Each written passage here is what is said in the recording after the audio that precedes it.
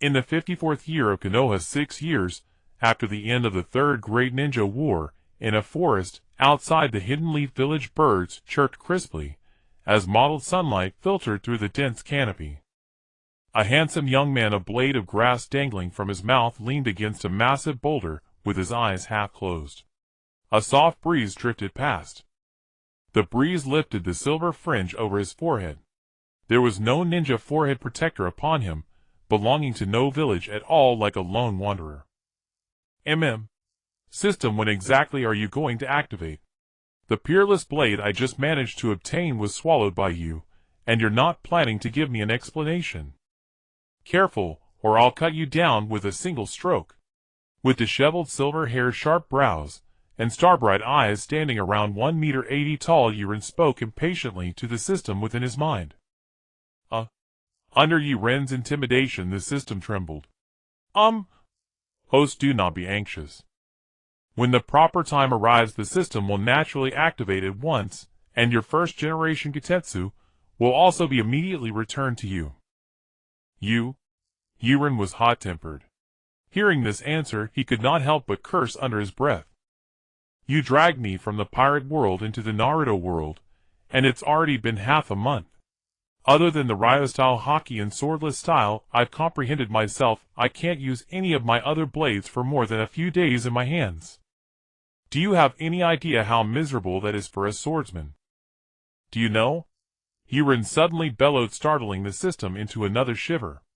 Sorry. Forget it. Yaren waved his hand, letting the system off the hook. He scratched his shining silver hair and muttered to himself.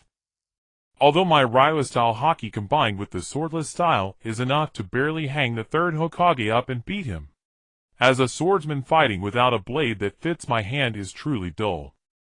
It really is no fun at all. You'd better hurry up. Don't make me lose the last of my patience. After lazily throwing this final remark at the system, Yaren lay back down on the boulder and fell asleep again.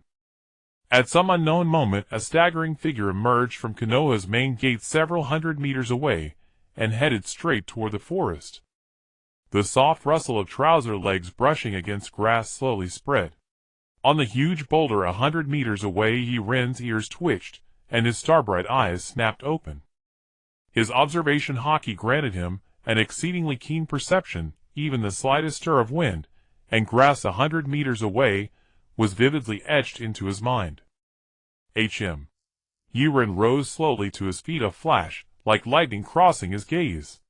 Someone's coming, and heading straight for me. With a soft swish, after murmuring to himself, Yaren shot off toward the source of the footsteps. The several hundred-meter distance vanished beneath his feet in an instant. A figure gradually came into sharp focus before him. Yaren let out a cold chuckle. In the silent forest, a chill voice suddenly rang out. Swordless style.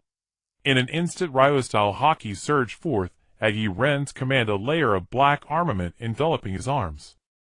Under the sunlight, it gleamed with a chilling metallic luster, a sense of overwhelming power radiating from him. Black rope, great dragon twister. As his words fell, a massive spiraling gale condensed before him. The next moment it seemed that with a single swing of his gathered arms, he could utterly shatter the approaching man. Wait, Lord Yaren. Feeling the immense pressure bearing down on him, the figure suddenly lifted his head. A man wearing a crow mask dropped to one knee and spoke rapidly to Yaren. My apologies for disturbing you, Lord Yaren. I am of Konoha's Umbu. Oh! The black Haki on Yaren's arm slowly dispersed as he folded them across his chest. His eyes fixed coldly on the half-kneeling Umbu. Umbu, are you? I don't recall being one of Konoha's people. What business do you have with me? Beneath the crow mask, beads of cold sweat rolled down the Umbu's cheeks. In his perception, the pressure Yaren exuded far surpassed that of Danzo or the third Hokage. That suffocating sense of death looming near left him too terrified to move. It seemed that the slightest rash movement would see this man, sharp as a drawn sword, cut him down in an instant. I came to deliver a message to you. Under Yaren's crushing pressure, the chromast Umbu's speech became a stammer. A message. What message? Yaren's brows knit slightly. It's Miss Hinata. Yaren's pupils tightened at once. Hinata was the first person he had met after arriving in this world, and the one he now cherished like a younger sister. By his rough reckoning of the timeline, had something happened? Hinata. What's happened to her? His tone turned anxious, his aura flaring out uncontrollably, forcing the chromast Umbu flat onto the ground. Lord Yaren. Your aura is too strong. I can't breathe. Fine. Yaren exhaled lightly, reining his presence in with effortless control. The chromast Umbu on the ground finally drew a breath, not daring to lift his head, as he spoke in reverence. It was Kumogakure. Kumo's people pretended to come to our village to sign a peace treaty, but in the chaos, they abducted Hinata. Yaren's expression suddenly turned scrutinizing, as he regarded the half-kneeling Umbu with a playful gaze. Speak. Who exactly sent you to bring me this news? The Umbu opened his mouth to answer. I prefer hearing the truth, Yaren said coldly. Yais. Cold sweat drenched the Umbu's face. It was Lord Danzo. Oh! Danzo, so it really is him. Borrowblade murder, is it? Yaren smiled faintly. He dares play petty schemes before me. Once I've dealt with Kumo, I'll be sure to pay a proper visit to that filthy insect. At that moment, the system's voice echoed in Yaren's mind. First plot trigger detected. System beginning to unlock. System unlocked successfully. Parsing system functions. 50%, 80%, 100%. The plot-altering system has been fully unlocked. This system carries no mandatory missions. Simply by altering the storyline, points will be generated. Once enough points are accumulated, you may exchange them for any item within the system shop. A starter gift pack for this new world has been issued. Would the host like to open it now? Yaren chuckled softly and answered in his mind, open it immediately. Congratulations to the host for unlocking one of the 12 supreme grade Mito of the pirate world of First Generation Kitetsu. Would you like to extract it now? The smile on Yaren's face deepened. Extract it. With a soft clack, a uniquely shaped long blade materialized out of thin air in Yaren's hand. It bore an enormous tachi guard, an exaggeratedly long rounded hilt, and a walnut-wood scabbard. The blade itself measured 66.1 centimeters, curved like a crescent moon. A fervent battle lust flashed in Yaren's eyes. Kitetsu, fight by my side once more. Click! Yaren chuckled softly, reaching out to hang the first-generation ghost cutter at his waist. His taut muscles paired with a pristine white martial arts uniform accentuated his slender figure. Boundless explosive power surged within him. To be honest, I think the cloud-hidden fugitives are heading northeast. But where the hell is northeast? Yaren stood atop a tree, raising his head to look in all directions. After a dozen seconds, Yaren's brow furrowed slightly, and he scratched his head impatiently. His eyes were full of irritation.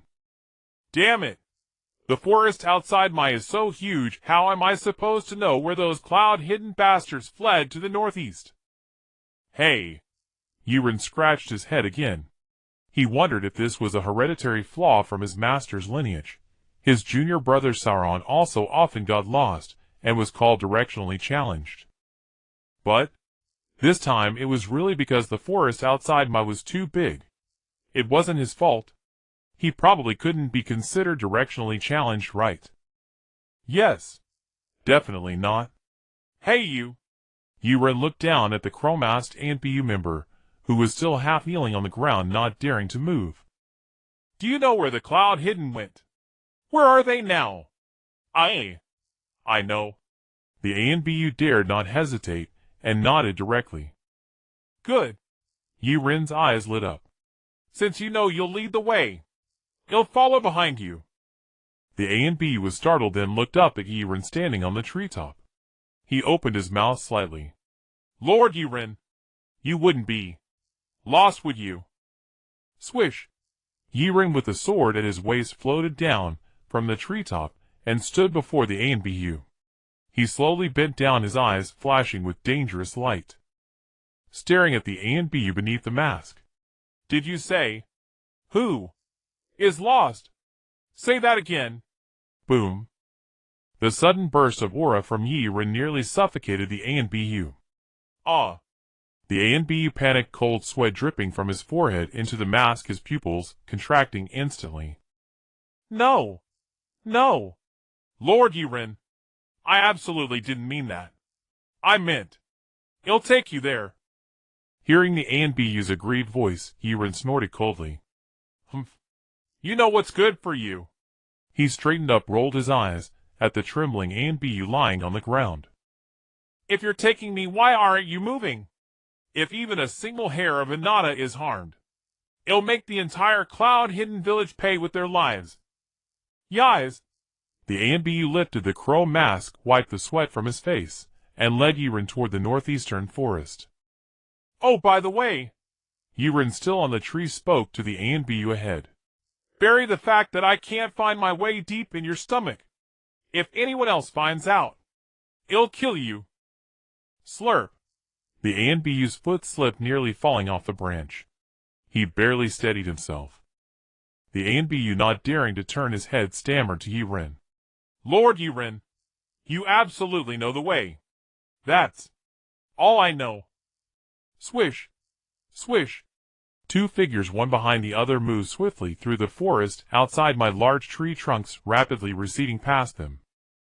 In less than 10 minutes, a clearing northeast of my village appeared before them. In the large clearing stood three figures, one small, two large. And on one of their shoulders was Hinata, Yaren's target this time. Oh! Isn't this the Hyūga branch family kid? What? Can't stand that we took your little sister. Humph. The young Hyūga Neji already showed some maturity and calmness, staring coldly at the cloud-hidden ninja opposite, his expression unchanged. I advise you to hand over Hinata. The wrath of Mai is something you cannot bear. Ha ha ha. The cloud-hidden leader laughed heartily. Little brat, you clearly don't understand the situation. Mai is already in deep trouble. That old fossil Hiruzen Sarutobi is nothing compared to our fourth Reikage. You? Neji's eyes widened. Cold sweat trickled down his forehead. This time, he would have to fight for his life. Oh! A cold voice suddenly came from a nearby tree. Hiruzen Sarutobi may not be enough, but what about me? Who? The cloud-hidden leader looked toward the source of the sound, and saw Yaren standing on a treetop, with the ANBU half crouching beside him. TCH. I thought it was someone important. Just my ANBU and an unknown kid. What are you here for, Hinata too? Lord Yaren. Neji's eyes lit up, looking at Yaren on the treetop with admiration. How did you come? Slap. Yaren glanced at Neji, then slowly placed his hand on the first-generation ghost cutter at his waist, speaking coldly. My village is too useless, your Hyūga clan is too useless, so I came. Hinata is my sister, no one can touch her. Hey, you cloud-hidden people. If you release her now, it's still not too late. Don't make me use my blade to negotiate. Neji was stunned for a moment, then seemed to accept Yaren's assessment of Mai. He slowly stepped aside. Ha ha! The cloud-hidden leader laughed as if he had heard a joke, mocking Yaren. A man without even a ninja forehead protector, what right do you have to threaten me? You want Hinata? Come on! The cloud-hidden's expression twisted. Hinata is in my hands, come and get her. Heh. All right. Yaren smiled slightly. The first-generation ghost cutter was drawn directly. The curved blade glinted with a cold, bloodthirsty light in the midday forest. Swish! Yaren charged straight ahead. Humph! The cloud-hidden snorted coldly, his hands forming seals rapidly. Earth, release her spear. One sword style. Whoosh! It was as if a soul-crushing pressure descended. Yaren alone with his blade exuded a powerful aura that left the cloud-hidden ninja, who had just completed his seals, utterly frozen. His eyes were fixed on the colossal blade already slashing toward him. Ugh! An excruciating pain shot through his body. Then, the cloud-hidden ninja's body was cleanly split in two. Even the rocks and trees behind him were instantly pierced through, and the ground rose in a line of rubble. Boom! The cloud-hidden ninja's body slowly fell to the ground. Yaren's eyes flashed with a bloodthirsty red light, and he softly uttered 3 words. Great Tremor! The ghostly blade which had never struck the Yui ninja was slowly sheathed. Nightblade gently crouched down, and picked up the still unconscious Hinata. Turning to glance at another ninja from Yui, the ninja stammered, You? And pointed a trembling finger at Nightblade. How can you be this strong? Why have I never seen such swordsmanship? Who exactly are you? Nightblade casually dug into his ear. Questions, what a nuisance. Stop babbling and quickly return to your Yui village and tell AI that if there's a next time, I will personally pay a visit to Yui. Get lost? Yais. Ding dong. The system has detected that the host has altered the storyline classified as a clever change, awarding 100 points. Ding dong. The system has detected that the host has earned points. The shop system is unlocked. Would the host like to check it out? Nightblade raised an eyebrow slightly. Check. She-la. A blue water curtain slowly unfolded in Nightblade's mind, revealing various icons with golden price tags appearing below. Black Blade Autumn Water 1000 points. Famous Blade Yinmo 1000 points. Snow Walk 500 points. Heavenly Dao 1 character 1000 points. Black Blade Knight 10,000 points. Cloud Cutting Whitebeard Saber 10,000 points. Hiss. Nightblade's eyes instantly lit up as he beheld the legendary blades in the points shop, momentarily losing his composure. To think I can exchange for even Whitebeard's blade and Master's Black Blade Knight. This is truly exciting. He murmured to himself, continuing to scroll down. Hashirama sells 10,000 points. Bloodline Limit Sharingan Initial Version 500 points. Bloodline Limit Byakugan Initial Version 500 points. Bloodline Limit Ice Release 300 points. Bloodline Limit Crystal Release 300 points. One dazzling ability after another flashed before Nightblade's eyes. There were even more terrifying things for sale below. Outer Path Golem 10,000 points. Nine Tails 99.99 points. 8 Tails 88.88 points. Hiss. Nightblade's mouth twitched slightly. I say, system, are you kidding me? What is there that you wouldn't dare to sell? Hey. The system replied proudly, products from the system are guaranteed to be top-notch. This shop sells everything. The host has currently unlocked the Pirate World, and the Naruto World. Anything available in these 2 worlds is available here. Hiss. Nightblade inhaled sharply. No way. Incredible. However, looking at his mere 100 points, Nightblade's lips twitched as he closed the shop. Watching the Yui ninja scurry away into the depths of the forest, Nightblade turned to glance at Neji and the Umbu behind him. Let's go back to the village. Yes. Howl. Okay. Until this moment, Neji and the Umbu were still in a state of extreme shock. Having grown up in the world of ninjas, they had seen various powerful ninjutsu, jinjutsu, and even taijutsu. But this sword technique that seemed capable of cutting through everything. They had never seen anything like it. Moreover, what was more terrifying was that the elite jōnin from Umbu secretly compared the power of that strike. In horror, he realized that if it were him under that strike, there would be no chance of survival. Let alone that blade which vanished without a trace, like an antelope's horns. He had no idea how to defend against it. Half an hour later, Nightblade, carrying the sleeping Hinata along with Neji, arrived at the doorstep of the Hyūga clan. After consulting with Nightblade, the Umbu returned to their base. At this moment, Hinata Hayashi was anxiously waiting at the family's gate.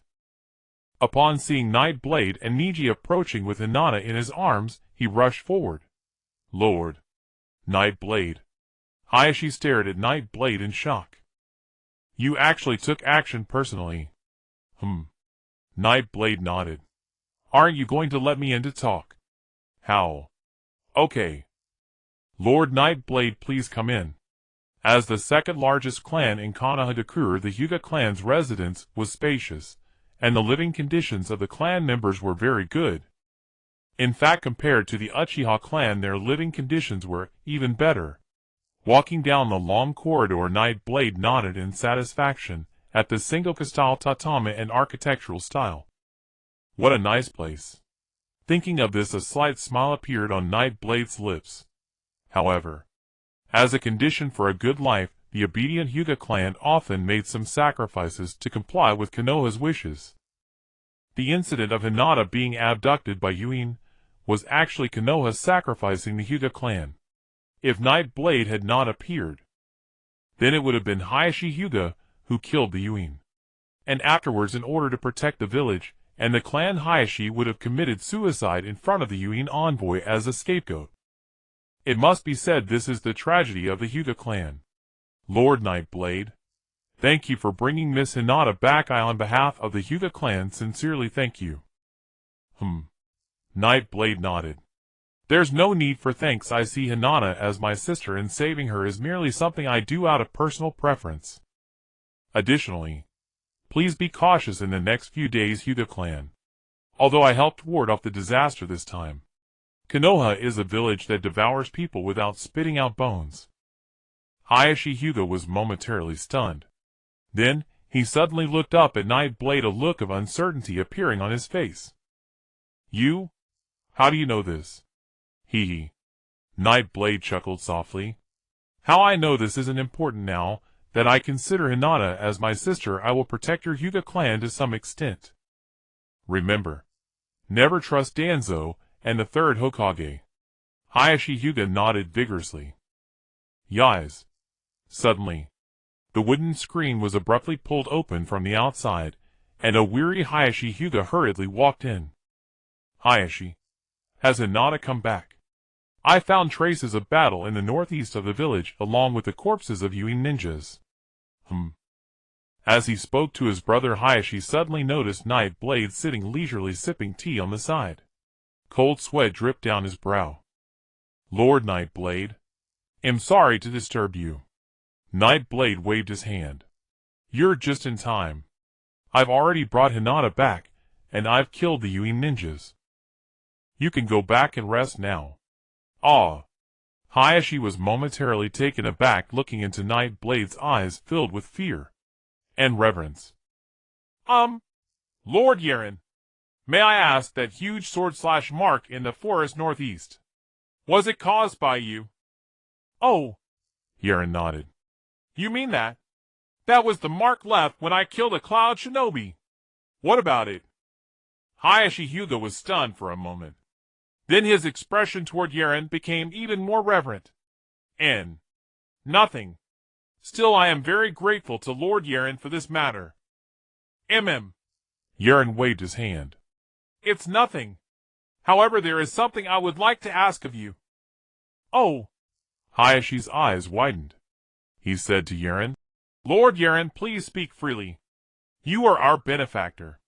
Whatever it is, I will do my best to help you resolve it. Ah. Yaren smiled slightly. Actually, it's nothing major. May I stay at your place for a while? I quite like the two children, Neji and Hinata. When I have free time, I can teach them a thing or two. Really? Hayashi's eyes widened. Yaren nodded lightly.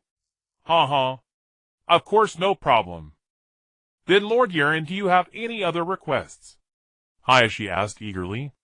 Prepare enough sake for me. Yaren chuckled softly.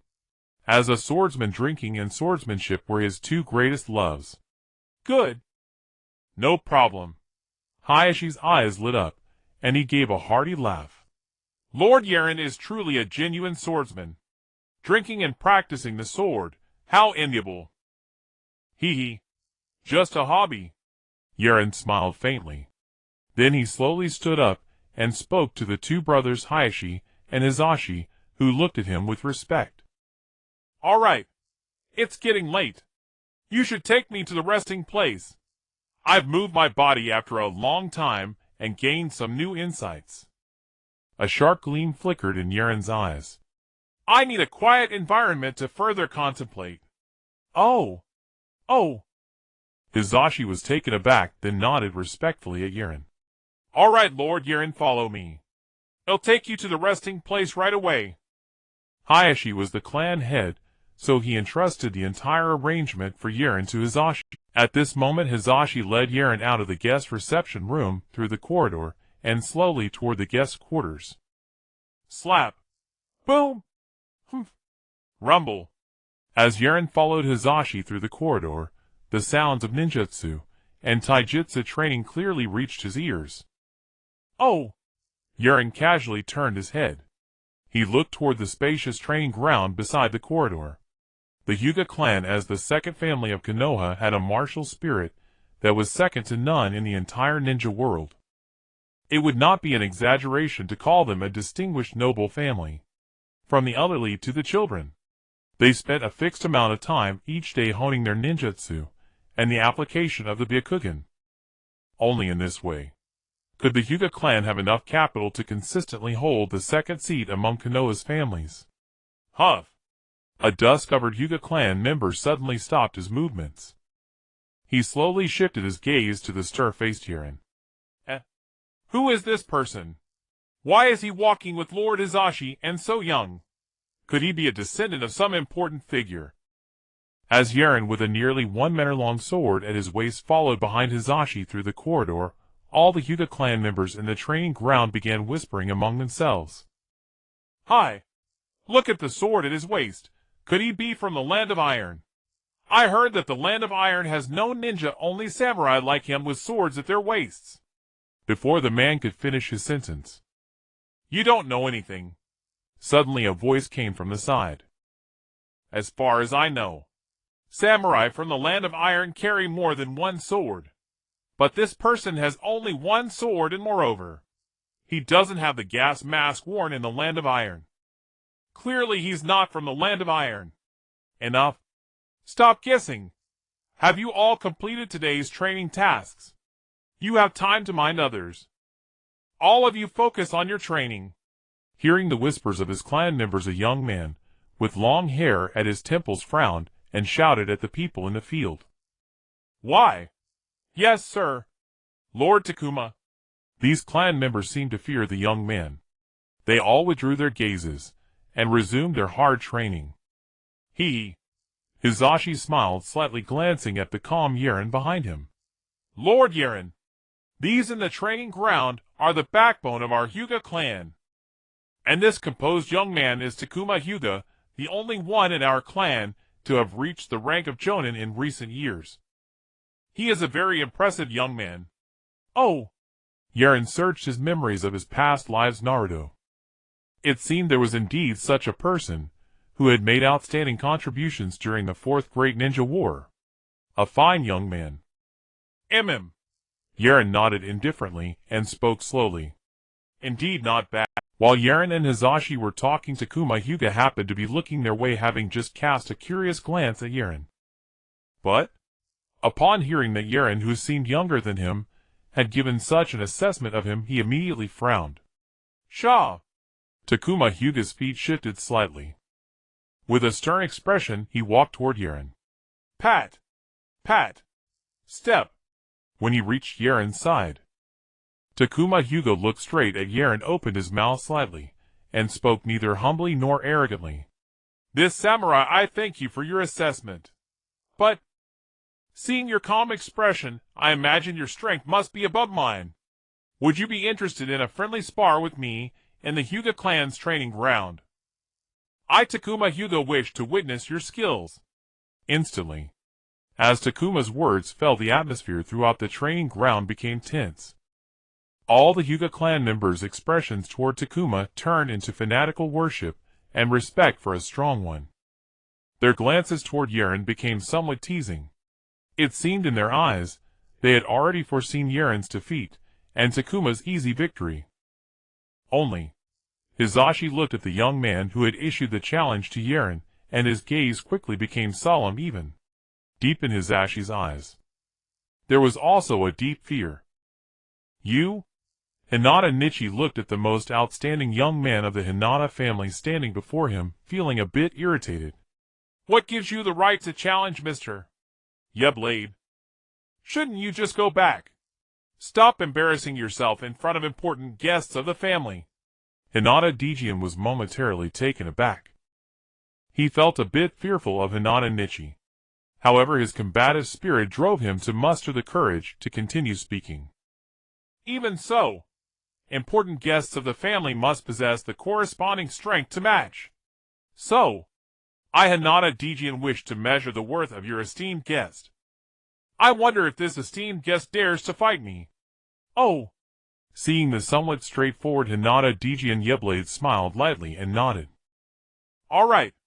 Since you sincerely wish to have a match with me, I shall agree. However, a glimmer of sharpness flashed in Yeblade's eyes. The loser will face a penalty. As for the content of this penalty, it shall be determined by the victor. How about that? All right. Then it's settled. A gleam of excitement flickered in Hinata Dejian's eyes at the approaching battle. Bowing slowly, he performed a gesture of invitation toward Yeblade with his palm directed toward the training ground. Honorable samurai. Please. All right. Yeblade looked at Hinata Dejian, a glimmer of appreciation flashing in his eyes. Once upon a time, when he first diligently studied the way of the sword, he also possessed such unyielding spirit. And furthermore, Yeblade knew clearly, any samurai or ninja can only reach the pinnacle through perseverance and an indomitable spirit. Talent is merely a higher starting point.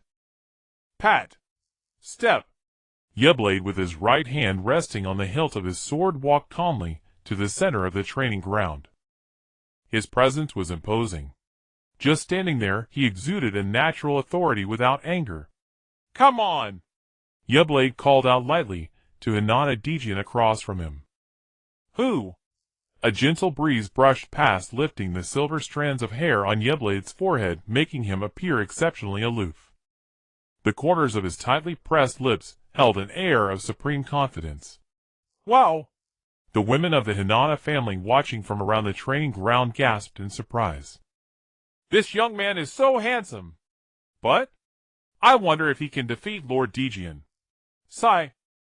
Lord Dejian is our Hinata family's newly promoted jōnin, capable of executing a rank missions alone. How could he possibly lose? Not necessarily.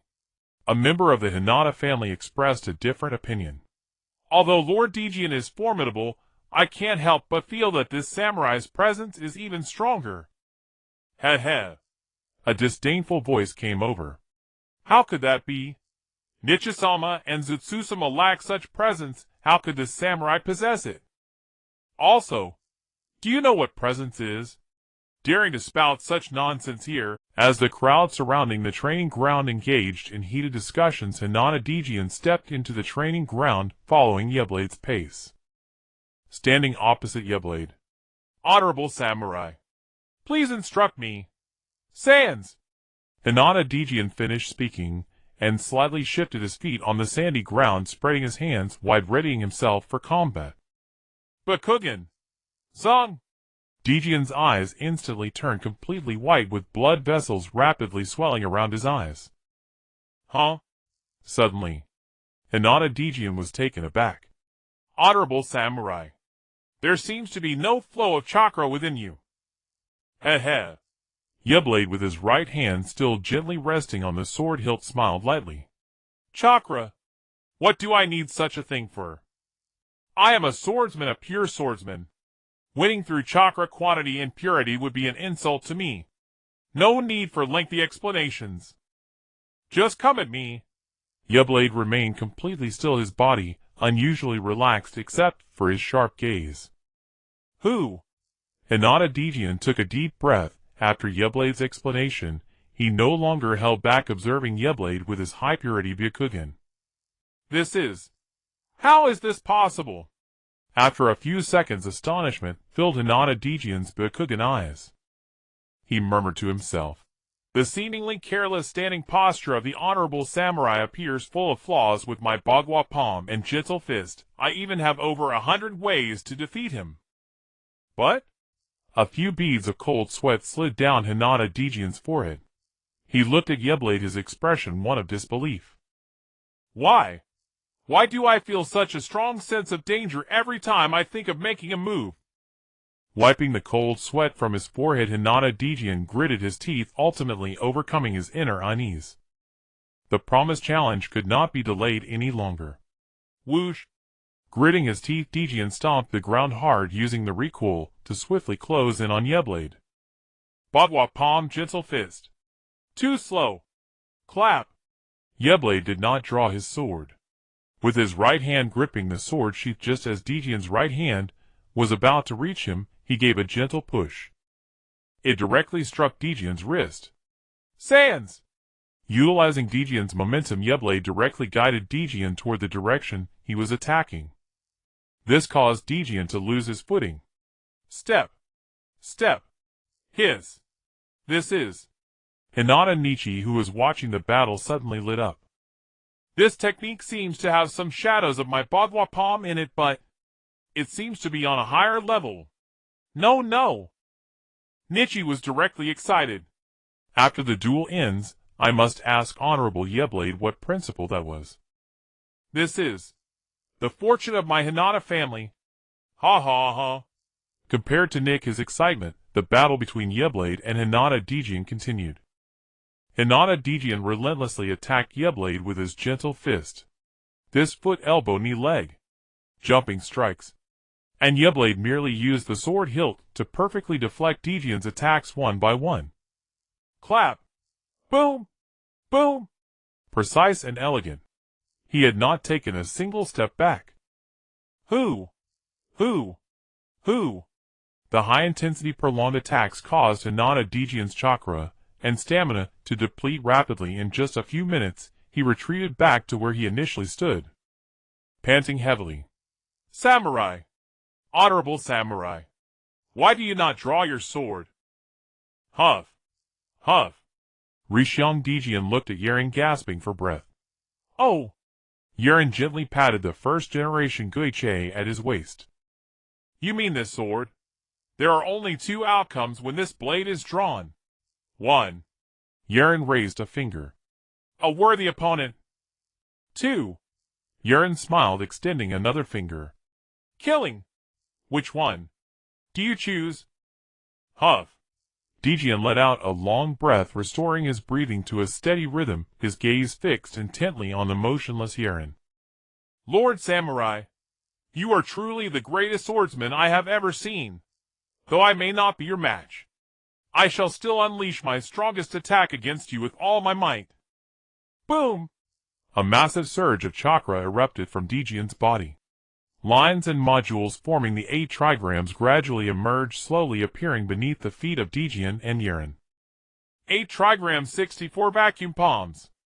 As the deep green trigram array materialized beneath them, the chakra condensed in Dejian's hands was compressed to an extreme density. Then he aimed directly at the vulnerable points of Yaren's body, striking out one after another. Whoosh! Whoosh whoosh! Whoosh whoosh whoosh whoosh whoosh! A dense cluster of compressed chakra projectiles shot straight toward Yaren, distorting the air in their path. Huff! The massive barrage generated a great wind, blowing Yaren's silver hair. Oh! Now that's a little interesting. Shing! The sound of the blade grating against the scabbard slowly arose. The first-generation Guiche revealed its gleaming, menacing edge in Yaren's hand, an aura of ultimate slaughter, emanating from the unsheathed Guiche. No matter the myriad ninjutsu, I shall cleave them all with a single sword. One sword style. As Yaren slowly drew the Guiche from its sheath, a surge of air erupted beneath his feet. Dust swirled into the air, and Yaren, propelled by the explosive power in his legs, rose into the sky. Boom! A flash of sharp light gleamed in his eyes. The first-generation Guiche was reversed in Yaren's right hand, swiftly brought horizontally behind his back, and then the muscles on his right arm bulged like writhing dragons. In the next instant, Yaren slashed straight down at the dense barrage of vacuum palms. Flying Dragon Flame. Whoosh! The geesh as thin as a cicada's wing and eerily sharp effortlessly sliced through the air like a phantom driven by Yaren's terrifying arm strength. Huff! A blue flame burst into bloom in the sky. Due to the arc of Yaren's draw, the blue flame took the shape of a dragon with 2 horns. After a brief hover in the air, it lunged instantly at the dense cluster of vacuum palms. Roar! Boom! Crackle! The massive blue flame dragon rampaged through the vacuum palms, incinerating countless chakra palms in an instant. Whoosh! Not only that, the still raging flying dragon charged directly toward the drained Ryuo Haki. Sweat immediately broke out on Ryuo Haki's face. Watching the blue fire dragon, which grew larger and larger in his pupils, he was frozen in terror. It's over. Standing in the corridor, Ryuo Haki's eyes widened. Even he admitted he could not withstand this technique, let alone Daijin, who was already spent. Lord Daijin. Some of the bolder girls outside the arena gasped at the sight. Some boys clenched their fists, staring in disbelief at the blue fire dragon hurtling toward Ryuo Haki. No! What a bother! A soft sigh echoed. Without sheathing his sword, Yaren made a slashing motion toward the still soaring blue fire dragon. Shing! Crackle! A grating friction sound tore through the air. A silver blade aura, to everyone's astonishment, overtook the blue fire dragon from behind. Boom! In an instant, the blue fire dragon and the silver blade aura annihilated each other in midair. Crackle! Crackle! The first generation geesh, gleaming with cold light, was then sheathed by Yaren. Clang! Yaren hung it at his waist. I have lost. I will fulfill any condition you set, even if it costs me my life. Ryuo Haki lowered his head, speaking to Yaren. Good. Yaren smiled appreciatively. A man who can let go of pride, that's admirable. As for that condition, I haven't decided yet. Let's save it for later. Yaren slowly walked forward.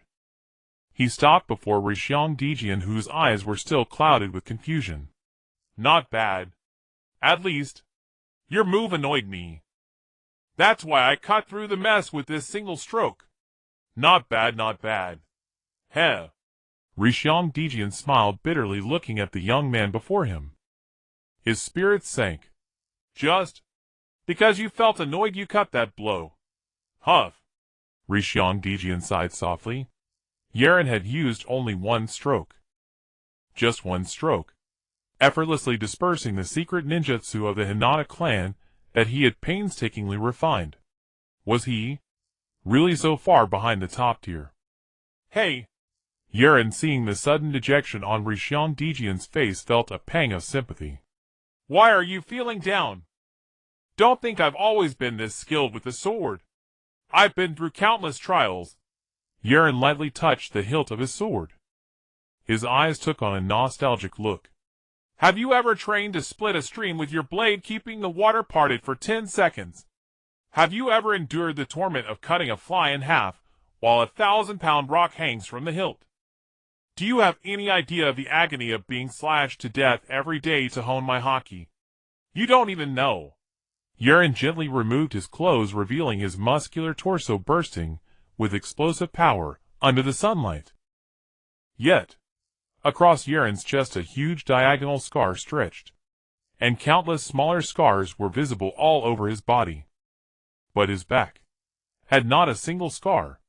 How many life and death trials does it take to become a true powerhouse? You? Yaren gently put his clothes back on. You still need to train more. Is that so?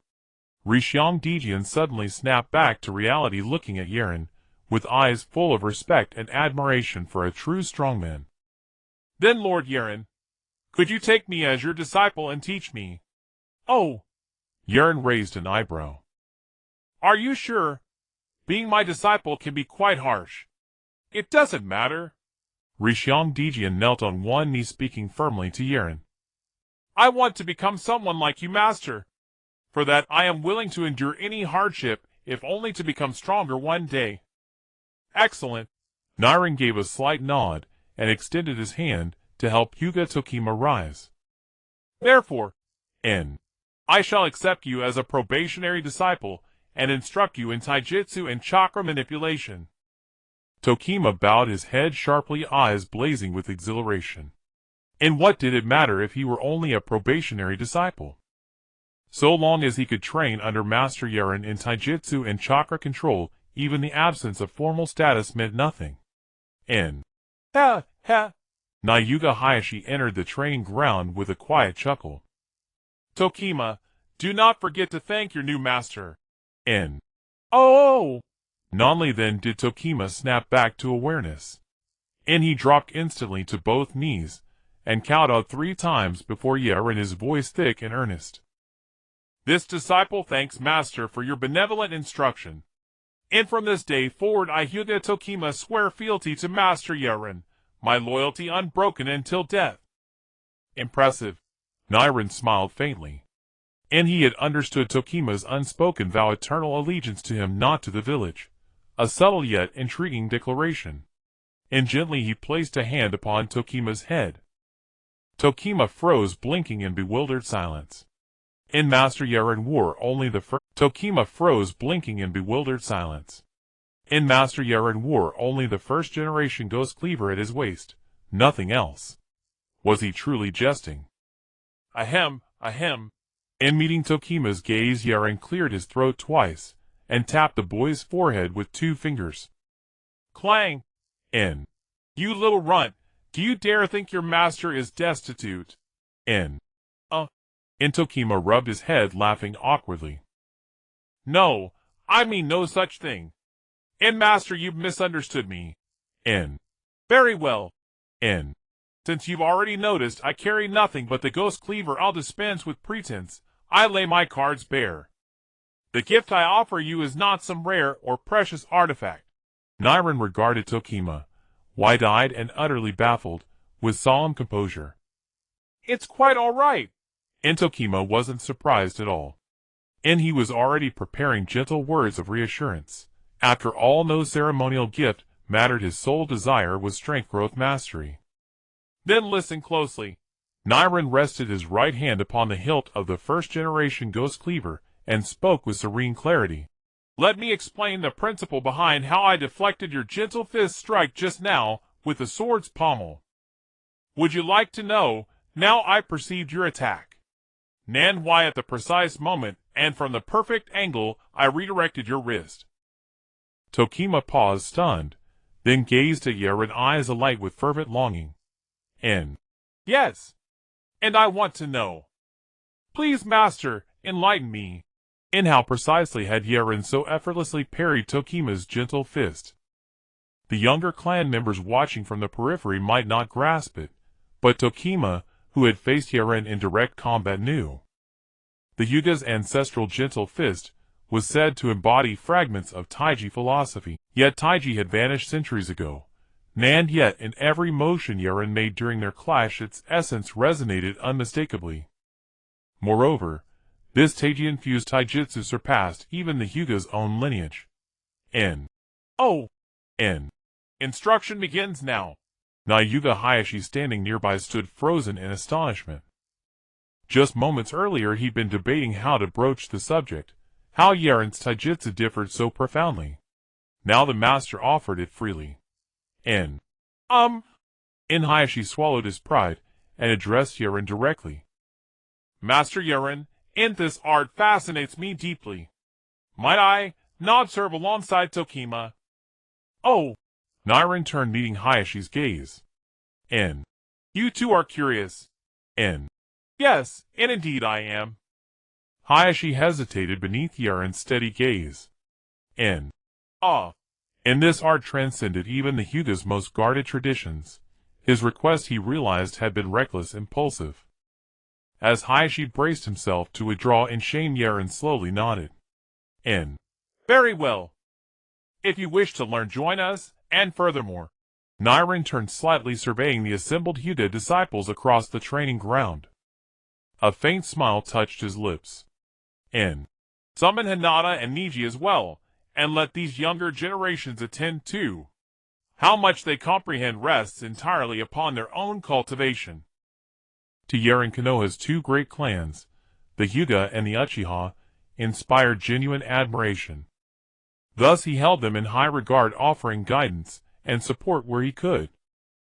Yet at heart his aim remained focused, safeguarding only those few individuals he deemed worthy, Neji, Itachi, Shursui.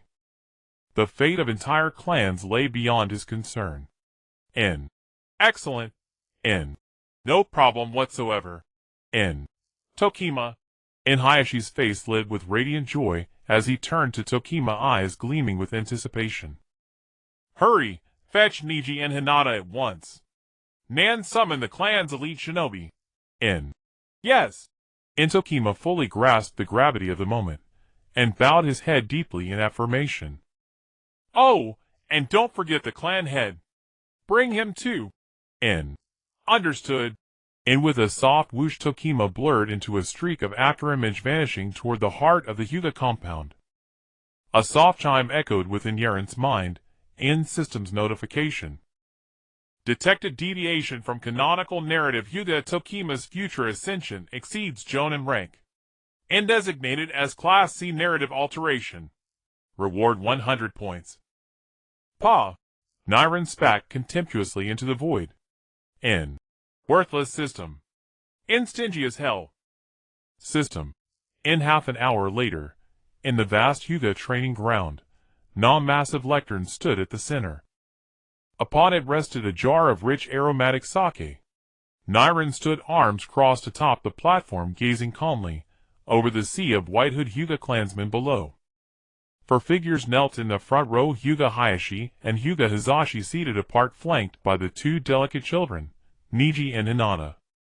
Behind them sat Tokima's generation, strong seasoned warriors. In beyond them came elders and youths alike. Yaren's gaze lingered gently upon Hinata in the front row, and smiled. Little Hinata, were you injured? N. Ah. And she stiffened, then clasped her hands tightly together, twisting her fingers nervously. A breeze stirred, lifting her princess-cut hair to reveal cheeks flushed deep crimson like ripe tomatoes. And head bowed low, she whispered, barely audible. Thank you, and thank you, brother Yaren. I'm unharmed. That's good. Yaren nodded at Hinata and Neji sitting below, then glanced at Hayashi and Hizashi. It's about time. Then it'll begin. Yaren smiled slightly. Hello everyone, I am Yaren. Today I will teach you advanced applications of the gentle fist. Whoosh. In an instant, as Yaren's voice fell, the entire training ground erupted into uncontrollable clamor. Some ninjas who didn't know Yaren couldn't help but speak out. What? A young man like him is going to teach us advanced gentle fist. Who does he think he is? He's only about the same age as Takuma. Yeah. And the gentle fist is a top-tier taijutsu that combines chakra and physical techniques passed down in our clan for countless generations. Can he really do it at such a young age? Let's just wait and see him make a fool of himself. Listening to the intermittent voices from the arena, Yaren just smiled slightly and continued speaking. I know many of you haven't seen me before and aren't convinced. But I hope you listen carefully, because I'll only say this once. Yaren lowered his head slightly, his cold eyes sweeping over the entire crowd. Instantly, a fierce, irresistible aura surged from the depths of Yaren's soul, like being stared down by a wild beast. Everyone, including Hizashi and Hayashi, felt a deep suffocation, as if the air itself froze the moment Yaren locked his gaze on them. Phew! The crowd collectively heaved a heavy breath. Looking at Yaren on the stage, their eyes were filled with solemnity. All right. Seeing the training ground instantly fall into dead silence, Yaren nodded slowly with satisfaction. Since you have no objections, let me explain some advanced applications of the gentle fist in combat. As everyone knows, the gentle fist is a taijutsu that injects one's own chakra into the opponent's body, damaging the chakra pathways, the meridian system, and internal organs. Moreover, it can only be fully effective when combined with the Hyūga clan's bloodline limit, the Byakugan. This technique of attacking internal organs is impossible for enemies to defend against. That's why the Hyūga clan has maintained its glory for so many years. As Yiren's words fell, all the Hyūga clan members in the arena puffed out their chests, fully agreeing with what he said. But then Yiren's emotionless voice rang out again. You have far from fully utilized the most powerful aspects of the gentle fist. You only focus on using chakra to destroy the opponent's internal organs. Could it be? Yiren looked down at the crowd, his oppressive pressure causing even the two clan leaders to break out in cold sweat. Has the essence of Tai Chi within the gentle fist been completely forgotten? Boom! The people in the training ground widened their eyes in shock, staring at Yiren standing like a blade on the podium. It can't be true, can it? Hyūga, who hadn't heard this news, stood up in astonishment, looking at the young man on the podium. His face was full of disbelief. Their shock wasn't because Yiren had said their practice of the gentle fist had forgotten the essence of Tai Chi. That was just a curse. Rather, could the essence of Tai Chi actually be applied to the gentle fist? If so, how should it be used? This was a height that generations of the Hyūga clan had never reached. Could this young man on the podium truly achieve it today? Tai Chi! Before the training ground could start discussing, Yiren continued. Movement in stillness, softness, overcoming hardness, avoiding the substantial, and striking the void, borrowing force to generate force. If the gentle fist is combined with this combat style, its variations will multiply, its practicality will increase, and its application on the battlefield will become far broader. Do you understand? These 16 words from Yiren were like a thunderclap crashing heavily into everyone's hearts. Ah, so that's it. I've spent over 20 years studying the gentle fist, yet I couldn't even grasp this simple truth. So it's like this. Truly unbelievable. Hyūga and several clan elders exchanged glances, each seeing the deep shock in the other's eyes.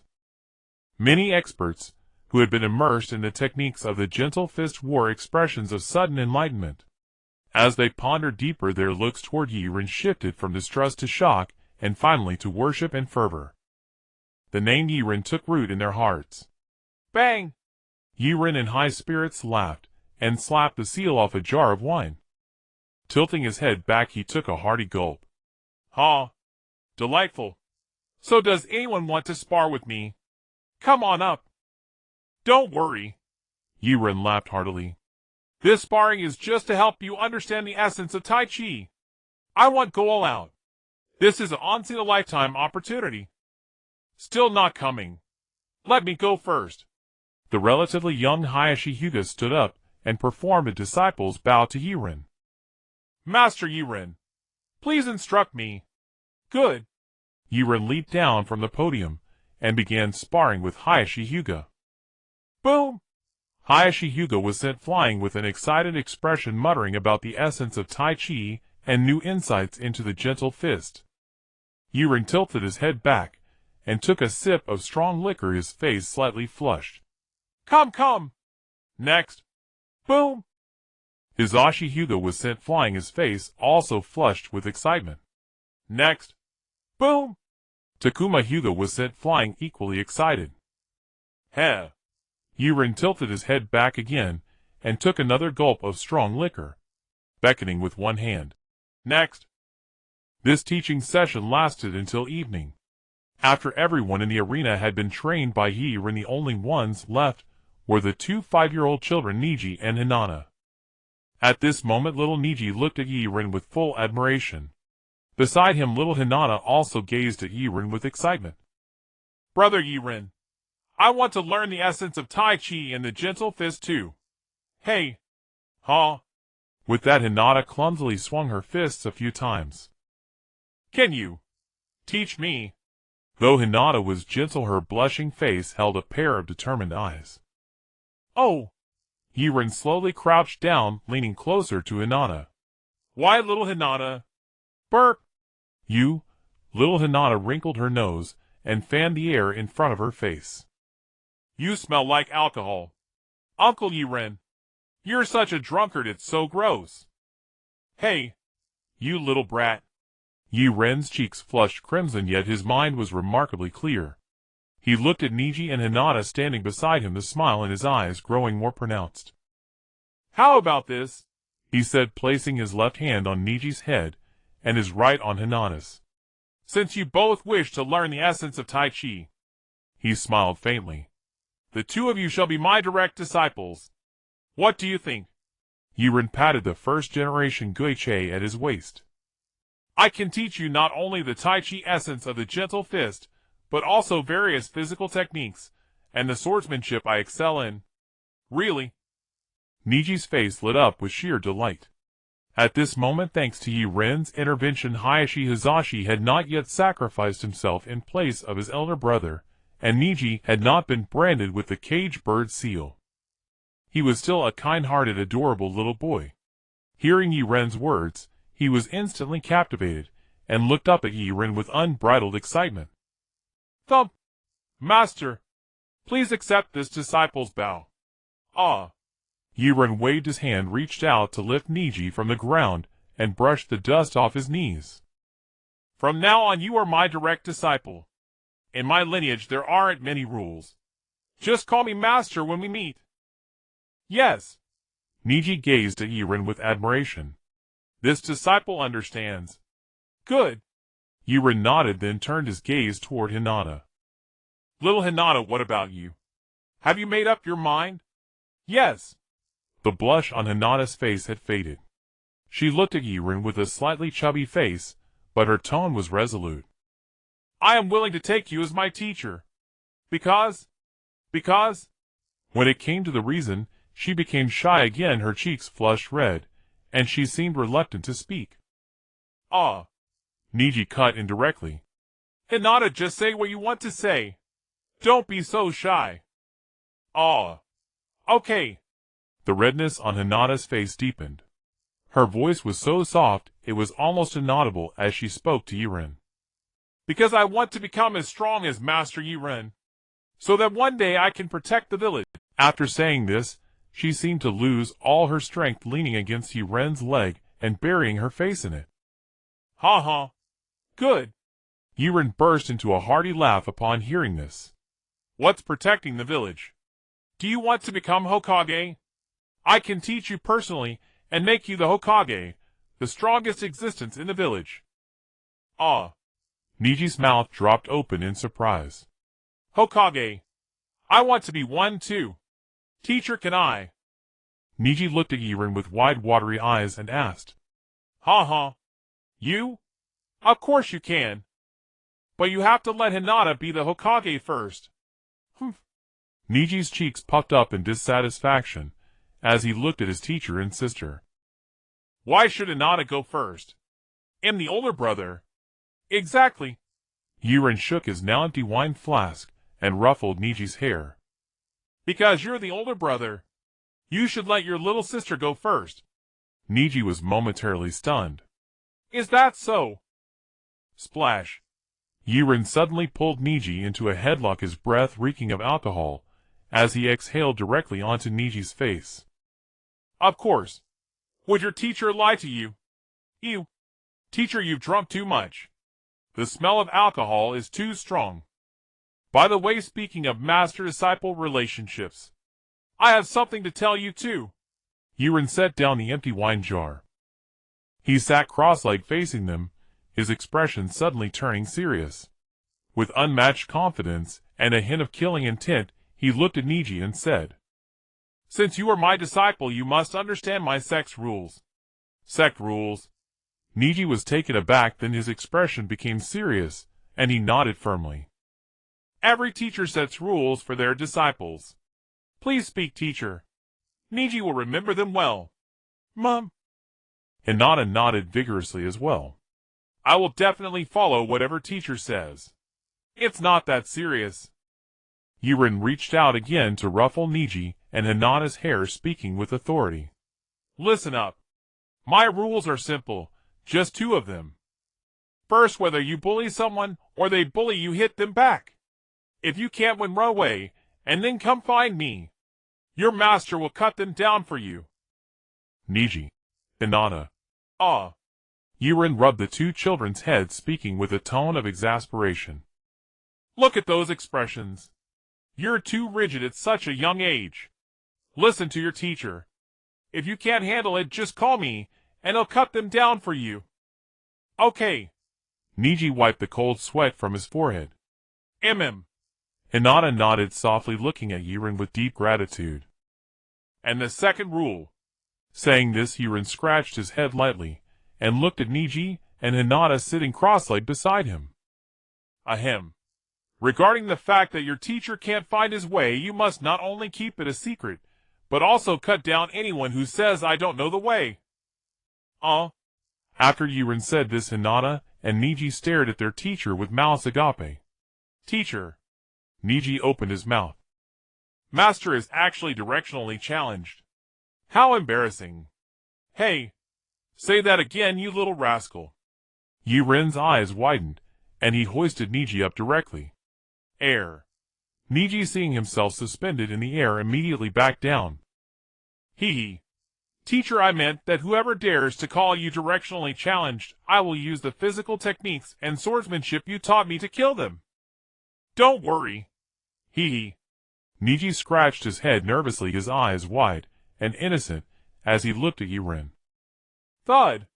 Yaren rolled his eyes and set Neji back down on the ground. He thought to himself, indeed, carefree Neji was more adorable, and Hinata, without any worries, was more innocent and lively than her counterpart in the original story. Hee. Good. Burp. Yaren smiled faintly, his face flushed, and let out a burp. Boom. While thinking, Yaren collapsed onto the training ground like a collapsing mountain, falling into a deep sleep. Half asleep. The system's voice echoed in his mind. Detected that the host has altered the storyline. The achievements of Hinata Hyūga and Neji Hyūga will not be inferior to the legendary Sannin. System evaluates this as a level plot change, granting 500 points. Current points 700. Is the teacher drunk? Seems like it. Hee. Let's draw a turtle on his face. Neji thought mischievously. Good. Good idea. Hinata silently pulled out a pen. At that moment, the little boy and girl busy working on Yaren's face might not have realized that. Years later, their achievements would indeed become boundless. At least, they would not be inferior to the legendary Sannin. Hinata and Neji collaborated, quickly drawing a large turtle on Yeblade's face, even adding different colors. Upon closer inspection, it even had an extra leg. Although the drawing wasn't very good, it resembled a chibi version, a colorful turtle hanging on the sleeping Yeblade's face, creating an indescribable harmony. Ha ha. It's done. Neji looked at the result on Yeblade's face and laughed heartily. Only Hinata expressed some concern. Neji brother, don't you think this is a bit inappropriate? Oh. Neji waved his hand dismissively. What's wrong with this? It's our greeting gift to the master. Hinata paused slightly, then nodded. That seems to make some sense. But the teacher won't punish us when he wakes up, right? Neji's smile turned a bit forced. What are we afraid of? We just want to tell him we did it right. Hinata nodded seriously. You're so smart, brother. Of course. Yeblade is still sound asleep. After their busy work, the two little ones also felt a wave of drowsiness. They didn't return inside, but collapsed on either side of Yeblade, grasping the sides of his white martial arts uniform, and soon fell into a deep slumber. As the first rays of morning sunlight illuminated Yeblade's face, his star-like eyes slowly opened, a habit developed over the years, allowing him to wake up very early, and his drowsy thoughts returned to his mind. Yeblade held his head and sat up. Damn, is this Hinata family's alcohol this strong? I only drank 1 jar, and am down for the count. What? Yeblade chuckled. It's actually quite to my taste. Not bad, not bad. Next time, I need to ask Hizashi for more. Yeblade's movement startled Hinata and Neji awake, and they rubbed their groggy eyes sitting up beside him. Still a bit confused, they looked at the pattern on Yeblade's face, and froze in unison. They couldn't recall at all that they were the ones who did it. They burst into wild laughter. Ha ha ha! Teacher! Teacher, you have a turtle on your face! Hee hee! Yes, teacher, you have a... Hinata couldn't finish her sentence because the word turtle was just too hard to say. What? Yeblade immediately became agitated. Damn it, how could my flawless, charming face that captivates countless girls have a turtle on it? This is intolerable. Clang! The sword ghost chopper at his waist was drawn.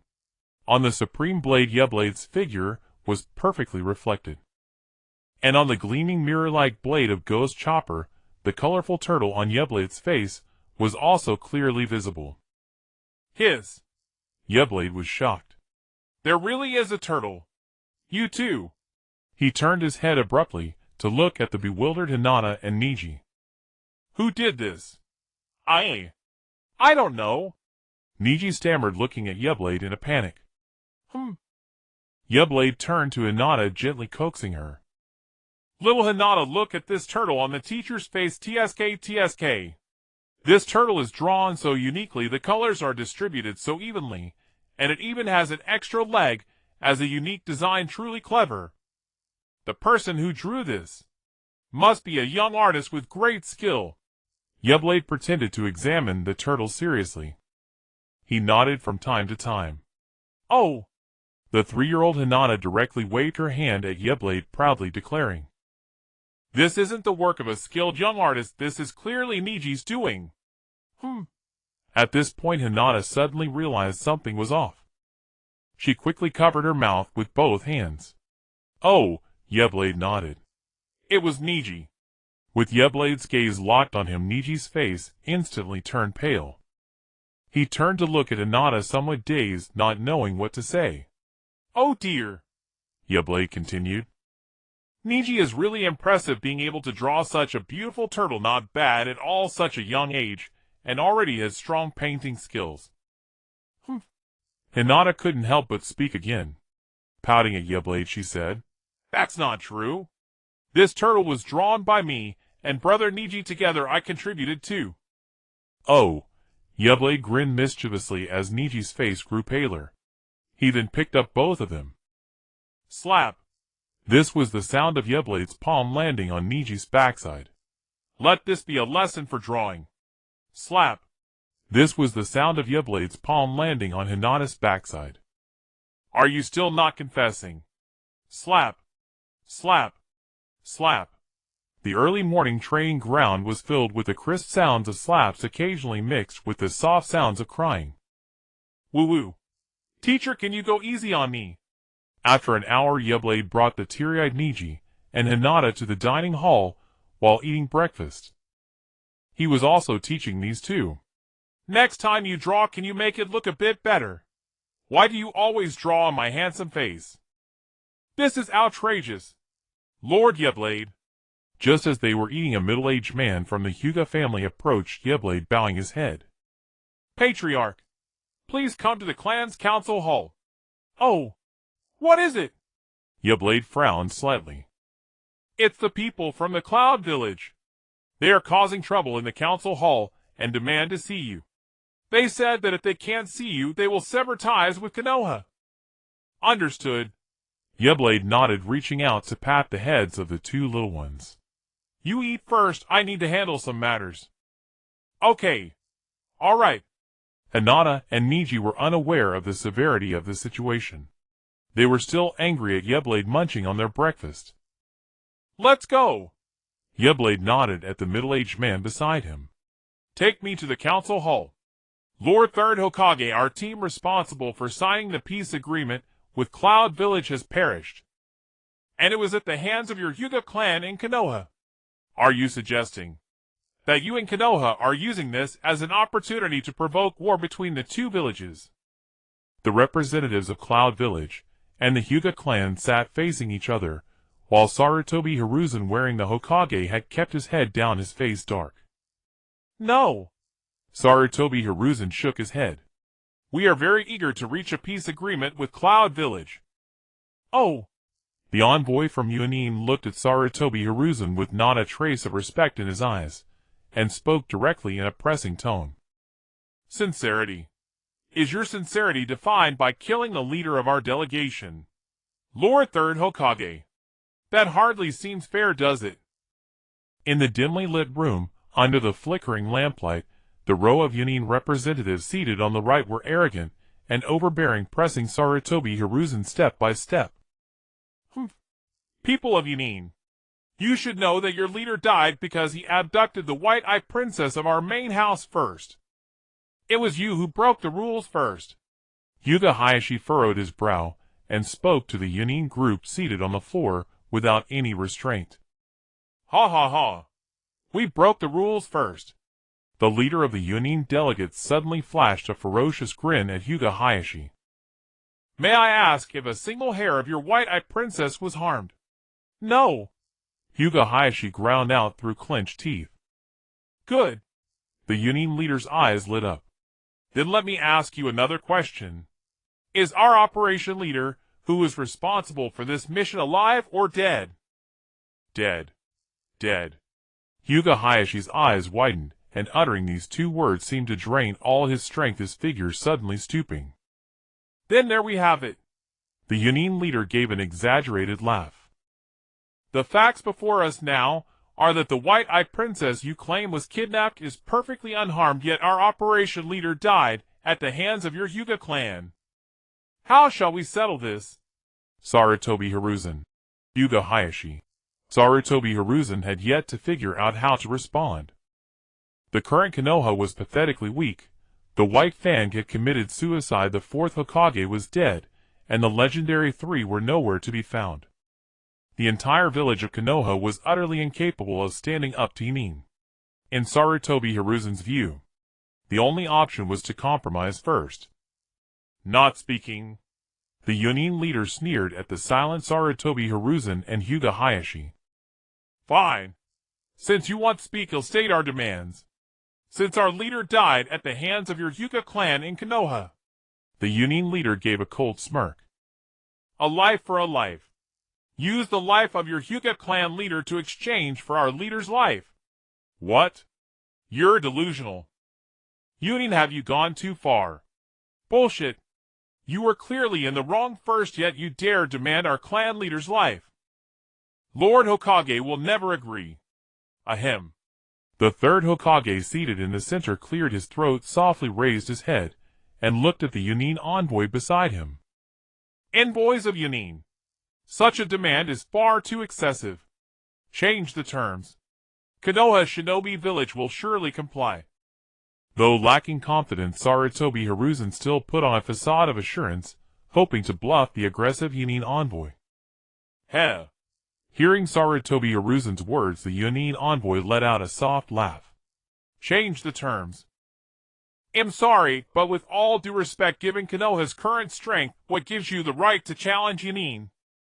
If I recall correctly, 2 of the legendary 3 are no longer in the village, and the remaining one Orochimaru has already defected. The 4th Hokage died sealing the Nine Tails. Meanwhile, our Yōnin village is at its peak. And look at you, Konoha. What gives you the right to ask us to change the terms? The Yōnin envoy pressed relentlessly, showing no regard for Sarutobi Hiruzen, whose face grew increasingly dark. In their eyes, Sarutobi Hiruzen was nothing more than an old man on the verge of death. Their AI and Killer Bee were the ones in their prime. Must it come to this? A powerful aura suddenly erupted from Sarutobi Hiruzen as he frowned at the Yōnin envoy. Are you willing to risk another war between our 2 villages? The Yōnin envoy's expression instantly turned solemn. Of course. For the dignity of Yōnin, we will not hesitate. Ahem. Sarutobi Hiruzen's figure suddenly slumped, his aura gradually receding. With eyes that seemed to have grown dim, he turned to the Hyūga representative on his left. This matter, he said slowly, I will discuss it with the Hyūga clan leader. Within 3 days, I will give you all a satisfactory answer. Good. The Yōnin envoy's eyes lit up. Then I shall await your good news, Lord Hokage. Good. Boom! Crash. Just as Sarutobi Hiruzen frowned and was about to finish his good, the meeting room door was violently smashed open from the outside, sending dust, and with chips flying everywhere. The sheer force startled everyone present. Thud. Thud. Thud. Footsteps of identical rhythm echoed from the doorway. Against the light, a tall, upright figure appeared at the entrance of the meeting room. I say! A young yet icy voice rang out in the room. That so-called leader of yours from Yōnin, I killed him. You're looking for the wrong person. Who goes there? Clatter. Clatter. All the members of the Yōnin delegation drew their long swords, aiming at the figure at the door. The Hyūga clan members, however, looked as if they had seen a savior. Everyone perked up. Master Yaren! Master Yaren! Master Yaren is here! We're saved! Hearing the Hyūga clan's cries of Master Yaren, and were saved with Master Yaren, here Sarutobi Hiruzen's expression darkened. This man would be the greatest threat to his authority. Who are you? This matter between Yōnin and Konoha is none of your business, is it? The Yōnin envoy glanced at Yaren, then turned to Sarutobi Hiruzen. Isn't that right, Lord Third Hokage? Humph. Sarutobi Hiruzen frowned, though displeased with Yunin's attitude. Still he fixed his gaze on Yaren at the door, and spoke slowly. Yaren, I don't know where you came from, but this matter is between our village and Yōnin village. It has nothing to do with you. I suggest you stay out of it. Oh! Yaren gave a light laugh. Which eye of yours saw me meddling in Konoha's affairs? Sarutobi Hiruzen was taken aback. Then you am dealing with the Hyūga clan's business, none of your damn business. Yaren disdainfully glanced at Sarutobi Hiruzen, coldly reprimanding, showing him no face at all. What about you? Yaren rolled his eyes. You can't protect the Hyūga clan, nor can you safeguard the village. How dare you sit in the Hokage's position with such a shameless face? You old fool. You should step down. Ha ha ha ha. As soon as Yaren's words fell, the Yōnin members, who had drawn their swords from their waists, burst into laughter, looking at Yaren with disdain. Who is this? Lord Third, when did a nameless nobody get to intervene in the meeting between our two villages? Still mocking you. What do you want? I'll help you teach him a lesson. Whoosh. Crack. Yaren's figure instantly appeared in front of the Yōnin leader, and at the same time, the stone slab, where Yaren had just stood, exploded into pieces. With a swift motion, Yaren grabbed him by the neck and lifted him up. Teach me a lesson. You think you're worthy? Sarutobi Hiruzen's eyes lit up. Yaren's incredible speed reminded him of a deceased disciple, the one who mastered the Flying Thunder God technique, Namikaze Minato. Although Sarutobi Hiruzen couldn't see clearly, he knew that Yaren's speed was not due to spacetime ninjutsu. Even so, Yaren's speed was comparable to that of spacetime ninjutsu.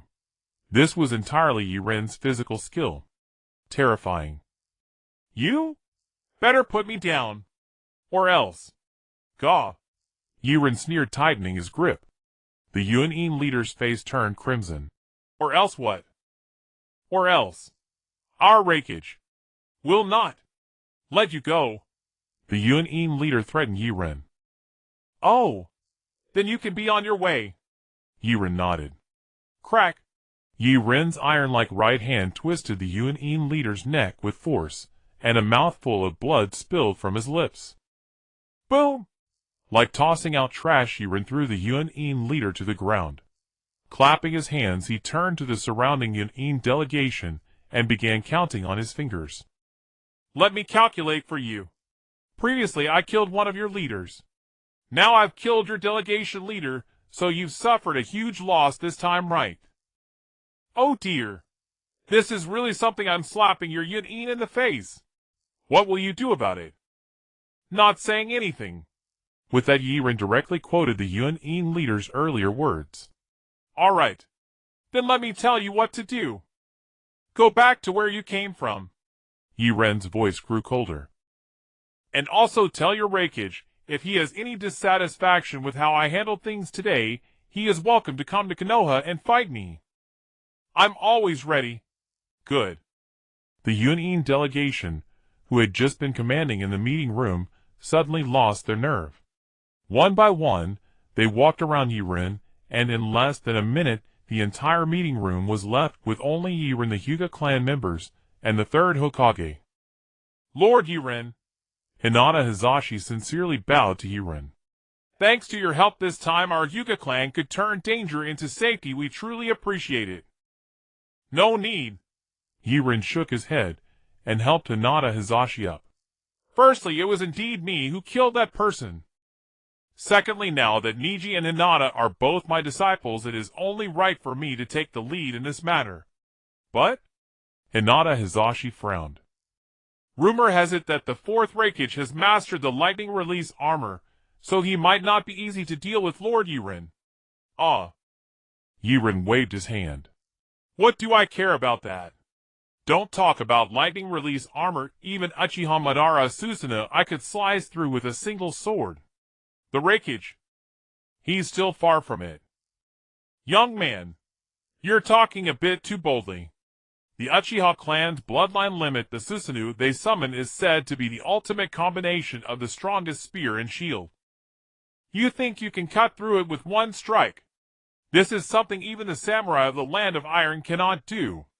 Can you? Sarutobi Ryzen, dissatisfied with Yaren's attitude towards him, was even more upset that the Hyūga clan treated Yaren much better than they did him. Hearing Yaren boast, he immediately voiced his opposition. Humph. Yaren turned to look at Sarutobi Ryzen, who was wearing the Hokage hat and cloak. What you haven't seen doesn't mean it can't happen. In the way of the sword, with a fearless heart, all things can be cut down. Don't believe me? Yaren smiled slightly.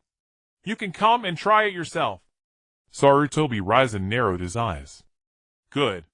You're not young anymore, but your words are quite big. Today I shall test your capability. Known as the professor of ninjutsu, Sarutobi Ryzen naturally had his pride. Repeatedly challenged by Yaren today, he couldn't swallow this grievance. Whoosh! The Hokage cloak fluttered without wind, and Sarutobi Ryzen quickly formed hand seals. Fire release. Great fire dragon technique. Boom! As Ryzen's voice fell, a fire dragon engulfed and flames roared directly towards Yaren at close range. Clang! The crisp sound of drawing a sword rang out. Yaren held the sword in his right hand, his biceps bulging, and with a fierce swing of his hand holding the demon-cutting sword. One sword style. Tornado. Whoosh!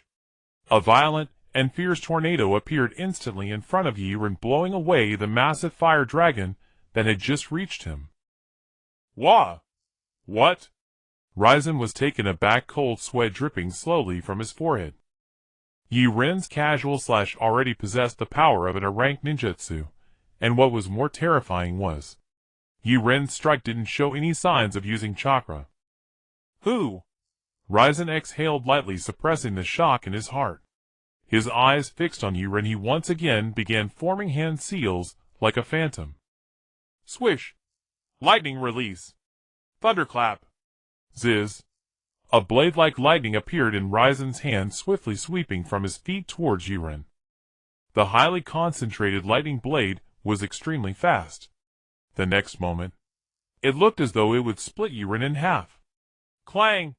The demon-cutting sword just sheathed was suddenly drawn out again with great force. At the moment the demon-cutting sword was drawn, an extremely sharp slash erupted instantly. One sword style. Vermilion bird seal departing fire. With a sharp sound of whoosh, the blade of the ghost chopping sword swung swiftly by Yaren, directly transformed the air into a flame. The flame began to dance in the air. Twisted and enhanced by the blade's wind, its shape morphed into that of a phoenix, with its colors shifting from orange to crimson. Sizzle! The sound of space being torn apart echoed. The lightning blade, moving at incredible speed, was split in two by the recently formed fire Kekkei in front of Yaren. Not only that, the crimson flames climbed up the lightning. In an instant, they burned away the surging lightning completely. This. Rijon was stunned. If Yiren's first strike could be considered in a level ninjutsu, the second strike imbued with crimson flames already possessed the strength of a shadow-level expert. It was undeniably its class ninjutsu level. I refuse to believe. If every strike of yours can unleash shadow-level power, let me see whether your swordplay is greater or my ninjutsu is more abundant. Swish, swish, swish. Sarutobi Rijon quickly formed seals. Shadow clone technique. Bon! A puff of smoke dispersed, and 5 identical Sarutobi Rijon directly stood opposite Yaren. I want to see how you plan to cut through this move. Fire release. Fire dragon bullet. Earth release. Earth-style Great River. Wind release. Cyclone. Lightning release. Thunderstrike. Water release. Water dragon bullet technique. The 5 clones formed seals simultaneously, and 5 different elemental ninjutsu erupted from Sarutobi Rijon's mouth. All 5 clones shouted in unison. 5 releases. Great multi-strike technique. Boom! Boom! Boom! Boom! Boom! Ninjutsu containing the 5 elements of fire, lightning, water, earth, and wind charged towards Yaren. As soon as the 5 different elemental ninjutsu converged, an unparalleled explosion would ensue. At that moment, even a defensive technique like Susanoo would be stripped away. Hee. Still too young. Sarutobi Rijon chuckled lightly, as if already envisioning Yiren's incredulous expression when blasted away. 5 elemental techniques, huh? Yaren looked at the 5-fold assault approaching him, and smiled slightly. Eyes, ears, nose, tongue, body, and mind. Good evil peace. In a person's life, there are 36 troubles that haunt the heart. 1 sword style. Yaren switched the sword from his right hand to his left, his arm slightly bent, as he slowly raised it upwards, gripping his right hand at the base of his left arm. 36 troubles wind. Song. The immense force from Yiren's combined arms directly impacted the blade, unleashing a rapid slash that shot forth like a cannon towards the 5 ninjutsu. Boom! The spiral slash wave directly pierced through the water dragon bullet, scattering the earth-style Great River. In the moment, Sarutobi Rijon became slack-jawed. It directly pierced through the 5 powerful ninjutsu before they could converge. Even after breaking through the ninjutsu, the slash wave formed by 36 troubles wind shot straight up, creating a 3-meter-wide hole in the ceiling of the conference room. Whoa! What the heck? The young Hyūga Hizashi, witnessing Yiren's effortless strike, couldn't help but exclaim foul language. This Yiren's strike is terrifying, this kind of power. Even some class ninjutsu can't match it. And there isn't even a hint of chakra fluctuation. This Hizashi wiped the cold sweat from his forehead. Could this be the limit of swordsmanship? Boom! The ceiling, shattered by the slash wave, began to collapse in pieces. Amid the falling bricks, and with chips, Yaren slowly lifted his foot and walked straight towards Sarutobi Rijon. Pat, pat! The rhythmic sound of footsteps echoed. The ghost-chopping sword was returned to his right hand, and a solemn expression covered Yiren's face. How could this be? Sarutobi Rijon maintained his sealed posture, but the shock on his face had frozen there. His hands trembled slightly. This is not a power of humanity. Who exactly are you? Heh. Yaren, walking with disdain, had not even broken a sweat after several fierce exchanges. So dull. Yaren shook his head.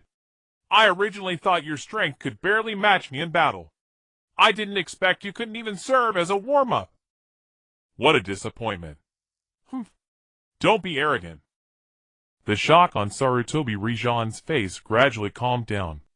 As Yaren approached closer, he abandoned the ninjutsu attack and aimed to summon the monkey demon to clash with Yiren's sword using the Rui Jingu Bang. Swish, swish, swish. Sarutobi Rijon, watching Yaren draw nearer, quickly began forming seals. His hands became a blur of phantom images. Sarutobi Rijon was confident that with just one more second the summoning technique would be fully prepared. At that time, in the face of the weighty Rijin Gubang, who would win or lose was still up for debate. Crack! The sound of the floor breaking echoed beneath Yaren's feet.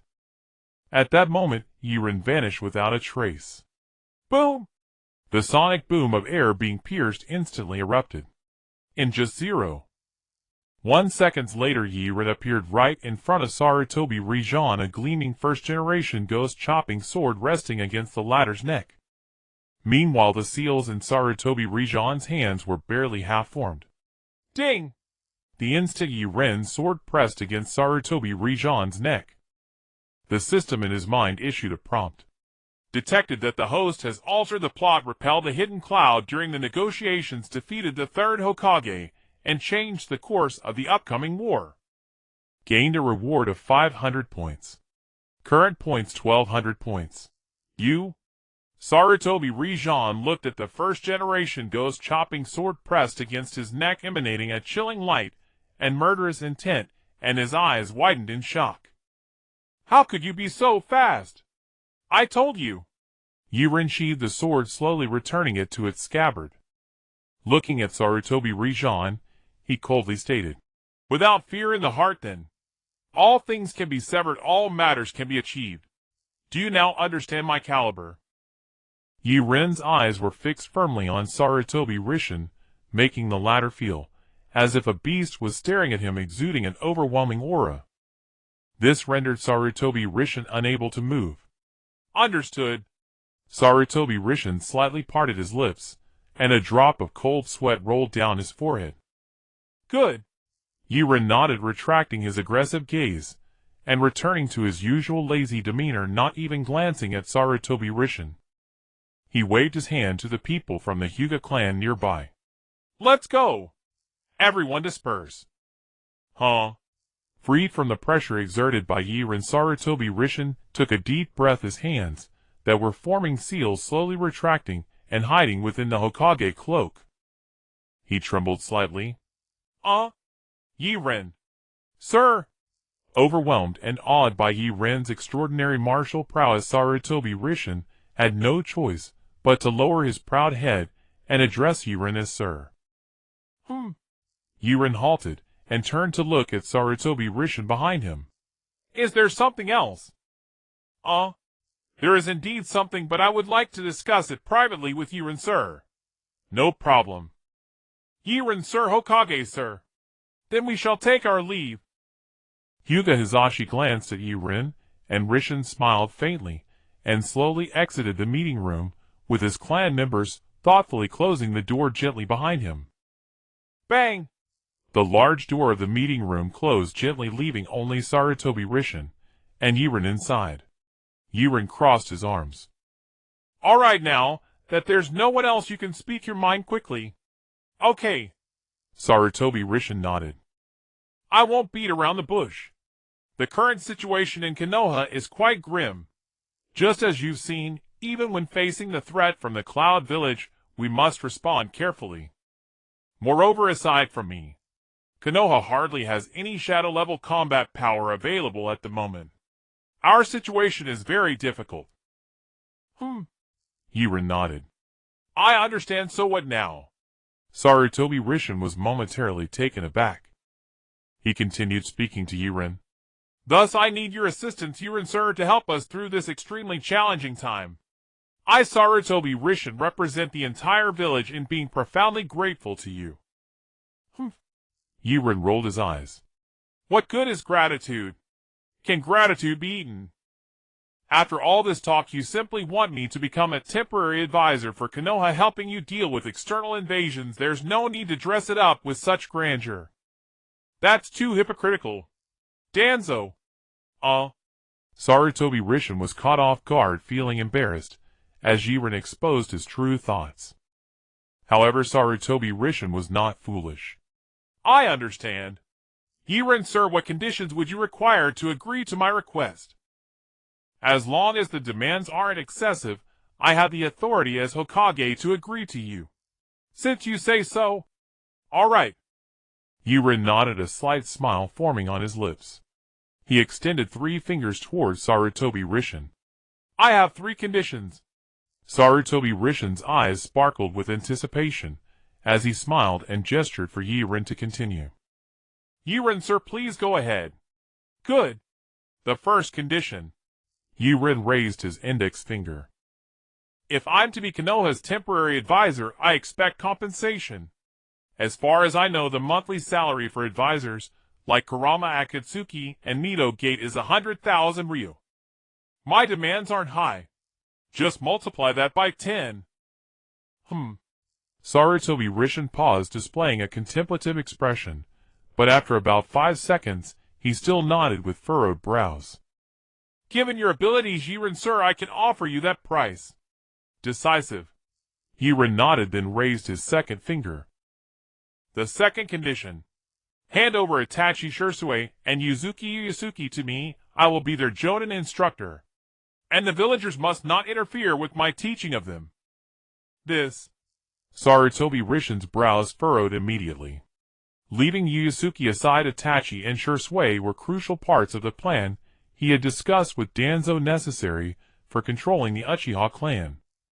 If handing over these 2 to Yaren could lead to unpredictable outcomes, Sarutobi Rishin began to hesitate. He could not grasp Yaren's strength, background, or intentions. Could he truly hand over these 2 children to Yaren? What do you think? Yaren said impatiently. Have you made up your mind? Are you already hesitating over the second condition?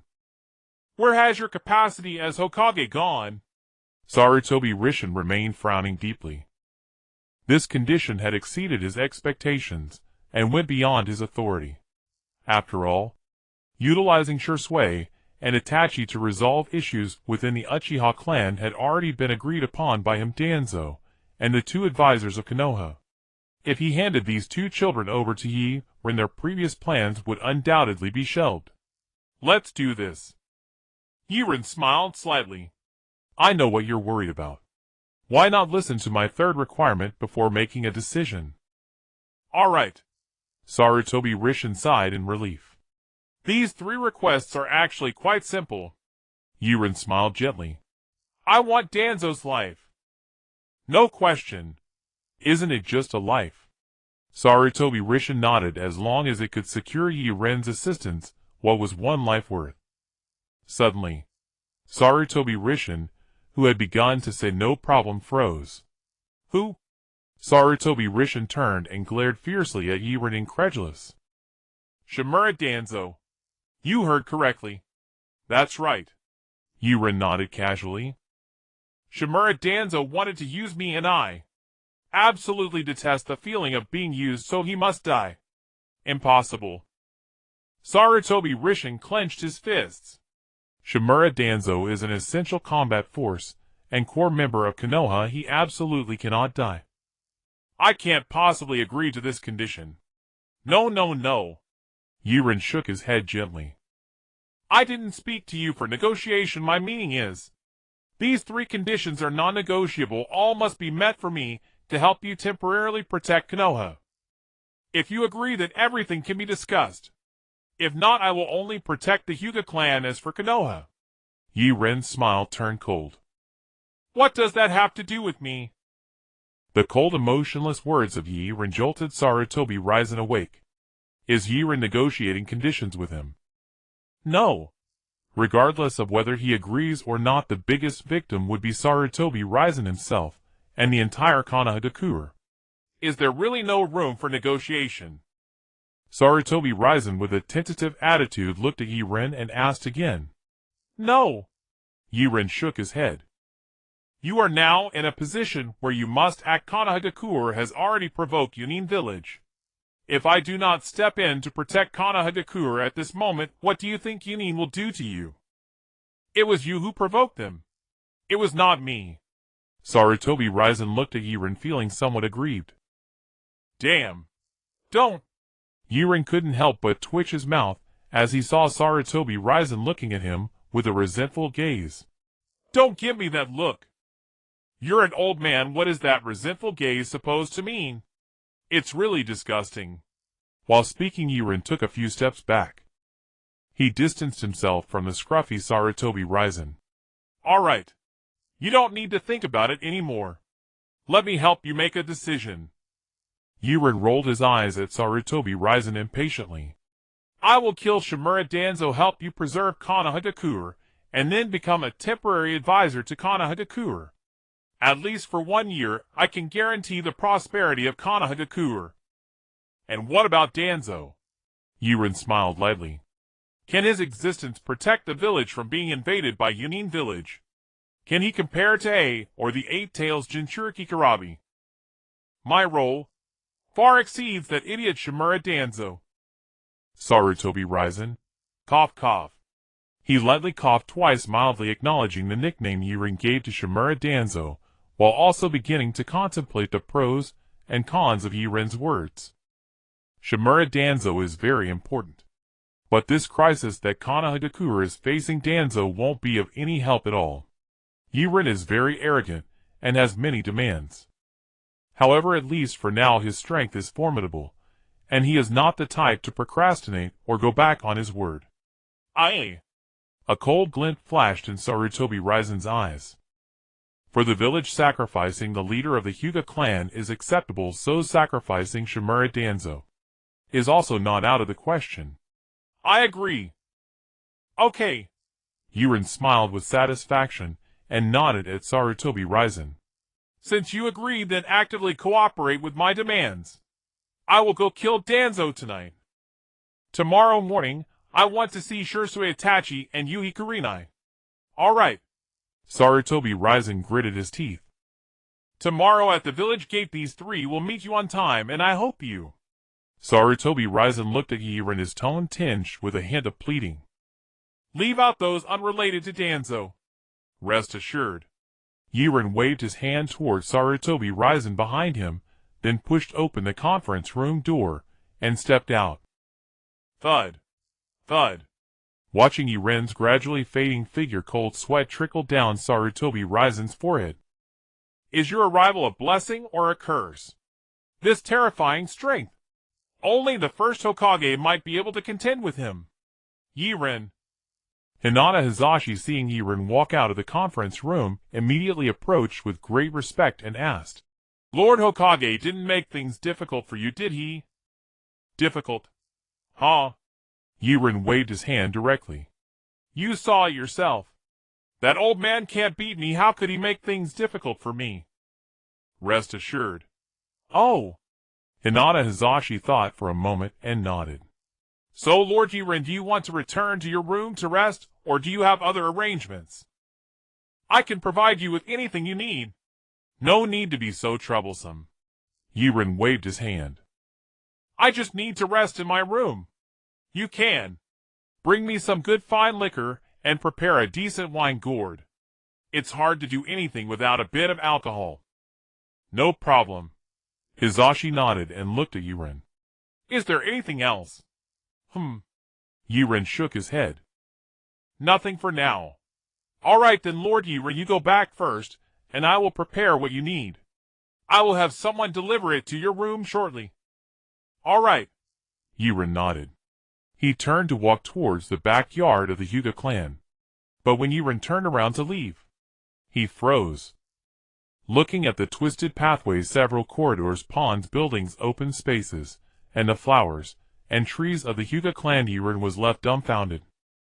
This. Yaren twitched the corner of his mouth. Does having money mean you have to build a house like this? What if I get lost? After mumbling a few words, Yaren turned around and called out to Hinata Hizashi, who was about to go prepare the liquor and wine gourd. Hizashi, come here for a moment. Huh? Hizashi was taken aback and quickly walked over to Yaren's side, frowning as he asked, Does Lord Yaren have anything else? Yaren furrowed his brows and asked Hizashi, Who designed the layout of your clan's land? Why is it so strange? Huh? Hizashi was stunned. Although Hizashi did not understand why Yaren suddenly asked who designed the clan's land, he still answered straightforwardly. The layout of our Hyūga clan's land was personally designed and constructed by the renowned architect of the Land of Fire, Susanoo. How about that? Hee. Hizashi smiled proudly. Does Lord Yaren also feel that the environment of our clan's land is pleasant, the scenery beautiful, and the layout of the houses perfectly conceived? Perfect. Susanoo, huh? When I get the chance to go to the Land of Fire, I will definitely drag that bastard out and kill him with my sword. Hizashi. Cough, cough. Lord Yaren, why is that? Heh. Why? Yaren smiled coldly, speaking with certainty. Designing the clan's land to be so complex, I think. Even your own clansmen would often get lost in it, right? Such a designer, should we keep him around for the new year? Complex. Hizashi was slightly taken aback and gently scratched his head. It's not that complicated. And our clansmen don't get lost. Oh. Yaren turned his head, casting a cold gaze at Hyūga Tokuma, who was muttering to himself. You say, none of your clan members ever get lost. Yaren's chilling eyes locked onto Hyūga Tokuma, causing the latter's entire body to break out in goosebumps. Well? Hyūga Tokuma cowered. Many of my clansmen still get lost in this bizarre layout, so I often lament how utterly inhuman this design is. How about this, Lord Yaren? Hyūga Tokuma wiped the cold sweat from his brow. Given the extreme complexity of our clan grounds, allow me, who is more familiar with the area, to escort you to your residence. Follow me. Sensing the beast-like aura emanating from Yaren gradually subside, Hyūga Tokuma let out a faint sigh of relief. Phew? He quietly lowered his head and walked ahead of Yaren. Then, led by Hyūga Tokuma, Yaren returned to his residence. Around 3 in the afternoon, the Hyūga family delivered several jars of strong liquor and a head-sized gourd as requested by Yaren. After some simple preparations at 5 in the afternoon, Yaren hung the gourd filled with liquor at his waist, pushed open the door, and stepped out. Since Yaren couldn't find his way at all naturally, Yaren directly grabbed a random Hyūga clan member on the street, who led him out of the Hyūga clan grounds and onto the bustling streets of Konoha. Not bad, not bad. How delightful. Yaren gazed at the lively Konoha streets, gently clasped his hands behind his head, and began strolling leisurely. Listening to the vibrant sounds of the street, Yaren's tense body gradually relaxed. Huh? Suddenly Yaren halted in his tracks. He turned his gaze to the right. This is Ichiraka Ramen. On one side of the street, a ramen shop of about 10 square meters was open for business. The sign above the entrance read Ichiraka Ramen in bold characters. A plume of steam carrying an irresistible aroma wafted continuously from behind the Norin curtain. Gulp. Yaren rubbed his slightly empty stomach. I've long heard that Konoha's Ichiraka Ramen is a culinary gem, and am a bit hungry. Better grab something to eat first. With a faint smile, Yaren slowly approached the Ichiraku Ramen shop. Reaching out, he lifted the Norin curtain and sat down on a stool. Yo. Good afternoon, sir. What would you like to eat? Ichiraka flashed a smile at Yaren, his wrinkles nearly squeezing his eyes shut. You'll have. Yaren glanced at the price list posted on the wall. His eyes locked onto the ramen listed at the very bottom. Miso chashu ramen, please. Coming right up. I am prepare a large bowl of miso chashu ramen. Yes, father. I am wearing a white chef's hat. Nodded, skillfully placed the gleaming noodles into a strainer and lowered them into boiling water while simultaneously preparing the toppings and sauce. In the prime of her youth, Ayam radiated pure vitality and energy. Suddenly, clatter! A faint sound rang out not far from Yaren. A slender black-clad figure appeared on a rooftop not far from Ichiraku Ramen. Black inner were silver-white armed guards and armor, and a mask painted with a green floral pattern resembling a Chinese opera face. Unlike the animal-themed masks of the Anbu, this mask signified the organization known as Root. The members of Root had no names, no emotions. No past, no future. They were the silent benefactors entrenched deep within Konoha, dedicating their entire lives to bearing the burden of the village's glory and decline. However, under Danzo's leadership, this organization gradually became twisted. Guided by Danzo, Root deviated from its original mission of protecting the village, transforming into Danzo's personal tool and weapon. Moreover, to satisfy Danzo's own desires, the members of Root had gained a notorious reputation in recent years. Heh. Yaren sipped his liquor, while using his observation haki to sense the Root member. Oh!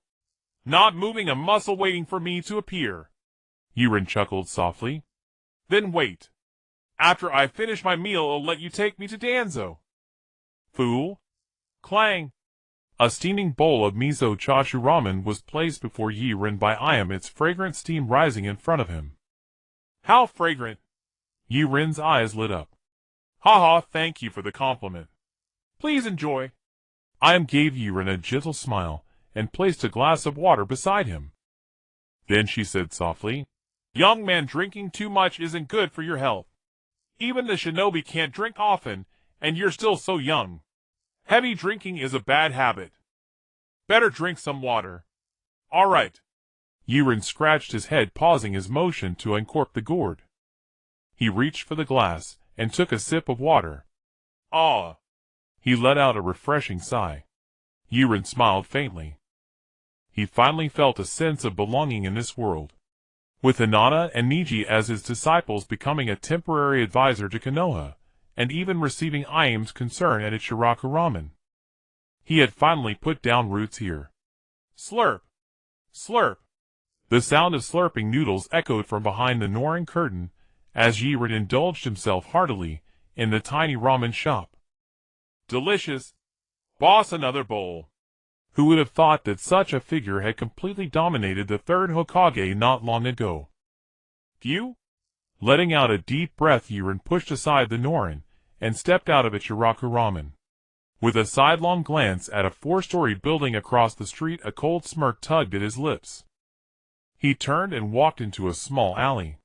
By now Konoha had fallen into night. Aside from a few scattered lights on the main road, the alley was shrouded in complete darkness. Shuffle! Shuffle! Yaren's footsteps echoed faintly in the dark alley, accompanied by a shadow that followed closely behind. Hey! I said! Yaren gently rested his hand on the hilt of Kiryu, eyes glowing red as he stared into the depths of the alley. Have you been waiting this long without showing yourself? Of Root! As the voice of Yaren fell, a tall figure appeared in the dark alley before him. Have you discovered me? The black figure slowly drew a knife from its waist. The finely crafted iron blade glimmered with a bright silver light in the moonlight. How did you know I was here? Are you a reconnaissance ninja? Speak. Who exactly are you? A somewhat youthful female voice echoed in the alley. A member of the Root organization wearing a green-patterned mask raised her long sword, pointing it coldly at Yaren. TCH. You're just a woman. Yaren scratched his head. I knew it. In the Root organization there are indeed quite a few fools. I merely noticed your presence, and you think him a reconnaissance ninja. Yaren rested his right hand lightly on the handle of his knife, lazily addressing the female ninja. Do you still think I'm a spy sent by another country? I say, little sister, your imagination is quite rich, isn't it? Humph. Root 13 let out a cold snort as she looked at Yaren not far away. No matter what you say today, you can't escape the fact that you illegally intruded into the village. Come with me. Dangerous element. Go with you.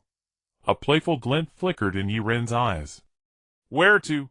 Of course to our Root interrogation room, to undergo the most brutal interrogation. Only after confirming you are truly innocent will you be released. Root 13's voice was devoid of any emotional fluctuations. Just like the other members of the Root organization. No emotions, no friends, no life, only the absolute belief of better to wrongfully kill than to let go. Oh, may I ask you a question? The smile in Yaren's eyes became even more peculiar. Speak. Root 13's voice remained emotionless. That. Yaren smiled slightly. I want to inquire if the interrogation room of your route is far from your headquarters. Why do you ask this question? Route 13's indifferent voice finally carried a hint of confusion. TCH. Yaren waved his hand. It's nothing much, just asking. Am quite in awe of your route leader Shimura Danzo, so I wanted to know if I might have the chance to meet him. Hearing Yaren express admiration for their leader, Route 13's guard relaxed slightly. If you're lucky enough, you might see our leader when you pass the long bridge. Of course. Not everyone has that kind of luck. All right. Yaren nodded, excitement flashing in his eyes. Just when he was at a loss for how to get into the route headquarters, such a naive Route 13 appeared, voluntarily offering to take him back to their headquarters. Isn't this like a pillow arriving just as one feels sleepy? Then let's go. I'll go with you to the route interrogation room to prove my innocence. Route 13 coldly nodded, putting away the long knife in her hand. You're quite perceptive. She jumped down from the eaves, walked slowly to Yaren's side, and took out a special handcuff, locking Yaren's hands behind him. Tightly secured. TSK. Yaren tested the strength of the special steel lock and smiled slightly. You think this level of lock can restrain my movements? It's probably not enough. Aren't you going to change it for a tougher one? TCH. Route 13 rolled her eyes under the mask. What big talk! If you have the ability, show me now how you can break free from these handcuffs. Snap! Route 13 lightly tapped a certain part of the handcuffs, and with a crack several thin strands of special steel wire tightened around Yaren's hands from 4 directions. This steel wire was developed and manufactured in our route laboratory. Its hardness can even restrain a jōnin-level expert for a short time. Don't even think about breaking free. Oh! Yaren frowned. To restrain a jōnin-level expert, is this lock's strength truly that terrifying? What do you think? Route 13 rolled her eyes. Yaren slowly tested his hands, and said seriously to Route 13 beside him. I say, little sister, what if I do break free? Impossible. Route 13 shook her head directly. With your strength, you can never break free from this confinement lock. You might as well give up that thought. TCH. Yaren was immediately displeased. What if I manage to get it off? Get it off. Route 13's expression under the mask showed disbelief that Yaren could break free from the confinement lock, somewhat arrogantly and defiantly saying to Yaren, If you get it off, they'll call you Daddy. Huh? What a playful bet. Yaren smiled slightly. Since you are so sincere about wanting to bet with me, I accept your wager. Let's do this. If I can break free, you'll call me Daddy.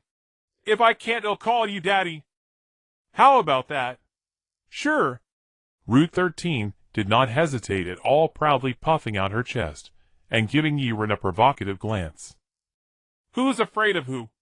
Break it free now. What's the rush? Yaren rolled his eyes. I will naturally break this lock at the most opportune moment. At that time, you just need to call me Daddy.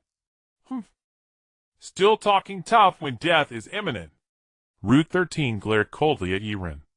When you enter our route interrogation room, I hope you can remain as optimistic as you are now.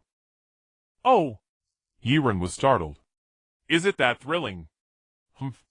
What's the matter? Are you scared?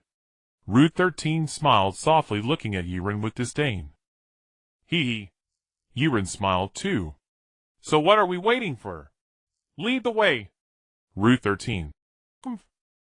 Grinding her teeth, Route 13 grabbed Yaren's shoulder with one hand and his locked hands with the other, jumping up the wall.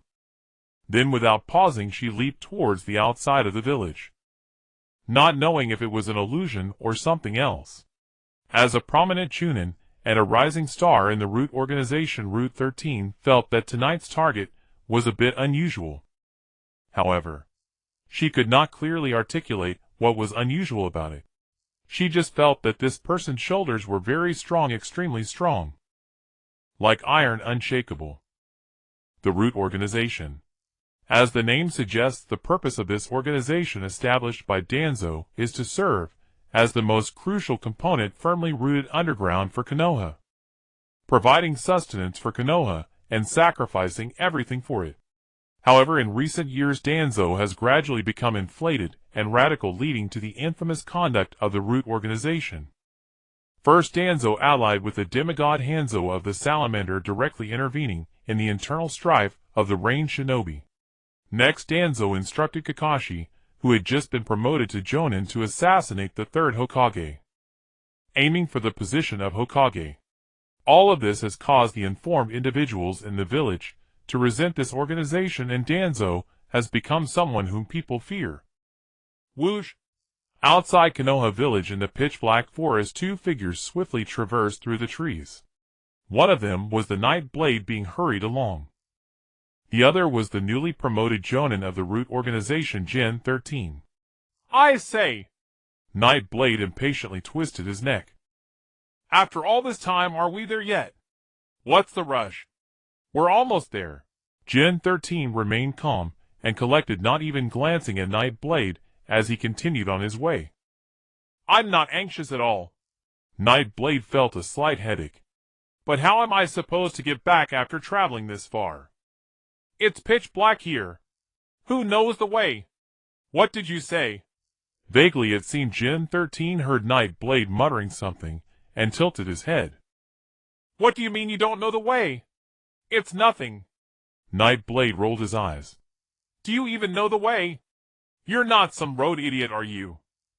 You haven't made it this far yet. Bullshit. Gen 13 was instantly angered. Do you see that? While leaping among the branches, Gen 13 pointed with a finger at a massive gray-black tree trunk not far away. That is the headquarters of the root.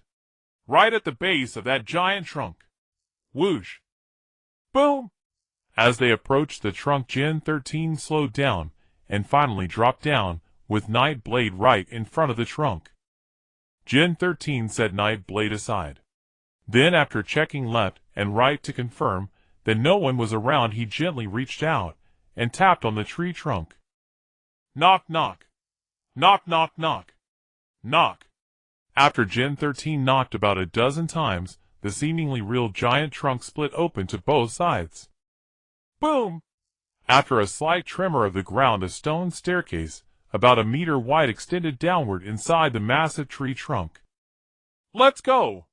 Gen 13 placed a hand on Night Blade's shoulder, leading him down into the darkness. Boom!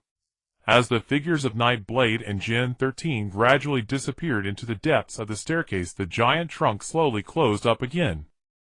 Just like it was at the beginning. Deep in the forest it remained inconspicuous. Pat pat! Pat pat! The sound of their footsteps echoed one after another on the dim stone staircase. Not knowing how far they had walked, a faint light finally appeared ahead in the darkness. The light gradually grew larger, and the stone steps widened as Night Blade and Gen 13 descended the final steps, standing on a platform carved from black rock. Oh! Night Blade looked at the scene before him, somewhat surprised. It really feels familiar. The deep underground dim stone steps, the vast abyss, and... Night Blade smiled faintly at the long narrow suspension bridge ahead. Long bridge. Gen 13, standing beside Night Blade, froze for a moment. Turning to look at Night Blade, he asked, You know this is a long bridge. Of course. Night Blade rolled his eyes. This bridge is long and narrow. Would it be called a narrow bridge instead? Gen 13. Stop showing off your tongue. Follow me. After this long bridge is the interrogation department of our route. Once we get there, you'll know what true despair is. Oh. Night Blade nodded expressionlessly. Remember to call me Daddy later. Gen 13. You? Gen 13 looked at Night Blade helplessly. She, who was not very talkative to begin with, was no match for Night Blade in a war of words. Fortunately, they had already arrived at the base. Gen 13 ignored Night Blade, leading him straight across the narrow, long bridge to the platform on the other side. Cough, cough. A slight cough suddenly echoed from the darkness. Gen 13 immediately stopped, knelt down toward the dark figure, and respectfully said, Lord Danzo.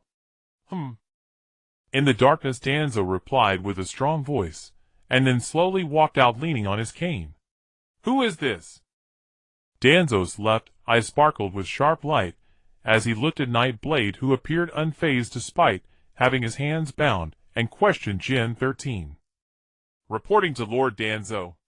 I suspect he is an infiltrator sent from another village. Oh! Danzo was taken aback. Which village sent him? Gen 13 began to stutter. I haven't found out yet. I was just about to take him to the interrogation room for questioning. Once I ascertain where he comes from, I will report to Lord Danzo. Good. Danzo nodded at Gen 13. You may go. Yes. Wait. Suddenly, Nightblade called out to the departing Danzo. He sarcastically said, What's the matter, Danzo? Have you forgotten who I am? Nightblade sneered. Just the other day your Umbu informed me that Hinata was captured by the Cloud Village using me to help you out, and now you pretend not to know me. What? Did you leave your eyes at home? Are you in a hurry to go back and get them? Oh! Danzo turned around and carefully observed Nightblade, and after a moment his pupils slightly contracted.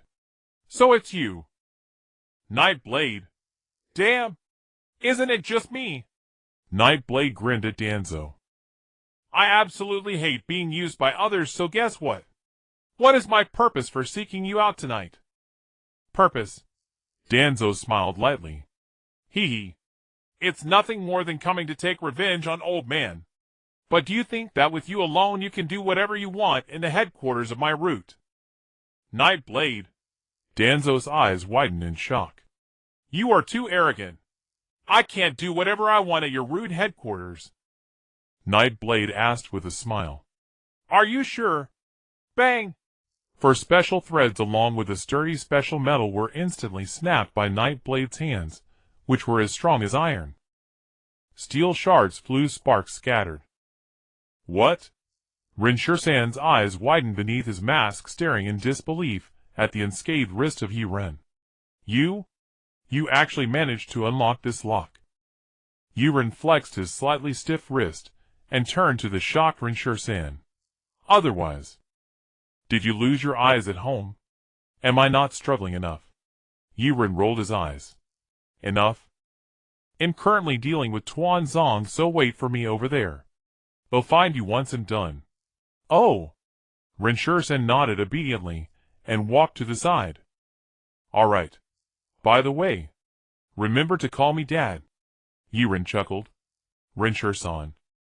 Yaren's eyes regained their previous indifference as he looked at Tuanzong, who stood not far across from him. Tuanzong, how are you? Are you ready to face my wrath? He. Tuanzong's wrinkled face showed no signs of panic, calmly gazing at Yaren as he spoke slowly. Wrath. You merely escaped the special handcuffs designed to restrain even a jōnin. What does that prove? Wind. Bring the roots. Swish. Swish. Two figures rushed out from the dark corners and stood behind Tuanzong.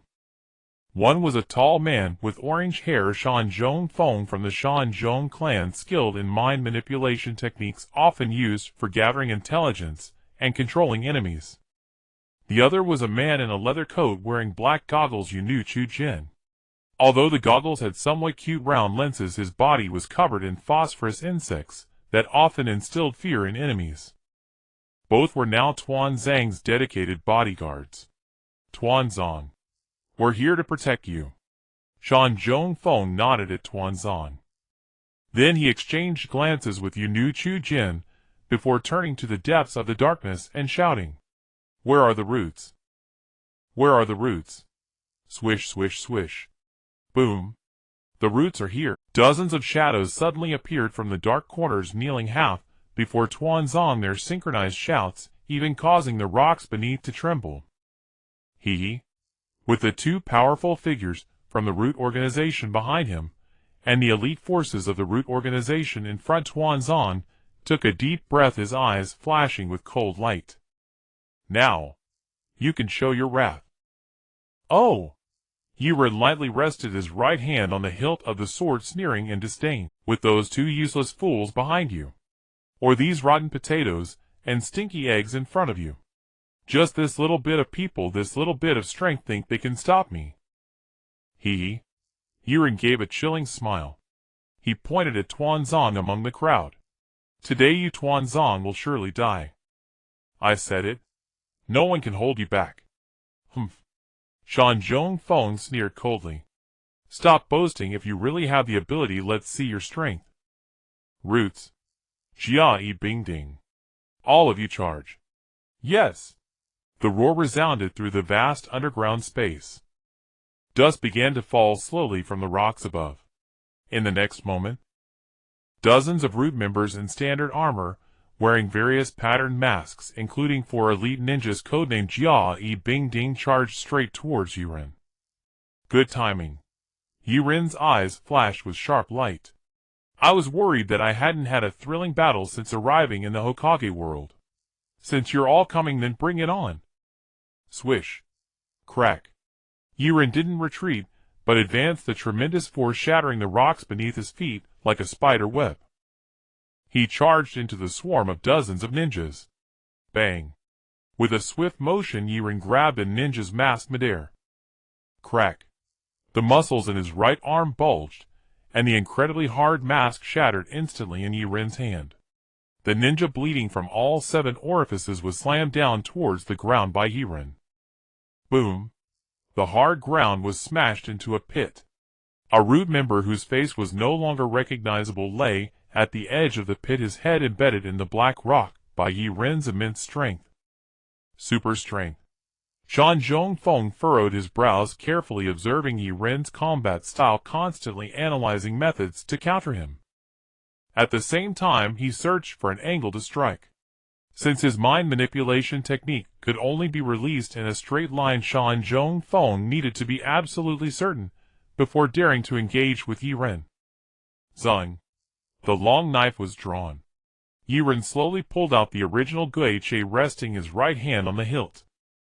The thick elongated blade still shimmered with a chilling cold light in the dim environment, causing everyone who saw it to inexplicably break into a cold sweat.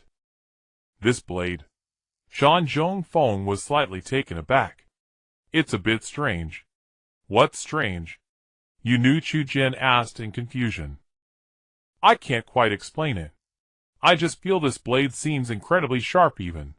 Shan Zhongfeng's temples dripped with cold sweat, an unprecedented sense of crisis slowly sprouting in his heart. It surpasses the 3 ancient artifacts. What? Yunu Chujian exclaimed in surprise. This person's strength is probably not to be underestimated. Who knows? Shan Zhongfeng slowly crossed his arms, closing his mouth. His expression darkened as he watched Yaren devastate the battlefield. Swish. Swipe. Swish. Slash. Swish. Diagonal cut. Yaren didn't even use any combat techniques, relying solely on his raw strength and skill to slash madly through the crowd. Blood splattered and screams echoed. No one was a match for Yaren. Huh? He gently exhaled a breath of hot air. The pupils in Yaren's eyes flickered with a mesmerizing red glow. The guiche in his hand was still dripping blood. And on the ground there already lay over a dozen corpses of root members in disarray. Just this. Yaren mocked the retreating root members. I just warmed up, and you can't handle it already. Tuanzong. Do you want to come up and fight me? It would save me some trouble. Insolent. Yunu Chujian adjusted his glasses, and black phosphorus insects flew rapidly out of his clothes towards Yaren. You don't need Tuanzong to take action against me. Let me have a go with you. You? Yaren said expressionlessly. Do you want to dance as well? Humph. Yunutsugen was not adept at verbal sparring, so he simply ignored Yaren's words. He directly drove the phosphorus destroyer bugs resembling a black cloud to swiftly devour Yaren. Phosphorus destroyer bugs. Poison dust technique. Buzz. The moment Yunakujin's voice fell, the dense swarm of phosphorus destroyer bugs charged directly toward the nearby Yaren. This technique was Yunakujin's strongest move aside from forbidden arts. The phosphorus destroyer bugs were released in swarms, by Yunatsugen contaminating the environment as they traversed the space. Once the target inhaled the poisonous dust, they would die instantly. This technique had caused many formidable ninjas to meet their end on the battlefield during Yunakujin's missions. Sugen believed that even someone as formidable as Yaren before him would not easily pass through this poisonous mist. Then, as long as he confined Yaren to a small area with the poison, then Shanzhong Feng would have the opportunity to use the mind transfer technique to control Yaren. At that moment, no matter how strong Yaren was under Shanzhong Feng's manipulation, would he not be doomed to die. Poisonous dust. Yaren frowned. The Yuna clan excelled at controlling bugs that could kill human cells. Once a bug burrowed into a body, it would frantically destroy the cells. Those infested by the bugs had only one path: death. If it were anyone else facing these detestable insects today, it would likely be extremely difficult. But Yaren looked at Yunatsugen, a mocking curve lifting the corner of his mouth. Sorry, but you've met me. Click. The hilt of the first generation Kitetsu turned lightly in Yaren's right hand, flipping the long narrow blade around, which he then firmly grasped in a reverse grip. Then he fiercely swung the blade forward. V-room. One sword style. Tornado. Her. A violent raging tornado instantly coalesced in front of Yaren. In Yunakujin's incredulous gaze, the phosphorus destroyer bugs, which had not yet reached Yaren to form an effective disruption, were directly torn to shreds by the furious tornado. How is this possible? Yunatsugen stared wide-eyed at the vast swaths of phosphorus destroyer bugs dying under the tornado. He can even create a small tornado. What is the origin of this man? Hey! Shanzhong Feng shoved Yunatsugen beside him.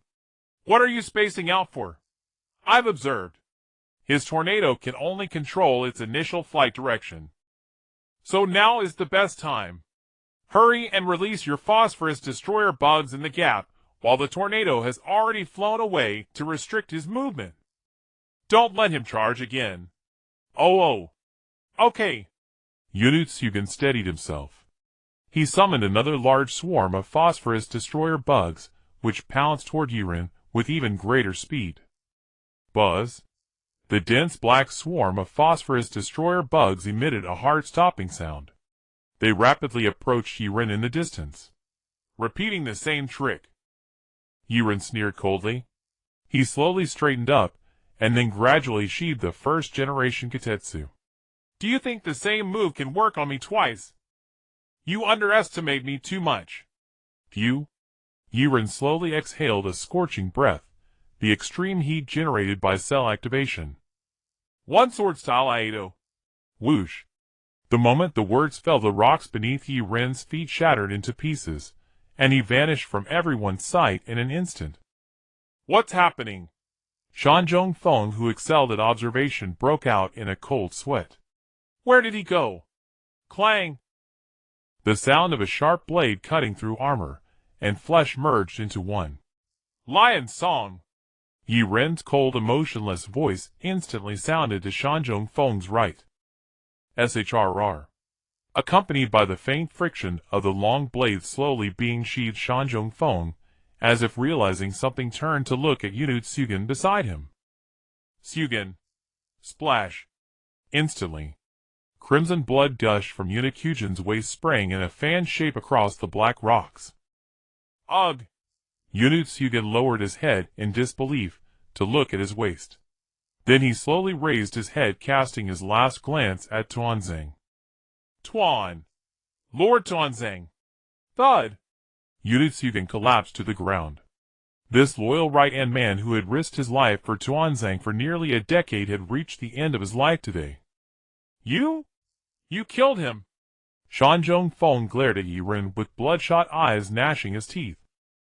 It'll make you pay for his life. Mind transfer technique. V-room. In a straight line, Shanjong Feng unleashed his strongest control technique at Yaren with lightning speed. Whoosh! Yaren lightly tapped the ground with his foot. He left his spot just before the attack arrived. Not only that, but his predicted landing point was merely a step away from Shanjong Feng. Click! While still in midair, Yaren's right hand grasped the hilt of Kitetsu. He stared coldly at Shanjong Feng. You go accompany him. Swoosh! Kitetsu, still in its scabbard, was instantly raised above Yaren's head. One sword style. Demon Horse. A downward drawing slash was unleashed in an instant. The sharp Kitetsu, as if severing the constraints of space, arrived before Shanjong Feng's eyes in the blink of an eye. Shanjong Feng was utterly dumbfounded. Clang! Metal clashed against metal, emitting a piercing sound. A metal staff with a dull gleam directly blocked between Yaren and Shanjong Feng. The end of the staff was held firmly in Tuanzang's hand. Stop! Tuanzang glared at Yaren with wide eyes. Then, under Tuanzang's incredulous expression, the specially made metal staff lasted less than 0.01 seconds later. It was cut apart by Yaren's blade. The cut was smooth as a mirror. Swoosh! The blade of Kitetsu continued to slash down without any hindrance. Like a hot knife through butter, it sliced the immobile Shanjong Feng in half from head to toe. Clang! Boom! Half of the staff fell to the ground, while Shanjong Feng's body slowly toppled to both sides. Gushing blood directly stained Tuanzang's clothes. He. You want to save Shanjong Feng? Yaren smiled slightly at the pale-faced Tuanzang.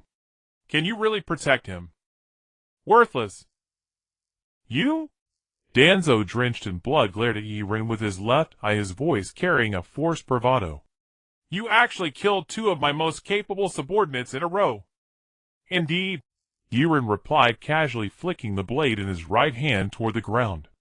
A curved trail of blood splattered onto the floor from the edge of the first generation geisha, producing a soft sound.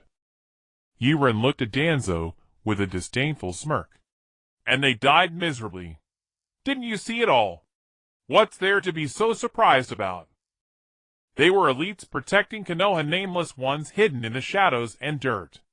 Those sacrifices are common in guarding the village. But? Danzo let out a faint sigh. Their deaths today were not worth it.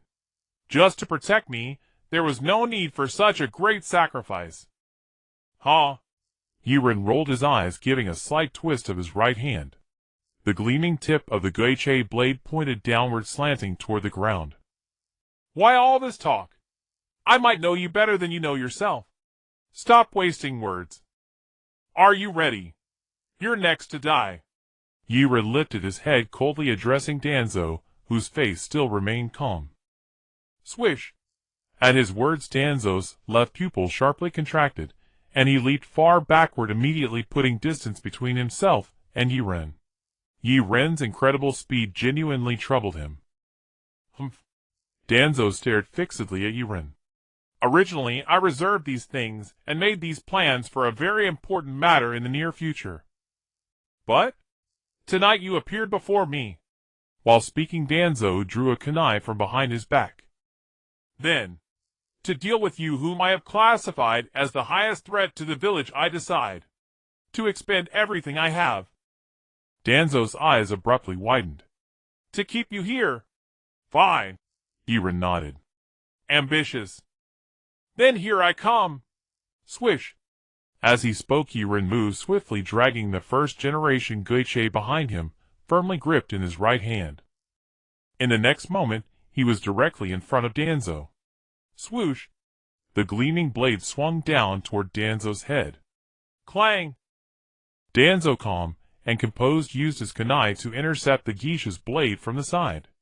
Instead of meeting it head-on, he lightly deflected the sharp edge. Oh!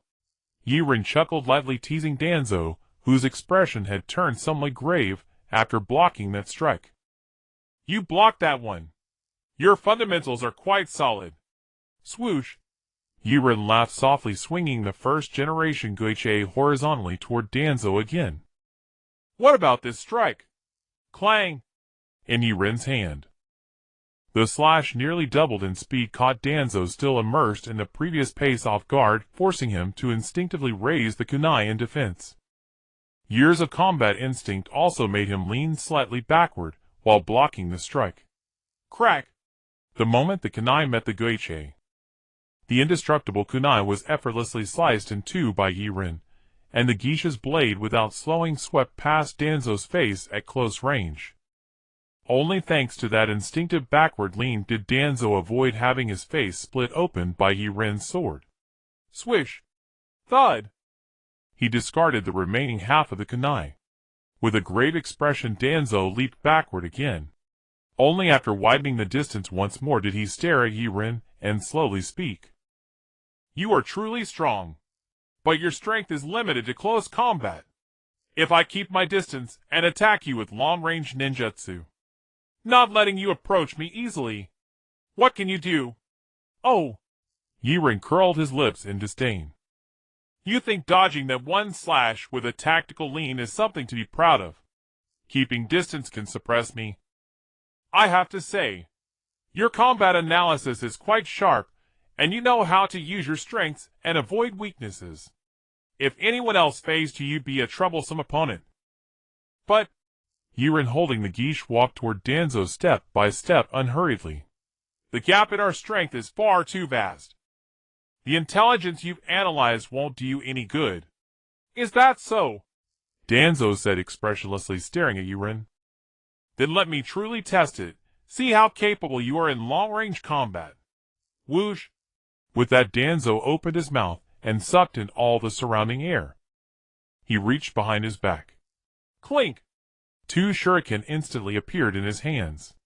Danzo, with a solemn face, took one shuriken and slipped the central hole onto the index finger of his other hand. Whoosh! A fierce gale burst from his mouth, slowly wrapping around the shuriken on his finger. The powerful wind spun the shuriken wildly on his index finger. Swish, swish! The shuriken, originally only 10 centimeters in diameter, became encased in a meter-wide blade of wind. It appeared incredibly sharp. Wind release.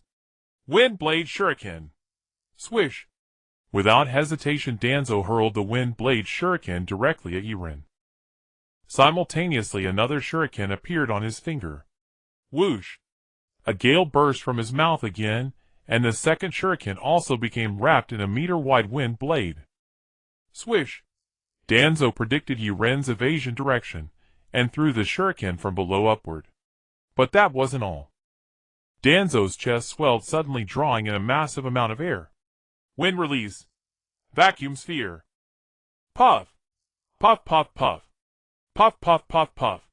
Clusters of dense compressed air mixed with Danzo's chakra shot from his mouth toward Yaren, the invisible spheres distorting space itself as they passed.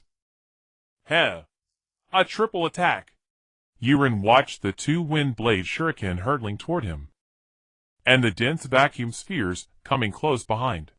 He merely smiled lightly, slowly raising the first generation goichi horizontally before him. Nothing more than this. Ding. SSS. A deafening clash and grating screech of metal erupted before Yaren. The horizontally held Kitetsu's tip pierced with uncanny precision into the central aperture of the shuriken. Then, in one devastating downward slash, Yaren unleashed his full force. The shuriken was hurled backward along its original trajectory. Clang! Midair it collided head-on with another shuriken. The two opposing wind blades locked in fierce friction, then mutually dissolved into nothingness. Deprived of momentum, the shuriken clattered lifelessly onto the ground. Whoosh! No sooner had Yaren dispelled the airborne wind blade shuriken than he heard the shrill vacuum-sharp whistle of the vacuum sphere slicing past his ear. Speed is passable. A faint smile curved Yaren's lips. An ethereal ripple surged outward from him, radiating silently in all directions. For that single instant, the very heavens seemed to hold their breath. Yaren's unique ability, Ryuo Haki, also known as the Heart Net, had been activated.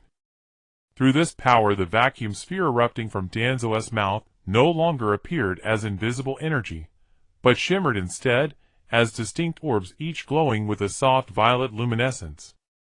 Heh. Yaren let out a quiet chuckle.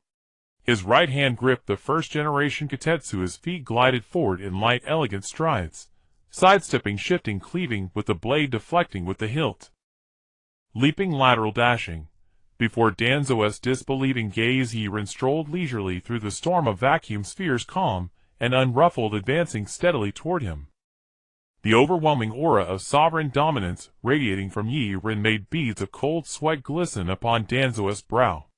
Your aim is already failing. You evaded every strike. Yaren's gaze held Danzo's with withering mockery. You? What are you? Some kind of monster. Danzo's voice trembled faintly. The true horror lay not in facing an invincible foe, but in confronting an enemy so profoundly unfathomable despite exhaustive analysis and intelligence gathering. Engaging with absolute commitment, staking one's life in desperate mortal combat, only to realize at last that your opponent remains utterly impenetrable beyond measure. And now, watching Yaren draw nearer with unhurried grace, Danzo felt utterly powerless, paralyzed, unable to act. Even moments earlier, when Yaren cut through the root operatives, Danzo had remained unmoved. When Yuhi fell beneath Yaren's blade, Danzo felt only anger. Even when Yamashiro Fu perished before his eyes, Danzo responded only with profound self-reproach and fury. But now, having faced Yaren directly, having fought him hand-to-hand, Danzo finally knew fear. A veteran of countless battles, he experienced for the first time the instinct to flee, to abandon all resistance. Monster! Yaren arched a brow. If you insist on calling me that, it's not entirely inaccurate. Thank you for bestowing such a fitting epithet. But you still must die. Yaren's eyes hardened, cold, merciless, as he brought down his sword in a lethal arc. Huff! Though flustered, Danzo inhaled sharply, compressing chakra and air deep within his lungs, then expelled the volatile mixture onto a freshly drawn kunai. Wind release.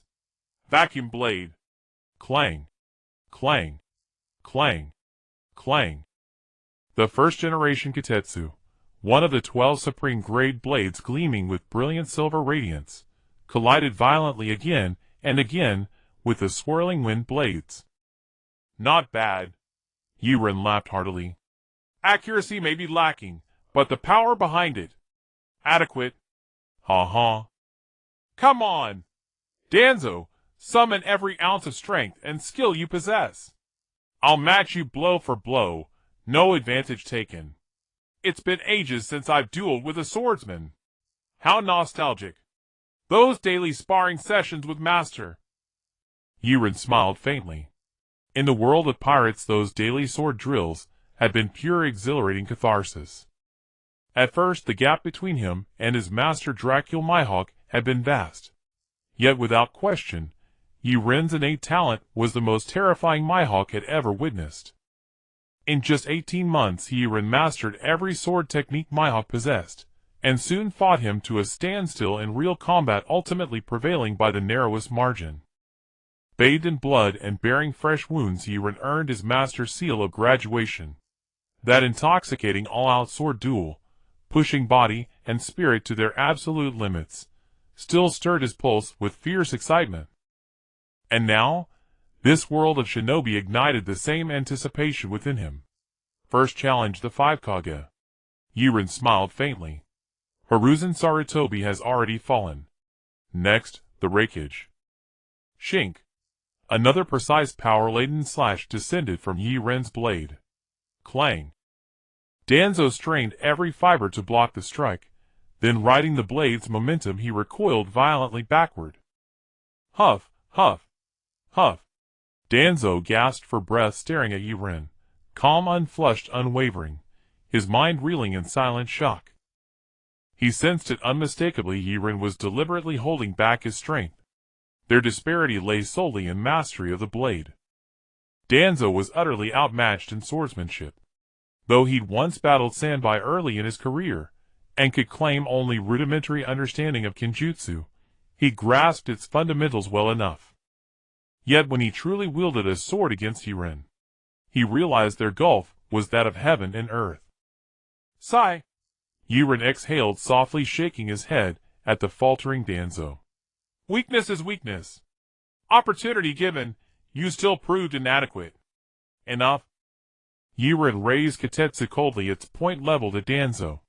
Warm-up complete. Chance granted. Time to part ways, Danzo. Whoosh. Before the final syllable faded, Yaren vanished, leaving behind shattered rock pulverized by the explosive recoil of his departure. A mere 0.01 seconds later. Shink. Kitetsu plunged deep into Danzo's chest. Splurt. A trickle of crimson seeped from Danzo's lips. You? With eyes wide in disbelief, Danzo watched expressionless as Yaren slowly withdrew Kitetsu from his chest. Splurt. Scarlet blood sprayed forth. Danzo clutched his wound and collapsed. Heh. Yaren smiled faintly. Did you truly believe you could deceive me? That right eye, you bear the Sharingan of Uchiha Miru. You're not dead. You merely invoked Izanagi. SSS. Shink. Kitetsu slid smoothly back into its scabbard. Then an imperceptible wave pulsed outward from Yaren, rippling across the battlefield. Kinbunchaku Haki, the hard net.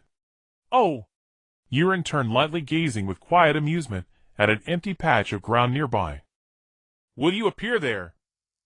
With a soft hum, a light sound echoed. Nightblade's right hand, hidden beneath his sleeve, instantly turned black, emanating a faint glow like a peculiar hard metal in the darkness. This was the armed color Haki that Nightblade had comprehended.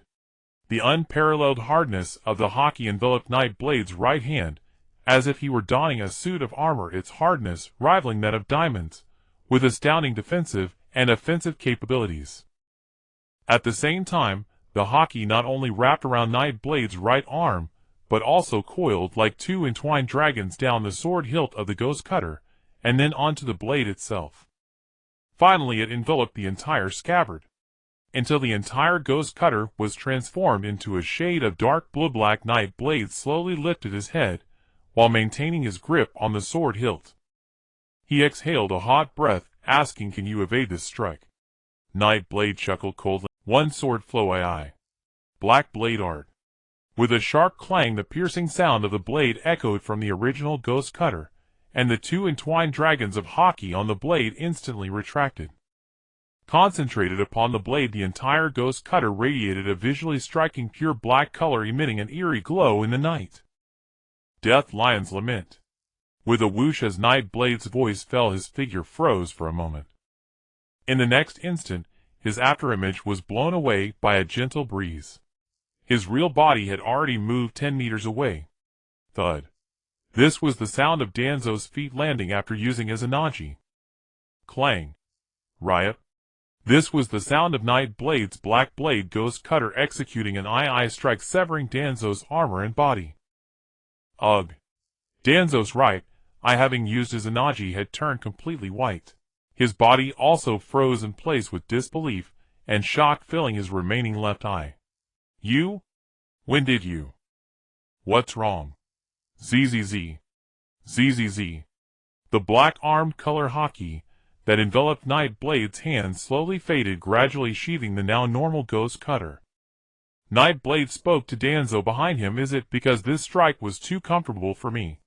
Could you not react at all?"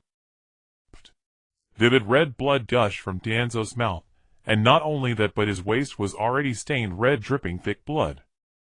Thud. Danzo collapsed to the ground. The will of the roots. Rooted in the soil, leaning against Konoha, I still have many plans to complete. I won't accept this. Danzo's vision gradually blurred. Shoe. At one moment, a pair of white shoes appeared before him, and the owner of the shoes squatted down, slowly leaning closer to his ear and saying, "You are merely a remnant of the old era. Only with your death will this era become better." Slap. Nightblade slapped Danzo's face. "Stop trying to glorify yourself. What qualifications do you have to say you do it for others, when you could kill your own comrades for the Sharingan? A grandiose waste. You're just a troublemaker. You, Danzo's eyes widened in disbelief.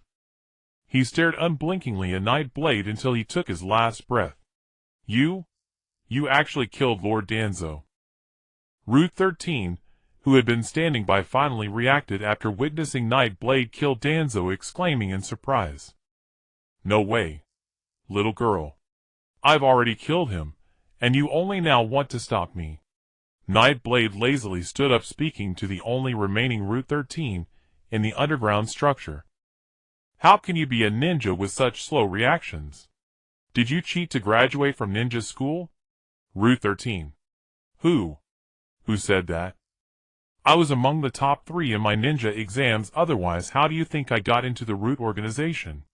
Moreover, Route 13 looked at Nightblade as he slowly took off his mask, revealing an unmatched beauty beneath the mask.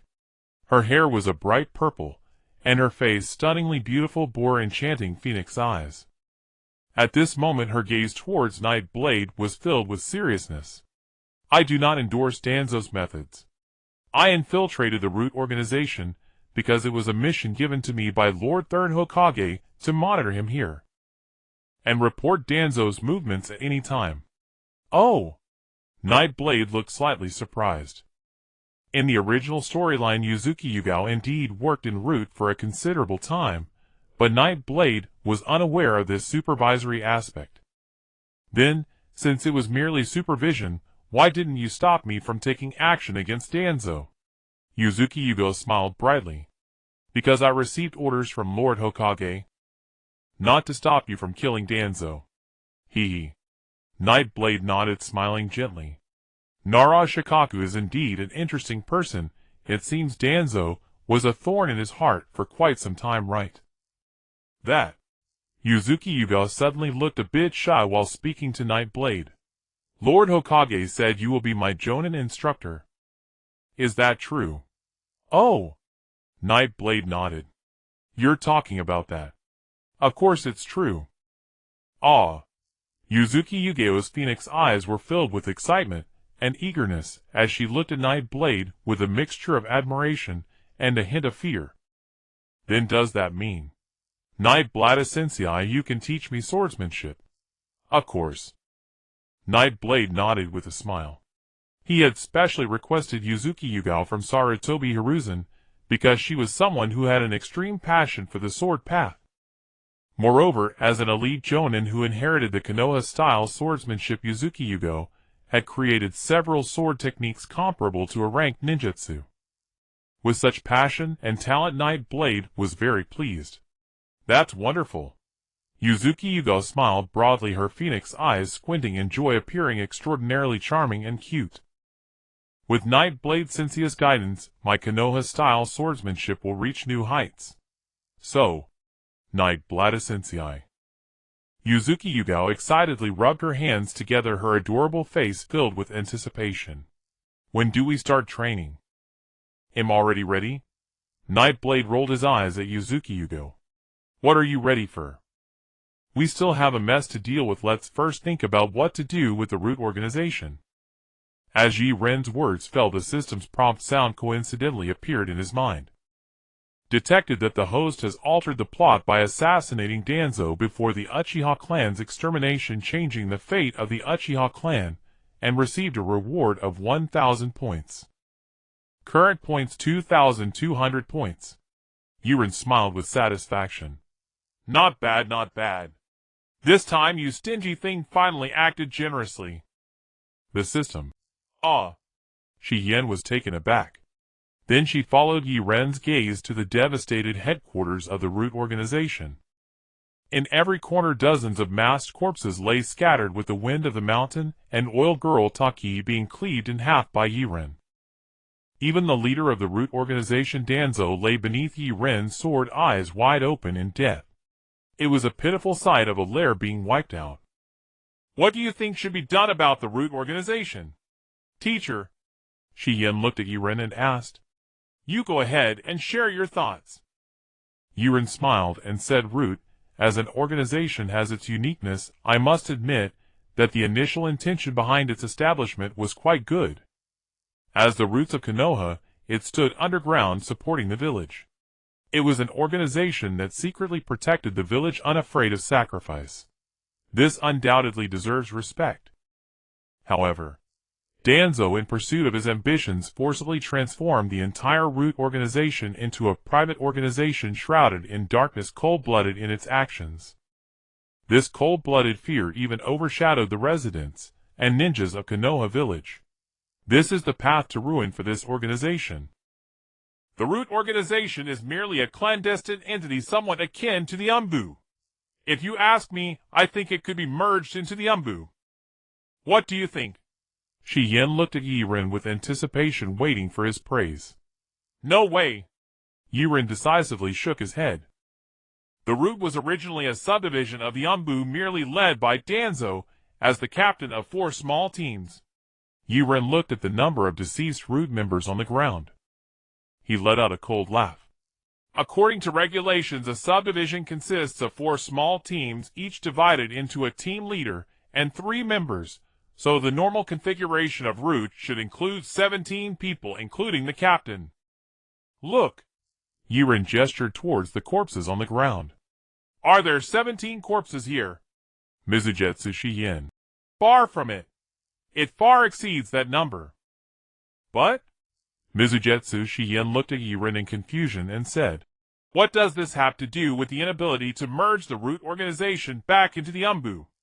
Given the current situation, shouldn't more people be better? Hee. Yaren chuckled softly. If you consider it from Sarutobi Hiruzen's perspective, the more people who submit, the greater the power in his hands. Naturally, that's better. However, if I were to take this organization for myself...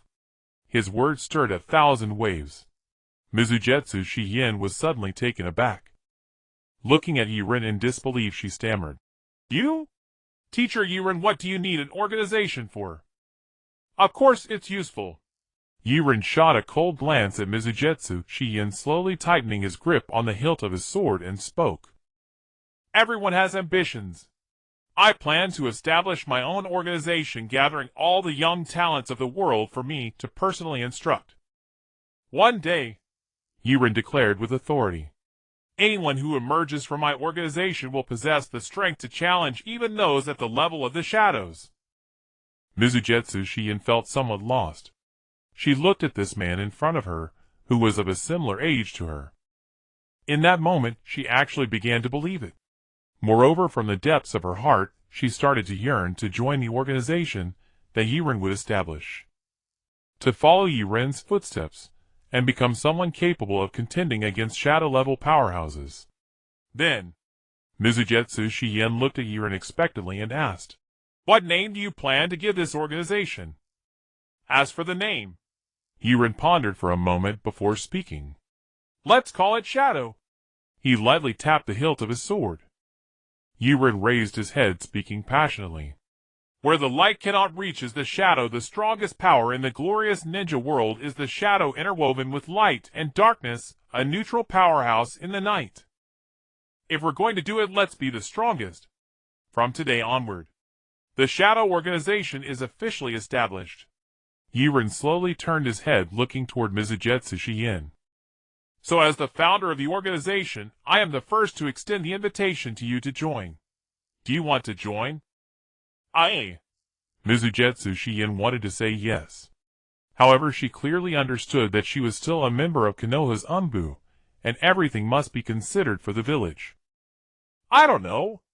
Mizugetsu Shi-Yen felt conflicted. Yaren was destined to be her teacher, and she was also destined to follow him out of the village to train in swordsmanship. In essence, she could be considered as having joined Yaren's organization. But loyalty to the village was a mental hurdle that wouldn't be easily overcome. All right. Seeing Shi-Yen struggle, Yaren waved his hand. I won't put you in a difficult position. Think it over well, and you can still join when you have made up your mind. Now just go home, take a hot shower, and get to bed early. Wait to meet your 2 new teammates tomorrow. New teammates? Mizugetsu Shi-Yen raised her head and asked in confusion. Yes. New teammates. Yaren nodded. Who are they, Teacher Yaren? Can you tell me in advance? Oh. Yaren smiled slightly. Why are girls always so impatient? Can't it be a surprise that will only be revealed tomorrow? Alright. Yaren waved his hand at Shien. I'm going back to sleep now. You can handle the aftermath here. Ah. Mizujutsu Shien was stunned and pointed at herself, saying in surprise. But I'm all alone. Oh. What's wrong with being alone? Yaren turned around on the long bridge. He said to Mizujutsu Shien with utmost seriousness. Moving corpses and handling the scene is also a form of training. It not only strengthens your body, but also tempers your iron will. This is something many people can't even beg for. You've gained something. Mizujutsu Shien was taken aback. Really? Really? Teacher Yaren. Of course it's true. Yaren's expression turned serious. Look at me, do I seem like the kind of person who would deceive? Not like that. Mogetsu Shiong recalled the supreme sword technique used by Yaren during the battle against Tuanzo, and thought of the unparalleled dominance Yaren displayed when establishing the Shadow Organization. He immediately shook his head. Thank you for teaching me, Master. I will definitely work hard. All right.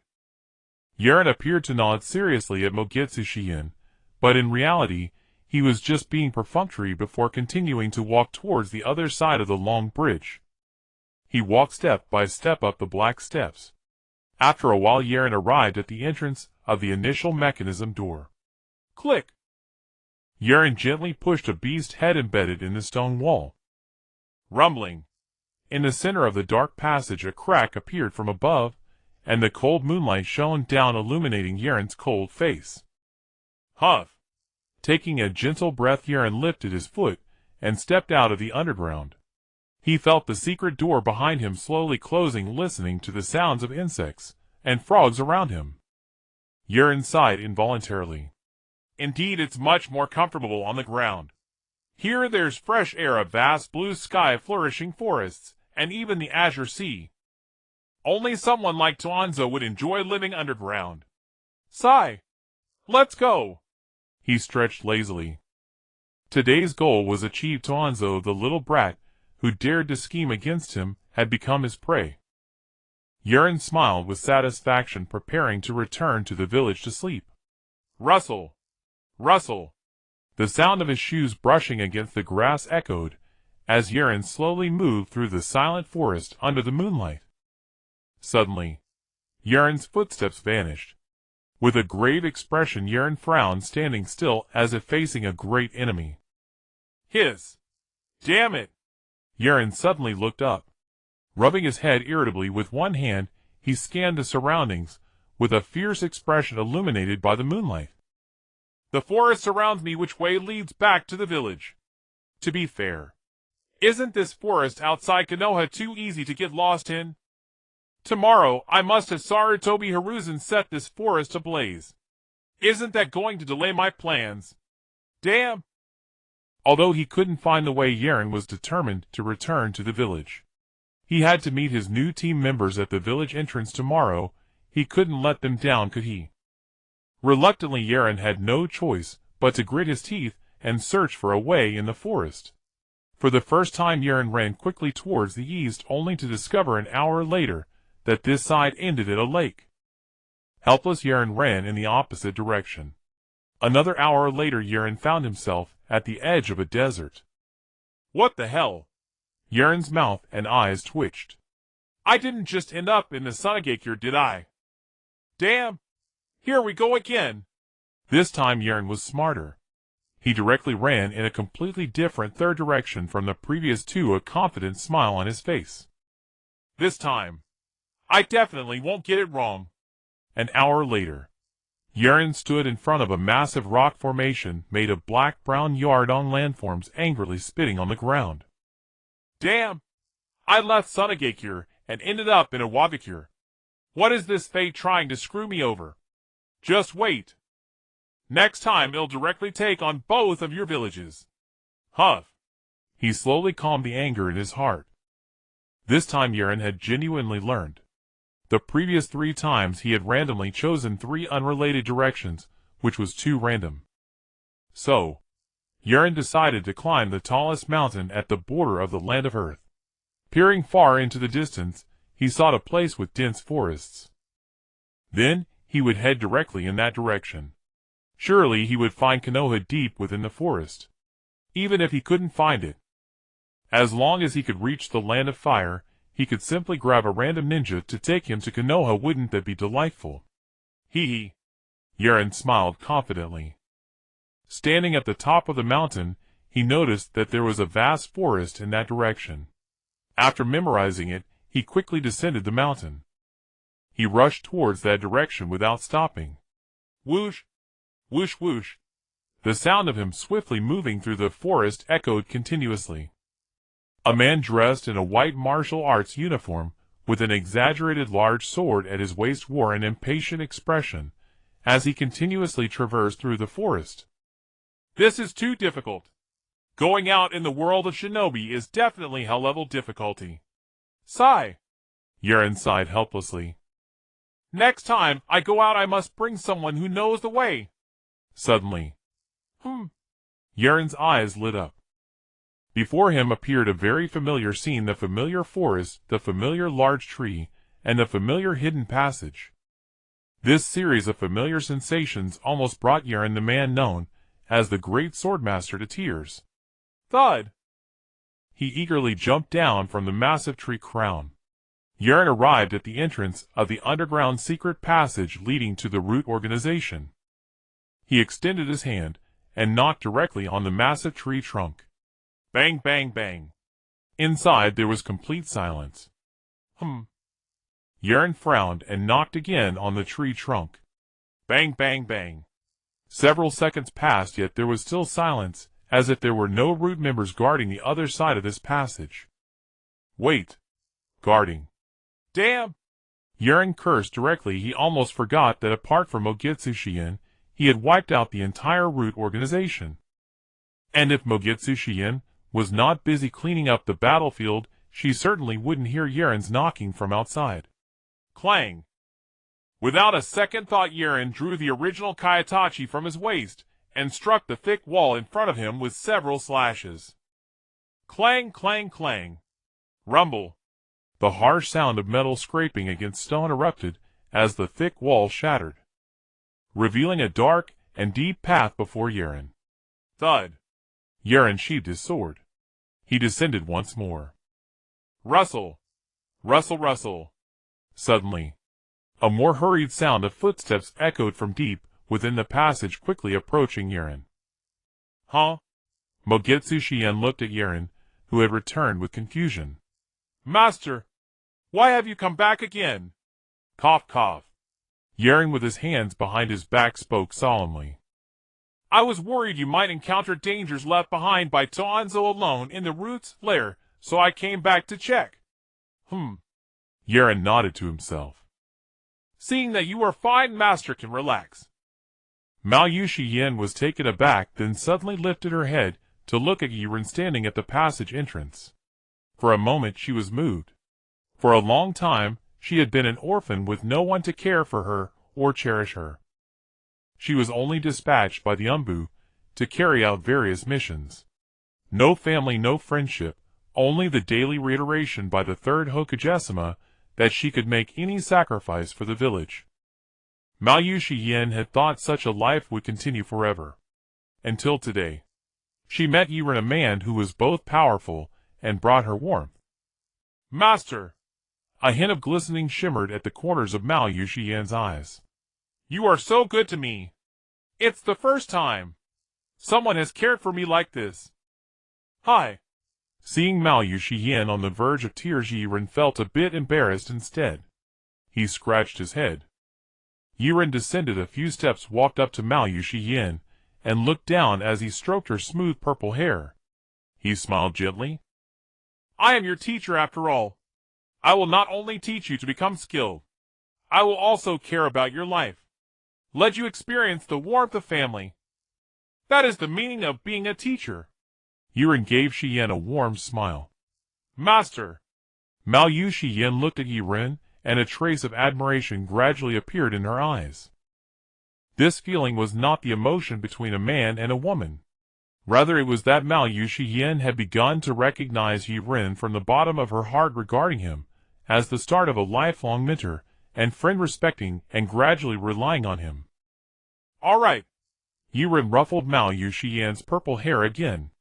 Looking at her seriously, he asked, We'll talk about these things later. Have you completed your first training goal for today? Mao Yuxian nodded, gently rubbed her slightly reddened eyes, and looked up at Yaren. The former Gen division, including Tuanzong and his guard Shan Zhongfeng, and Invincible Gen, all 35 are dead. The original Gen organization has been wiped out, leaving no one alive. The fatal injuries of all the deceased. As she said this, Mao Yuxian looked at Yaren with reverence. Were all a single huge sword wound that pierced through the body. All killed in one blow. Yaren's eyes flickered with a strange light. He looked down at Mao Yuxian and asked, Have you observed these sword wounds? Mao Yuxian was startled. Then she replied with a serious expression, I have observed them. Gathering intelligence from wounds on corpses is a necessary skill for a qualified umbu. Good. Yaren nodded with satisfaction. Then, from the perspective of a swordsman, analyze for me, if you were faced with these slashes, what would you do? The question Yaren posed was rather tricky. He knew his own abilities well, although he had not used any swordsmanship when facing the Gen members. But these instinctive swings and slashes in battle were all exquisite strikes, embodying the simplicity of the great Tao attacks that could easily cut down a jōnin. The title Sword Saint was not earned in vain. Compared to most of the dead Gen members, Mao Yuxian had only just reached the rank of Chunin, still a considerable distance from promotion to jōnin. Therefore, Yaren's request for Mao Yuxian to analyze how to dodge these lethal strikes was somewhat demanding. However, this was also a small initiation test for Mao Yuxian.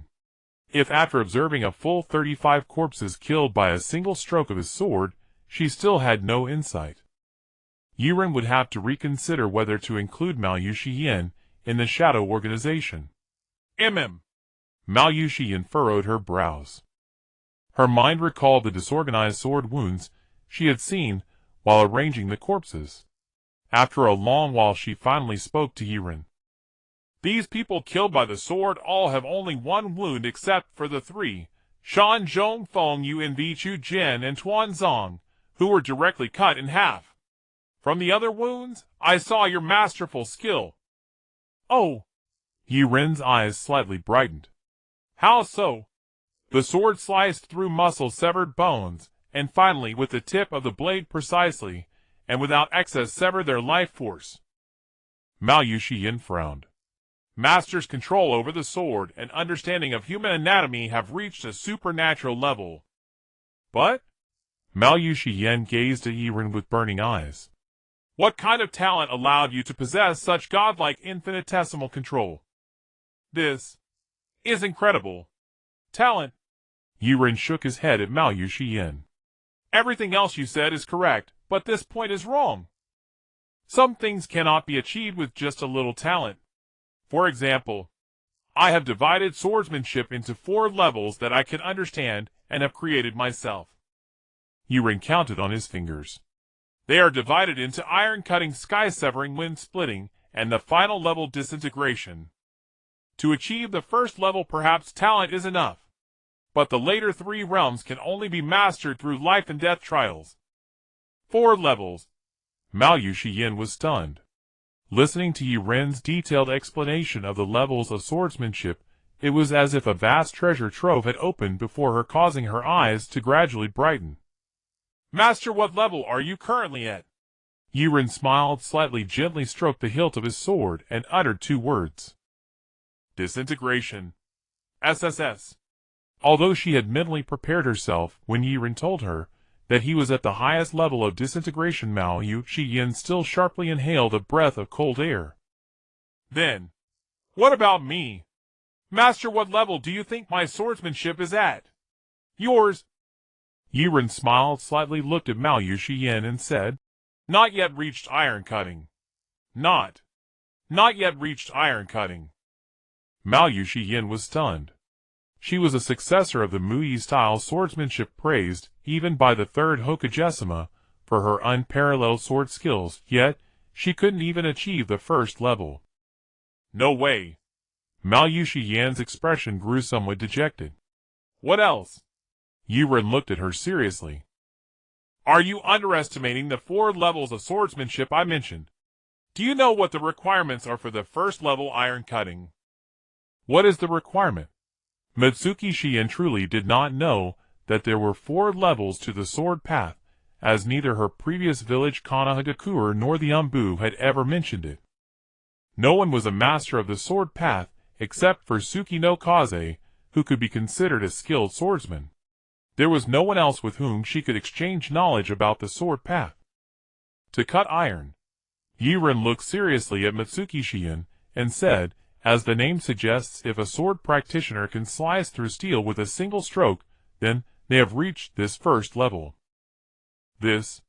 Mitsuki Zion's eyes flashed with confusion. If that is the case, then I should already be able to cut iron.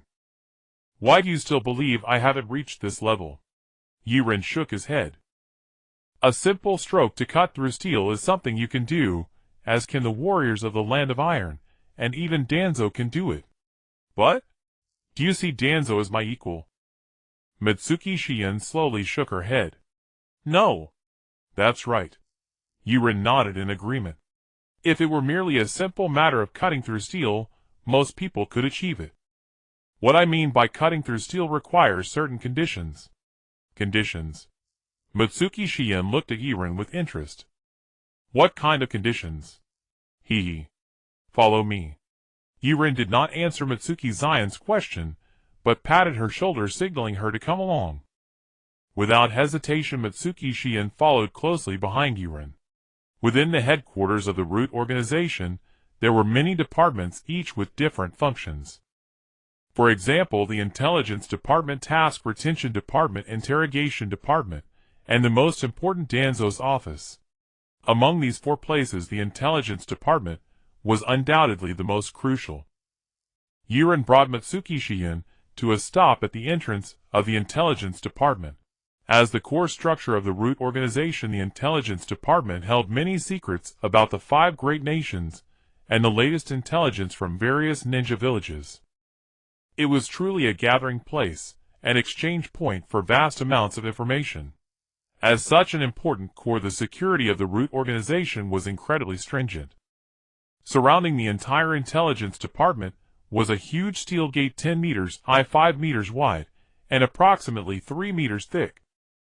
On it was a gigantic wheel resembling a ship's helm. Usually members of the Root organization entered and exited through a small door embedded in the large gate. This large gate served as a barrier against potential invasions. Now it stood as an obstacle preventing Yaren and Mitsuki Shien from entering. Do you see this gate? Yaren pointed at the massive steel door before him, speaking to Mitsuki Shien. Gulp. Could it be? Mitsuki Shien felt a surge of panic. Is he asking me to slice through this gate? I see it. Yaren nodded. If I asked you to cut through this steel gate, how long would it take you, or how many strikes would you need? Mitsuki Shien opened her mouth. Then she let out a wry smile. Teacher, please don't joke with me. This gate is 8 meters long, 5 meters wide, and has a terrifying thickness of 3 meters. Such a gate. Mitsuki Zion's smile grew increasingly bitter. I would at least need to cut through 1/3 of its area or sever one side to break this gate. That is truly an impossible task for me at the moment. Oh! Yaren smiled slightly. He unfastened the initial version of the demon blade from his waist and handed it directly to Mitsuki Shien, who looked on in disbelief. What if I change it to my sword? Do you have the confidence to cut through it? This? Mitsuki Shien gazed at the exaggeratedly large sword before her. The white sheath was wrapped in bandages adorned with beautifully intricate cross-like patterns. The massive guard featured hollow designs, while the elongated grip indicated that it was a two-handed sword suitable for its wielder to perform slashing actions. If it's this sword used by the teacher. A glimmer of confidence flashed in Mitsuki Zion's eyes. I can give it a try. All right. Yaren extended his hand, taking down the sword from Mitsuki Zion's waist. Both swords appeared in Yaren's hands. Yaren smiled. He continued to ask Mitsuki Shion, now that I have given you 2 swords, can you cut through this steel gate with greater speed and more methods? 2 swords. Mitsuki Shion explained in surprise.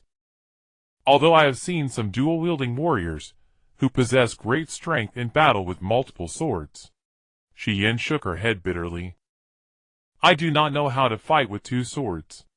Using 2 swords would simply mean having 2 separate swords without any enhancement in power. All right. Yaren nodded, looking seriously at Mitsuki Shion. When I asked you to use your own sword, you said you couldn't. Now that I have given you my sword, you feel confident. But when I give you 2 swords, you say you cannot use them. So, Yaren gazed at Mitsuki Shion earnestly. Does being able to cut through this gate really depend on the sword? If you could only reach the cut iron level with a divine weapon, do you think that level holds any meaning? A flicker of realization crossed Mitsuki Zion's face. Yaren's words struck her heart like a resounding bell. Yaren reattached the initial version of the demon blade to his waist. He slowly drew Mitsuki Zion's slender sword, flicked the blade, producing a crisp ringing sound, and nodded in approval. Not bad. It's considered a fine sword. Watch closely. Yaren slowly returned Zion's sword to its sheath, lifted it above his head, and firmly gripped the hilt with his right hand. Hoo! A breath of scorching air escaped his lips. His pupils gradually turned red. One sword style. Mague. Zing. Before Mitsuki Shion could even see clearly, the seemingly light and narrow long blade in Yaren's hand flashed with a stunning blade light from top to bottom. Crack. Standing still after sheathing his sword, Yaren watched as the massive steel gate began to tremble behind him.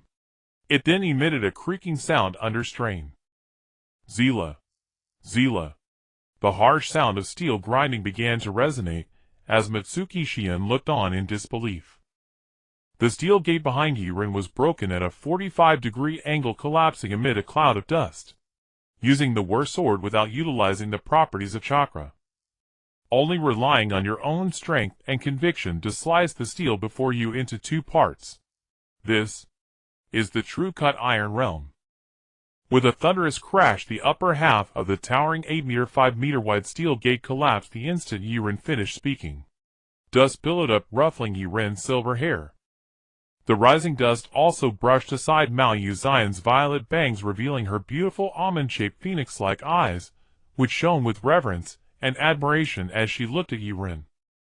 With a metallic clink, the sword slid back into its scabbard. Yaren returned Mayu Zion's sidearm to her and asked, "Did you see that cut clearly?" He stared at the still-dazed Mayu Shion and asked. She snapped back to her senses with a startled, "Ah," and after a few flustered seconds answered him. "No, I didn't see it clearly," she said. Yaren nodded. "If you didn't catch the exact instant my blade came down, did you at least notice what accompanied that cut? For example," she began, "my condition when I struck. Teacher, my condition." Mayu Shion frowned and fell into recollection. In her mind, the entire motion, Yaren raising her blade above his head, and the subsequent swing, replayed itself over and over. Gathering power, raising the blade, drawing, then the II slash. Gathering, raising, drawing, then the II slash. The sequence looped endlessly in her mind, tightening the furrow between her brows. Yet nothing in the technique itself seemed amiss. Yaren's build-up and cut were textbook. If there was any deviation at all, it was that he abandoned the usual waist-drawn II for a top-down descending II slash. But that was not the crux. What mattered most was the aura, the state Yaren emitted at the moment of the strike, something Mayu Shion could not quite recall. Was it his gaze, his bearing, or something else? She replayed the entire motion once more in her mind. Suddenly her eyes brightened. It was his gaze. She had noticed Yaren's eyes at the very instant he cut. It was a look of utter contempt for everything, fearless and unconcerned, as if a savage beast dwelled within him, an overwhelmingly aggressive stare. It's the eyes. Mao Yuxian lifted her face and explained to Yaren aglow with excitement. Your eyes were filled with fearlessness. She struggled for words. It feels like, but could not articulate it, her cheeks flushing crimson. Yaren smiled softly. It is the conviction of fearlessness and invincibility. Mao Yuxian nodded emphatically, her eyes shining as she looked at him. That is it, fearlessness and invincibility. Yet as she spoke, her excitement dimmed, her voice grew low and heavy. Such conviction comes effortlessly to you, teacher. I cannot summon it at all. Yaren patted her shoulder gently. Listen, what you lack is not sword technique nor understanding of the way of the blade. It is a heart that is invincible and fearless. Then, what should I do to truly enter the realm of Zhantai? Mao Yuxian looked at Yaren with hungry longing for that supreme strength. Yaren smiled faintly. Don't panic. These things cannot be rushed. Today's demonstration was only to show you what qualities a true swordsman must possess. How you develop thereafter depends on your own effort. She paused, then nodded uncertainly yet respectfully, gazing at Yaren with admiration. I understand. Thank you for your guidance, teacher. No need to thank me. Yaren waved his hand. All right, it's late. Let's head back to the village. Get a proper sleep. Tomorrow you and your teammates will face a brutal examination. Be prepared. I will. Mao Yuxian nodded, fiercely, resolve hardening in her gaze. I will work hard. It was now 3 in the morning. My village lay shrouded in darkness, only a few places still burned with light. Huing's office was one of them. Yuanfei Rizhan sat there clutching the intelligence that the Jin faction had been wiped out, staring blankly at his desk. After a long while he exhaled. The ninja world may be on the brink of upheaval. Half an hour later, Yaren and Mao Yuxian appeared together outside the gates of my ninja village. By the way, Yaren said solemnly to Mao Yuxian, do you know the way to the Rishiang clan's territory? She blinked in surprise. The Rishiang clan's territory. Teacher, why do you ask that? Yaren rolled his eyes in mock impatience and fibbed seriously. I've been staying at the Rishiang household these past few days, but it's too dark tonight, and I can't see where it is from the gate. Point me the direction. Mao Yuxian hesitated, then, half believing him, extended a finger toward a direction and said, That way. Just follow that direction for about 2 kilometers, and you'll reach the Rishiang territory. Oh! Yaren nodded and prepared to step toward the direction she indicated, but suddenly halted. He scratched his head. If you have time, could you take me? I know the direction, but once inside the village, I still can't tell the way. Mao Yuxian shot him an odd look. Teacher. Yaren's face darkened at the implication that he might be lost. Lost? How could I be lost? I can see it's dark, and I can't make out the paths. If it were daytime, I'd go myself. Will you lead me? Fine, I'll go by myself then. Yaren insisted, scowling. As he forced his explanation, Mao Yuxian covered her mouth and stifled a giggle. All right. Teacher, the Rishiang place is really far. If you don't mind, you could stay at my house for the night. Huh? Yaren was taken aback, and before he could answer, Mao Yuxian seized his arm. Let's go. Teacher, don't be so formal with your student. Yuzuki Yugao resided on the outskirts of the village, though not so remote as to be considered the suburbs. Still, it was a considerable distance from the bustling center of Konohagakure. Many houses had recently been built in this area, most occupied by ninjas or civilians who had lost their families in the war. This clearly reflected the plight of many war orphans in the village after the Third Great Ninja War ended. The third Hokage's talk of properly arranging for the families of fallen heroes. Huh? That was nothing but empty words. A soft click of the door echoed. Yuzuki Yugao switched on the light and turned to address Yaren. Please come in, master. She offered him a gentle smile. Then she stepped inside and slipped into a pair of slippers. Under the soft lamplight, Yuzuki Yugeo's crystalline feet adorned with purple nail polish slid gracefully into the slippers. She then turned her back to Yaren and bent down to search for a pair of slippers for him. Her exquisite figure, accentuated by the bending motion, gave Yaren a momentary pause. Ahem. Yugao, have you found the slippers yet? Not yet. Where on earth did those damn slippers go? Still bent over, Yugao brushed a strand of hair from her temple and rummaged deeper into the large shoe cabinet. As she searched, her body swayed from side to side. For a moment, Yaren, a normal man, found his throat dry. Found them! Yugao suddenly exclaimed. She then pulled out a slightly larger pair of pink slippers and placed them before Yaren with an apologetic look. Master, these slippers should fit, though the color. The color might not suit you, but please make do for tonight. Yaren. He sucked in a sharp breath, his eye twitching. Yugao, I am a man, you know. Giving me pink slippers isn't quite appropriate, is it? Ah. Yugeo's elegant face flushed with panic. It's not what you think, master. Because no man has ever visited my home, I've never prepared men's slippers. These are the largest I have. Master, you. Forget it. Yaren shook his head. He recalled that at this point in time Yuzuki Yugao indeed lived alone. Although she had already met Moonlight Gale at the Ninja Academy, having just joined the ANBU, Yugao had not yet progressed to that stage with him. In fact, they were not even very familiar with each other. So it was only natural that no man had ever been to her home. It's just one night, he'll skip the slippers. As he spoke, Yaren walked to the living room sofa and sat cross-legged, waving his hand at Yugao. Don't worry about me. Get some rest early. Tomorrow morning he'll take you to meet your other two teammates to begin your new training. All right. Very well. Yuzuki Yugao blushed, her face full of embarrassment, and placed the pink slippers back into the cabinet. Then, Master, please rest. I'm going to take a bath first. I've been on missions all day and spent the night cleaning up bodies. A bath will make sleep more comfortable. Good. Go ahead. Yaren nodded, watching Yugao disappear into the room. He reached for the gourd of wine at his waist, uncorked it, and took a small sip. A rich aroma of alcohol slowly filled the room with his breath. 2 days already. The plan to challenge the 5 Kage must be set in motion after meeting with Itachi and Shursui tomorrow. It's a trial for them, and my own cultivation. It's time to exchange for another sword. Yaren sighed. Exactly 2 days had passed since he came from the world of One Piece to the world of Naruto. There was still much to be done.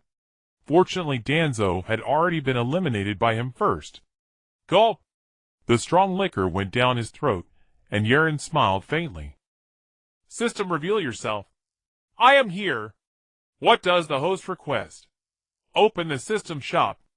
Understood. A blue light screen instantly appeared in Yaren's mind, displaying various swords of different shapes on the system shop's blue page. The host currently has 2200 points remaining. Should I filter out items exceeding the points? The system asked in Yaren's mind. Filter. Filtering complete. After a second, the system shop page refreshed, leaving only items priced at 2200 points or lower. In Yaren's mind, a virtual finger pointed at an item. Ding! Does the host wish to spend 1000 points to exchange for one of the great grade swords, the famed blade Inma? Yaren smiled. Yes. Ding! Congratulations, host, exchange successful. One of the great grade swords, the famed blade Inma, has been exchanged. Does the host wish to retrieve it? Retrieve. Swoosh. As Yaren's words fell, a tremendous hum resonated through the air. Before Yaren, in the empty air, a massive sheathed sword slowly materialized, its rugged form emerging. The black scabbard was engraved with cherry blossoms, symbolizing the land of Wano. The tsuba was shaped like 3 petals, and the blade displayed a chaotic crimson cross pattern. The entire blade reached an astonishing length of 82 centimeters. The airborne Inma revealed its full form. Yaren smiled and reached out to grasp it firmly. The hilt wrapped in alternating black bands was held tightly in Yaren's hand. With a sharp sound, the black and crimson chaotic cross blade was drawn from the scabbard, emitting a unique deep and resonant hum. The moment Yaren unsheathed the feigned blade inma, a streak of black flowing sakura spontaneously crept from the tsuba along the blade, slowly spreading upward. The blade's crimson-black hue instantly transformed into a deep dark black. Not bad. Yaren nodded. The legendary blade inma was known to release the user's flowing sakura, i.e., armament haki on its own, unleashing tremendous power. For an ordinary person, it would drain their haki and kill them. But wielded properly, it was an incredibly powerful blade. For Yaren, this sword, the one closest to the supreme grade swords among the great grade swords, could unleash the power of a supreme grade sword in his hands. With a satisfied smile, Yaren slowly sheathed the blade. The deep black flowing sakura haki gradually faded as the sword returned to its scabbard. Just as Yaren finished examining the feigned blade inma, and sheathed it, Yuzuki Yugo, wearing a bathrobe with steam still rising from her body, froze at the entrance of the living room. What is that black aura? How can it be so terrifying? Is this it? Nightblade drew out the inma, and a dark, overwhelming aura instantly seeped out from the blade. The gradually dispersing, terrifying pressure suffocated the atmosphere in the entire room. Mizuki Shion suddenly nodded. It's this dark aura. This feeling seems incredibly sharp. Nightblade nodded, and sheathed the inmo, addressing Mizuki Shion, who stood at the doorway. You are not mistaken. This is the 4th level of the sword path I told you about, disintegration. Anyone who can practice the sword path to its extreme will obtain a substance that can arm their body and enhance the lethality of their sword techniques. The unique dark aura is called Luing Dominance, also known as armament. Armament. Mizuki Zion's eyes instantly brightened. What a cool name. Teacher, will there come a day when I can practice to the point of condensing armament? Of course you can. Nightblade slowly unfastened the ghost cutter at his waist. He gently placed both swords on the table and leaned back comfortably on the sofa. Huh? Anyone can practice swordsmanship. Here I don't just look at a person's talent, I place greater importance on one's efforts and mindset. While speaking, Nightblade smiled gently at Mizuki Shion. As long as you work hard, you will definitely succeed. I understand. I will definitely work hard. Hearing Nightblade's affirmation, Mizuki Zion's face suddenly burst into a radiant glow. Amidst the hazy warmth and the contrast of her pristine bathrobe, she appeared exceptionally alluring. Then, teacher. Mizuki Shion bowed slightly to Nightblade and spoke. I won't disturb you any longer. See you tomorrow. After bowing for quite a while, without hearing a response from Nightblade, Mizuki Shion felt a bit puzzled. She then secretly raised her head and glanced at Nightblade, who was sitting on the sofa out of the corner of her eye. This? Mizuki Zion's eyes widened instantly. Her bent body straightened in an instant, and she tightly covered her chest, shyly looking at the dazed Nightblade. Her face flushed. Teacher, what are you looking at? Huh? Nightblade suddenly came to his senses, and feeling unsatisfied, smacked his lips. I wasn't looking at anything. Just watching a game. Hearing this, Mizuki Zion's face turned even redder, staring at her constantly moving feet while looking down. Teacher, you. Oh. Nightblade was taken aback, then followed Mizuki Zion's gaze down to her feet. Pat, pat. Bang. Mizuki Zion's face instantly flushed to her ears as she turned and rushed back into the bedroom, slamming the door shut with a bang. Teacher, you should rest early. See you tomorrow morning. Oh. Nightblade smiled slightly, looking at the droplets of water lingering at the entrance and the tightly closed bedroom door with a faint smile. She really is shy. A night passed without a word. When the sun shone through the window, the next day, Nightblade had already dressed with 2 long swords at his waist, standing on the balcony, looking at the people coming and going below and the bustling street. Nightblade picked up the wine gourd at his waist, uncorked it, and took a sip. Huh? The rich aroma of wine was blown away by the morning breeze. The weather is nice. Teacher. The bedroom door gently opened and Mizuki Shien, fully armed, walked out. The standard dark attire gave her a valiant and elegant demeanor. Her long purple hair cascaded over her shoulders, dignified and graceful. However, at this moment Shien was frowning at Nightblade, expressing some dissatisfaction. Drinking early in the morning is not good for your health. You should quit drinking.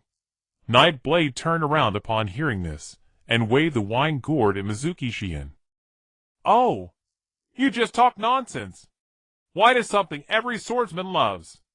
Without wine your sword will only be limp and lack strength. How can you talk about cutting people then? Really? Mizuki Shien looked at Nightblade with a puzzled expression, questioning him with skepticism. Of course. How could it be false?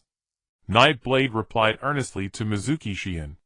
Just look at any swordsman, they all drink. A sip before battle invigorates you, and a sip after battle refreshes you. When maintaining your beloved sword, take a sip and wipe it with a white cloth. Oh, how delightful! Mizuki Zion's eyes lit up, and she felt somewhat tempted after hearing Nightblade's words. Her throat moved. Gulp. Then teacher, can I have a taste? A taste. Nightblade hesitated, glancing at the wine gourd which contained nearly 60-degree liquor, unsure if he should let Mizuki Shien have a sip. Don't worry, teacher. Mizuki Shien saw Nightblade's hesitation and smiled as she assured him. He'll just have a small sip. Then, Nightblade handed the wine gourd to Mizuki Shien. Just a little bit. Mum. Mizuki Shien took the wine gourd from Nightblade's hand and repeated. A little bit. Splash. Mizuki Shien tilted her head, aiming the wine gourd at her small mouth, ready to take just a small sip, but unexpectedly. The opening of the wine gourd was too wide. As Mizuki Shien looked bewildered, glug glug, 2 large gulps of nearly 60 degrees strong liquor rushed down her throat. Cough cough. Aye. My throat. It hurts. Mizuki Shien hurriedly took the wine gourd away from her mouth, her cheeks flushed as she began to cough. Ah.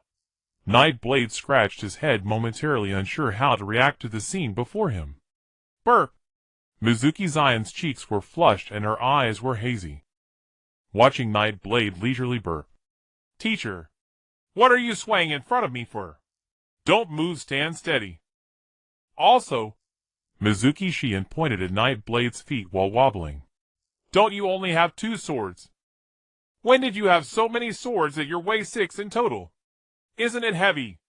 Nightblade. Heavy, what nonsense. Nightblade frowned.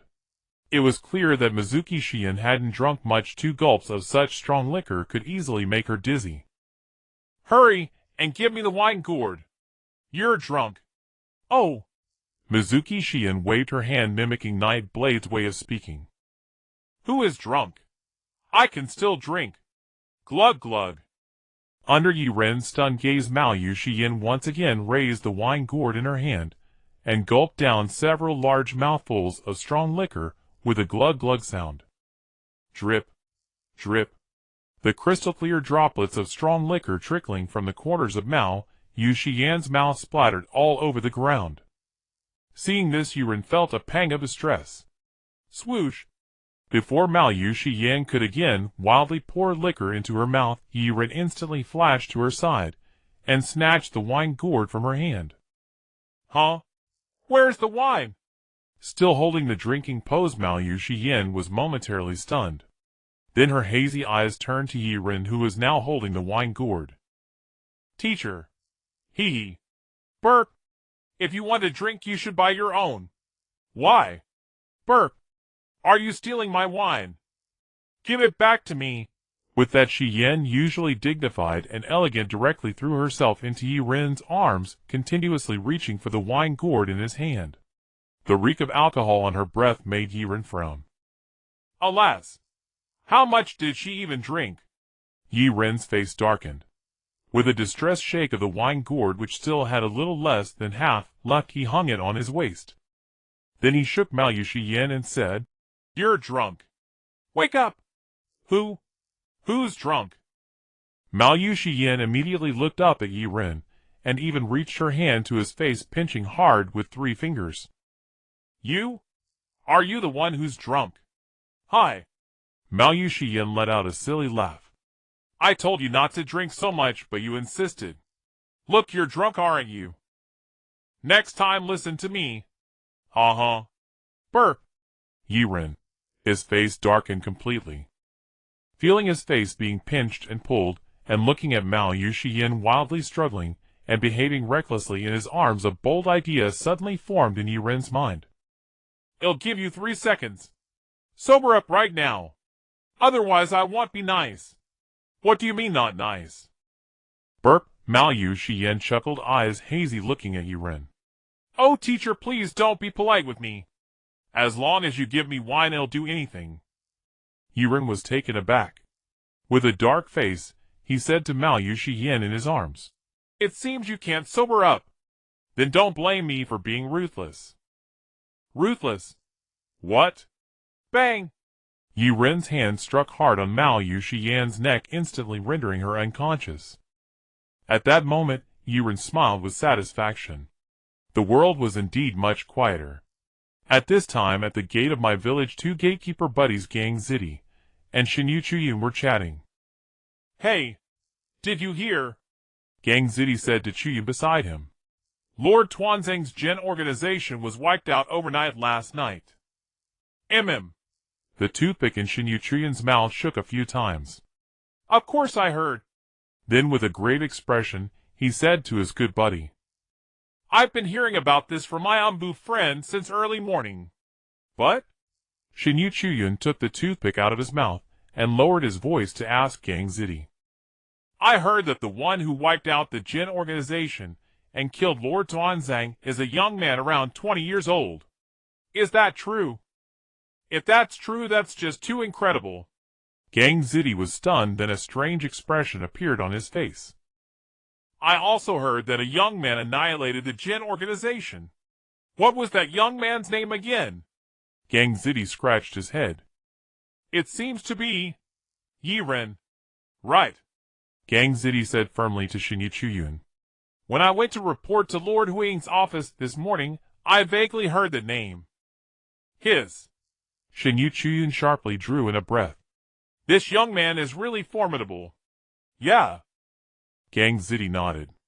"He single-handedly took down all members of the Jin organization, including Shitsu and Tuanzang, who was a teammate of Lord Third Generation in the same era. Such strength. Truly unfathomable." "Yeah. Who can deny it?" Gang Zidi sighed.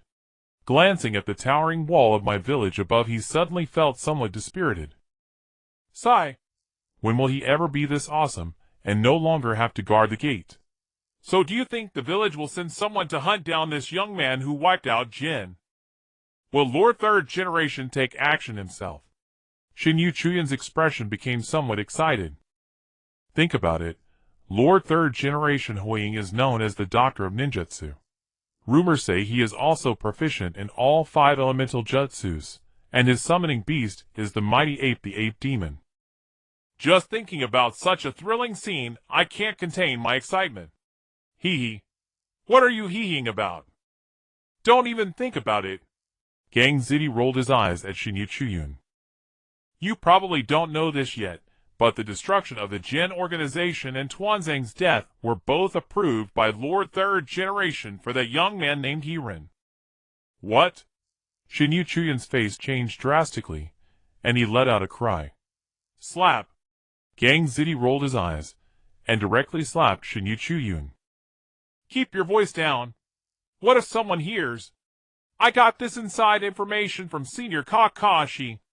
Don't you go blabbing it around. Oh, okay.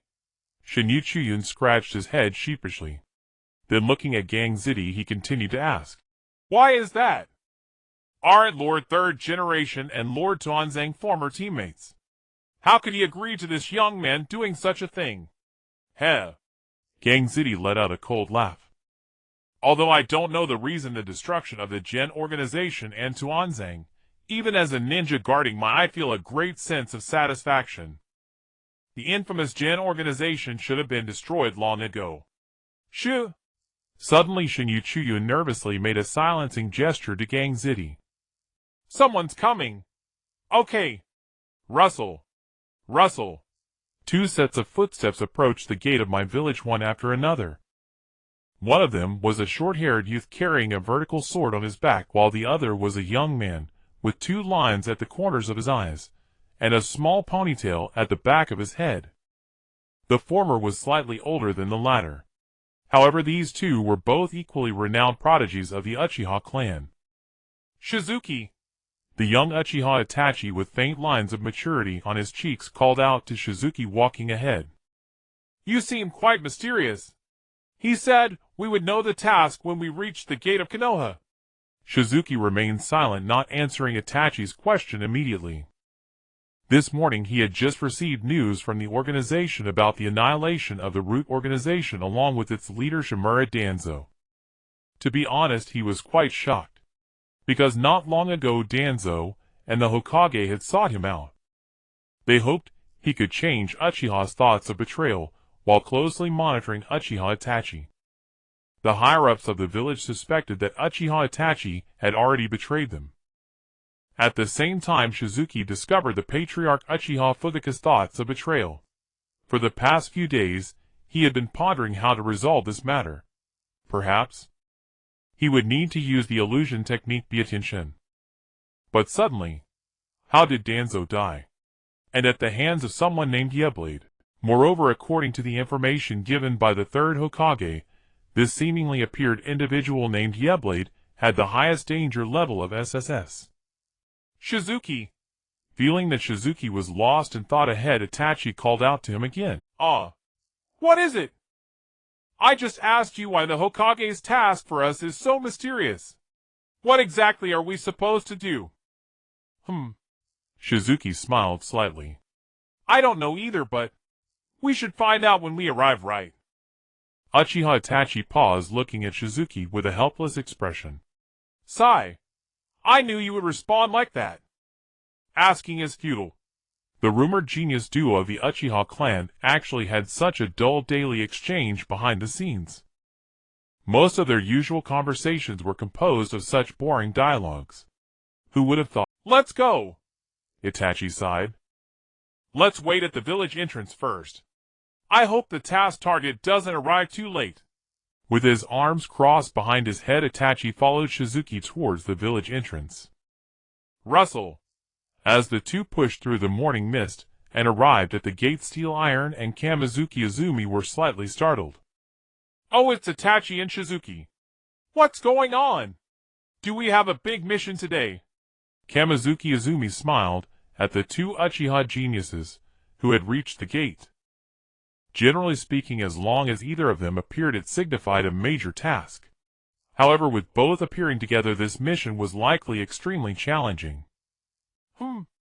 The gentle Shizuki nodded at the 2. The mission target will meet us at the village entrance. The specific task level is still unknown. But it seems... Shizuki looked at the empty village entrance, smiled slightly, and nonchalantly said, We should have arrived first. We'll have to wait. No problem. Just wait a bit. Those related to higher level tasks always tend to be late. Hee hee. Steel Iron tried to strike up a conversation with a forced smile. But upon realizing that Itachi and Shizuki were completely ignoring him, he retreated back to the entrance, yawning. Ugh! In the mist, Steel Iron and Kamizuki Izumi stood guard on either side of the Konoha gate.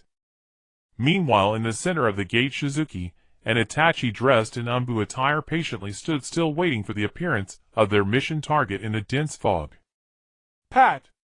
At a certain moment, a footstep echoed through the thin mist. The footsteps were steady and rhythmic. Itachi and Shizuki exchanged glances, seeing the seriousness in each other's eyes. Damn it! A man's voice of cursing drifted through the fog. Why is there fog so early in the morning?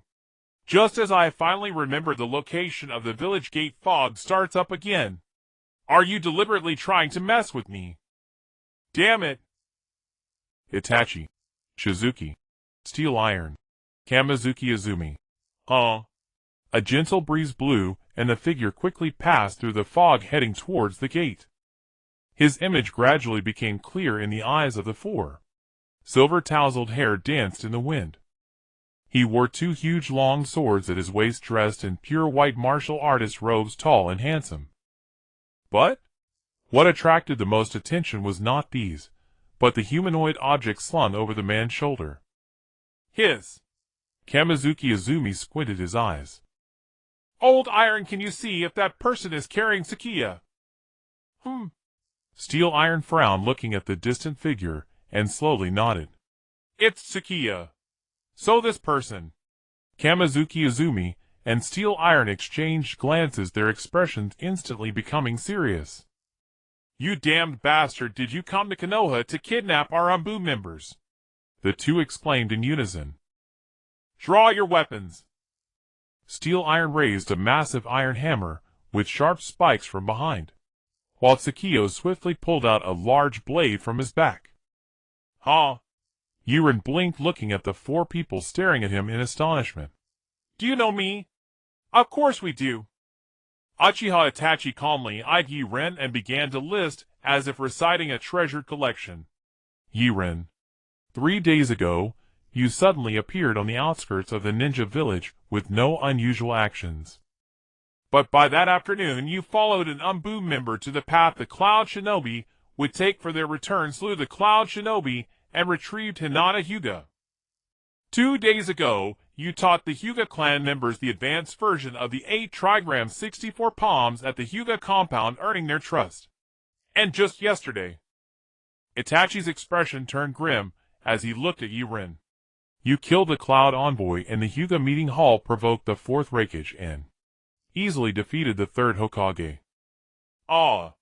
Wah. What?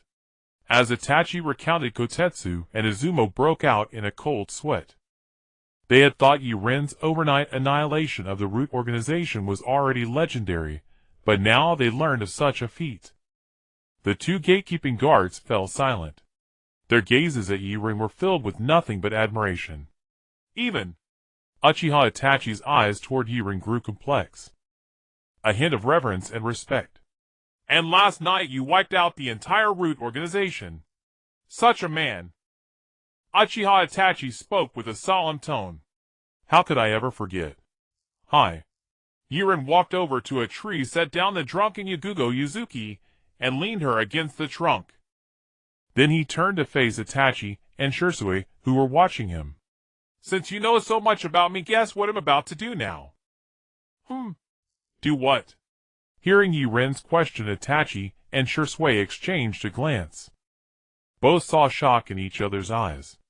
Could it be? Shisui, usually calm and gentle, stammered and used an honorific. He stared at Yaren in disbelief. Are you going to the Cloud Village to pick a fight with the 4th Raikage? Yaren. Ahem. He cleared his throat, placed his right hand on the tsuba of his 2 blades, and calmly said to Shisui and Itachi, Picking a fight with the Raikage. That's a good idea. But not now. Right now. There are still many problems in this village. Let's call them tumors. Yaren smiled slightly. Though this village means nothing to me, I do like some of its people, those who uphold the will of fire. Where leaves dance, the fire burns on. So, Yaren smiled at Shisui and Itachi, who were visibly moved. To secure the country, we must first eliminate internal threats. I will first cut out the tumors within Konoha. So, Shisui's eyes blazed as he looked at Yaren. You're going to. Itachi also looked at Yaren with eager anticipation. As Umbu of Konoha, both were all too aware of the village's internal problems, and they deeply understood. Yaren was right. To secure the country, we must first eliminate internal threats. Yaren said seriously. I plan to form an action squad. It'll be the captain, and the members will be you two plus Yagugo Yuzuki. What? Us two? Shisui, usually calm, was shocked for the second time and Uchiha Itachi was equally incredulous. Lord Yaren. Shisui clenched his fist. Are you serious? Yep. Yaren nodded. After much thought, you three are the most suitable at this time. So? Yaren smiled. Want to join me for some big moves? This. Shisui frowned and said to Yaren. I acknowledge your strength, but you said yourself you're not from this village. So I have reason to suspect your methods and perspectives might be biased. So unless you convince me, otherwise I'd rather die than follow you. Sigh. Yaren touched his forehead with one hand on the tsuba. How troublesome. Shisui. Yaren stared at him. In your heart, what does protecting the village really mean? Shisui was startled and replied firmly. Eliminate anyone who threatens the village and protect Konoha with my life. Good. Yaren nodded. Then let me ask you, if an enemy nation invaded, would you kill anyone for the village? Even civilians? Uchiha Shisui paused and frowned. If necessary. Yes. I see. Yaren nodded and continued shocking Shisui. Then I think your belief in protecting the village is narrow. What? Shisui was startled and looked at Yaren in confusion. Why? Yaren stared at him intently. Because your so-called protection is only for your own village. To other villages and nations you are still a murderer who killed their families and heroes. You are a man hated by enemy nations. This. The resolve in Shisui's eyes wavered as he looked at Yaren, who suddenly seemed towering. Then what should I do? Abandon narrow views, Yaren declared. See the 5 great nations and other smaller countries as a whole and strive for peace across the entire continent. Not by slaughtering innocents for your own village's strength. But? Shisui was confused. How can I do that? My individual efforts are far too insignificant. That's why. Yaren smiled. I have founded an organization named Shadow, where light and dark intertwine, neutral yet powerful in the shadows. Young man, are you interested in joining? Shisui's eyes lit up. Will joining achieve overall peace?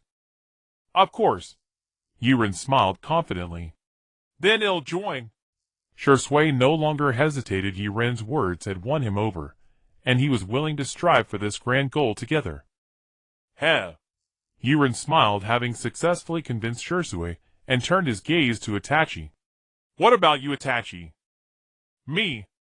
Uchiha Itachi pointed at himself, then smiled faintly at Yaren. Although I regard Shisui as a brother, my thoughts are entirely different from his. I care about the village, but I care more about my clan and my brother. I have to say there is some truth in what you said.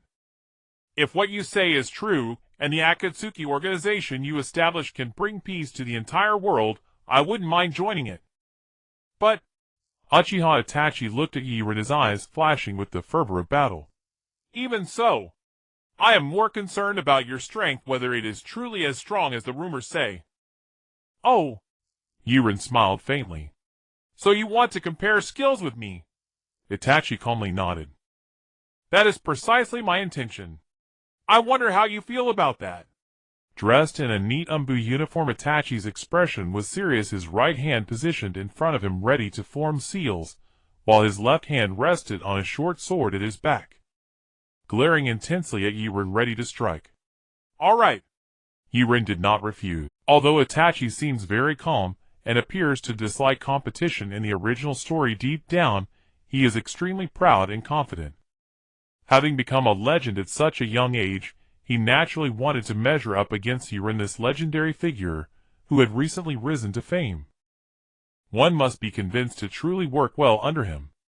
Then I shall begin. You should be careful. Itachi smiled slightly. The black pupils of his eyes suddenly shifted, and the three-tomo Sharingan appeared in an instant, as his right hand began to form seals, while his left hand quietly drew the short sword from his back. Fire style. Great fireball technique. Boom! A massive ball of flame radiating intense heat surged rapidly towards Yaren, singeing the grass along its path. Even the air surrounding the fireball was stirred into a scorching wave. Crack!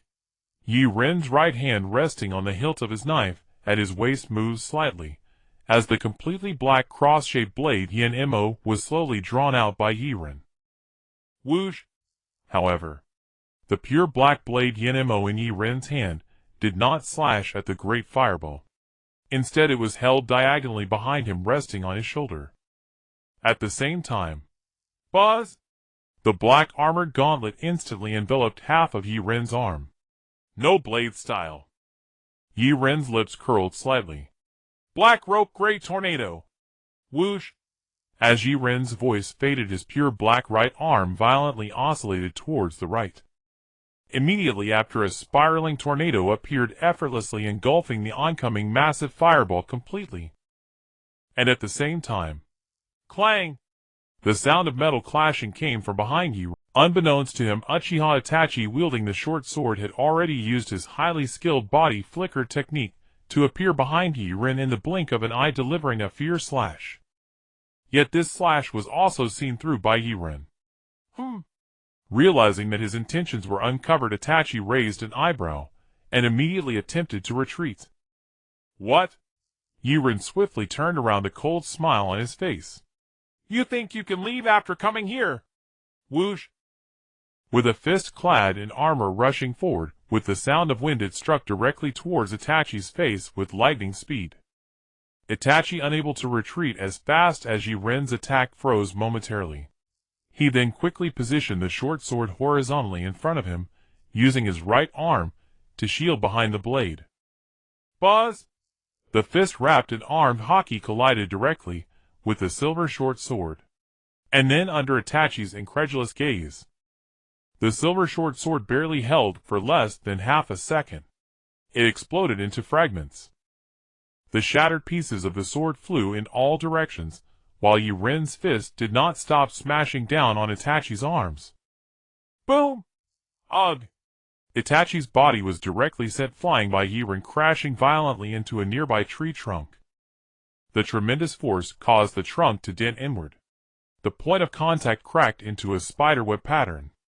Boom! Itachi slowly descended from the tree trunk.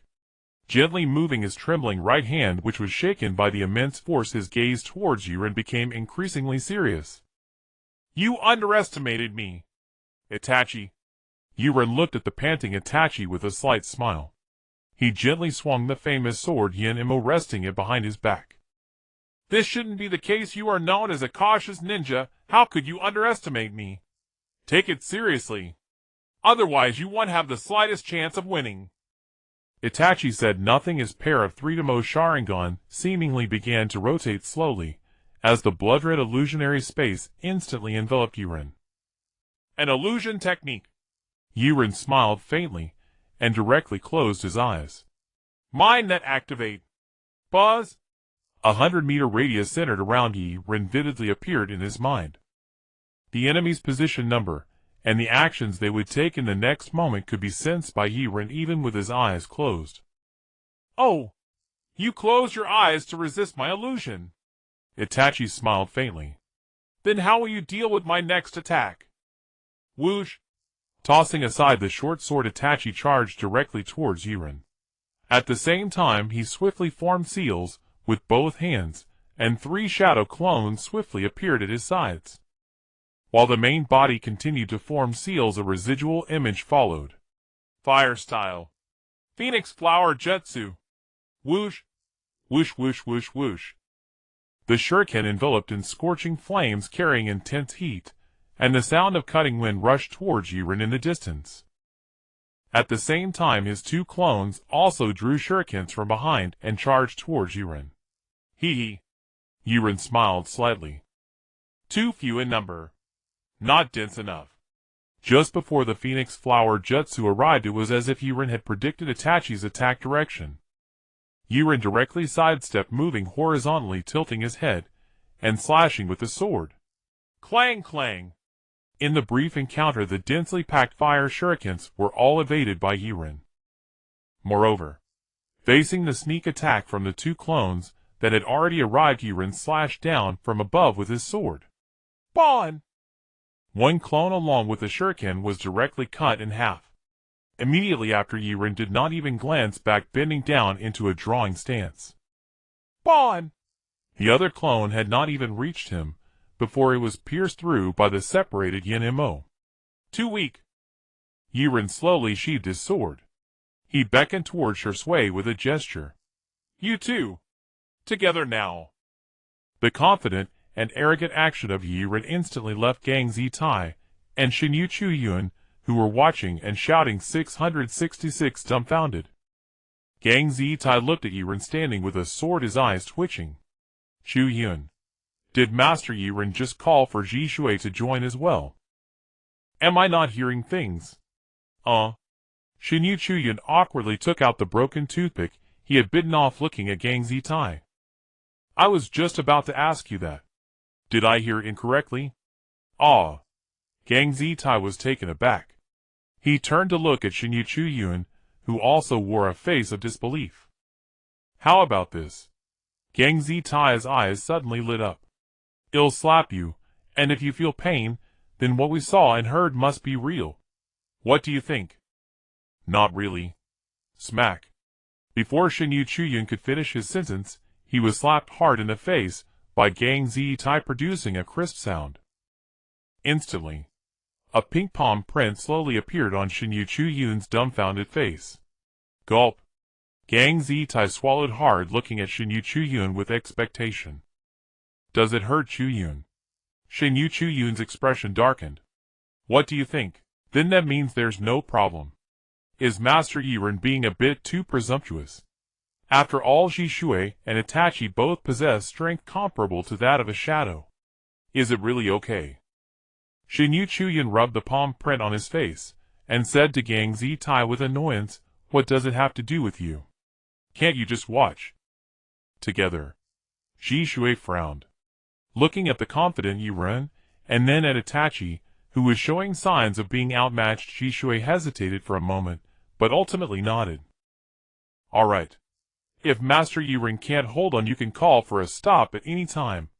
Call for a stop. Yaren smiled slightly, and replied confidently. No need. You shouldn't hold back either. Let me see the true strength of the two geniuses from the Uchiha clan. I hope you can ignite some fighting spirit in me. Uchiha Itachi and Uchiha Jishui were momentarily taken aback, then exchanged glances, seeing the fighting spirit and the determination to give their all in each other's eyes. Good. Uchiha Jishui nodded slowly, reaching for the small blade on his back. Be careful. Master Yaren. Whoosh. Whoosh. As if they had agreed, Jishui and Itachi rushed towards Yaren from two directions in quick succession.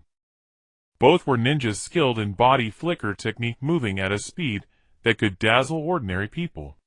At this moment, they reached their maximum speed, rapidly enlarging in Yaren's pupils. Fire release. Great Fire Dragon technique. Jishui quickly formed hand seals, summoning a fire dragon engulfed in blazing flames to sweep towards Yaren, while his right hand suddenly drew out the small blade. While moving, he formed a unique seal. Body flicker technique. Whoosh. Whoosh. As the three great fire dragons charged towards Yaren from behind, the fire dragons Jishui transformed into countless copies surrounding Yaren from the west. At the same time, Jishu's calm voice surrounded Yaren from all directions. This is the first level of the essence of the body flicker technique that I've comprehended. My body flicker technique can be said to have no physical form, but it can also be said that all are physical forms. How will you counter this move? Heh. Yaren chuckled lightly. Your body flicker technique is simply speed so fast that it leaves an afterimage. So as you said, each clone is a physical form, yet each one is not a physical form. If I merely attack any clone, my attack will surely miss. But Yaren's blade Yin-mo slowly became coated in a layer of black-purple domineering aura. Unlike the black-armed color domineering, this black-purple domineering is a unique Yin-luo domineering created by Yaren through rigorous training. The effect of using this domineering far exceeds that of the original version of the Conqueror's Haki. While enhancing the user's speed and power, it reduces the weight of both the user and the objects entangled in the domineering. In other words, it accelerates oneself. Who? A scorching breath was exhaled from Yaren's mouth. This move is my creation, just right to counter your body flicker technique. Watch closely. Yaren's eyes widened. Wind, forest, fire, mountain. The swiftness of the wind, the richness of the forest, the intensity of the fire, the stillness of the mountain. Opposing yet nurturing each other. One sword style. As swift as the wind. Whoosh. Yaren lightly thrust the Yen-mo forward, and at the moment of the thrust, he seemed to flicker in and out of existence. In an instant he attacked, and then returned to his original position. The three fire dragons passed straight through Yaren's afterimage. Not good. Jishu's Sharingan spun. He vaguely saw that in front of each of his body flicker clones Yaren flashed past with his blade. Suddenly appearing, then suddenly disappearing. A sense of danger surged into his heart. With no time for unnecessary reactions, Jishu quickly positioned his small blade horizontally in front of himself. Just like the real body, countless Uchiha Jishu also uniformly raised their small blades at the same moment, horizontally blocking in front of them, presenting a defensive stance. Who? After Yaren's figure flickered, it solidified again, and a gentle whirlwind rose from beneath his feet. Zila. Suddenly, a shadow of Jishu using the body flicker flickered, and then vanished from the spot. Zila. Zila. Following that, as if a chain reaction had been triggered, Jishu's body flickers began to disappear rapidly, and within just a few seconds, all the body flickers in the field vanished, leaving only Jishu's real body. Crack. A soft sound of shattering echoed. Jishu widened his eyes, and looked down, seeing his small blade neatly severed in two. He opened his mouth. This? Did you strike each of my clones with a blow? Jishu looked at the blade tip that had fallen to the ground, a bitter smile flickering at the corner of his mouth. This speed has completely surpassed me several times. Am no match for you. All right. Yaren tilted his neck, somewhat bored, and slowly sheathed Yen-mo, just about to speak. Whoosh. A member of the Umbu wearing a fox mask suddenly appeared on the wall of the Konoha gate, speaking out. Master Yaren, the third Hokage is waiting for you in the Hokage office for an important matter. Yaren ignored the Umbu, instead turning to Itachi and asking, What do you think? Convinced? Uchiha Itachi took a deep breath, then slowly lowered his proud head, and spoke respectfully to Yaren. I am convinced. From now on I voluntarily join the Shadow Organization, acknowledging Lord Yaren as the leader. Others might not understand, but Itachi himself knew the truth. Before Shisui intervened, he had already been completely defeated by Yaren. After Shisui stepped in, it seemed Yaren broke Shisui's great fireball and body flicker technique with a single move. In truth, his own attack was also effortlessly shattered by Yaren's blade.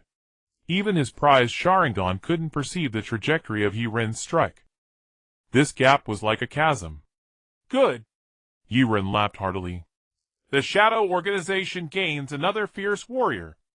After we finish here, he'll take you all on a big adventure. He'll show you something new. Yes, Chief. Uchiha Itachi and Shisui exchanged glances, then respectfully answered Yaren. Lord Yaren. The Umbu crouching on the wall frowned, seeing that Yaren paid him no attention, and repeated with some impatience. The third Hokage requests your presence in his office for important matters. 3 Hokage. Yaren tilted his head, looking at the Umbu on the wall with displeasure. Did the third Hokage tell you to watch your attitude toward me when he sent you? Attitude? The ninja perched on the wall was startled, not understanding. Yaren sneered coldly. Without further explanation, he walked straight to the wall beside the main gate of Konoha. He slowly lifted his foot. Buzz! Brown armament Haki instantly enveloped Yaren's right foot. Then, to everyone's astonishment, Yaren kicked the base of the wall with force. Boom! A deafening roar. The base of the huge wall at Konoha's entrance was kicked open by Yaren, leaving a hole as tall as a person. This section of the wall became precarious, and after a few seconds it collapsed with a crash. The Umbu, who had been crouching coolly atop the wall, now jumped down and panic-rolled awkwardly on the ground, his back covered with green grass. You? The Umbu stood up, pointing at Yaren to speak. Slap. Yaren's speed beyond the body flicker technique flashed as he appeared directly in front of the Umbu. He raised his hand and slapped the Umbu. Disrespecting the village's advisor deserves a beating. You? The Umbu, shocked by the slap, immediately switched to a respectful address. Are you a village Umbu? Nonsense. Yaren sneered coldly. Didn't Sarutobi Hiruzen tell you? At this point the Umbu dared not show any arrogance. Standing before Yaren, he was like a chick, even trembling. No. The Umbu quickly shook his head. Lord Hiruzen really asked me to invite you to the Hokage's office. He said there are important matters to discuss. Yaren nodded. Get lost. Okay. Hearing Yaren tell him to leave, the Umbu felt no discomfort, but rather a sense of relief. Others might not know, but he had experienced it firsthand. The aura of this man named Yaren was simply incomparable to the third Hokage. In just that short moment, after a few words, he felt his entire body drenched as if soaked in water, cold sweat streaming down. Let's go! Yaren walked to the tree, hoisted the still snoring Yugugo Yuzuki onto his shoulder, and said to Shursui and Itachi behind him. Since the third Hokage has invited us, let's go see. After all, Yaren smiled slightly. Now I am also a nominal advisor of Konoha.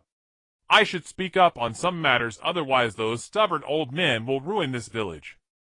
All right, Lord Yaren.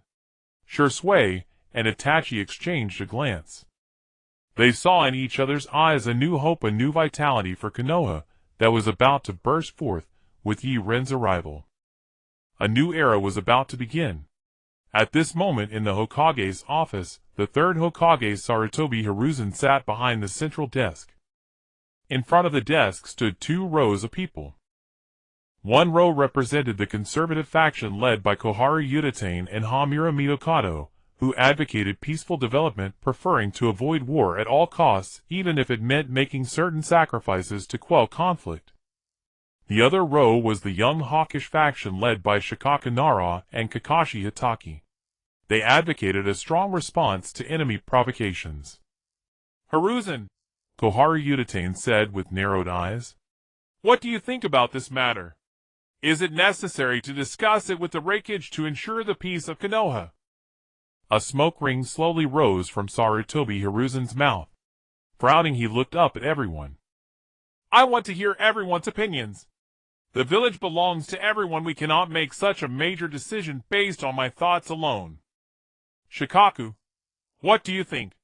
Well, Shikaka Nara had a few beads of cold sweat on his forehead. Although he was the representative of the young faction, and with the loss of the key figure Danzo from Koharu's camp, he still faced immense pressure. I think the fourth Reikage demands are excessive. We cannot seek survival through compromise. Oh! Koharu Utatane squinted at Shikaka Nara. So, young Nara, do you have a better plan? Well? Shikaka Nara scratched his head, somewhat embarrassed.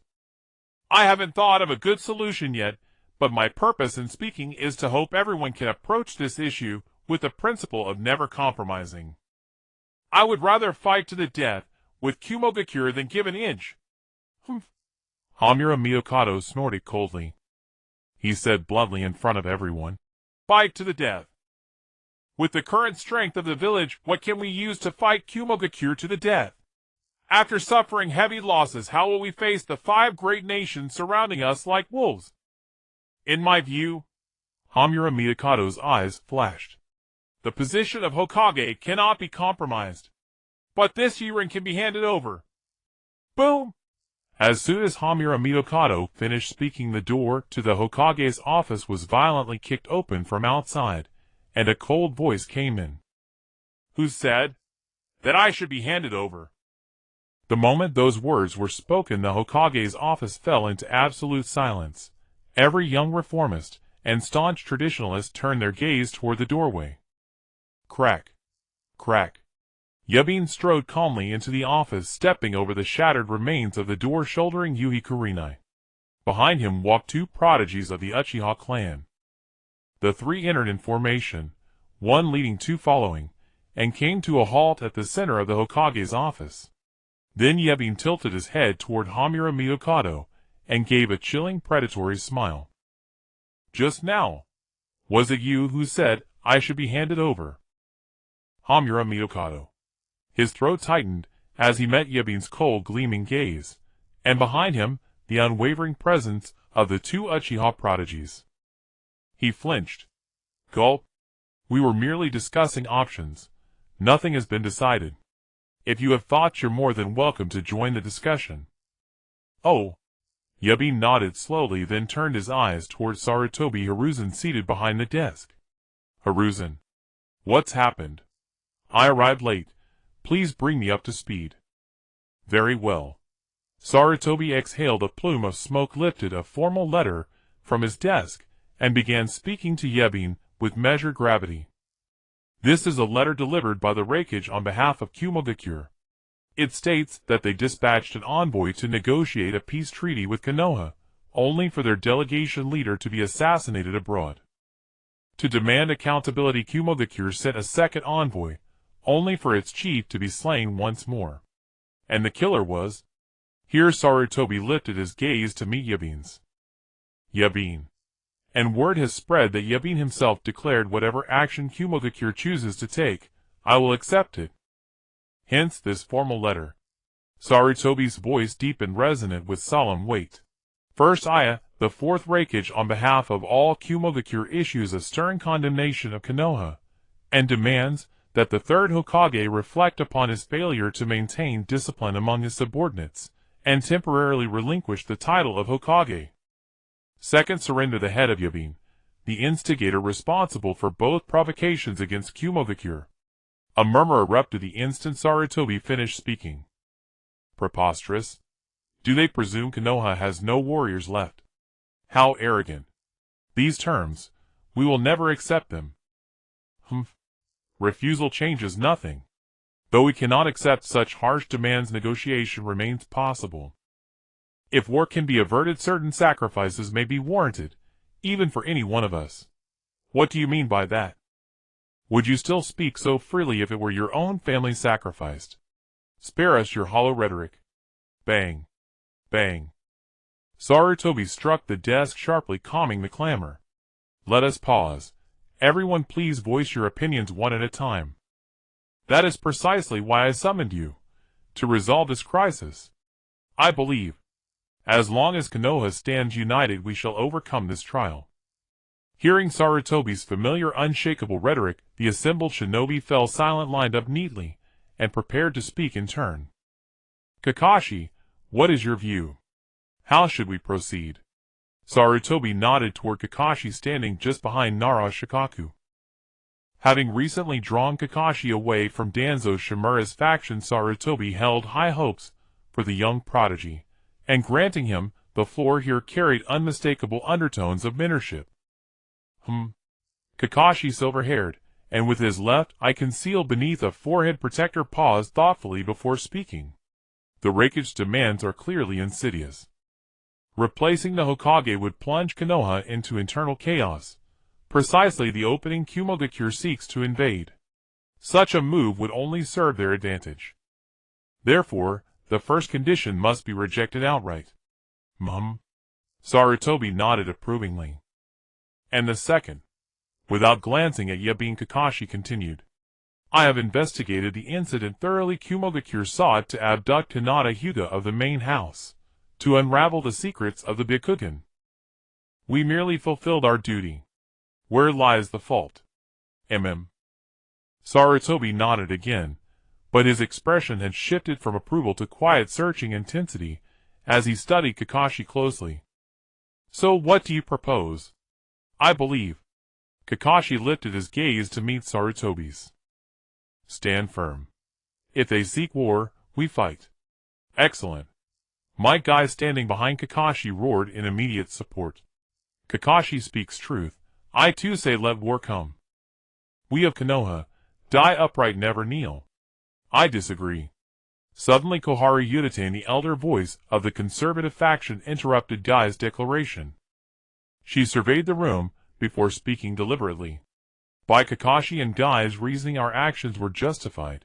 So must we dig in our heels regardless. The current situation favors Kumogakure, not us. To resist blindly will exact catastrophic losses. If you insist on war, who bears responsibility for its devastation? You, or you? After her words, Kakashi and Guy opened their mouths, then closed them, finding no retort. Koharu was right. Before overwhelming power, moral absolutes dissolve. Even if Kumogakure bore guilt this time, Konoha must swallow its pride, at least until it regains the strength to stand equal. Well, well, old woman. Yabin, standing at the chamber's heart, fixed Koharu with a sharp, unblinking stare. Your rhetoric flows like a sow wearing lipstick, endless layers of pretense. What now? So, Hiruzen must retain his title, yet my head is yours to offer Kumogakure as tribute to soothe their fury. Is that truly the extent of your vision? Heh. Koharu narrowed her eyes at Yabin's icy, unyielding gaze, then spoke with steely conviction, unafraid. Yes. For the village any sacrifice is permissible, including you, newly appointed special advisor. I trust you will make that sacrifice, for Konoha. Oh. Yabin's right hand settled slowly upon the hilt of Yamato, his feral eyes locking onto Koharu with lethal focus. His voice dropped low, edged with menace. Old woman, are you instructing me how to act? Humph. Koharu Yutate nodded fearlessly at Yaren. So what if I am? This matter concerns the very survival of Konoha. You are not even a member of Konoha. What right do you have to make decisions on its behalf? And I believe, she continued, that among those present not a few share my opinion. If you doubt me, you may ask. Very well. With a grim smile, Yaren turned to face everyone, slowly drawing the famed blade Inma from its scabbard. The cross-shaped reddish-brown edge gleamed with a sharp, piercing light. Raising the sword level, Yaren addressed the assembly. I declare war on behalf of the village against Kumogakure. Who among you is for it, and who is against? I oppose. Koharu Yutate narrowed her eyes, took a firm step forward, and shouted with righteous indignation in the office. Her stance ignited a spark in the eyes of most conservatives, who began to stir restlessly. Oh! Yaren gave a slight nod. So it's you who opposes, huh? Whoosh! Before anyone could react, the flat of Inma, which Yaren held level, smacked directly across Koharu Yutate's face with a whistling sound. Smack! A crisp sound echoed across her cheek.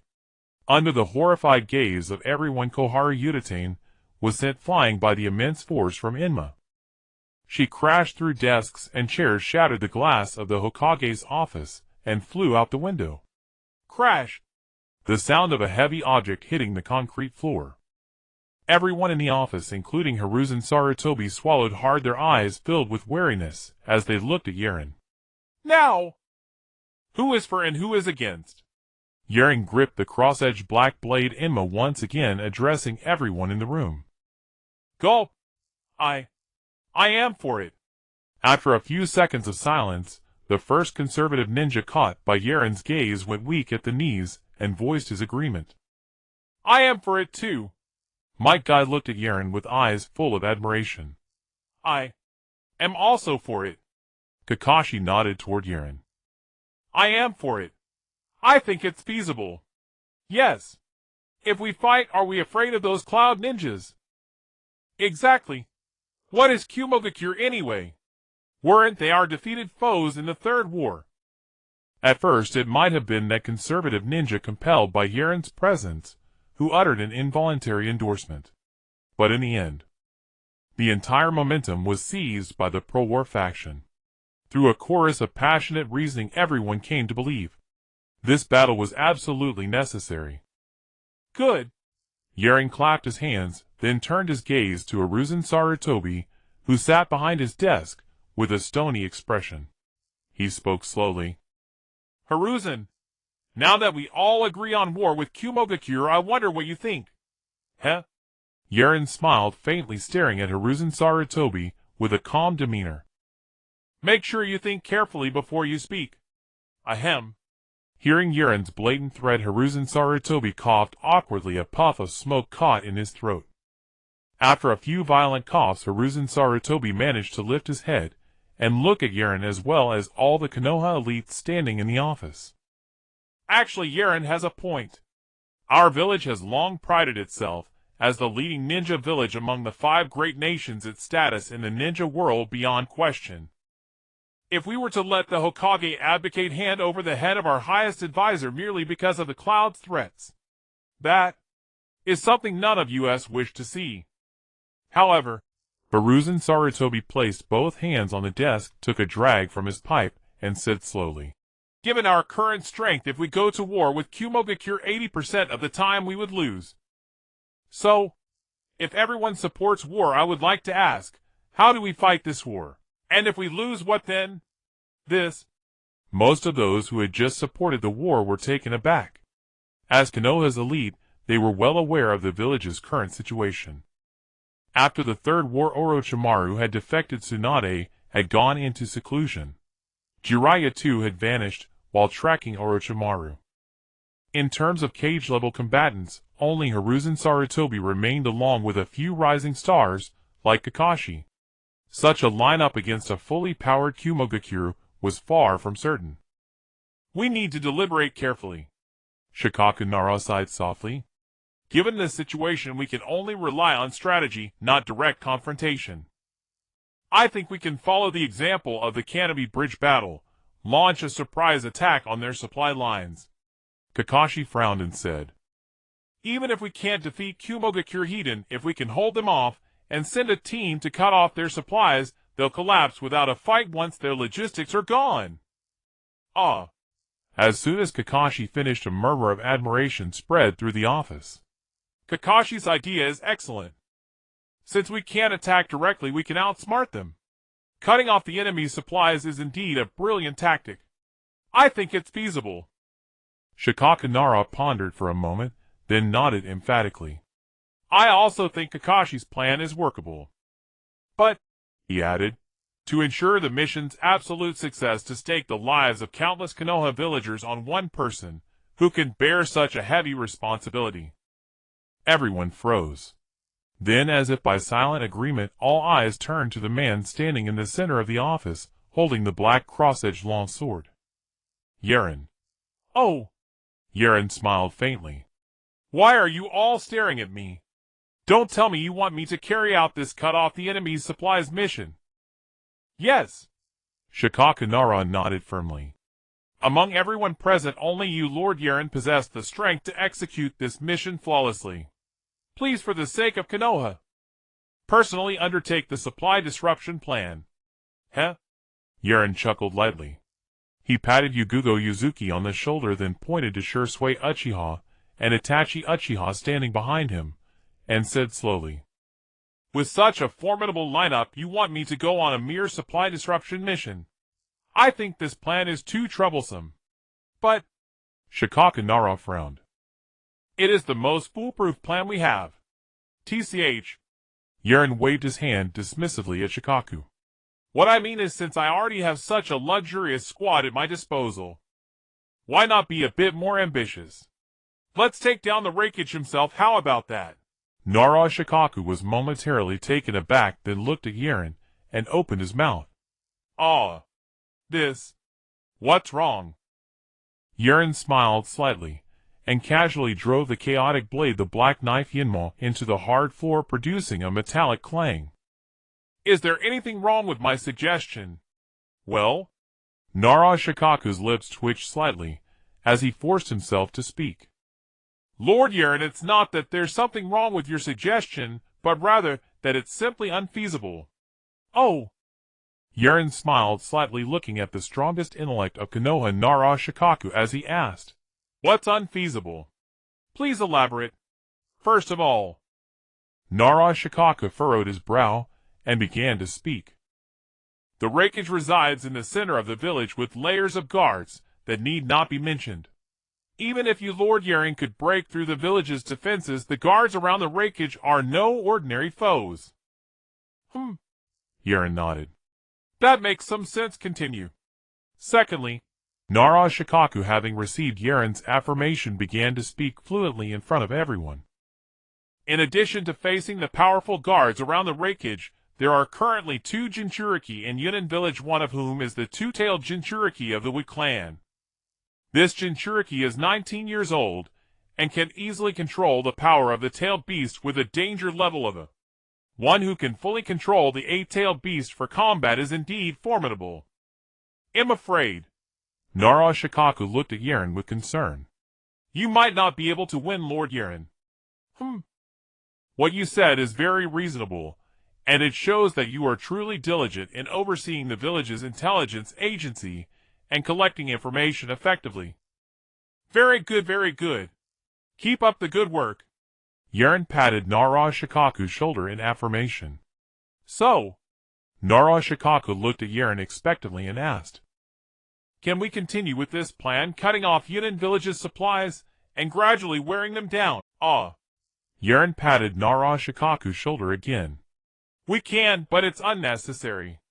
Some things can be won with intellect, but some matters can simply be resolved with sheer strength. One strength can break 100 cleverness. Did you remember that? Nara Shikaku was stunned. He looked at Yaren's back, muttering one strength can break 100 cleverness repeatedly in his mouth, as Yaren slowly approached Sarutobi Hiruzen and knocked on the table in front of him. Then it's settled. This matter has nothing to do with you. You send a reply to the wreckage saying that my head is already on its way to the land of lightning, and let them wait a few more days. I'll handle some matters in the village, and I will set off once I'm done. Sarutobi Hiruzen nodded blankly. Should we prepare for battle? Yaren smiled and waved his hand.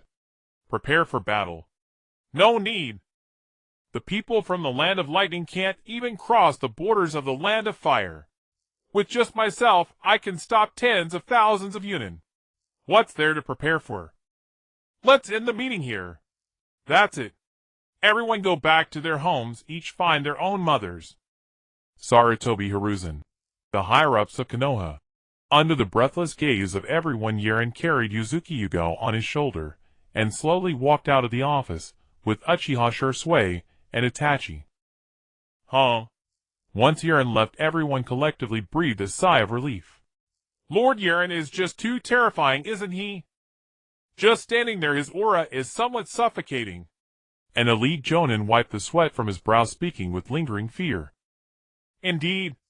And when he said one man can stand against tens of thousands of Yunnan, I was simply filled with passion. A red-faced ninja spoke. Of course. I'm still filled with passion. Don't believe me. Feel my pulse. Ha ha, refreshing. My guy's eyes sparkled. Lord Yaren is truly powerful. I like this character. I really want to find an opportunity to compete with Lord Yaren. Such a strong opponent is really exciting. Heh. Kakashi glanced at my guy. Let's get going. You can't even beat me, and you want to compete with Lord Yaren. I see your skills aren't that great, but your bravado is. What? You want to go out and compete right now? Kakashi yawned. Let's compete. The loser treats the winner to ramen. Deal. It seemed that Yaren's strength had spurred him on. Even Kakashi, who usually just lazily held onto his book, took the initiative to challenge Guy. The remaining people in the office also became invigorated. Oh dear, I have to go home.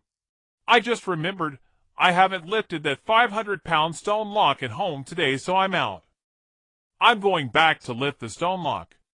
Another elite jōnin nodded. Hey, speaking of lifting the stone lock, I just recalled I haven't completed my rock climbing task of 20,000 meters from yesterday. I'm going to increase my training today 50,000 meters. Seeing everyone working so hard, I too have reignited my fighting spirit. Miyokage looked shakily at the young men who were leaving the Hokage office with their arms swinging and raised his hand to break his cane. Crack. To hell with the cane. I'm still young. I'm going to rock climb too. Sarutobi Hiruzen. Yaren, who had just exited, was completely unaware that his actions today would ignite a fervent training craze in Konoha.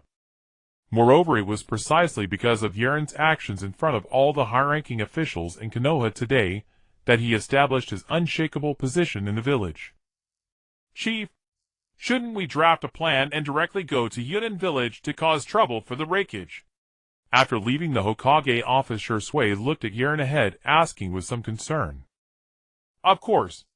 Yaren nodded. Do you have any other ideas? Shursui shook his head.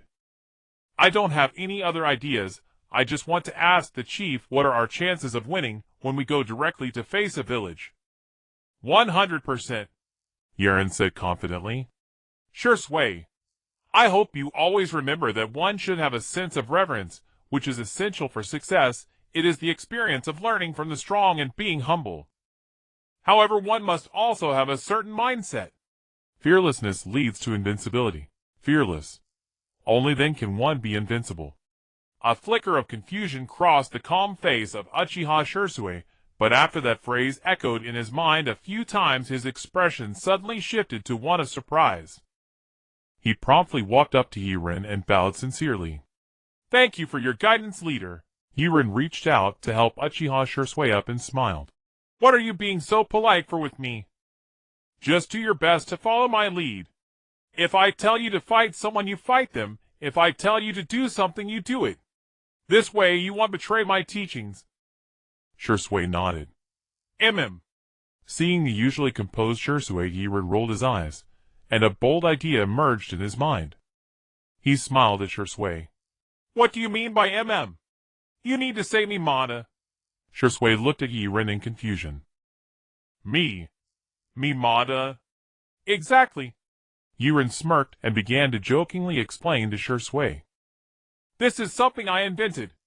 It represents our organization's subordinates expressing unconditional obedience to the commands or instructions of their superiors. So whenever you want to say there's no problem, or that you understand, you must say Mimata. Got it. Shursui nodded, feeling an odd sensation in his heart for some reason. I understood. Sigh. Yaren rolled his eyes at Shursui. Didn't I just tell you how to say understood in our organization's way? Shursui promptly puffed out his chest and said to Yaren, Mimata. Hee. Yaren smiled slightly and turned his gaze towards Uchiha Itachi, who was beside Shursui. And you, Itachi, don't keep showing that bossy face all day. From now on, when you agree to my requests or respond to my commands, you also need to say Mimata. Remember. Uchiha Itachi nodded, a strange expression flashing across his face, but he still spoke up. Mimata. Good. Ding dong. Detected that the host has altered the plot, refusing to negotiate with the Cloud-Hidden Village, leading Yuzuki Yugo Uchiha Itachi and Uchiha Shursui to the Cloud-Hidden Village, altering the fates of the three. Earned 2,000 points. Current points 3,200. Yaren nodded in satisfaction. Recently the pace of altering the plot has accelerated, and the points have been increasing more and more. The unlocking of the next Supreme Blade should not be far off. Carrying Yugao, and walking with Shursui and Itachi on the streets of Konoha, Yaren let out a gentle sigh. If one were to say who had the most twisted fate in the Uchiha clan, it would definitely be these two.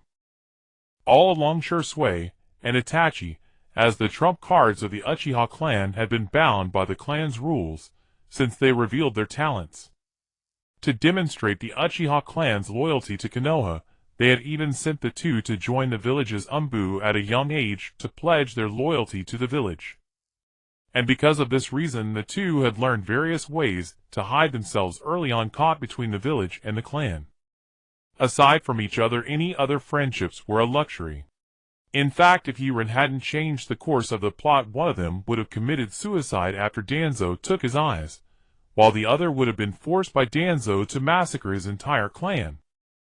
They would have gone undercover in the Akatsuki organization. Their lives would have ended in tragedy. Fortunately, this time Yaren arrived in Konoha, and led the two young ones away from the path of destruction right from the start, heading in a positive direction. Grilled meat. Grilled meat grand opening promotion. Eat grilled meat and get dango. Eat grilled meat and get beer.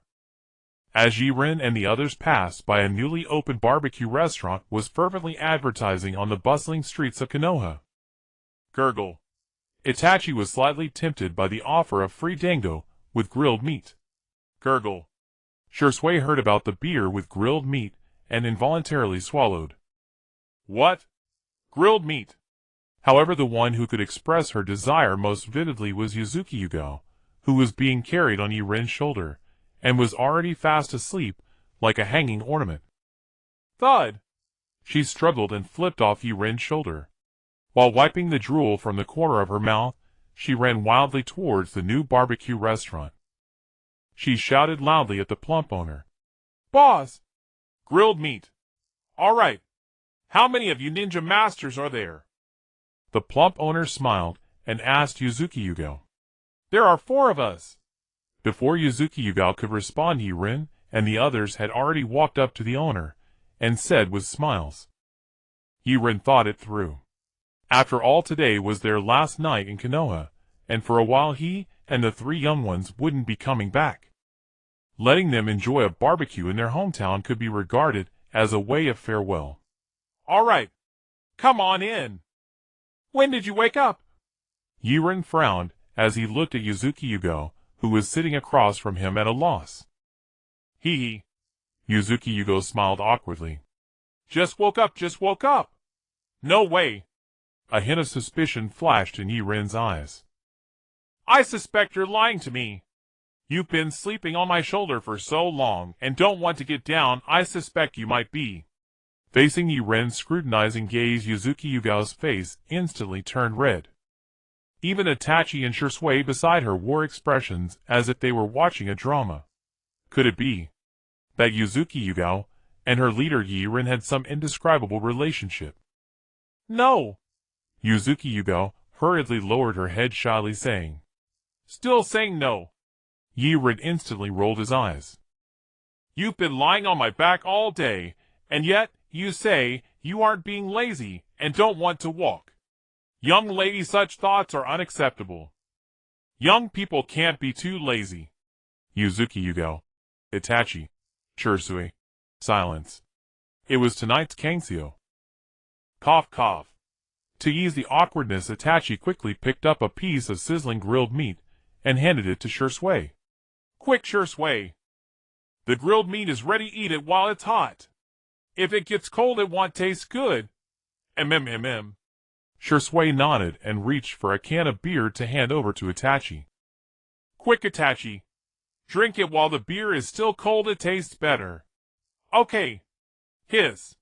Yaren slowly put down his chopsticks, frowning in disbelief as he looked at Itachi and Shursui.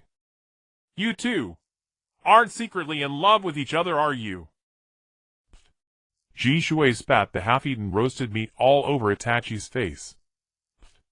Itachi, just having taken a sip of his cold beer, ended up spilling it all over Jishu's collar. Ahem. Itachi suddenly coughed a few times, then grabbed some paper from the table and handed a few sheets to Jishui. The two of them focused on cleaning up. Itachi's face showed a look of distress, and the wrinkles at the corners of his eyes began to slowly furrow. I say, leader, you can't say that, and this matter has nothing to do with Jishui and me. Isn't this about you and Chien? Ahem. Jishui immediately stopped coughing, nudged Itachi with his elbow, and whispered, Hey, haven't you figured out what kind of person our leader is? A love fool. Hiss. Itachi gasped in shock at the completely oblivious Yaren sitting across from them, and nodded in agreement with Jishui. Although this man is very strong, he does seem indeed inept at handling matters of the heart. Should we help him? No. Let's not. Jishui shook his head, while wiping the cold sweat from his forehead. Let's allow Chien and the leader to develop their relationship freely. Wherever it goes is where it goes. As subordinates, we shouldn't intervene. Itachi nodded in agreement. What are you two mumbling about? Have you finished cleaning up? Yaren frowned as he watched Itachi and Jishui whispering. Under the slightly flustered expressions of the two, he slowly lifted the beer on the table. Instantly his expression changed, and he smiled at the three of them. Ha ha. Once you're done cleaning, let's all have a drink together. Speaking of which, Yaren smiled slightly. This is our first gathering since the formation of the Shadow Organization. Tomorrow we will head to the Land of Lightning's Cloud Ninja Village, so let's treat today's gathering as a chance to relax before we depart. After the meal, I'll treat everyone to a hot spring. Really? Mitsuki Shiyen immediately turned her head to stare at Yaren, her lively eyes fluttering with her eyelashes. Indescribably cute. Yaren nodded. Yay! It's rare for the leader to be so generous, so we must eat our fill of roasted meat today. Boss, bring us another 10 jin of pork belly. Itachi. Jishui. The corner of Yaren's eye twitched. Can you finish another 10 jin? Sigh. Mitsuki Shiyen, not knowing when she learned Yaren's way of speaking, waved her hand directly at Yaren.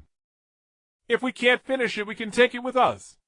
We can eat it on the way to the Land of Lightning. All right. Today is meant for everyone to relax, so let's eat and play freely. Mitsuki Shiyen. After finishing the roasted meat, Itachi and Jishui, reeking of alcohol, pushed aside the warm curtain of the barbecue shop and slowly walked out. Yaren was still helping the slightly tipsy Mitsuki Shiyen with the checkout. Huh? I haven't relaxed like this in a long time. Itachi, with a slightly flushed face, let out a slow breath. He looked at the sky filled with stars and smiled faintly. This was perhaps the most relaxed he had been in many years, without having to engage in power struggles with the village's higher-ups, without the pressure from his clan, and even without worrying about where he would be tomorrow. Such a life is truly wonderful. Itachi. Jishui smiled slightly beside him, a faint blush on his face indicating he had also drunk quite a bit. It seems we've chosen a good leader. Yeah. For some reason Itachi's mood suddenly brightened. Although the leader is a bit inept with emotional matters, he is definitely a good leader. Following him, our clan will surely receive protection, right? Certainly. Jishui nodded. Danzo has been killed by him now. Even the Hokage's voice in the village is not as high as his. Just look at the situation in the Hokage's office today. What he says. No one dares to refute because his methods are too shocking. Shocking, huh? Itachi smiled slightly. I would rather call it simple and brutal. It's the way I like. Hi. What are you all doing standing at the door? Aren't you going to take me to find the most upscale hot spring in the village that suits our status? Yaren helped the slightly tipsy Mitsuki Shiyen slowly lift the warm curtain and walked out, smiling slightly at Itachi and Jishui. Let's go. While it's still early. All right. Jishui smiled, faintly nodding, as he led Yaren, Mitsuki Shiyen, and Itachi straight to the most famous hot spring. Tanghi Pin is the most renowned natural hot spring in Kumogakure. Every day a large number of ninjas or visitors come here to soak in the hot spring. Moreover, there are very strict regulations for separating men and women, and the security is tight, making it impossible for any peeping incidents to occur. However, even with such precautions, there are exceptions. For example, Jiraiya, the author of the most best-selling novel in the ninja world, Paradise of Affection, the legendary Sannin and the most renowned hero. He is also an excellent ninja, deeply entrenched in the ninja world's 3 prohibitions against lust. A frequent visitor for peeping at the hot springs. Huh.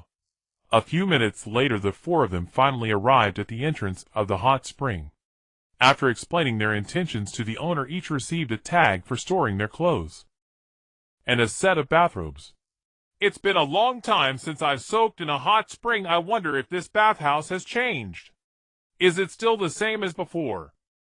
Itachi held the robe in one hand and the number tag in the other as he slowly walked into the men's hot spring pool. It should still be the same. Following closely behind was Jishui, dressed similarly. After Itachi and Ji Shui had entered Mitsuki, Shi-Yen glanced at Yaren, and then at her own women's hot spring pool, quietly saying to Yaren, "I'll go in first, okay? We'll meet again in a bit." Yaren nodded, watching Mitsuki Shi-Yen disappear at the entrance of the women's hot spring. After ensuring no one was watching him, he glanced around. A strange smile crept onto the corner of his mouth. He circled around to the women's hot spring from the other side. This hot spring establishment is designed very scientifically, with a men's bathing area on one side and a women's bathing area on the other, separated by adjacent enclosed changing rooms. Therefore, it is generally impossible for anyone to be able to peep. However, Yaren smiled faintly and stealthily approached the perimeter of the women's bathing area. In Yaren's heart, if there was truly someone who could see what they wanted under such a harsh and poor design against peeping, that person must be Jiraiya. A soft pat sound echoed outside the walls of the women's bathing area. A man with long white hair hung down to his waist. Dressed in a red outer robe with a brown garment underneath, wooden clogs on his feet, and wearing something akin to protective armor, a middle-aged man was stealthily approaching a section of the wall. This spot is a dead angle of all the walls. People outside cannot see here, and those inside will not notice it either. Ha ha ha. The man with white hair chuckled softly to himself. Fortunately, I took precautions while building the hot spring and bribed the workers. Otherwise, wouldn't these materials have been wasted in vain? As he spoke, the white-haired man pulled out a small silver telescope from his clothing and slowly poked the telescope through a gap in the wall. As he laughed, his mouth widened to the roots of his ears, bringing his eyes close to one end of the telescope to observe the scenery inside. Hiss. A trickle of blood flowed from the nostrils of the white-haired man. He smiled and said, "Not bad, not bad. This is another good source of material. Oh, this girl seems to be quite well nourished. I really envy the other girls. This girl also looks promising. She has the potential to develop like a papaya. It's just this appearance." As the white-haired man saw the girl's looks, he immediately shook his head. A bit unrefined. The white-haired man continued to watch, while muttering his evaluations. From time to time, he even reached up to wipe the blood from his nostrils, his mind constantly constructing the framework for a new chapter in his book. Slap. Suddenly a silent hand slapped directly on the shoulder of the white-haired man, startling him into a shiver. "Who is it?" The white-haired man felt a bit guilty, and quickly used his sleeve to cover up the telescope at the wall gap, turning to look at the unfamiliar face of Yaren. He frowned immediately. "Kid, what are you doing here? You're not thinking of doing something like peeping, are you?" "Huh."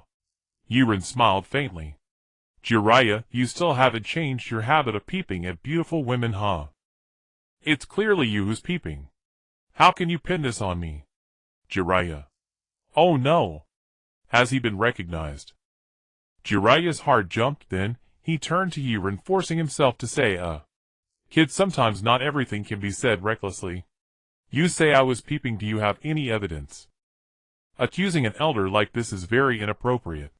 Swish. Before Jiraiya could finish his words, Yaren, without saying a word, calmly pushed aside Jiraiya's hand that was blocking the gap in the wall, and took out a small monocular telescope. "Uncle." Yaren looked at the telescope in his hand, and rolled his eyes at Jiraiya. "I said if you're going to lie, at least make it look believable. You didn't even hide the tool of your crime, and already started to make up a clumsy excuse. This is not how an elder should behave, right?" "Wait." Jiraiya's playful expression suddenly vanished as he felt the force with which Yaren pushed his hand aside, and noticed the exaggerated two long swords hanging at Yaren's waist. Frowning, he asked, "Are you the swordsman named Yaren who has recently gained fame in Konoha?" "Right, I am indeed. I am who I am. So it's you." Jiraiya raised an eyebrow, finally taking a proper look at the young man before him, who was rumored to have single-handedly wiped out the entire Root organization in a single night. His threat level has already surpassed SSS rank, firmly placing him at the Super Shadow level of strength. "I heard you decided to take Sure Sway, and the others to the Cloud Village to challenge the Raikage, and see just how capable he really is. Is it true? Jiraiya asked Yaren with a serious expression. In Jiraiya's heart, regardless of the circumstances under which Yaren made the decision, it felt somewhat reckless. Since he happened to encounter him today, he decided to properly educate this young man. No. Yaren shook his head, calmly looking at Jiraiya, and spoke. It's not about challenging the Raikage, but about taking him down. Do you understand? Jiraiya. Jiraiya's mouth twitched as he looked at the young man standing before him, trying his best to persuade him earnestly. Young man, I know you just accomplished something big. You wiped out Danzo and his root organization. But this trip to the Cloud Village and the Raikage and various experts from the Land of Lightning you are about to face are not on the same level of strength. This trip to the Land of Lightning will definitely be extremely dangerous. Oh! Yaren nodded. I know. The Raikage's strong killer bee is also strong, and the overall strength of the Land of Lightning is not weak. Indeed? Jiraiya nodded. As long as you understand, I want to remind you, young man, that this time you must plan carefully. Some things cannot be accomplished just because you wish to do them. The world of ninjas is very complicated. Jiraiya sighed softly. He recalled his 3 excellent disciples, the 4th Hokage Minato Namikaze, and his old comrade Orochimaru, a bitter smile appearing at the corner of his mouth. I understand now. Yaren nodded, slowly raising the monocular telescope in his hand, looking at Jiraiya, and slowly speaking. But? No matter how you change the subject, it can't cover up the lewd fact that you were peeping. Jiraiya. Kid, are we talking about peeping here? I was clearly trying to give you advice, okay? Is it interesting to keep bringing up this peeping thing? Jiraiya's countenance darkened instantly, a flicker of irritation rising within him, as he glared at the young Yaren before him. Brat! I gave you earnest advice to act within your means, yet you refuse to heed it. Not only do you dismiss my words, but you provoke me. Are you seeking a brawl? A brawl? Fine. Then let's fight. Yaren placed his hands directly on the hilts of Yinmo, and the first-generation geisha, a fierce fighting spirit surging within him, as he gazed at Jiraiya, one of the legendary 3. Let me see if the legendary Toad Sage of Mount Myaboku truly lives up to his reputation. Very well. Brat, take this. Whoosh! Jiraiya charged straight at Yaren, and the ninja renowned for his exceptional taijutsu immediately engaged in close-quarters combat. Clack! Yaren pushed his right hand forward, sheathing the half-drawn Yinmo. He too advanced unarmed toward Jiraiya. Boom! Smack! Smack! Crash! The two engaged in an exhilarating bout of hand-to-hand combat on the narrow open ground beside the women's bathhouse, the dull thuds of their bodies colliding echoing continuously. Jiraiya had trained rigorously since childhood, his foundation in taijutsu exceptionally solid. Yaren, honed by his sword practice, was equally formidable in both strength and reaction speed. They fought to a standstill. Ha! Yaren smiled faintly. Exhilarating! It's been so long since I've had such a thrilling duel. Senior Jiraiya, you're still vigorous in your old age. Jiraiya snorted lightly. Though inwardly astonished at the young man's formidable prowess, his brows were alight with the excitement of meeting a worthy opponent. He then bellowed, Enough chatter. Show me everything you've got. If this is all you can do, I'd advise you not to throw your life away in the land of Lei. Very well. Yaren smiled. Since you wish to see my true strength, I shall oblige. Armament. Yaren uttered a low cry. In an instant, a black armor wrapped around his fists, and within moments his entire forearms turned into a jet-black metallic hue. What is this? Jiraiya's eyes narrowed as he stared at the black substance suddenly covering Yaren's arms. A protective armor for the body. Quite rare. However, Jiraiya charged at Yaren again, delivering a heavy punch aimed directly at his face, the wind of the strike whipping up a fierce gust. So what? Boom! Yaren's pitch-black, fists met at heat and their knuckles colliding directly in a resounding impact. Sensing the extraordinary hardness of Yaren's black fist, Jiraiya's expression shifted. He disengaged, instantly retreating backward. "Impressive," Jiraiya remarked in slight astonishment. "That black substance of yours is truly hard. Did you create this technique yourself? Tell me, what do you call this move?" Jiraiya cradled his slightly stiff right fist, flexing it gently, and asked with an appreciative look. "I didn't create it entirely." Yaren shook his head. His jet-black hands tapped together lightly in the air, emitting a metallic clang like the sound of colliding steel. "I call this technique armament. The user can envelop any part of the body in a layer of armor-like hardness, enhancing defense. It can also provide an attack boost proportional to the user's proficiency. Some skilled users can even apply this armament to their weapons, increasing their hardness or..." Yaren patted the two swords at his waist. "Sharpness." Yaren looked at Jiraiya with a smile. "In other words, the power of my taijutsu against you now is 3 times what it was earlier. Don't you feel a bit of pain in your right hand? Doesn't it seem like you're at a disadvantage engaging me in hand-to-hand combat now?" Jiraiya. Jiraiya chuckled softly, speaking to Yaren standing opposite him. "I see. I underestimated you. However, the people of the Land of Lei won't give you a chance for close-quarters combat. I wonder if your ninjutsu is as impressive as your taijutsu." Jiraiya smiled. He began forming hand seals rapidly, and the sides of his face visibly swelled at an astonishing speed. "Fire style. Great flame bomb. Boom!" As Jiraiya's voice fell, oil condensed from chakra shot from his mouth, ignited by his fire style in midair. A massive wave of searing flame surged toward Yaren with incredible speed. Clang! The soft sound of a blade being drawn echoed. Yaren's lips curled into a confident arc. He raised his black inma, a chaotic blade cross-patterned sword, and slashed diagonally from above. "One sword style. Igangyo. ZZZZ." The black sword Yinmo, enveloped in armament, cut through the air with a swift diagonal slash, sending a pale blue shockwave directly toward Jiraiya's great flame bomb. Swish!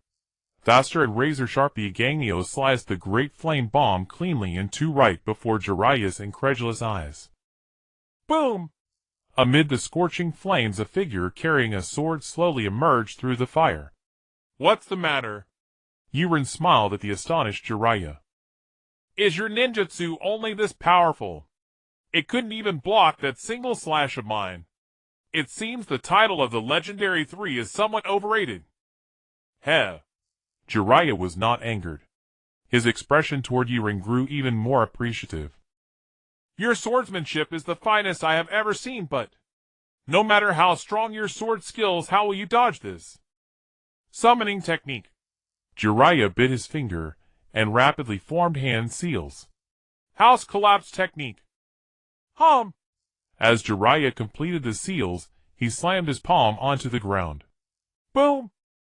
A massive cloud of white smoke erupted directly above the Konoha hot spring. Within the smoke, an enormous toad loomed, gathering its strength to crush down upon Yaren. "Oh, such a big one! Its power must be immense, right?" Yaren smiled. "Then let me test my new move." Clang! With his left hand, Yaren slowly drew the First Generation Guiche from his waist, exhaling a hot, searing breath. "Two-sword style. Air Jean. Dang Lu." A low hum resonated. Yaren held the Yen Mo in his left hand, and the First Generation Guiche in his right hand. The black-armed color domineeringly coiled up the blades, like 2 agile little snakes. At one moment, the black-armed color domineering extended to the tips of the 2 swords, instantly retracting. Both swords flashed with a sharp black light. With a swoosh, in the sky, the giant toad summoned by Jiraiya swung the 2 enormous katana in its hands, striking down towards the small figure of Yaren by the hot spring. At the same time, Yaren raised the 2 large black blades from below, slashing diagonally towards the giant katana in the toad's hands. Clang! The deafening sound of metal clashing echoed around the bathhouse. The two giant katana in the toad's hands barely held for half a second before being cleaved into two by Yaren's black blades. The severed blades flew off into the distance, heading straight towards the center of the hot spring. Ding! They landed right in the midst of a group of girls still enjoying the hot spring, with their eyes closed. All the girls fell silent, staring at the two glimmering blades in the water instantly. Ah! The scream pierced the sky. Help! Where did the blades come from? Ah! I'm not wearing clothes, what should I do? Me neither. What a disaster! The girls in the hot spring erupted into a series of piercing screams, and at this moment, the giant toad also descended from the sky. Boom! The massive weight of the giant toad combined with the inertia from its fall landed right beside the hot spring. It sent the wooden fence flying. Crash! Crack! Boom! The hot spring and the surrounding structures were directly blown away by the tremendous force of the giant toads, landing first the wooden fence, then the rock formations and trees around the hot spring. Next, the fitting room of the girls in the hot spring. Whoosh! The impact mixed with strong winds centered around the toad swept across the entire hot spring, affecting not just the women's area, but even the men's. As the fence, rock formations, and plants were all blown away by the massive shockwave, the men's and women's pools were exposed to the misty steam of the hot spring. Ah! Pervert! Don't look at us! What's going on? Someone help me! Seeing a group of men in the hot spring staring at them from the other side, all the girls screamed again. The male guests, after a brief moment of being stunned, swam towards the edge of the hot spring, gazing at the girls' area, pointing and drooling. What are you looking at? Suddenly a girl with purple hair, dressed and wielding a sword, rushed over towards the men's area. Mizuki Shien, who had just entered the changing room to change clothes, was drawn by the sounds of fighting just in time to witness the roof and fence being blown away. Everyone get back in the corner and cover your eyes. Otherwise... A fierce glint flashed in Mizuki Zion's eyes. I'll kill you all. Ah. Okay, no problem. Please don't be impulsive, Lord Ninja. We know we were wrong. The male guests gathered at the edge of the hot spring trembled in fear, collectively swimming towards the corner, faces filled with terror amidst the mist. Humph. Mizuki Shien pouted as she watched Yaren battling a giant toad from a distance. If you want to see the girls, just say it. I'm not stopping you from looking. What does teaming up with a toad to overturn the girls' hot spring mean? The leader is really bored. Did you see it? Itachi Uchiha slipped into the hot spring, just as the roof was blown away, with only his wet head showing. Is that white-haired person the legendary Sannin Jiraiya? Itachi, also showing only his head, frowned. It seems to be indeed. Oh!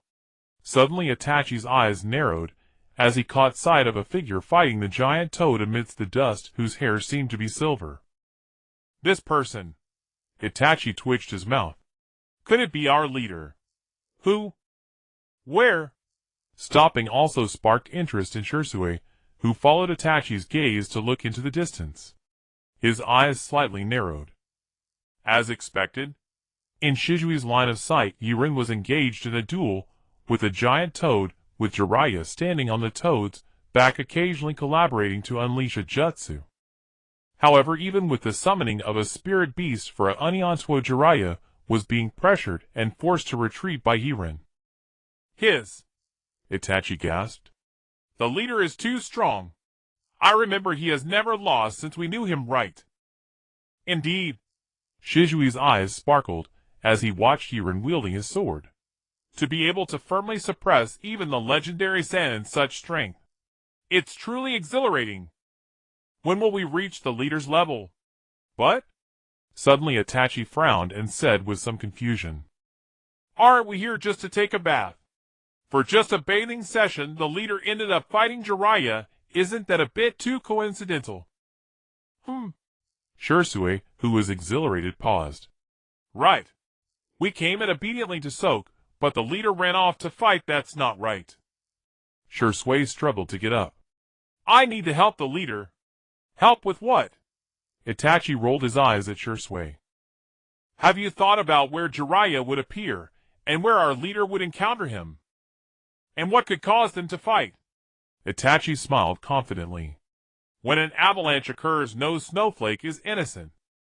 What? What do you mean? Shui scratched his head, still looking puzzled. Oh dear, Itachi said to Shui with exasperation. Think about it. What does Jiraiya like to do? In those exclusive hidden corners that only Jiraiya knows about, the leader must have found them, and they probably fought over some prime spot. Taste that. Savor it. Shui gasped, staring at the Itachi beside him in disbelief. He ventured cautiously. Could it be that Lord Jiraiya is working here? Working. It was a euphemism, a refined term used by all Konoha ninja to describe Jiraiya's activity of seeking inspiration before writing his books. Itachi nodded, affirming Shijui's speculation. Shijui's eyes widened abruptly. He turned to look at Yaren, who was locked in an intense battle with Jiraiya and Gamabunta in the distance, and his expression shifted. How can the leader seem so emotionally detached on the surface, yet pull off such elaborate stunts in private? Heh. Itachi gave an awkward smile. Staring at the fierce battle unfolding in the distance, he somehow found his spirits sinking. Let's just soak for now. When the fight's over, the leader will come back to us. All right. Shui nodded, found a comfortable position, and continued watching the duel between Yaren and Jiraiya. Kid. Jiraiya, cold sweat beading on his forehead, eyed the hot spring bath that had been utterly destroyed by Gamabunta, whom he had accidentally summoned, and spoke with a hint of guilt. We've caused too much commotion. The bath is wrecked. How about we find another spot to settle this properly? TCH. Yaren rolled his eyes at Jiraiya. You're the one who started this mess, aren't you? A giant toad like that comes crashing down, and any building underneath is smashed to pieces. What's that got to do with me? Having just warmed up, Yaren stripped off his white martial arts robe, revealing muscles that gleamed with a metallic sheen, steam rising from his skin. Without any sword techniques, relying solely on raw slashing power, he matched Gamabunta's immense strength blow for blow. This exhilarating contest of pure force ignited a fierce excitement in Yaren. Well, ahem. Jiraiya's face flickered with embarrassment, then he cleared his throat and smiled at the young man who firmly gripped his twin blades. This outcome is something neither of us wanted. Since it's already come to this, there's nothing we can do about it. But to avoid further damage to the village, let's take this outside, Jiraiya proposed. Yaren pondered for a moment, then slowly sheathed both Ketsu and Enma, leaped onto Gamabunta's back, and said to Jiraiya, Fine. Lead the way. Ha ha. Good. Hold tight. Jiraiya laughed heartily, crouched down, patted Gamabunta's back, and shouted, Gamabunta. To the outskirts of the village. Gwa. The red toad, bearing twin swords on its back, let out a deafening croak. Its powerful legs tensed, and after a few seconds of gathering strength, CR. Crack. Whoosh. The ground beneath Gamabunta shattered under the immense recoil force. The giant toad was propelled by that force, soaring toward the distant forest beyond Konoha. The wind howled. Bare-chested, his right hand resting on the hilt of his sword, Yaren stared impassively at the receding scenery and spoke to Jiraiya beside him. Have you found Orochimaru over the years? Jiraiya's eyes widened in shock, then slowly returned to normal. He looked at Yaren and replied, No, I haven't. Kid, how do you know I'm looking for him? Do you know where he is? Well, Yaren smiled faintly. He could not possibly tell Jiraiya that Orochimaru was in the Hidden Sound village researching the immortality technique. That would spoil the fun. I'm not entirely sure, but if you owe me a favor, I might consider helping you look for him someday. Deal? Jiraiya answered without a moment's hesitation, looking at Yaren seriously. I accept. As long as you provide a lead on Orochimaru, I, Jiraiya, will owe you a favor. No matter what it is, I'll do my best to help you. Good. Yaren nodded. Jiraiya, renowned as a hero of the ninja world, was loyal and true. Such a promise was worth a fortune. Boom! As they spoke, Gamabunta descended slowly from the air, landing in a dense forest outside the village. Puff! A burst of white smoke. Having fulfilled its mission, Gamabunta's summoning time expired, and it returned to Mount Myaboku. Rustle! Standing opposite Jiraiya, Yaren slowly stepped forward, one stride at a time. Clink! He gently pushed the tsuba of Enma with his thumb. A smile curled on his lips. Lord Jiraiya, without Gamabunta now you're unarmed. Better be careful. One wrong move, and my famous blade might cut you. Swoosh! Gripping the sword hilt firmly, Yaren suddenly accelerated, charging toward Jiraiya like a phantom. One sword style. His right arm muscles bulged slightly. Moon shadow. Swoosh! The blade of Enma with its chaotic crosshatch pattern flashed from the scabbard in an instant. A single beam of light. A sharp, swift slash formed before him. The air itself seemed compressed by the speed and keenness of the strike. It coalesced into a silver crescent-shaped slash, weaving through the air as it hurtled toward Jiraiya in the distance. Huff! Jiraiya stared solemnly at the approaching slash, his hands forming seals rapidly. Earth release, earth-style wall. Boom! A massive wall of earthen brown rose from the ground, a meter-thick barrier of hard stone that interposed itself before Jiraiya just as the slash arrived. Clang! The slash met the thick wall. Dust flew, chunks of earth scattered. To Jiraiya's slightly stunned gaze, the seemingly indestructible earth wall was cleaved diagonally by the moon shadow. The silver slash continued on undiminished, racing toward him. Swoosh! Jiraiya flipped backward, retreating, while forming a unique hand seal. Ninja art needle Jizo. Whoosh, whoosh, whoosh. Jiraiya wrapped himself in his white hair, each strand standing erect like steel needles, and braced against the incoming moon shadow slash. Boom! The impact produced a thunderous roar. Dust and smoke billowed, obscuring the sky. Jiraiya's figure slowly faded into the depths of the haze. Oh! Yaren hoisted the black blade Yenmo onto his muscular shoulder, coldly sneering as he gazed into the distance, where smoke and dust obscured the sky. Elder Jiraiya, have you hidden away? Hee. It is merely a simple illusion. Do you think hiding in this forest gives you the chance to ambush me? Yaren slowly sheathed the black blade Yenmo. With his arms crossed in front of him, a profound and heavy aura suddenly emanated from his body. Armament Haki. With Yaren's voice falling, his crossed arms were immediately enveloped in black Armament Haki armor, a chilling sense of power gradually spreading. No blade style. Yaren slightly raised his head. A bloodthirsty red glimmer flashed through his black pupils. Black rope, great tornado. A fierce whirlwind over 10 meters high suddenly appeared in front of Yaren, wildly rotating and absorbing the wind elements of the world, rapidly expanding towards the surrounding forest. Crack. The massive tree trunk, thick enough for a person to embrace, could not withstand the violent tornado for even a few seconds before it shattered. Shattered into wood chips swirling upwards. Boom. A giant stone half a person's height exploded under the tornado's assault. Stones the size of human heads were effortlessly sucked into the whirlwind, colliding with other objects, producing thunderous sounds. Still not coming out, Elder Jiraiya. Yaren crossed his arms, watching the ever-growing tornadoes spread outwards, lightly laughing as he called out to the surrounding forest. If you don't come out soon, you might just ascend to heaven. Humph. Just as Yaren's words fell, a cold snort came from the treetops above him. Kid, I must admit this move of yours is indeed powerful. To be able to execute such a strong technique without relying on that sword in your hand. Not bad. But I am not someone you can easily look down upon. Shadow clone technique. Bong. Bong. Bong. Bong.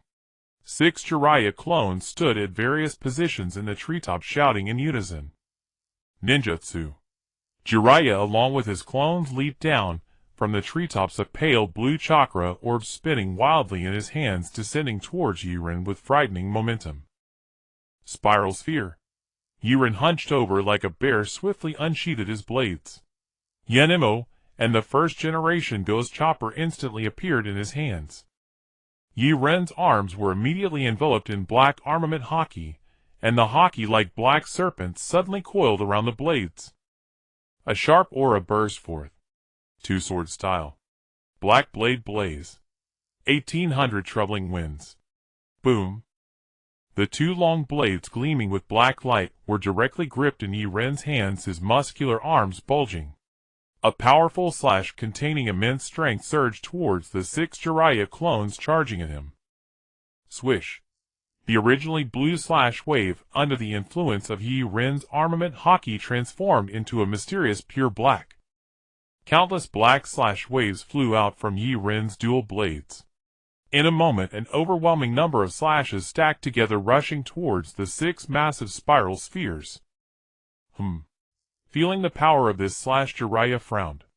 However, before he could decide to retreat, the stacked myriad black slashes collided violently, with the 6 spiral spheres radiating faint blue light. Boom!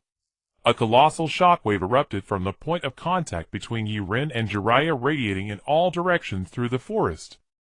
The wind from the shockwave sent trees toppling in all directions. Gravel, leaves, broken stones, trees, and even insects and animals were scattered in disarray by the tremendous shockwave generated from the clash between Yaren and Jiraiya's techniques. Click. After several seconds, the violent shockwave gradually subsided. The dust cleared and the trees stopped swaying. In the center of the shockwave's epicenter stood 2 figures. One was Yaren, bare-chested with explosive muscles, carrying 2 blades over his shoulder. The other was the legendary Sannin Jiraiya, wearing a brown coat, wooden clogs on his feet, and long white hair down to his waist. Phew! Letting out a gentle breath, Jiraiya straightened his somewhat disheveled clothes, rolling his eyes at Yaren, who was still calm and collected. Kid, you truly are a monster. After fighting for so long, you haven't even taken a deep breath. Hee. It's just a small matter. Yaren smiled slightly. He raised his hand, and slowly sheathed the 2 long blades, turning to Jiraiya, and speaking earnestly. But Elder Jiraiya, I have seen your strength, and so I would like to invite you to join my shadow organization to establish peace in the world together. What do you think? Oh! Jiraiya smiled slightly. The shadow organization. He did not rush to respond to Yaren's proposal. Establishing peace in the world together. As far as I know, besides the 5 great nations recognized by the ninja world, there are many other small countries with so many factions and so many powerful individuals. You think achieving peace in the ninja world is easy? What gives you the right? Your mouth. Hee. Yaren smiled slightly, directly patting the 2 swords at his waist, laughingly addressing Jiraiya. You might not believe it, but the sword I used to strike you just now only used about 1% of my strength. I have many more sword techniques, and even stronger moves yet to be unleashed. Click. Yaren's right thumb gently pushed the tsuba of the first generation ghost chopper, revealing an extremely sharp blade glow. If you still want to ask me what gives me the ability to bring peace to the ninja world, Yaren looked confidently at Jiraiya. Then I will tell you. It is because of the sword at my waist and my unwavering will to cut down anything. Interesting. Jiraiya was taken aback for a moment, then looked at Yaren's youthful face, speaking with a hint of approval from a senior to a junior. Your confident demeanor reminds me of my younger self. I am starting to believe what you say. If you truly accomplished that day, Jiraiya would gladly call you a hero. Of course. The bare-chested Yaren's muscles were tightly defined, his right hand gripping the already sheathed sword hilt, his entire body brimming with explosive power. The mist of sweat slowly rose from his shoulders and head.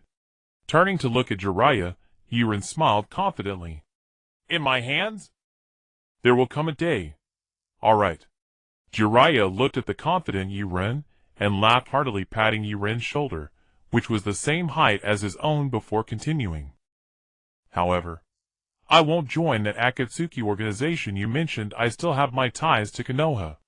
So let's forget about this invitation. Yaren casually nodded. Actually, before the invitation, Yaren had anticipated that Jiraiya would not join his Akatsuki organization. After all, he was someone who truly cared for the village and the world. It was impossible for him to betray his heroic narrative. He had a different perception of the value of his life. Speaking of invitations. Suddenly Jiraiya looked at Yaren with a mysterious smile, directly wrapping his arm around Yaren's shoulder and winking at him. I actually want to invite you to be the Hokage of Konoha. What do you think? Oh! Yaren smiled slightly at the playful Jiraiya. Your master, the third Hokage Sarutobi Hiruzen, is still in office. Are you so eager to find his successor? Do you think your master is not competent enough as Hokage? Even you, his disciple, don't recognize him, and are hastily looking to replace him. Sigh. That's not the reason. Jiraiya suddenly sighed, his playful expression gradually fading into seriousness. Actually, at his age, the third should have retired long ago, but due to the death of Minato during the Ninetales invasion, he had no choice but to continue serving as Hokage. During his time in office, he worked diligently, and even in his twilight years, he was a good Hokage. But Jiraiya gently shook his head. At his current age, both his strength and energy have significantly declined. If this continues for a few more years, who knows? Jiraiya did not finish his sentence. But Yaren understood what Jiraiya wanted to say, slowly nodding as he spoke. I understand. However, rather than pushing the position of Hokage onto someone like me who has little connection to the village, wouldn't it be better for you to take on this role yourself? Hee. Jiraiya smiled slightly. No. I have my own mission. Many years ago, when Orochimaru defected from Konoha, I couldn't stop him, and that is my greatest regret. To this day, I am still searching for his whereabouts across the 5 great nations. As long as I can't find him, I won't have the face to return to Konoha. All right. Yaren nodded. Though he wanted to tell Jiraiya that Orochimaru was currently in the Sound Village, it was not yet the right time for Jiraiya to discover it. As for Orochimaru's plan to destroy Konoha 6 years later, Yaren smiled gently. By that time, not to mention whether Orochimaru would dare to act against Konoha with Yaren present, the existence of the Sound Village itself 6 years later would be a question. Are you really not interested? Jiraiya looked at Yaren seriously, seemingly speaking to him with some certainty. I can feel that if you were to become Hokage, Konoha would step into an unprecedented glorious era. This would be good for you too. Oh! Yaren smiled slightly, gently unfastening the wine gourd at his waist, pulling out the stopper, and taking a sip. He then asked Jiraiya beside him. Are you so sure? I can lead Konoha to glory. Jiraiya smiled slightly confidently, stating, I have never doubted my ability to judge character. I did not before, and I still do not now. All right. Yaren smiled lightly again, tilting his head back to drink another gulp of strong liquor. I have my Akatsuki organization, and like you, I have my own pursuits and goals. The position of Hokage is not suitable for me. However, Yaren extended his hand to pass the wine gourd to Jiraiya. Your words mean that you have recognized me from the bottom of your heart. You are the first person who has recognized me not because of my strength. To float a big white, strong liquor. Jiraiya smiled lightly. Without hesitation, he directly took the wine gourd Yaren offered and tilted his head back, gulping down several mouthfuls. Ha! Refreshing. Little brother, your words have a deep meaning. Not bad, not bad. 1,000 cups are too few for a friend. Jiraiya said, his face flushed as he looked at Yaren. You are still the first person who can make me want to drink to the point of unconsciousness. Young man, you are very much to my liking. Yaren directly rolled his eyes at Jiraiya. What kind of nonsense do you like? It's one thing to write Ika Paradise, but do you have other plans? I warn you not to have any designs on me. I am not that kind of person. Jiraiya was taken aback. What do you mean? Humph. Then Jiraiya quickly reacted, punching Yaren's strong chest hard. Nonsense. I, Jiraiya, am not the kind of person you think I am. I only peeked, cough cough. Peeking is for artistic creation, it is something I had to do. Kid, don't speak carelessly. Hee hee. Yaren chuckled coldly. No matter what you say, it cannot cover up the fact that you peeped, you old pervert. Jiraiya was stunned. Who are you calling an old pervert? Are you looking for a fight? Clang. Yaren frowned and instantly drew his sword. If you want to fight, then let's fight. Who's afraid of who? You old pervert. You're asking for it. Jiraiya frantically formed hand signs and charged towards Yaren. Fire style. Great Fireball Jutsu. Shadow Clone Jutsu. Ninja Art Spiral Sphere. Clang.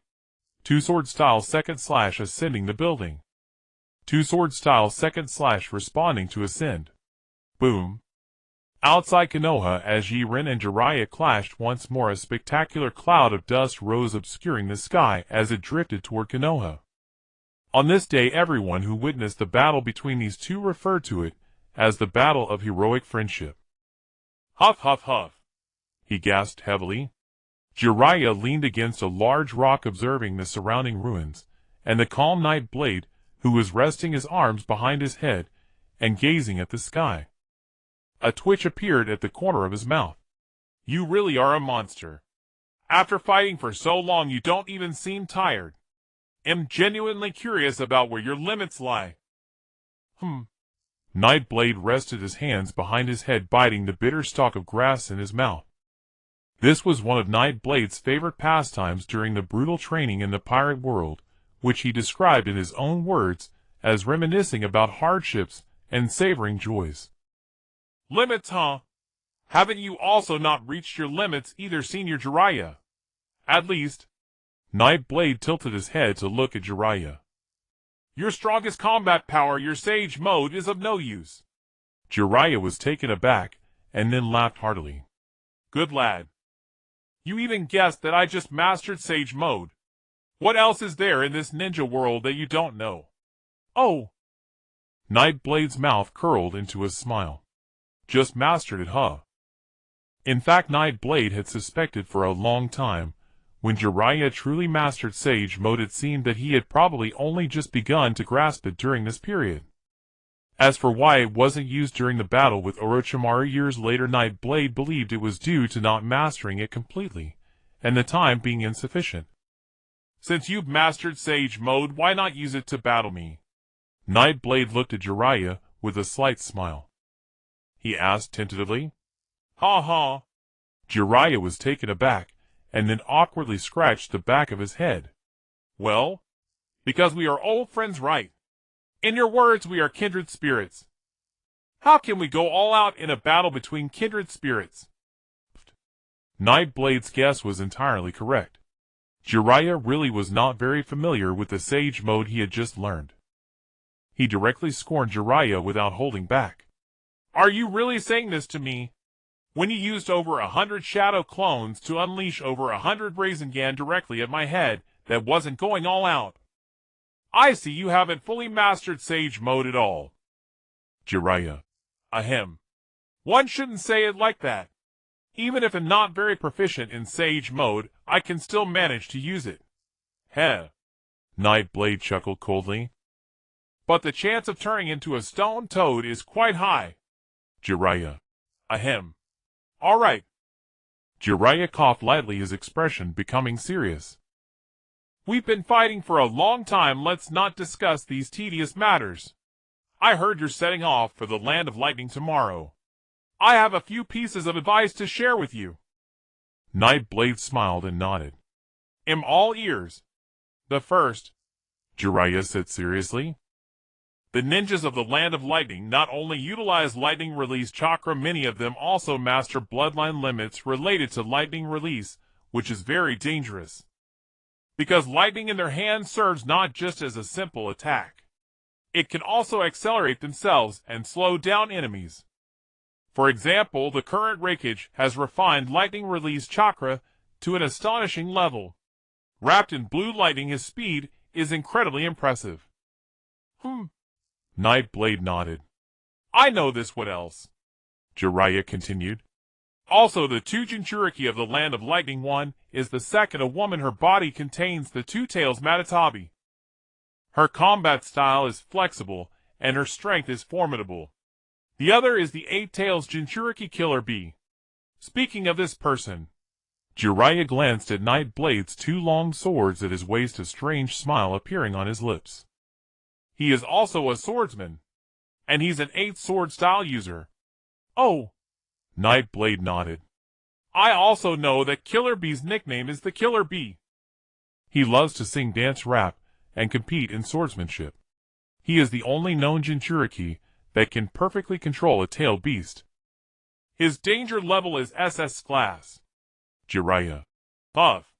Taking a light breath, Jiraiya realized that any information he provided to Nightblade was useless. He already knew it all. He suddenly felt a bit dejected. Alright, since you already know all this, I won't say more. Be safe on your journey to the Land of Lightning. Okay. Nightblade smiled and nodded, reaching for his white robe from the large rock beside him and gently draping it over his shoulders. He turned to leave. If there's nothing else, I'll be heading back now. Itachi and Shursui are still waiting for me in the hot springs. Wait! Jiraiya suddenly called out to Nightblade. If there is anything else of value to you, I think there are two more things. As Nightblade turned around slowly in confusion, Jiraiya gradually opened his hands, revealing 3 small scrolls in his palm. First, no matter where you are, no matter what you encounter, whenever you need my help, you can contact me through my toad summoning technique. I will lend you a helping hand. Nightblade looked at the serious Jiraiya and smiled slightly. Although they had just met a day ago, they considered each other as kindred spirits, even if they didn't say it aloud. However, Nightblade still felt a bit touched. Second, Jiraiya looked at Nightblade in the distance and slowly placed his right hand back into his robe. When you head to the Land of Lightning, the journey will be long. There will definitely be times when you feel lonely and cold. So at that time, swish! A pink-covered book with the words 18 and above sketched on it suddenly appeared in Jiraiya's hand. You will definitely need a copy of the Paradise of Love. It can soothe your lonely heart, Jiraiya said, looking at Nightblade with a wink. Don't worry, the one I'm giving you hasn't been published yet. It's a completely new work. This is Jiraiya's exclusive custom edition. Nightblade was taken aback. Then, without saying a word, he walked towards Jiraiya. Russell, what do you take me for? Nightblade directly snatched the 3 small scrolls from Jiraiya's hand and placed them into his robe. Do you think I would read this boring book? As he spoke, Nightblade quickly took the Paradise of Love from Jiraiya, who looked incredulous. To prevent you from corrupting the ninja world. This new work. I confiscated. Jiraiya stared blankly at the Nightblade, who was clearly refusing with his mouth, but being honest with his body, a faint smile flickering at the corners of his mouth. As expected, little brother Nightblade. Jiraiya stood with his arms crossed, watching as Nightblade gently placed Paradise of Affection into his embrace, smiling slightly. You and I indeed share the same interests and personalities. Ha ha ha. Nightblade immediately rolled his eyes at Jiraiya. What do you mean by sharing the same interests? Boring. Am leaving. Nightblade turned around and waved his hand at Jiraiya, the breeze rustling his robe, the pure white garment gradually tinged with gold under the setting sun. Ha ha ha. Watching Nightblade's figure slowly disappear at the horizon, Jiraiya let out a hearty laugh. He really is an interesting young man. Though young, he gives off a sense of having endured many hardships, and what's even rarer is, his strength is terrifyingly exceptional. It seems. Jiraiya looked up at the clear blue sky and lightly clicked his tongue. The ninja world is about to undergo a change soon. Russell. Suddenly, just as Jiraiya turned to leave, soft footsteps approached from afar. Oh! Jiraiya was taken aback. He then stopped and looked toward the horizon not far ahead. Today is quite lively. I wonder who discovered the traces of our battle, and came all the way here with what purpose. Whoosh! Jiraiya quickly raised both hands in front of him ready to form seals, and attack at the first sight of an enemy. Rustle! Rustle! The footsteps gradually became clearer. At a certain moment, a face filled with furious emotions appeared in Jiraiya's sight. Hey! Jiraiya!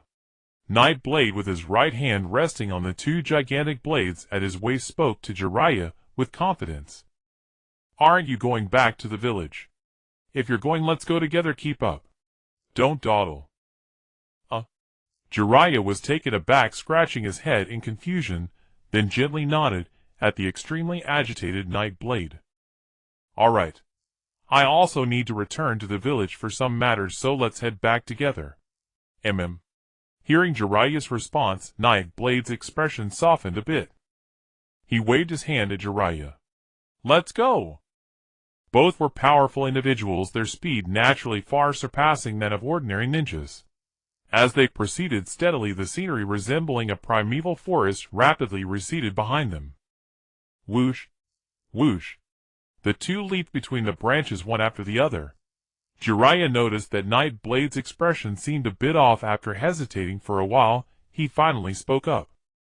Little brother Nightblade, why does your face look a bit off? Jiraiya looked at the silent Nightblade, feeling a bit strange, but did not dwell on it, continuing to ask.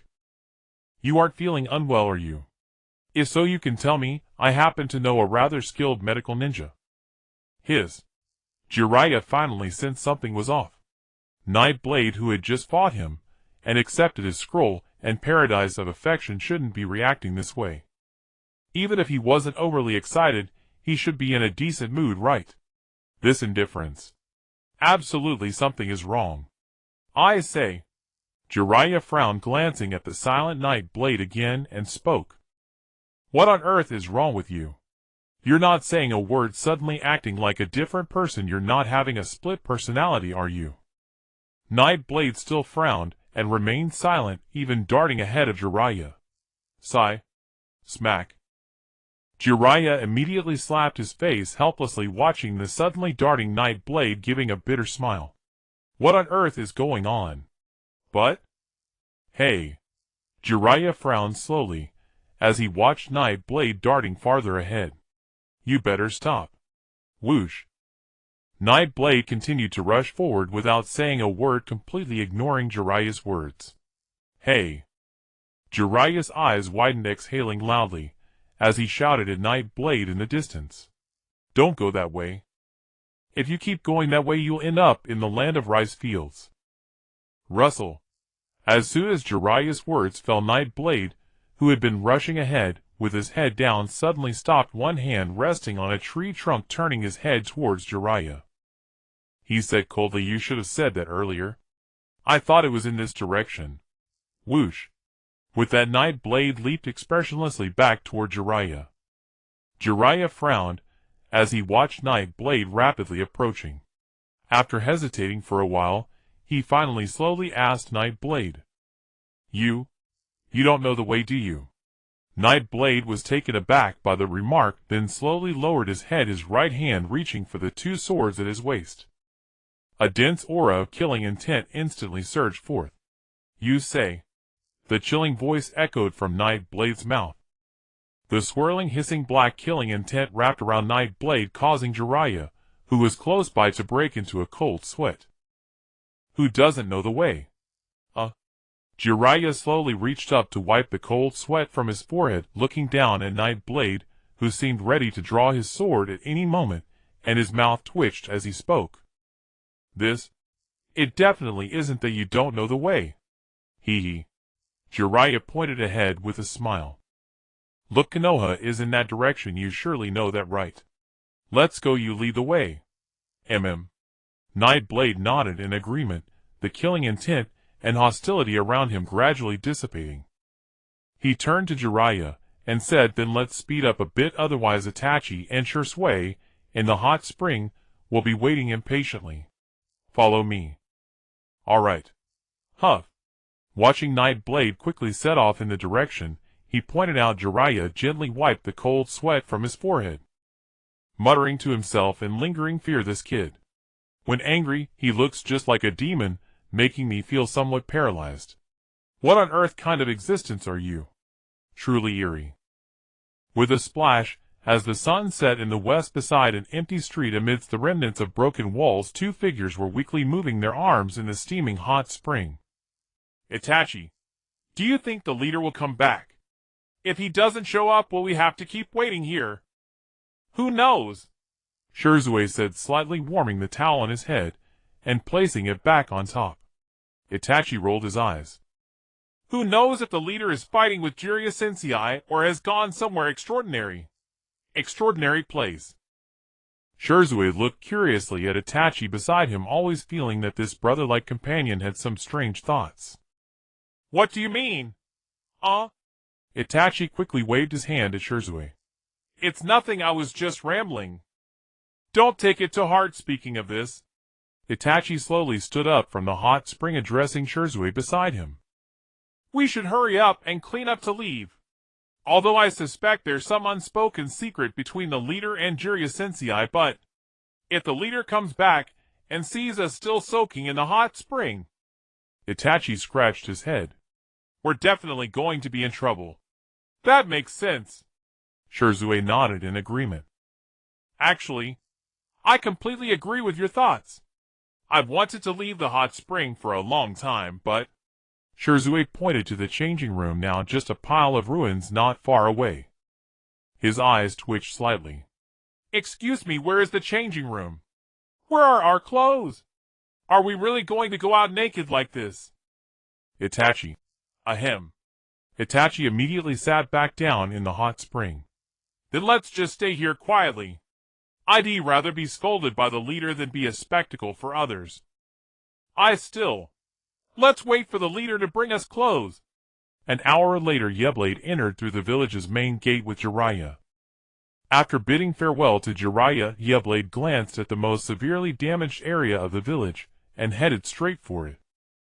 Because that place is where the hot spring is located. Hey! By the remnants of the hot spring. Yeblade looked down at the slightly embarrassed Itachi and Shirzue and asked in confusion, Why are you two still soaking here when everyone else has left the hot spring? Is it too comfortable to want to get out? And Yeblade looked at the two who were only showing their heads above the water and said with narrowed eyes, Where did Yuzuki Yugao go? Why are you three as teammates not together? Itachi shrank back slightly at Yeblade's gaze. Leader, you might not believe this, but when you were fighting with Jiraiya, the shockwave from Jiraiya's giant toad landing completely destroyed the changing room of this hot spring bath. So it's not that we don't want to leave the hot spring, but... Itachi's expression was a bit awkward. We can't go out because we have no clothes to wear. All right. Yeblade rolled his eyes and said to the two, You two wait here. I'll go find you some clothes. Later come with me to Yu-Gi-Oh's house to make some plans. We're about to set off, and we need to discuss this trip in detail, so we don't end up in trouble. Okay. All right. Itachi and Shirzue immediately straightened their faces and replied in unison. At 8 in the evening, as the lights came on, Yeblade walked ahead in a white martial arts outfit, followed by Itachi and Shirzue in black martial arts outfits. The streets of Konoha village were brightly lit at night. Various performances and restaurants lined both sides of the street, bustling with activity. This is really nice. Yeblade, arms crossed behind his head, felt a bit better as he admired the scenery around him. I'm afraid only the streets of Konoha among the 5 great ninja nations are this vibrant. Other nations. Yeblade recalled the Wind Country, Lightning Country, Water Country, and Earth Country. The architectural styles and people's clothing in these countries were all determined by their unique climates. Either the environment is harsh or the climate is poor. Konoha is truly a wonderful place. Indeed. Itachi, walking behind Yeblade, nodded. He said in a deep voice, This is precisely the reason why conflicts have occurred repeatedly over the past few hundred years, mainly due to the other four nations coveting the geographical position of our fire country, and the recent provocations from the lightning country. Itachi continued to analyze calmly. On one hand, the lightning country's hidden village covets our village's bloodline limit, Byakugan, and on the other hand it's because our Konoha ninja village's power has diminished after the Third Great Ninja War. They want to take advantage of our weakness and seize opportunities. If it weren't for you this time, the village would have faced tremendous trouble. Yablade smiled slightly, not replying to Itachi's words. Isn't that exactly the case? If Yablade hadn't intervened this time, Konoha would surely have suffered greatly, with the head of the branch family of the Hyūga clan being forced to commit suicide, leading to a decline in Konoha's development. It wasn't until the emergence of the Konoha 12 and Tsunade's governance that Konoha finally got a chance to breathe and move toward a stronger stage. As they talked, the three of them had already arrived at Yukio's doorstep. Bang bang. Creak. Just as Yablade reached out to knock on the door, it was gently pushed open, and the three of them entered, a delightful aroma wafting through the room. Shirzue suddenly sniffed the air, his face full of anticipation. This smell is so delicious. Could it be that Yugao is cooking? It seems we might have a treat today. Itachi also smiled lightly. The smell is really nice. I'm starting to look forward to it. Suddenly, at the kitchen door appeared a girl with purple hair tied into a big braid, wearing a cute pink apron, and holding a frying spatula. She sweetly looked at Yablade and said with a smile, "You're back. Wash your hands and get ready for dinner." Shizuo's eyes widened instantly as he looked at the adorably dressed Yuzuki Yugao, letting out a gasp. It really is Yugao. I didn't expect the seemingly tough you to be able to cook. That's quite impressive. Yugao. Mao Yuxian, clad in a cook's dress with her hair tied in a ponytail, fell instantly silent at Zishui's words. Amid the awkward hush and everyone's scrutiny, Mao Yuxian slowly wiped her hands on her apron and lifted her dagger from the table. With a bright ring and a swift slash, a cold gleam burst from the scabbard, and the blade was pressed to Zishui's throat. Who are you calling a braggart? Try saying that again. Heh. Cold sweat broke out on Zishui's brow. He reached out, gently pinched the icy blade, and offered an awkward smile to the sullen Mao Yuxian. Well, I wasn't calling you a braggart. I was only joking. Don't take it to heart. Though the disparity in strength was great and Jishui could have easily defeated Mao Yuxian, he had insulted the girl first and then reached for her. That would look wrong, wouldn't it? Mao Yuxian snorted coldly. She lowered the sword from Zishui's throat and spoke with visible displeasure. Don't think you can bully me. I plan to be the leader's wife. You'd better think about the consequences before you provoke me. Let's see whether you can beat Yaren. As Mao Yuxian finished, the three others in the room fell silent.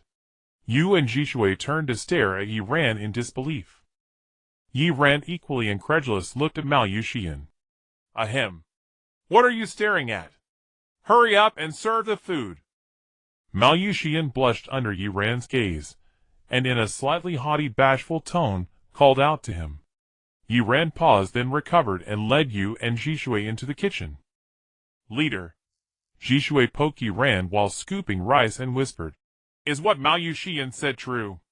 Will she marry you when she grows up? Yaren was silent. Yu, ever the gossip, burned with curiosity and looked at Yaren expectantly. Yes, yes. Yaren exhaled softly, turned expressionlessly to Yu and Jishui, and then flashed an unusually genial smile. Ask that question again. It'll kill you. Yu, Jishui. Serve the rice, serve the rice. Dinner served. Jishui and Yu broke into a sweat, hurriedly portioned the food, and rushed it out of the kitchen, eager to avoid spending another second with Yaren there. After Yaren's little intimidation in the kitchen, the four of them enjoyed a relaxed and pleasant dinner and conversation. During the meal, whenever Yaren and Mao Yuxian proposed plans for the march or offered opinions on the trio's training. Yu and Jishui could not help but nod in agreement. Yaren and Mao Yuxian even listed the powerful ninja of Lake Country they intended to face, and the methods and locations for those confrontations. Yu and Jishui continued to nod obediently, declaring they had no objections. In the end, the entire marching plan was finalized amid the light-hearted dinner.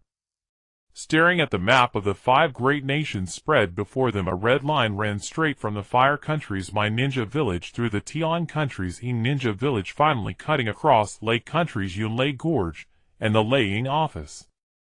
Yaren smiled and nodded. Heh. This way we'll never lose our way, and I like the feeling of barging straight through. That's direct enough. I like it. The next morning at my village's gate, the gatekeepers Gang Zitai and Shinyu Chuyun appeared on duty on time. Sigh. Guarding the gate every day is so tedious. Chuyun, when will we ever be promoted to Shangren? This gate duty is soul-crushing. Shangren. Shinyu Chuyun glanced at Gang Zitai, a toothpick tipping in his mouth. At least 10 years, I'd say. With our aptitude, that's probably the earliest. Ah. Gang Zitai sighed once more. He looked at the post at the gate, a flicker of nostalgia lighting his eyes. Lord Yaren was incredible that day, 1 against 2, easily crushing 2 genius Shangren of the Yuzhibo clan. If I had even a tenth of that power, I'd be satisfied. Pa. Shinyu Chuyun spat out his toothpick. A tenth? Don't even dream it. You probably haven't heard yet, have you? Just yesterday, Lord Yaren dueled Lord Zilai near the hot springs. From the start, Zilai was completely suppressed by Yaren. In the end, Shinyu Chuyun's eyes shone with reverence for the strong. Worried the commotion would ruin my ninja village, they moved the duel to the forest outside the village. That battle. Tisk tisk. An exaggerated look crossed Shinyu Chuyun's face. They say hundreds of square kilometers of forest were leveled. The force was immense. People 100 kilometers away could feel the ground tremble. Gasp. Could it really be that terrifying? Gang Zitai was stunned, a bitter smile tugging at his mouth, as he recalled his earlier boast about reaching even a tenth of Yaren's level. A tenth. Truly he had been dreaming. Soft footsteps whispered from within the village, and slowly drew nearer to Mui's gate. 4 figures gradually came into Gang Zitai and Shinyu Chuyun's view. What is this? Shinyu Chuyun's pupils narrowed. Lord Yaren. And Gang Zitai swallowed. Yuzhibo Yu and Yuzhibo Shishui, and the former ANBUs. Mao Yuxian. Hearing such a formidable lineup, Gang Zitai and Shinyu Chuyun exchanged a glance and inhaled sharply. Could those rumors really be true? Yaren paused slightly at the gate, smiled at them, and said, On duty. The 2 were taken aback, then scrambled to nod vigorously. Ah. Yes, we're on duty. Lord Yaren, are you about to? Oh, so you want to ask why I'm taking those 3 out of the village, right? Yaren smiled faintly. Heh. Of course we're going to go get the rakeage. Nightblade's words prompted a glance between Shinyu Chuxin and Gang Zitai, who simultaneously swallowed hard. It seems this matter is true. Huh? Nightblade asked in confusion, looking at the astonished duo. What's true? What are you talking about? Exactly, gulp. Gang Zitai gulped as he spoke. We heard that you Lord Nightblade punched Spring in the Hokage office, and stepped on Mito's flames, finally slamming the table and chair in front of the 3rd Hokage, declaring that you were going to attack the Hidden Cloud Village. We thought it was a joke. Didn't expect. Gang Zitai's expression grew increasingly excited. So everything you said and did is true, Lord Nightblade. You are truly my idol. All right. Nightblade frowned, looking at the chattering Shinyu Chuxin and Gang Zitai beside him, and impatiently waved his hand. What are you making a fuss about? Isn't it just going to the Hidden Cloud Village to deal with the rakeage? What's so surprising about that? Look at you 2, you've never seen the world, don't embarrass yourselves. Let's go. Nightblade waved to the three behind him in front of the astonished gatekeeping duo. With a graceful departure that left the confused gatekeeping duo with four meaningful figures behind. Awesome. Incredible. At this moment in the underground chamber of the Land of Rice, several figures stood under dim lighting. What's the situation? Have you found any news about Nightblade whom you were asked to investigate recently? A middle-aged man with long black hair, golden vertical pupils, and purple eyeshadow extending to his nostrils asked the young man kneeling before him. Crack. The young man, hearing the question, slowly raised his head and adjusted his round-framed glasses. There is news. According to the intelligence I stole from the Umbu of Konoha, this Nightblade excels with a sword, and he carries two exceptionally powerful swords at his waist. At the same time, he seems to be completely incapable of using chakra, yet his strength is extraordinarily formidable. Somewhat like a warrior from the Land of Iron, but not quite. This Nightblade's strength is even greater. Hiss. A crimson tongue slowly extended from Orochimaru's mouth, licking his lips, his eyes sparkling with curiosity. What else? Kabuto nodded slightly, and continued speaking. Recently Nightblade has had conflicts with several individuals in Konoha, including the third Hokage Sarutobi Hiruzen Uchiha Itachi Uchiha Shursue, Konoha's advisors, and Jiraiya, one of the legendary Sannin. Oh! Orochimaru was slightly surprised. This kid has only appeared for a few days, and has already defeated the elite forces of Konoha. Kabuto gently adjusted his glasses. From the intelligence, that seems to be the case. Then, Orochimaru narrowed his eyes slightly. What was the outcome? No defeats. Kabuto's calm voice echoed in the vast underground space. No defeats. Orochimaru was taken aback. Yes. Kabuto glanced at Orochimaru, whose brows were deeply furrowed, sighed lightly, and began to speak. I might as well tell you the details of their encounters. All right. Half an hour later, in the underground secret base, Orochimaru sat at the table, gently tapping on the stone surface. During this half-hour, Orochimaru's mindset underwent a significant change. From initial curiosity upon hearing Nightblade's name to slight shock after learning that Nightblade challenged most of the strong, and later to Kabuto's detailed narration of the battles. Orochimaru was left speechless. A few drops of cold sweat trickled down his temple. Hee. How ironic. Orochimaru chuckled self-deprecatingly, originally thinking that Nightblade, this kid, who emerged from nowhere, must have some miraculous bloodline limit to serve as his next vessel. Unexpectedly, Nightblade was not his prey, but an enormous entity. Orochimaru deeply understood that someone who could suppress Konoha to the point where they dared not challenge him was not someone he could provoke. So, a glimmer of sharpness flashed in Orochimaru's eyes. Have you found out what kind of relationship Nightblade has with Konoha now?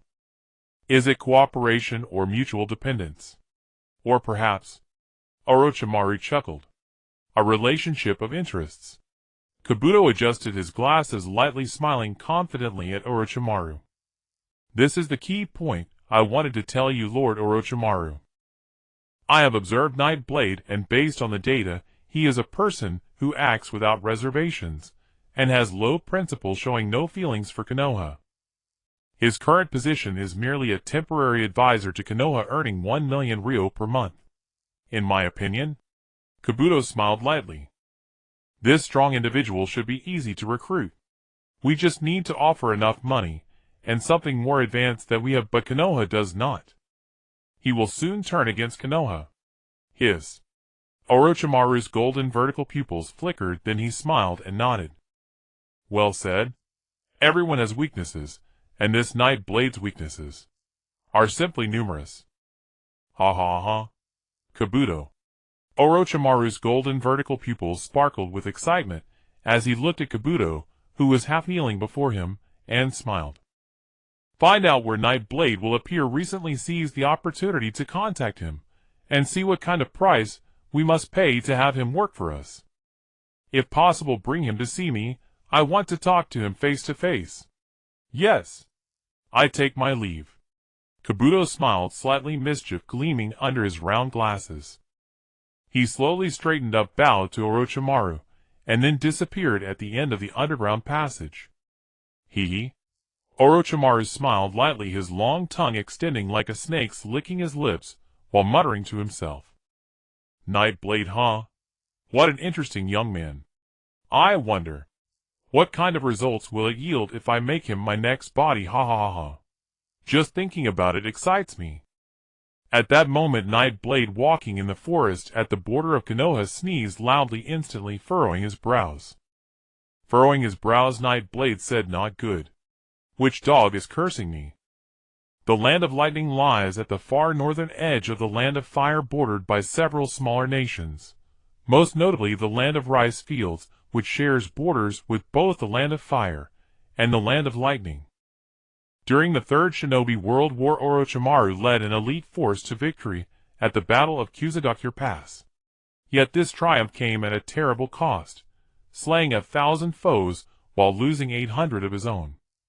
Thereafter, Orochimaru grew disenchanted with war and the pursuit of ninjutsu. Confronted repeatedly with life's fragility and the ceaseless cycle of sorrow and joy, he became obsessed with unlocking immortality, a forbidden art of life itself. The body replication technique.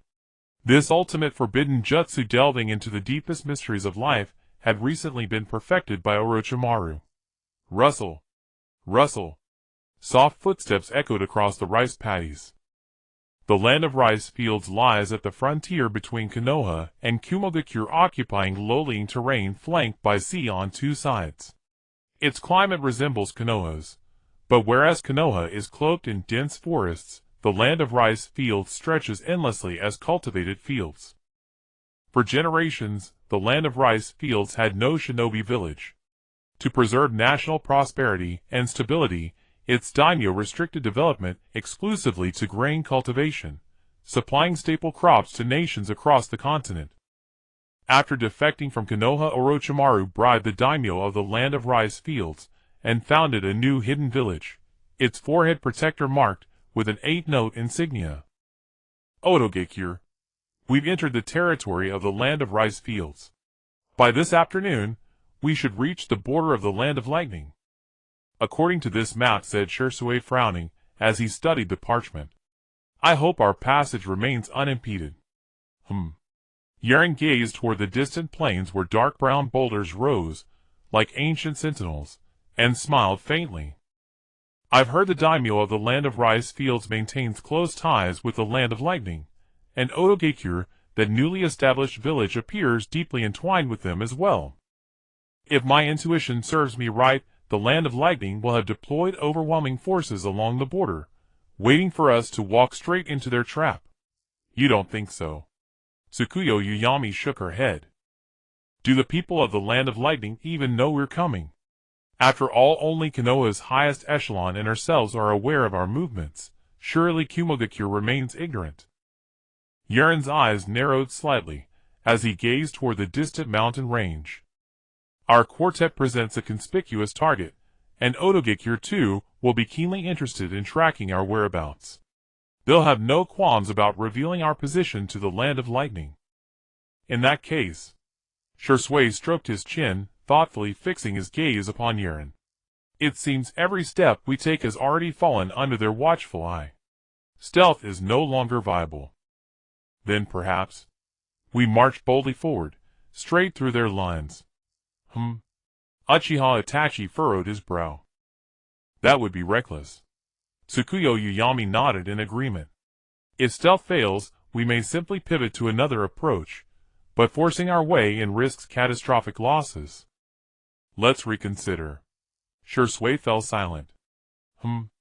You raise valid points, but even now our discovery is all but certain. Rather than being ambushed in shadow, let us meet them openly, deploy our ranks in full light, and fight them blade without pretense or concealment.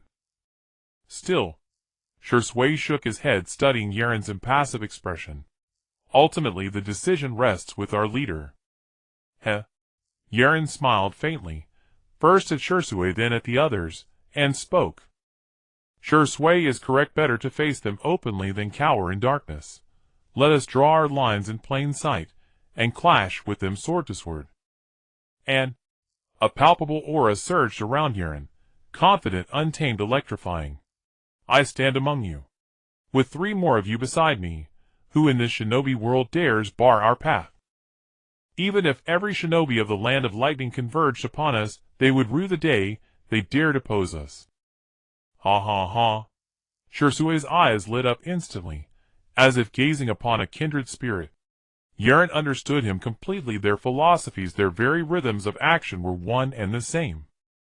Beside him, Itachi and Tsukuyo Uyami felt their pulses quicken. Indeed, within this team, one figure alone redefined possibility. Yaren.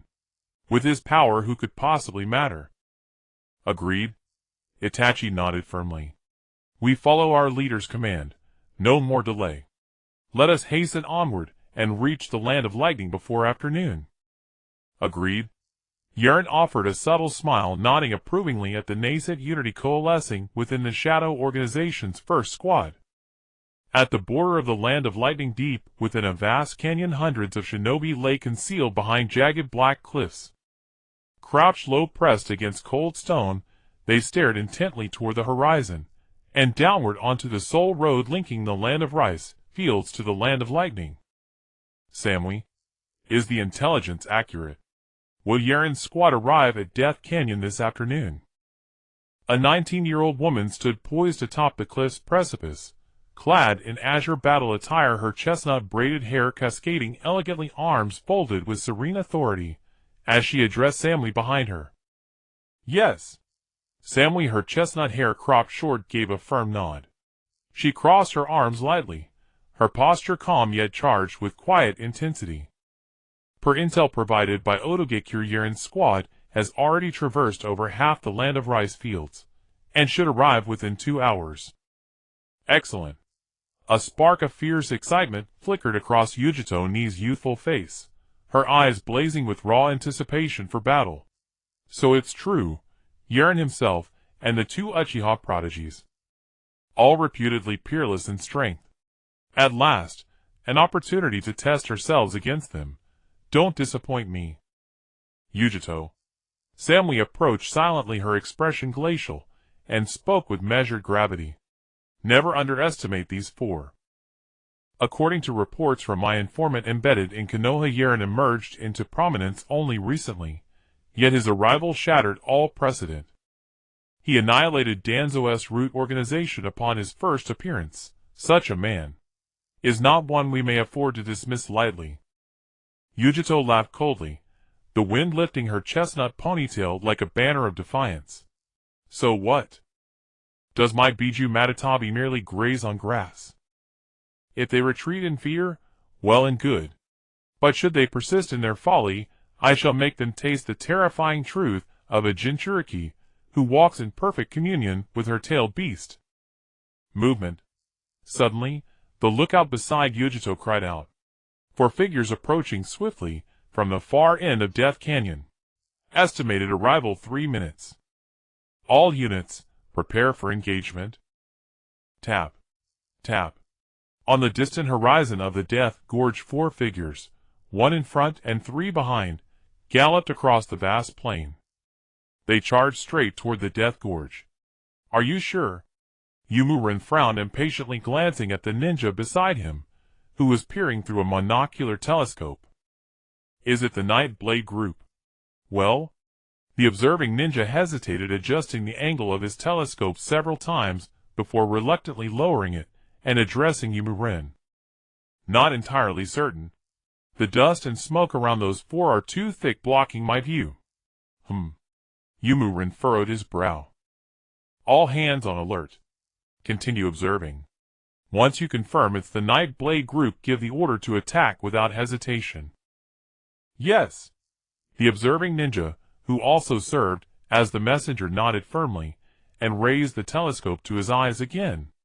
5 minutes later, from the heart of the massive dust cloud, 4 figures, in white martial arts uniforms, with the character shadows stitched on their sleeves, gradually appeared in the observing ninja's telescope. This is Among the four, a stir-faced Night Blade led the group at the front. Gulp. The observing ninja swallowed hard. He shouted directly, "The Night Blade group has arrived. Prepare to attack."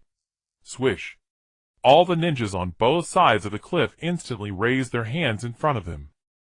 They were waiting for the command to swiftly form hand seals and unleash an impenetrable barrage of ninjutsu upon the four. 1,000 meters. The observing ninja, cold sweat beading on his forehead, stared nervously at the Night Blade party approaching the Death Gorge. 500 meters. His grip on the telescope grew slightly moist. 300 meters. The veins on the back of his hand bulged. 100 meters. Everyone prepare. 50 meters. 30 meters. Now. The moment the observing ninja finished speaking, all the ninjas standing on the cliff edges swiftly began forming hand seals.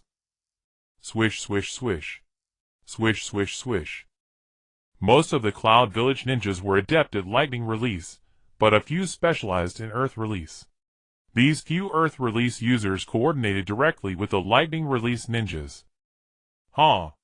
Lightning release lightning blade. The ninjas on both sides of the cliff rapidly formed hand seals. Within 5 seconds, all of them wore solemn expressions, and in their hands materialized a sharp, crackling, straight lightning blade. Gazing at the four figures of Night Blade swiftly passing through the center of the gorge, the ninjas, who had executed the lightning blade technique, slashed down at the hard rock beneath their feet. Zzz. A continuous roar of lightning echoed from the cliff tops, followed by a succession of snapping rock sounds rumbling like thunder from the precipice. Screech. The sound of shoe soles scraping against the stone ground arose. Night Blade at the front abruptly halted and made a stop gesture to the three behind him. Frowning slightly, he spoke. "I think I heard some strange noise. Did you hear it?" Shui and Itachi exchanged glances, then furrowed their brows. "I think I heard it too. It sounded like..." Itachi's eyes widened suddenly. "The sound of thunder. If it's thunder, the land of lightning is filled with continuous mountain ranges and frequent thunderstorms. Thunderclaps should be commonplace." "No." Night Blade shook his head slightly. "It's not thunder. It sounds like a rumbling of rocks grinding and colliding. Moreover," Night Blade slowly looked upward, "it's coming from above us." Boom. Boom. At that moment a rumbling, muffled roar sounded again from above their heads. They all looked up instantly, their pupils sharply contracting. "This is Earth Release. Earth Cover descends from heaven," the ninjas on the mountaintop shouted in unison. In the pupils of Night Blade and his three companions, the colossal sky-obscuring boulders at the cliff edge under the ninjutsu of the ninjas standing atop them transformed into an enormous rock roof with vast area, extreme thickness, and immense weight. Amid a howling gale it pressed down rapidly upon them. "My heavens! This..." Itachi and Shui, staring at the massive rock hurtling down from above, wore grim expressions. "Sharingan." Shui frowned, and the pupils of his eyes instantly turned crimson, with three tomos slowly rotating. A Mangekyo Sharingan in the shape of a shuriken gradually emerged in Shui's eyes. Then his hands began to form seals rapidly, and he frowned. "Susanoo. Pat." Just as Shui was about to unleash the ultimate armor and spear Susanoo, Night Blade gently patted his shoulder and said softly, "Don't worry. Leave it to me." Shui was startled. Then, seeing the disdain and confidence in Night Blade's eyes, he slowly nodded, his Mangekyo Sharingan gradually fading back into a three-tomo Sharingan. "Yugugo. Lend me your sword." Oh. Yuzuki Yugugo nodded firmly, unsheathed the sword at her waist, and handed it to Night Blade. "Heh. It's been so long since I last used this technique. Today you shall once again shine in your glory." Zzz. Night Blade's right hand was instantly enveloped in armament haki, then black mist coiled serpentinely, staining Yuzuki Yugugo's sword with a touch of darkness. Click. Biting the swords hilt gently between his teeth, Night Blade drew the First Generation Kitetsu, and the black blade Inma from his waist. Zzz. The pure black Haki slithered like a serpent climbing onto the blades of the two swords. Then Night Blade pressed the hilts of both swords together, with the hilt of the sword in his mouth, forming a black triangle adorned with blades. Shave. Moonwalk. Boom. To the astonishment of the three companions, and the ninjas on the cliff, Night Blade wielding three pitch-black great swords soared into the air in an instant 36 seconds, and appeared directly beneath the massive rock. 9 mountains, 8 seas form one world. Gathering 1,000 worlds creates a small 1,000 world. This world multiplied by 3, nothing it cannot cut. 3 sword style ultimate. The two huge black swords in Night Blade's hand spun rapidly, leaving a trail of black misty afterimages. Then Night Blade stamped his feet again, and after a massive shockwave he instantly closed the distance to the enormous rock within attack range. One great 3,000 world. Clang. All they heard was a piercing screech of blade against stone, and a fleeting glimpse of Night Blade flashing from beneath the rock to above it. And boom! The 100 softmeters thick rock was cleaved in two by Night Blade's single strike. Boom! Boom boom! Before the stunned gazes of onlookers, 2 colossal boulders, sliced cleanly in two by Yaren's blade, slammed violently into the opposing cliff faces, unleashing deafening impacts. Samui, perched atop the cliff's edge, Yujuto Ni, her expression icy and composed, twitched at the corner of her mouth and nudged the frostbitten beauty beside her. Did you see it? How did this man leap straight into the sky with a single step? Can he truly fly? I don't know. Samui shook her head. I've never witnessed such aerial maneuvering. It appears to be an entirely new ninjutsu technique. Very well. Yujuto nodded in agreement and pressed further. Then tell me, did you discern how he cleaved that massive boulder in half? With his sword. Samui instinctively flexed her arms, subtly adjusting her posture, the motion gently compressing the ample curves she held close to her chest. Her expression darkened. This. A soft sigh escaped her lips, her eyes flickering with helplessness and something deeper, fear. I couldn't see it either. Yet one truth remains undeniable. That colossal stone was severed, undoubtedly, by the blade in his hand. Heavens above! Yujuto's exquisite eyes widened in disbelief. Truly, does such peerless swordsmanship exist in this world? Compared to this, our Kumogakure Kenjutsu is little more than refuse. Samui rolled her eyes at Yujuto. Though I'm sorely tempted to agree, I must ask you in front of your subordinates to choose your words with greater discretion. Oh! Yujuto nodded. My apologies. Slip of the tongue. Slip of the tongue. Shursui, did you see it clearly? Itachi Uchiha's Tomoe pattern Sharingan, activated without warning, glinted with quiet bewilderment as he turned to Shursui beside him. Shursui scratched lightly at the back of his head. No, I didn't catch it. And you? Did your Sharingan capture the instant our leader drew his blade, or how he split that monolithic stone? Itachi shot Shursui an exasperated glance. Your Sharingan surpasses mine in depth. If even you saw nothing, then my eyes are no better. HSS. Shursui stroked his chin, then spoke in astonishment. So his sword stroke's velocity has exceeded the Sharingan's capacity to track rapid motion. Then not a fragment of his attack registered with us. Itachi gave a wry, bitter smile and nodded. It would seem so. Enough. Cease your discussion, now.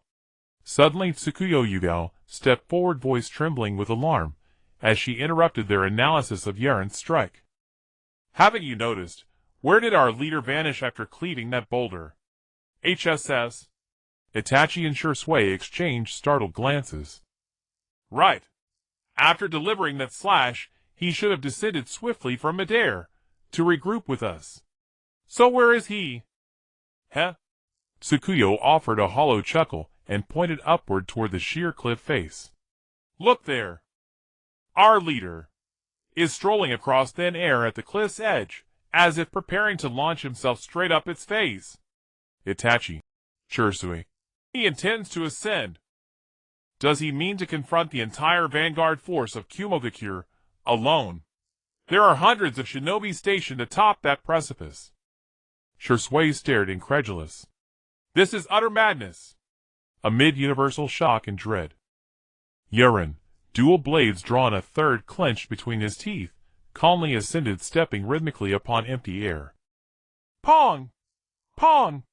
Pong! Each footfall resonated with invisible shockwaves booming through the stillness. With an austere countenance, Yaren soared upward, reaching the cliff's summit, and alighted softly beside Yujito and Samui. Patter!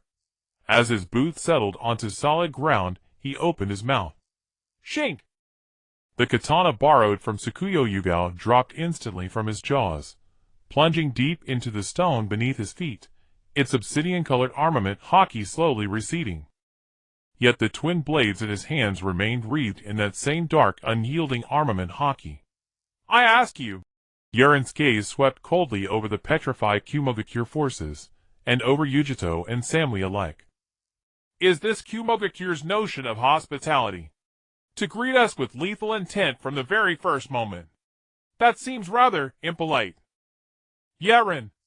A flicker of icy fury crossed Yujito's face. Spare me your lectures on courtesy. 2 of our highest-ranking shinobi were slain on Konoha soil by your hand. Where then was your hospitality in those acts? Humph. Yaren scoffed, disdain curling his lips. Those 2 men you mourn. One sought to abduct my disciple, the other publicly insulted me. Were they not deserving of death? My conduct requires no instruction from you. You? Yujito's fury ignited instantly. Her stance shifted, weight coiling like a spring, her eyes blazing with razor-sharp intensity. Then words are spent. Let battle decide. Yaren smiled faintly, his twin blades carving elegant arcs through the air. Very well. Ninpo. Fire rat sphere. Yujito sealed her hands in rapid succession, then expelled a tightly compressed azure flame straight toward Yaren's face. Fire. Yaren sneered. Black blade path. One sword style flying dragon flame. Whoosh. His right hand swung the First Generation Kitetsu, a blinding arc slicing through void, friction igniting a unique sapphire flame along its path. The flame coalesced into a cerulean dragon, surging forth to meet Yujito's fire rat sphere with a thunderous roar. Roar! SSSHHH! The sphere shattered, devoured whole by the dragon's maw. And before Yujito's widening eyes, frozen in horror, the azure dragon lunged onward, jaws wide, hurtling straight for her. Lady Yujito. Earth release. Earth flow wall. Several Kumogakure shinobi leapt before Yujito, hands flashing through seals, for towering earthen barriers erupted instantly, blocking the dragon's path. Boom! Crack, crack! Roar! The colossal cerulean dragon, radiating searing heat and cutting force, struck the 4 earthen walls, with cataclysmic might shattering them as though they were brittle clay. It slammed into the spot where Yujito had stood moments before. Boom! A deafening detonation echoed across the heights, leaving behind a vast charred crater gouged deep into the cliff's unyielding stone. Huh? 5 meters away from the scorched pit, Youmuurin was half-squatting, panting heavily. Just moments ago, when the blue flame dragon sliced through the earthen barrier, Youmuurin sensed something, and rolled away just in time to evade the blade of Yaren. At this moment a slight sheen of sweat had appeared on her forehead. The fire dragon generated by this blade cutting through the air possesses power comparable to enstrength ninjutsu. Is this the extent of this man's power? The cold sweat on Youmuurin's forehead slowly dripped down. Suddenly a more terrifying possibility crossed her mind. What if this strike is merely a casual attack from that man? Can our forces withstand the attacks of just one person? What significance does our vanguard have? Sammy! Thinking of this, Youmuurin rushed to Sammy's side. While vigilantly watching Yaren, she spoke softly to him. It seems the strength of this Yaren is indeed unfathomable, and currently we lack detailed information about this person, so. Youmuurin looked at Sam-e with a serious expression. Later I will engage in battle with Yaren. Please make sure to observe and carefully memorize this person's information and intelligence, and find an opportunity to escape delivering this intel to Lord Lei. This. Sam-e's icy demeanor suddenly became unsettled. Is this person really that strong? Hearing Sam-e's question, Youmuurin, who had just faced Yaren in combat, couldn't help but bitterly smile, then slowly nodded under Sam-e's increasingly disbelieving gaze. The strength of Yaren is unprecedented in my life. Even the pressure from Lord Lei pales in comparison to this Yaren. Although unwilling to admit it, Youmuurin still followed her inner understanding and provided Sam-e with such an answer. How? How is that possible? Sam-e's cold expression vanished in an instant as he covered his slightly agape mouth with his hand. He spoke with a tone thick with disbelief. Lord Lei's lightning release armor has already reached a peak level. He is just a swordsman without chakra, merely a swordsman. Sam-e murmured. How could he possibly be stronger than Lord Lei, who has mastered lightning release chakra body techniques? Have you sensed it incorrectly? No. Youmuurin gently shook her head. Within me resides the two-tailed beast whose exceptionally sensitive perception cannot be wrong. The two tails told me. This man before us, although lacking chakra flow in his body, possesses an extraordinarily dangerous and terrifying aura. It flows ceaselessly within him, raging endlessly. This. Sam-e was suddenly alarmed, initially thinking Yaren's declaration of coming to the Land of Thunder to eliminate Lord Lei was merely a boast. But unexpectedly this man, with twin blades at his waist, was serious. Not only that, but his corresponding strength was also incredibly formidable. Sam-e even doubted that if they did not adequately counter Yaren, Lord Lei might truly be in danger. All right. A glimmer of determination flashed in Sam-e's eyes, as he turned to Youmuurin and spoke softly. Then I entrust you, Youmuurin, to try and hold him off, or manage him as best as you can. I will observe seriously from the side, and when the opportunity arises to escape, I will risk my life to ensure this vital information reaches Lord Lei. All right. Youmuurin nodded in agreement. Thank you. Hey. Yaren, holding two massive black blades wrapped in armed color Haki, glanced impatiently at the two individuals whispering several meters away. What are you two whispering about? Have you said enough? Are we going to fight or not? I'm getting so bored I'm about to fall asleep. Haven't you reached a conclusion on your strategy yet?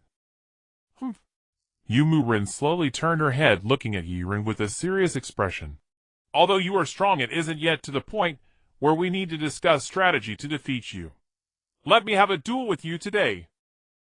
Yaren. Huh? Yaren yawned, lightly raising his hand, as the initial generation of the sword Guiche returned to its sheath. Just you alone.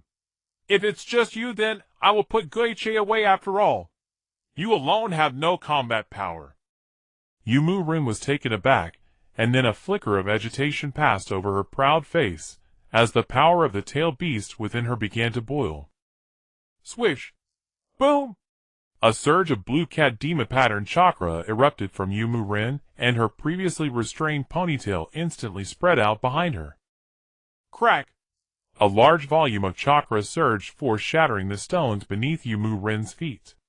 Don't underestimate me! Youmuurin's eyes slowly transformed into cat-like vertical pupils, as she shouted loudly at Yaren. I am the guardian deity of the cloud ninja Youmuurin. Prepare yourself. Fire release. Cat fire ball. Boom! Dozens of chakra balls wrapped in blue flames immediately coalesced before Youmuurin, burning with fierce blue fire as they charged towards Yaren. Another one of those tricks, but with more numbers it won't work. One sword style. Evil crow. Demon hunt. Clang. The black chaotic blade Yin-Mo wrapped in armed color Haki began to swing rapidly in Yiren's hands, cutting through the blades. Yiren's body became elusive as the blades spun into a blur of white light. Meanwhile, Yiren's figure calmly approached Youmuurin step by step. Swish! Swish! Swish! Swish! The sharp black blade instantaneously sliced through countless cat fire balls engulfed in blue flames. Under Youmuurin's grave expression, Yiren continued to swing his blade down at her. Humph! A bead of cold sweat trickled down Youmuurin's forehead. Gazing at the black blade in Yiren's hand that seemed capable of cutting through anything, a sense of impending death enveloped her. Two Tails! I'm here! With Youmuurin's roar, the two tails within her body instantly responded to her call. Half-tail beast transformation. Alright. Boom! A massive amount of chakra quickly formed on the surface of Youmuurin's body, and thick red chakra instantly enveloped her, revealing the form of a cat demon with two tails. Oh! Not bad, not bad. The night blade wielding a black-bladed cross knife gradually halted its offensive steps, squinting at the half-beastified Youmou, not far away, nodding slowly. This is the spirit of fighting me. Anyone unprepared to be cut down by me is merely cannon fodder in my eyes. Wah! The half-beastified Youmou was enveloped by an immense amount of dense, impenetrable red-tailed beast chakra. At this moment, a pair of cold, slitted eyes were fixated on the night blade. Finally, a piercing cat-like cry echoed. So, the night blade chuckled coldly, positioning the Enma before himself. Are you ready to die by my blade? A furious roar erupted from Yuma's throat, and in the next moment it charged towards the night blade, its claws suddenly extending. Under the sunlight, a sharp glint flashed. Clang!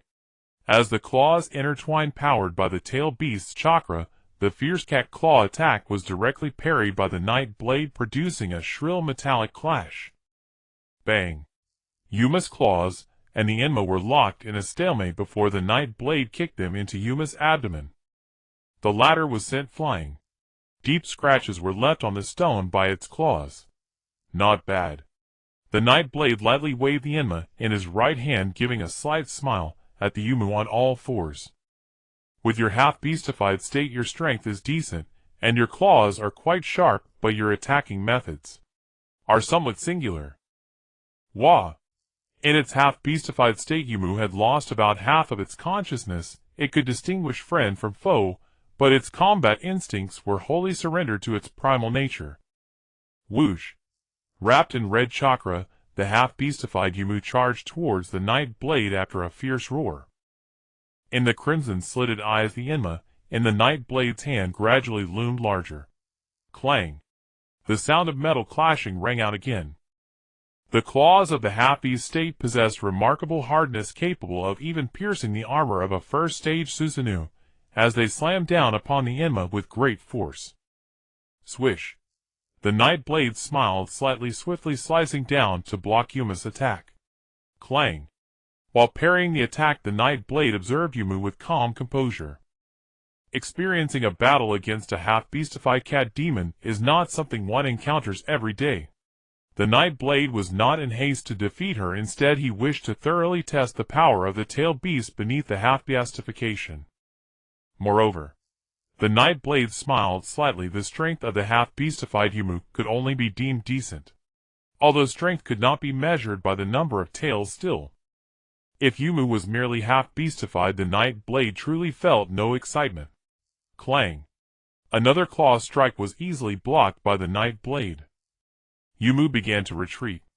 Hoo! On all fours, she intensely stared at the night blade, panting heavily. After consecutive high-intensity battles, even in her half-beastified state, she was starting to struggle, and a hint of fear flashed in her crimson-slitted eyes. Oh! Is this all you can do? Is your half-beastified strength merely this much? The night blade scoffed. How about trying full beastification? Otherwise you won't have even a shred of a chance to win. Wah! The half-beastified Youmou let out an angry roar. Then the red chakra around her slowly receded, revealing the half-crouched, extremely disheveled Yumu, who, her blue combat outfit, had been partially corroded by the red chakra, exposing her white skin that radiated with the glow of youth. Hey! The Nightblade frowned, looking at the tattered Yumu. What are you trying to do? If you can't win the fight, are you trying to seduce me? That's not very good, is it? As he spoke, the Nightblade covered his eyes with his empty left hand, leaving a tiny gap to gaze at Yumu. How could I, the Nightblade, be such a person? Even if you were completely undressed, I wouldn't spare you a second glance. Paw. The panting Yumu, upon hearing this, glanced at her own state, her face turning red as she spat at the Nightblade. Shameless. What? The Nightblade immediately lowered his hand that was covering his eyes, looking helplessly at Yumu. You say I'm shameless. All right then. Since it's already like this, I'll show you my shamelessness. Today not only will I wipe out your Yōnin advanced troops, but I will also take you. The Nightblade pointed at Yumu, then directed his finger towards Samui, who was silently observing from a distance. And her. I'll take them all. Yuma's eyes widened in shock as she looked at the Nightblade, her expression filled with fear. Knowing her own situation, she deeply understood after having fought him directly. What the Nightblade said was something he could easily accomplish. Moreover, they probably wouldn't even be able to escape because Uchiha Itachi and his companions had already climbed up from behind the cliff, slowly appearing behind the coalition of Yunin's advanced troops, creating an implicit pincer attack with the Nightblade. Since that's the case, Yumu bit her lip hard, watching the relaxed Nightblade, who didn't even seem to be out of breath, and steeled her heart. Yuyo. I'm here. There's no other way. Let's beastify and make our last stand. But beastification will cause tremendous harm to your body. It's too dangerous. We should escape. No. Yumu shook her head. We've both fought this man, and we know his strength. Not to mention whether we can escape from him. Even if we escape, what about Samui? What about our advanced troops? Don't say any more. Let's beastify, and he'll bear all the consequences. All right. Boom. The moment Yuyo agreed to Yuma's beastification, blue cat demon pattern chakra erupted violently from Yumu, expanding and stretching. In just a few seconds, a gigantic blue cat demon appeared right before the Nightblade. Roar. I will tear you apart. Yuma's voice merged with Yuyu's as the massive blue cat's mouth suddenly opened wide, gathering a blaze of orange-red fire within. Yuyo Great Fireball. Boom. A massive orange fireball radiating terrifying heat hurtled directly toward the face of Yaren, illuminating his stern visage. Heavenly Blade Technique. With a swift motion, Yaren sheathed his sword, the entire sheath of Yen-mo gleaming a deep black, the hardened armor-like aura adorning it. One sword style. Die. Lion Song. As the enormous fireball charged swiftly towards him, Yaren slightly bent his body. With a faint smile, a terrifying red light flickered in his pupils, and a breath of hot air slowly escaped his lips. Whoosh! The blade of Yen-mo resonated with a clear chime. Yaren's figure vanished from the spot, and the stone beneath his feet exploded into fragments in the next instant. Where did he go?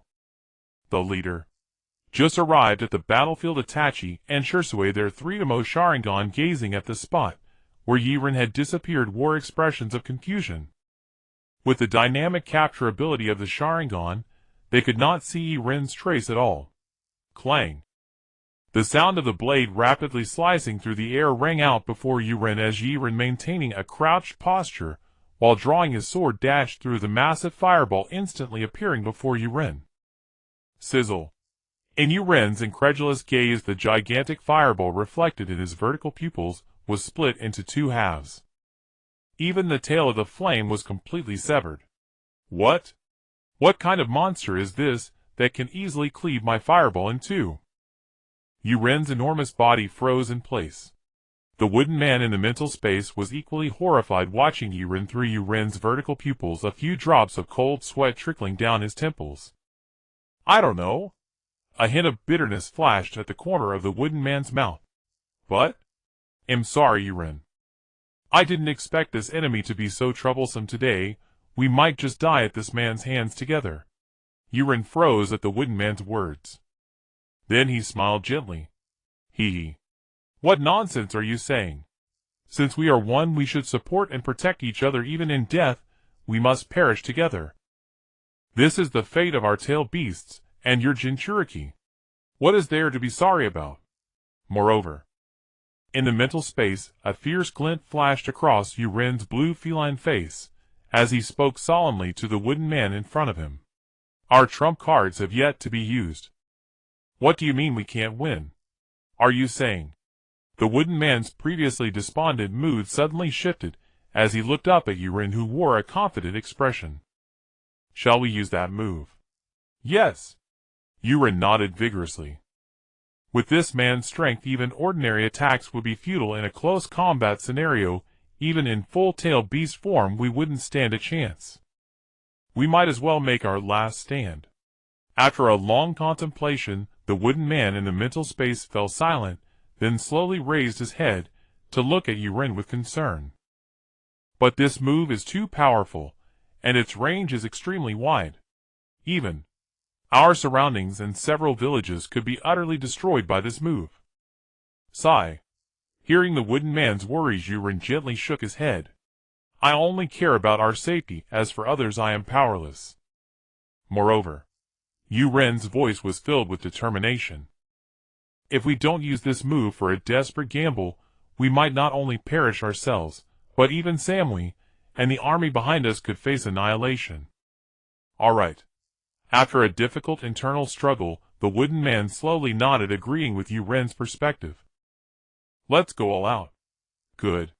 The vertical pupils in Yaren's eyes narrowed slightly as blue chakra flames roared more fiercely. Hey. Yaren slowly straightened his body. If you have any abilities, hurry up and use them, or you'll regret it when I want to kill you with one stroke. Humph. Yaren snapped back to reality, letting out a cold snort from his nostrils. I admit you are strong and acknowledge my status as the Two Tails. Close combat is indeed not your match. But what if I don't engage you in close combat? The yin-yang chakra around Yaren's body swiftly fluctuated and gathered. Hee. Yaren chuckled lightly, looking at the chakra ball slowly forming by Yaren's mouth in a ratio of 2:8, smiling slightly. I thought you had something new and exciting. Turns out it's just a tail beast ball. Yaren rolled his eyes lightly, resting his right hand on the hilt at his waist tauntingly. With this kind of tail beast's orb, you think you can take my life? That's a bit too childish, isn't it? Wait a minute. Snap. Yaren slowly turned around with his back to Yaren, who was gathering the massive tail beast ball, and walked unhurriedly back to where he initially stood. Sans. Yaren's footsteps were slow and steady as he walked gently across the black stone ground. Sigh. Approaching a pile of broken stones, Yaren scratched his head lightly, muttering to himself, where did the Yuin sword go? It's really giving me a headache. Crash. Crash. Yaren squatted down, slowly rummaging through the pile of rubble. At the moment Yaren crouched down, the massive tail beast ball in Yaren's mouth had finished gathering, and was aimed directly at the crouching Yaren, smiling faintly. Die. Tail beast ball. Leader. Yaren, big brother. Boss. The three Uchiha Itachi were immediately startled. The immense energy contained in the tail beast ball made even those far away feel a sense of dread. If that hits directly, there is no chance of survival. Just as the purple tail beast ball shot from Yaren's mouth towards the crouching Yaren at high speed. Yaren smiled slightly and stood up. I found it. Clang. The sword of Yuin, enveloped in armed color, was directly bitten into Yaren's mouth, with Guiche and Yen Mo in his left and right hands. The wind gently blew through Yaren's silver-white hair. Yaren tilted his head, aligning the tips of the three swords together. Heavenly blade technique. White tiger seal. Break the mountain. Clang. The sound of blades rang out. Roar. A massive white tiger adorned with black patterns instantly appeared before the blades converged. Then it extended its enormous claws, and fiercely clawed forward. Slash. The tailed beast's ball that had already reached Yaren's eyes was instantly split in two. And this is not over. The tailed beast's form Yaren's eyes narrowed, and a claw that penetrated the tailed beast's ball directly struck him. With a deafening scream, the enormous Yaren's body vanished in an instant, leaving only the unconscious wooden man on the ground. Clang. Boom. In the horrified eyes of everyone, the stunning slash that severed the tailed beast's ball and cut down the two tails rushed into the distance, splitting a mountain in two. Click. Yaren sheathed his dual swords, a faint smile appearing at the corners of his mouth. Where the blade passes, 10,000 mountains can be cleaved. A crisp sound echoed, as several kilometers away the massive mountain peak was neatly sliced off by the Night Blade's technique. White Tiger Seal Broken Mountain. Amidst the horrified expressions of the crowd, it slowly slid down to the foot of the mountain. A deafening crash resonated from afar, and a cloud of dust instantly rose, like the shockwave from a bomb explosion, brushing against the faces of the onlookers. Along with the silver hair on the forehead of Night Blade, a ninja from Yōnin looked at the unconscious figure of the Two Tails. Yumu collapsed on the ground, immediately shouting her name. However, the disheveled Yumu had already fainted completely. He killed Lord Yumu. A ninja from Yōnin pointed at Night Blade and shouted, "We will kill him. For Lord Yumu's revenge. Kill him. Let's go together." The ninjas from Yōnin immediately went wild, looking at the seemingly lifeless Yumu on the ground. They all drew their weapons and charged at Night Blade. "Come at me." Night Blade smiled slightly. The only remaining weapon, the blade of Mitsuki Sayaka, was instantly enveloped by armed color haki, turning the blade completely black. A chilling sharp aura emanated from the blade. "Let's go together. Today I, Night Blade, will send each of you from Yōnin into hell at the gates of your land of thunder." Swish. Night Blade tore off the white martial arts uniform from his upper body, revealing the dense scars and well-defined muscles underneath. With a cold smile, he looked at the Yōnin troops charging towards him. Whoosh. The nearest Yōnin ninjas charged at Night Blade, first adept in body techniques, and lightning released directly, attaching the blue and white lightning onto their long blades. Swish. Die. 3 Yōnin jōnin approached Night Blade and slashed down at him.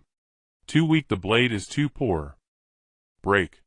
With a light shout, Night Blade gently shook his head, wielding the narrow blade wrapped in armed color haki, slicing through like a new moon. Clang, clang, clang. The crisp sounds of blades clashing rang out. Under the incredulous expressions of the 3 Yōnin jōnin, the lightning-enveloped blade shattered into countless pieces upon mere contact with Night Blade's weapon.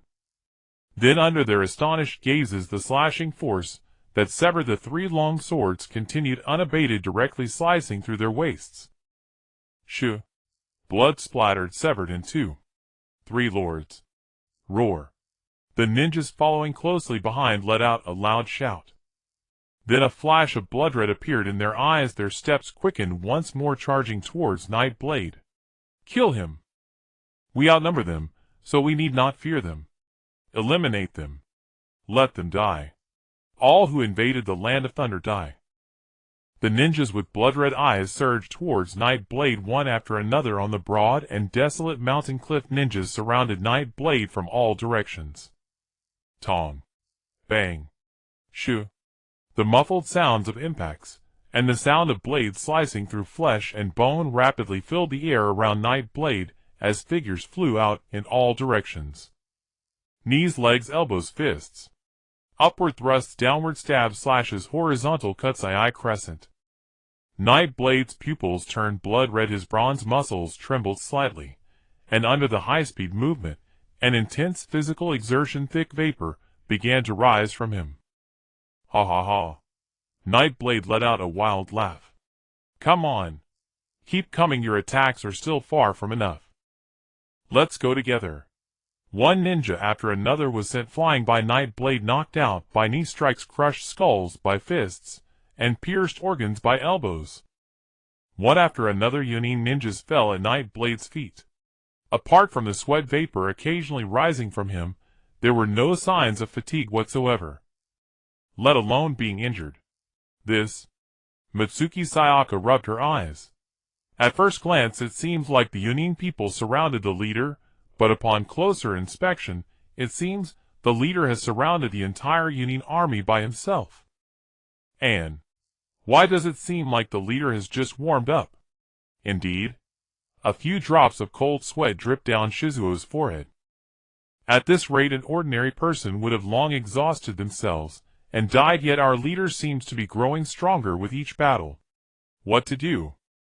Itachi watched the crowd being toppled like a wave by Night Blade and began to feel eager. Should we join in and warm up as well? No. Shizuo shot a glance at Itachi, his eyelids twitching. I want. The leader can navigate through the crowd like a fish in water, exuding tremendous momentum. Do you think you can do the same? I dare say. As long as we dare to step in the hatred they hold for the leader, will entirely shift onto us, and with our capabilities, we can't match the leader's strength against thousands. Shizuo gently patted Itachi's shoulder. Let's just watch from here. If there are any stragglers, we'll be responsible for bringing them back. All right. Fine. Under Shizuo's persuasion, Itachi finally abandoned the idea of charging into the crowd for a thrilling battle. The three stood together, blocking the only escape route for the Yōnin ninjas. Shadows flew and blades glimmered. In less than 10 minutes of Night Blade swinging his blade among the crowd, the Yōnin clan's ninja army suffered a loss of more than half, causing Samui, who was lurking nearby, to feel a sense of collapse. Stop. Night Blade, stop. Swish, swish, swish. Night Blade's eyes didn't linger on Samui's face for even a second. When he was having his fun, he drew out the two swords at his waist. Like a tornado, he recklessly slashed through the crowd. Night Blade. A look of despair flashed across Samui's cold face. Stop it. Lord Night Blade, please stop. Whoosh. As soon as Samui's voice fell, Night Blade's figure soared from the crowd, landing on a tall rock, crouching slightly, and smiling at Samui from a distance. Are you Samui? Why are you asking me to stop? Lord Night Blade from Konoha, in this battle we from Yōnin concede. Please, do not continue to slaughter my Yōnin ninjas. Concede? Night Blade chuckled lightly, looking at Samui, as if he were a fool. There should be a proper way to concede, right? What price are you willing to pay? The cost? Samui stood in place, bewildered, staring at Yaren, momentarily at a loss. Yaren, standing atop a massive stone block, chuckled softly, looking at the voluptuous Samui. Is there really a need to ask? As the defeated, the cost you must pay may not be essential to me, but it is your most precious possession. Do you understand what I mean? You? Samui's expression changed instantly, his light blue eyes fixed on Yaren as he slowly began to speak. I have nothing of value or worth, only my life. If you want it, you can take it at any time. However, I have a small request. Yaren smiled, nodding, gesturing for Samui to finish his words. If you wish to take my life, and that of the wooden man, then please spare these innocent Yōnin ninjas. Yaren remained silent, standing on the tall stone, with a mysterious smile, watching Samui speak confidently below the rock. Lord Samui, you don't need to sacrifice yourself for us. This person is our enemy from Yōnin village. Even if it comes to the last moment, I will never flee. Let's go. Kill Yaren.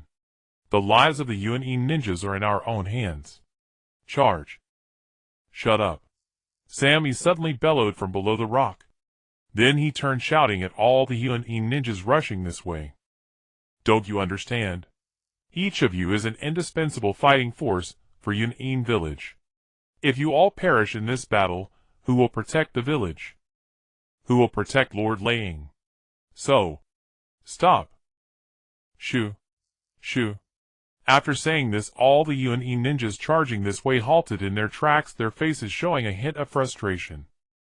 Yet behind that frustration there was a renewed understanding of their responsibilities as ninjas, and the ninja way they practiced.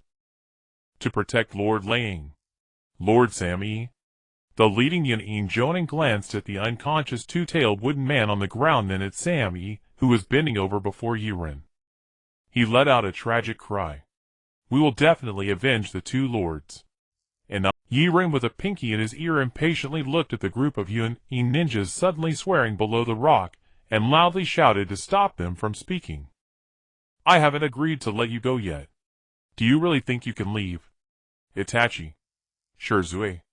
Shien. Here. The three voices rang out simultaneously from not far behind the jōnin ninjas, their sharp gazes piercing through to Yaren atop the massive stone.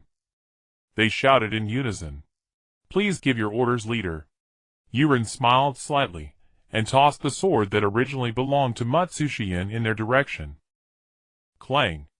The sharp sword embedded itself into the stone, before Matsushien, and only then did Yaren begin to speak. From now on, anyone who dares to escape without my command, regardless of who it is, kill without mercy. Yes. The three Itachi responded loudly. Then they turned and took their positions at the only path behind all the jōnin ninjas, ready to kill any fleeing jōnin ninjas exuding a murderous aura. Ha ha ha. Yaren laughed heartily, then lowered his head to look at the not-so-pleasant-looking Sammy, deliberately emphasizing each word. You jōnin are surrounded by all four of us. Yaren. I have said this before. Sammy looked grimly at Yaren atop the stone, speaking with a tone that was neither servile nor overbearing. Not just myself, but also the wooden man. We are all willing to pay the price. You may kill or dismember us as you wish. But as a trade, please spare the other ninjas of jōnin village, because they have already surrendered. Oh! Yaren smiled slightly. Just because they surrendered, does that mean I must spare their lives? Who said that those who surrender can be treated kindly? Don't forget. The victor is the strong, while the defeated are the weak. What qualifications do the weak have to propose conditions to the strong? Sammy's eyes widened, then he looked at Yaren, his body trembling slightly, a beautiful but proud face filled with unwillingness and a kind of desperate fear. You? What must I do to spare the ninjas behind me? Uh-huh. Yaren smiled slightly. Since you asked, I will tell you the only choice left for you is to join me and the wooden man in the organization. I am creating the shadow organization, thus severing ties with jōnin village. Only then can I spare the remaining waste of jōnin. You? Who do you call waste? Yaren, you are truly too arrogant. Shut up. Sammy immediately turned and shouted at the jōnin ninjas behind him, then turned back to face Yaren, with a calm expression threatening him. Lord Yaren, if you simply kill me, there may still be room for reconciliation between you and jōnin village.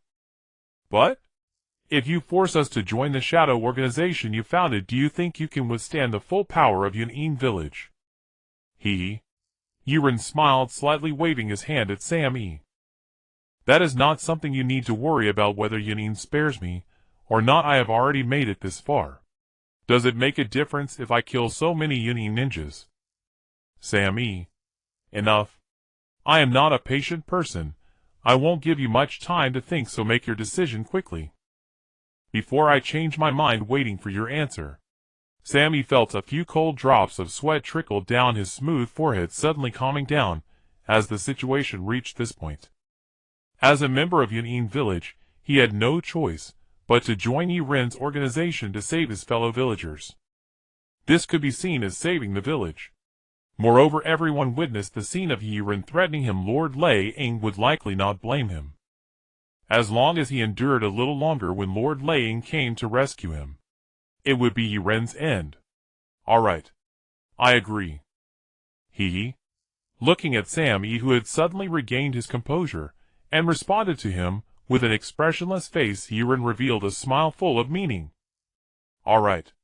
Lightly clapping his hands, Yaren sheathed his dual blades, his aura of armed color gradually fading as he jumped down from the boulder. He walked up to Sammy. Since you have agreed to my request, you are now a member of our shadow organization, and I am the leader of this organization. Come! Call me leader, and let me hear it. Leader. After a long pause, Sam-e with a cold expression finally called out the word leader to Yaren, his face turning red. Ah, good. Yaren laughed heartily, patting Sam-e's shoulder, the slightly heavy force causing the ample peaks of Sam-e to ripple. I promise you. Yaren turned to the large group of Yōnin army gathered behind him, smiling slightly as he spoke. Itachi. Shirzue. Shien. Clear a path. Let them go. Sam-e and the wooden man stay. Yaren chuckled lightly, looking disdainfully at the bustling Yōnin ninjas, and spoke again. The way out is right behind you. And I will give you only 3 minutes if there are still people here after 3 minutes. A glint of crimson light flashed in Yaren's eyes. You will still die. We cannot leave. A brave Yōnin ninja shouted at Yaren. Exactly. We must take Lord Sam-e and Lord the Wooden Man with us. We cannot survive by abandoning our comrades, which is beneath a ninja's dignity. We will not leave. With the first-person shout, the remaining Yōnin ninjas were also filled with righteous indignation. We cannot only think of our own escape. If Lord the Wooden Man and Lord Sam-e cannot come with us, we would rather not leave. We will not leave. Yaren leaned lightly against the massive rock behind him, casually picking up a shuriken from the ground to lightly file his nails, while not raising his head, as he spoke to all the Yōnin ninjas. Whatever. Whether you leave or not is of no concern to me. But the time Sam-e bought for you is only 3 minutes. Oh no! Now there are only 2 minutes left. Listening to Yaren's indifferent voice, all the Yōnin ninjas suddenly froze, and the previously clamorous shouts gradually quieted down. Sam-e anxiously advised from the side.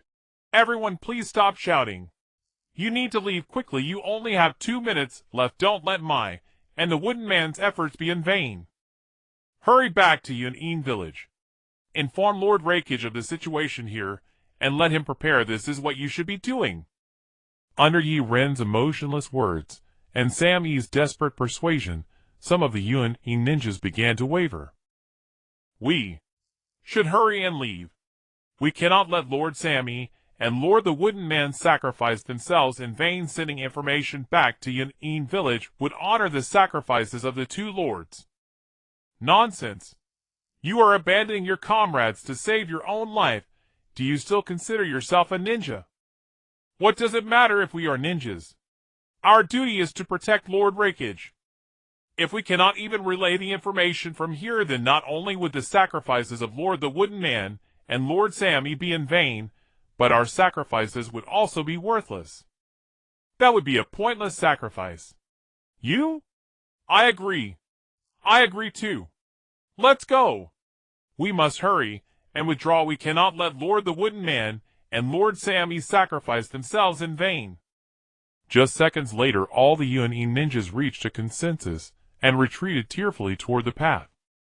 The entire process took less than a minute. This speed of running away at a moment's notice made Yaren think of a phrase: orders must be followed. Yaren sneered, looking at the suddenly empty battlefield atop the cliff, disdainfully smiling at Sam-e.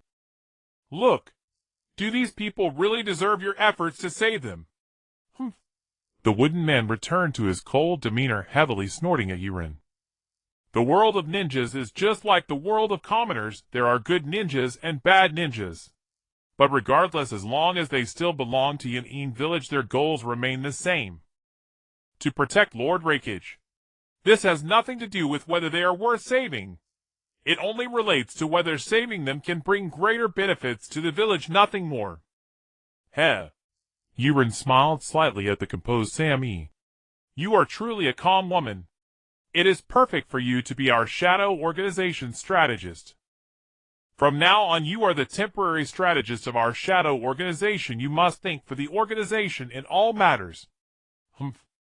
Sam-e snorted coldly, slowly crossing her arms. A pair of hands were about to clap. All right. Yaren glanced at the cold Sam-e and turned to call out to the not far away ninjutsu Shien. Shien, bring the Wooden Man. We are leaving. All right. Land of Lightning.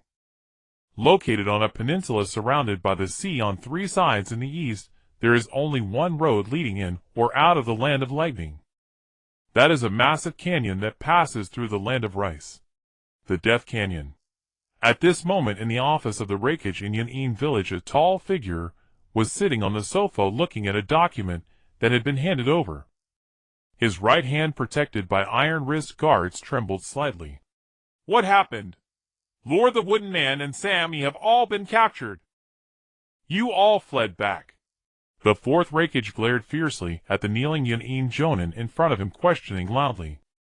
I provided you with enough ninja troops to seriously injure Konoha village, and now you tell me that only you were attacked. Do you think I am truly losing my sight? Is your brain failing? No. It's not, Lord Reikage. The jōnin, trembling with fear, stammered at the Reikage. Although it is hard to believe you, the only person who attacked was indeed Yaren. He first defeated Lord the Wooden Man, and then with his incredibly miraculous, but even stronger than our lightning-release swordsmanship, he directly routed our ninjas. We didn't even have a chance to fight back. No one could match him in a single bout. The Reikage's voice, like a thunderous roar, nearly overturned the entire office. His eyes bulged like copper bells, glaring fixedly at the trembling jōnin at his feet.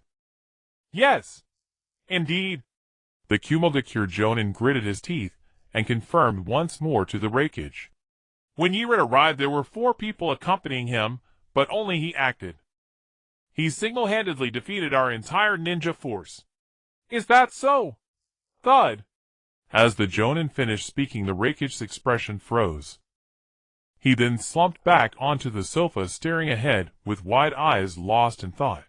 A flicker of fear crept into his heart, not for his own life, but for the future of Kumogakure village.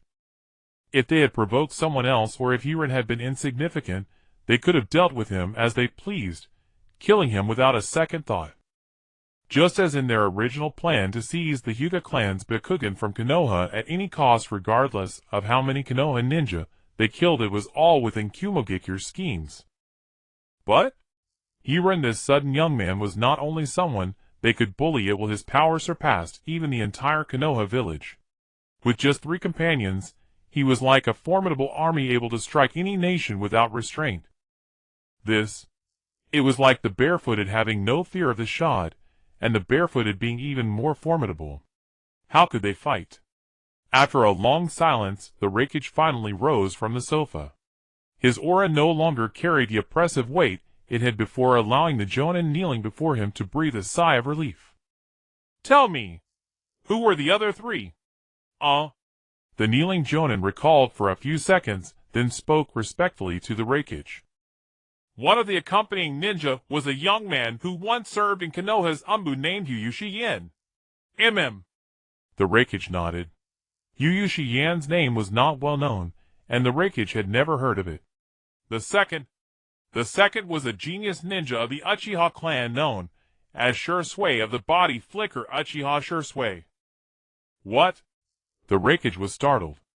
Uchiha Shursui was a renowned ninja across all 5 great nations. Anyone who had faced him could never forget his overwhelming strength.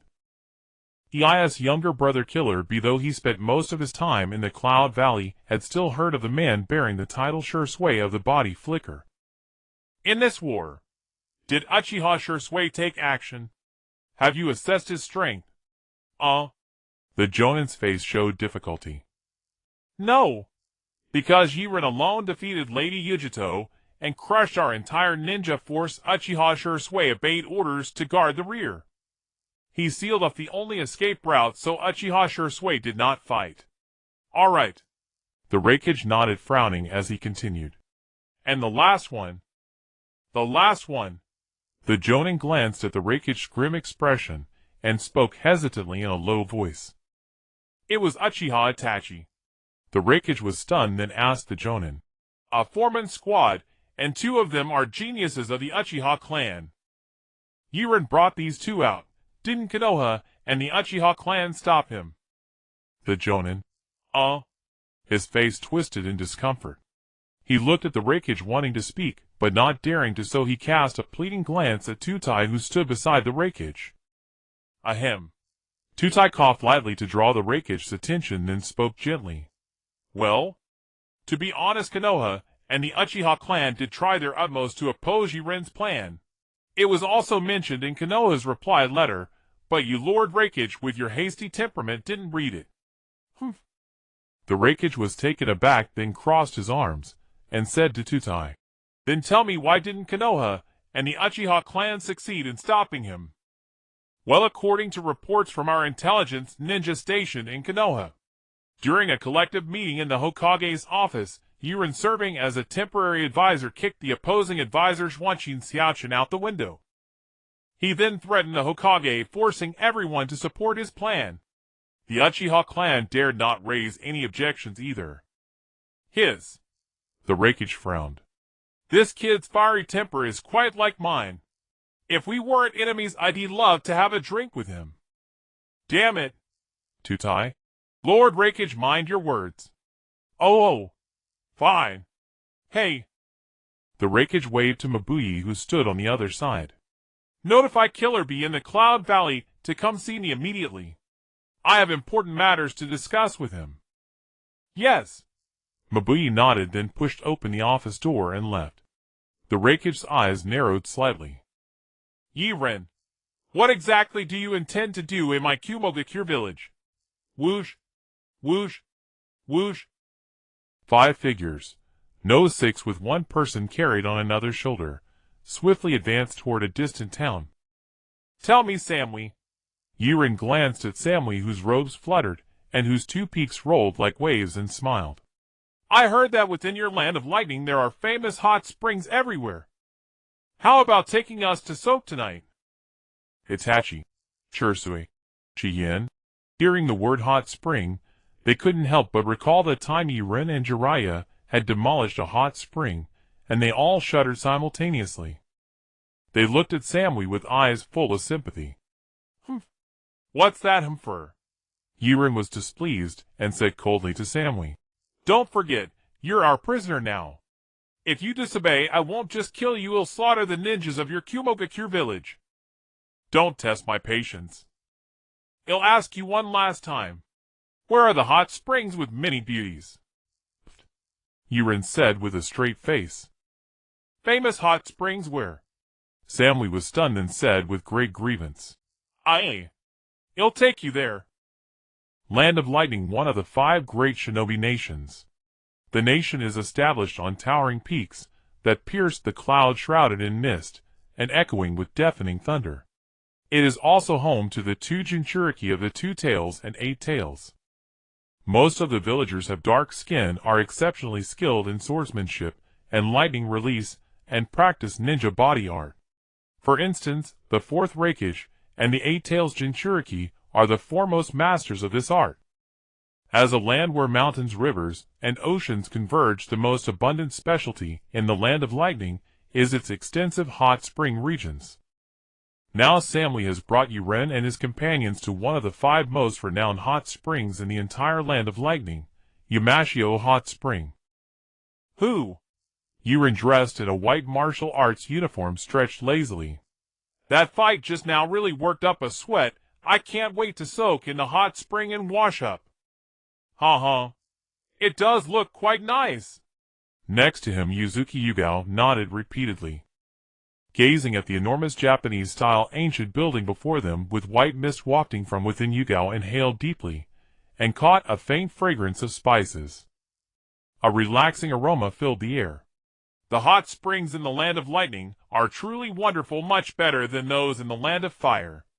Miss Samui, could you please explain how to use the hot springs here? Samui, who held a favorable impression of Yugao, as a fellow girl, nodded and said softly, Due to the terrain and climate, the Land of Lightning has the most hot springs among the 5 great nations. Thus many different methods of soaking have developed here.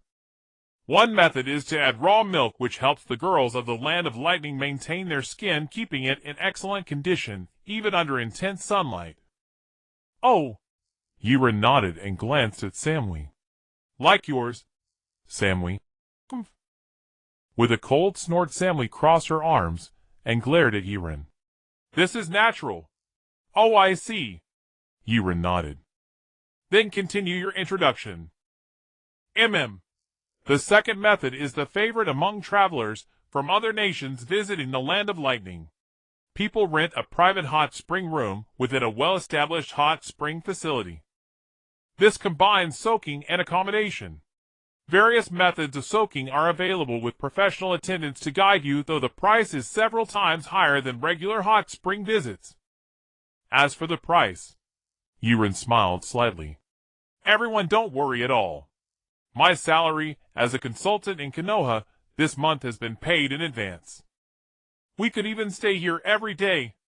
Oh! Shursui was startled. Chief, what is the salary that Konoha pays you as a consultant? Yaren paused, scratched his head, and said to Shursui. Not much, just 1 million Ryo per month. Sigh. As he spoke, Yaren let out a sigh. Now that I think about it, asking only 1 million Ryo from Hiruzen Sarutobi was too easy on him. I should have asked for more. Shursui. When I was the captain of the Umbu with mission rewards, I only got a little over 80,000 per month. Chief, you. Sigh. Comparing people is infuriating. Shursui sighed. He suddenly turned to look at Uchiha Itachi beside him, patted his shoulder with a smile. Brother, how much do you get per month? Itachi. With missions a little over 40,000. Ha ha. A smile reappeared on Shizui's face. Though he couldn't match the chief's wealth, he was still far better off than Itachi. In contrast to Shizui's loud laughter, Itachi was dumbfounded. Wait, Shursui, aren't you my senior? You are my mentor and my good brother. Why are you doing this to me? Ha ha, all right. Aren't we going to soak in the hot springs? Let's go, let's go. Yaren smiled, patted the somewhat dejected Itachi on the shoulder, and with his other hand, holding the slightly shy Yuzuki Yugeo's hand, slowly walked into the hot spring inn. Boss, give me 4 rooms. Yaren tossed a bag of money to the owner, and said with a smile. Coming right up. The owner eyed the group, sizing up their clothing. You folks aren't from the Land of Lightning, are you? Yaren nodded. We're from the Land of Fire here on vacation. We heard your hot springs are the best, so we came here. A glint of shrewdness flickered in the owner's eyes. Then 4 rooms it is. Here are the room number plates, please take them. Yaren reached out and took the plates from the owner, smiling slightly. These should be the best 4 rooms for the hot springs, right? The owner was taken aback. Yaren then shook the room plates in his hand. If they're not good, it'll kill you. Owner. Ahem. Yaren's killing intent made the owner shudder. He quickly snatched the 4 room plates from Yaren's hand, then, with cold sweat, picked 4 new ones from the table and handed them to Yaren. Hee. I made a mistake earlier. These are the best hot spring rooms in the inn. Wishing you all a pleasant stay. Yaren rolled his eyes, took the 4 room plates, and turned to leave. He had encountered such things many times in the world of One Piece. Could he be cheated again in the world of Naruto? Wait. Samly suddenly blocked Yaren with a cold expression. There are 6 of us here. Why did you only book 4 rooms? Heh. Yaren sneered at Samly. You 2 are our temporary captives and haven't joined my shadow organization yet.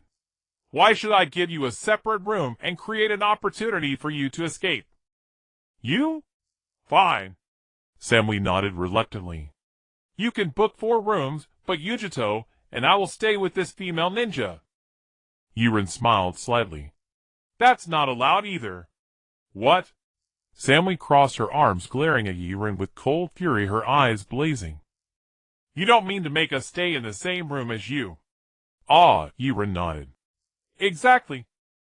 That's right, you 2 will stay in the same room as me. Aye.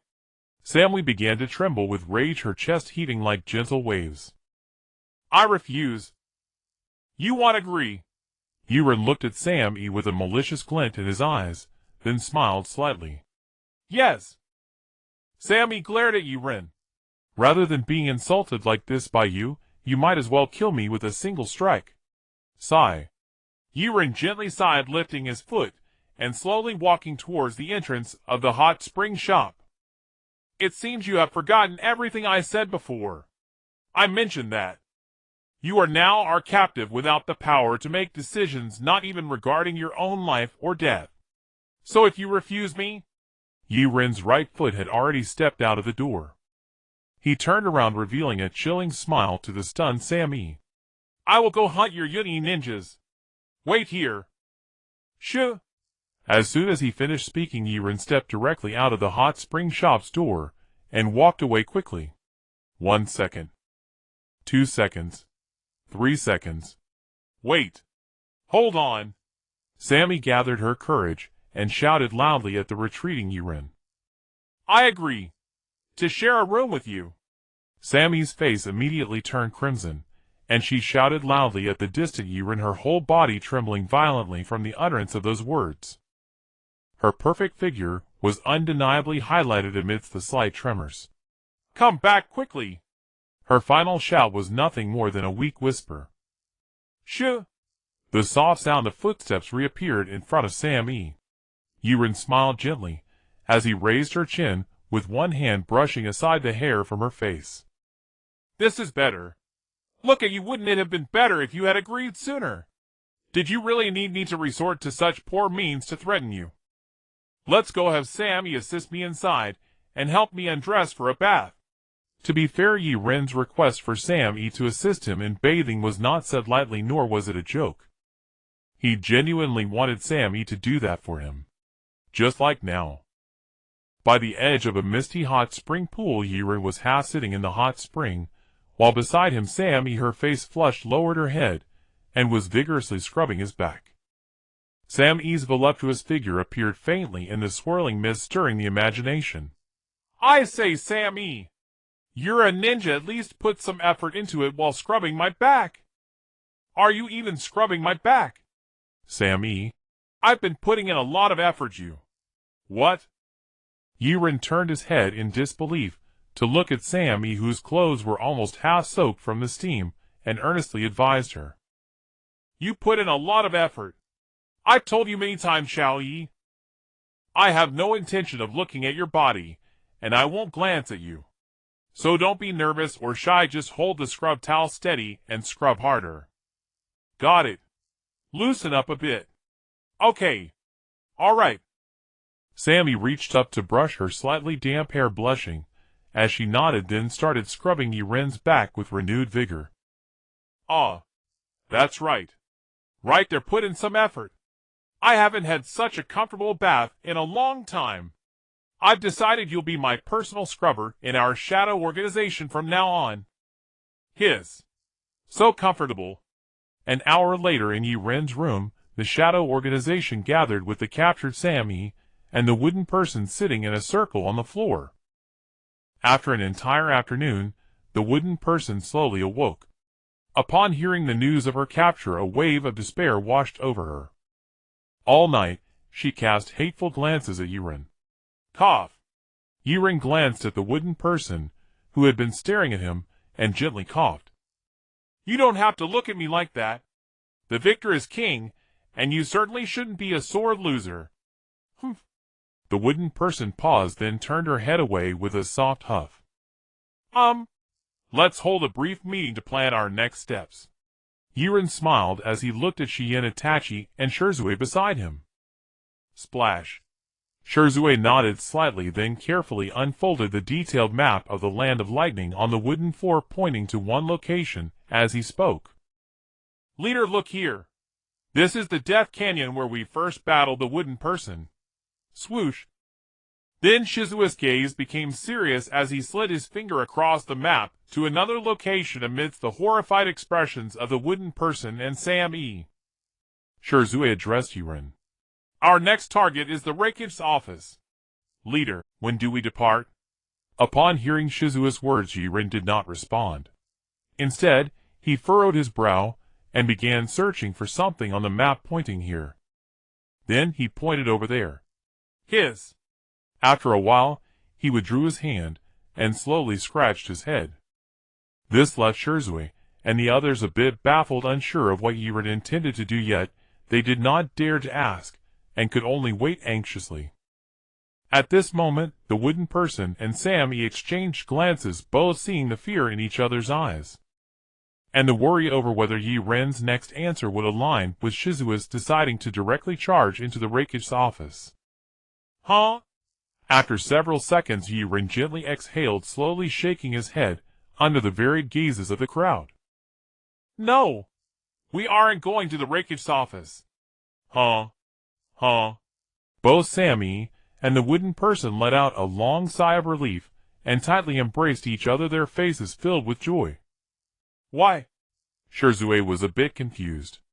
We passed through the Death Canyon, and now, while the iron is hot, let's directly take down the Yōnin headquarters. This is the optimal plan. It's time efficient, yet frighteningly efficient. Yaren nodded at Shizue. I know what you're thinking, but there's someone I want to meet.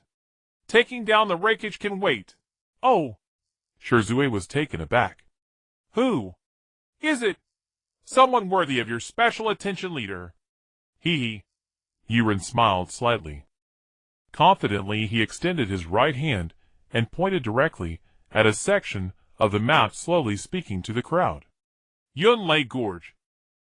The Eight Tails Jinchuriki, Killer Bee. Yaren smiled slightly. I've heard he is a formidable ninjutsu practitioner, and also a master of swordsmanship with the 8-sword style, wielding the blade with exceptional skill. I want to meet him. Shizue hesitated, reaching out to grasp Yaren's right hand, then slowly pulled his finger to another location, awkwardly saying, Leader, I understand the reasoning, but this is Yunlei Gorge. Nightblade was taken aback for a moment, then followed Jishu's gaze to a small area on the map, his finger trembling slightly. Then, with a deadpan expression, he said seriously, I know. This is the place. Nightblade lightly tapped the map with his finger. I was just testing the three of you on how familiar you are with this map. It seems that Jishui is quite knowledgeable about it. Not bad, not bad. Now let's continue our previous discussion. Nightblade nodded, looking at the crowd around him with a serious demeanor, as if nothing had happened. Ahem. Compared to seeking trouble with Lei, I would prefer to meet with Karabi at Yunlei Gorge first. I am very interested in his mastery of body techniques, and the 8-sword style, as well as the 8-tails ox demon. I believe. Nightblade observed the strange expressions on the faces of Itachi, Jishui, and Shiyuin. He whispered to the three of them, You must be looking forward to it as well. Before Itachi and the others could express their confusion to Nightblade about why they would also look forward to finding Karabi first, Yuki, standing nearby, rolled her eyes and disdainfully scoffed at Nightblade. Some people clearly don't know the way but make up these lame excuses. So pathetic. Under the dim light, Nightblade's expression suddenly turned dark. The body beneath his pure white martial arts uniform began to tremble slightly. Even the two blades at his waist started to shake, emitting a clanging sound. You? What did you say? Say that again. Jishui was taken aback. At that moment, Itachi and Shiyuin, who were kneeling nearby, panicked, exchanging glances as they quickly made the right decision. Itachi grabbed Nightblade's left arm, Jishui grabbed his right arm. Shiyuin was even more direct, reaching out to tightly hold Nightblade's thigh and spoke to him. Calm down, leader. Yuki doesn't know the truth of the matter. Ignorance is no crime. Please don't kill her. Nightblade remained unmoved, and despite the three's desperate attempts to stop him, he calmly reached for the blade at his waist. That. Jishui, watching Nightblade slowly draw the blade, shouted loudly, Leader, Yuki and Samui are important captives for us this time, and you personally said you wanted them to join our shadow organization. If you kill them, they will be gone. Nightblade paused slightly, then, under the expectant gazes of everyone, slowly sheathed his blade. Clang! Huff! Jishui let out a light breath. Looking at Yuki and Samui, who sat across from them in shock, frozen in place by Nightblade's imposing aura, he said, Yuki, you can't speak like that anymore. The leader dislikes hearing such things the most. Remember, you must never say such things again, or it could cost you your life. What? What did I say? Yuki was taken aback. She had forgotten everything she had just said due to Nightblade's terrifying aura. Suddenly, she turned and saw Nightblade's expression soothing a bit, and she instantly realized. Oh, I remember, it was about this. I said, Nightblade, you are a... woo-woo. Samui quickly covered Yuki's mouth with her hand, looking awkwardly at Nightblade and the others, who were nearly sweating from fear. Sorry. You all continue your conversation, pretend we're not here, haha. Samui's cold face stiffened, and she forced a smile at the crowd. Jishui, Itachi, Chiyuin. Jishui glanced at Nightblade and quickly changed the subject. Leader, you just said that we are going to find the Eight-Tails Jinchuriki Karabi, and we should be looking forward to it. What does that mean? Itachi and Chiyuin also turned their gazes toward Nightblade filled with anticipation. Nightblade smiled slightly. I can't tell you the reason right now. Once we meet the Eight-Tails you will understand. But prepare yourselves. Because... Nightblade chuckled. Such an experience is not something just anyone can have. Jishui was taken aback, then reluctantly nodded. All right. Fine. Enough. Nightblade stood up looking at the people sitting on the ground, smiling as he said, Let's leave it at that for today. Everyone rest well tonight. We will set off tomorrow morning with the goal. Yunlei Gorge. The next morning the sun slowly rose from the eastern horizon of the Land of Thunder, and the hot climate awakened everyone. At this time, at the entrance of the hot spring town, in the Land of Thunder, several imposing young ninjas stood. The leader was none other than Nightblade, the leader of the Shadow Organization from the Land of Fire. Behind him stood Uchiha Itachi, Uchiha Jishui, Uzumaki, Chiyuin, Samui, and Yuki, who had recovered a bit. Pat! Nightblade lightly patted the shoulder of the person standing beside him, and smiled, saying, Jishui, open the map and see where Yunlei Gorge is, and how we should get there. Okay. Jishui nodded, took out the map they had used last night from his clothes, and quickly analyzed the location of Yunlei Gorge in relation to their current position. It's over there. After a few seconds, Jishui raised his head and pointed northeast, saying to the others behind him, We are very close to the border of the Land of Thunder. Therefore Yunlei Gorge is somewhat far from our current position. That place is already considered the heart of the Hidden Cloud Village. However, the good news is that Yunlei Gorge is not far from the Reikage office on the other side. So if we go to meet Karabi first... Jishui seemed to have been subtly influenced by Nightblade. His manner of speaking and acting began to grow bolder. Then we can directly go find trouble with Laying afterwards. Ha ha. Nightblade grabbed Jishui's shoulder and laughed loudly. Not bad, not bad. Yunlei Gorge is close to the Reikage office, which saves us some trouble. Jishui, your map reading skills aren't bad. Jishui, hee. Shirzue will lead the way forward, stay close. Ignoring Shizuo's bewildered expression, Yaren cast a sharp glance at his companions behind him, and bellowed aloud. We depart now for the Cloud and Thunder Gorge. Affirmative.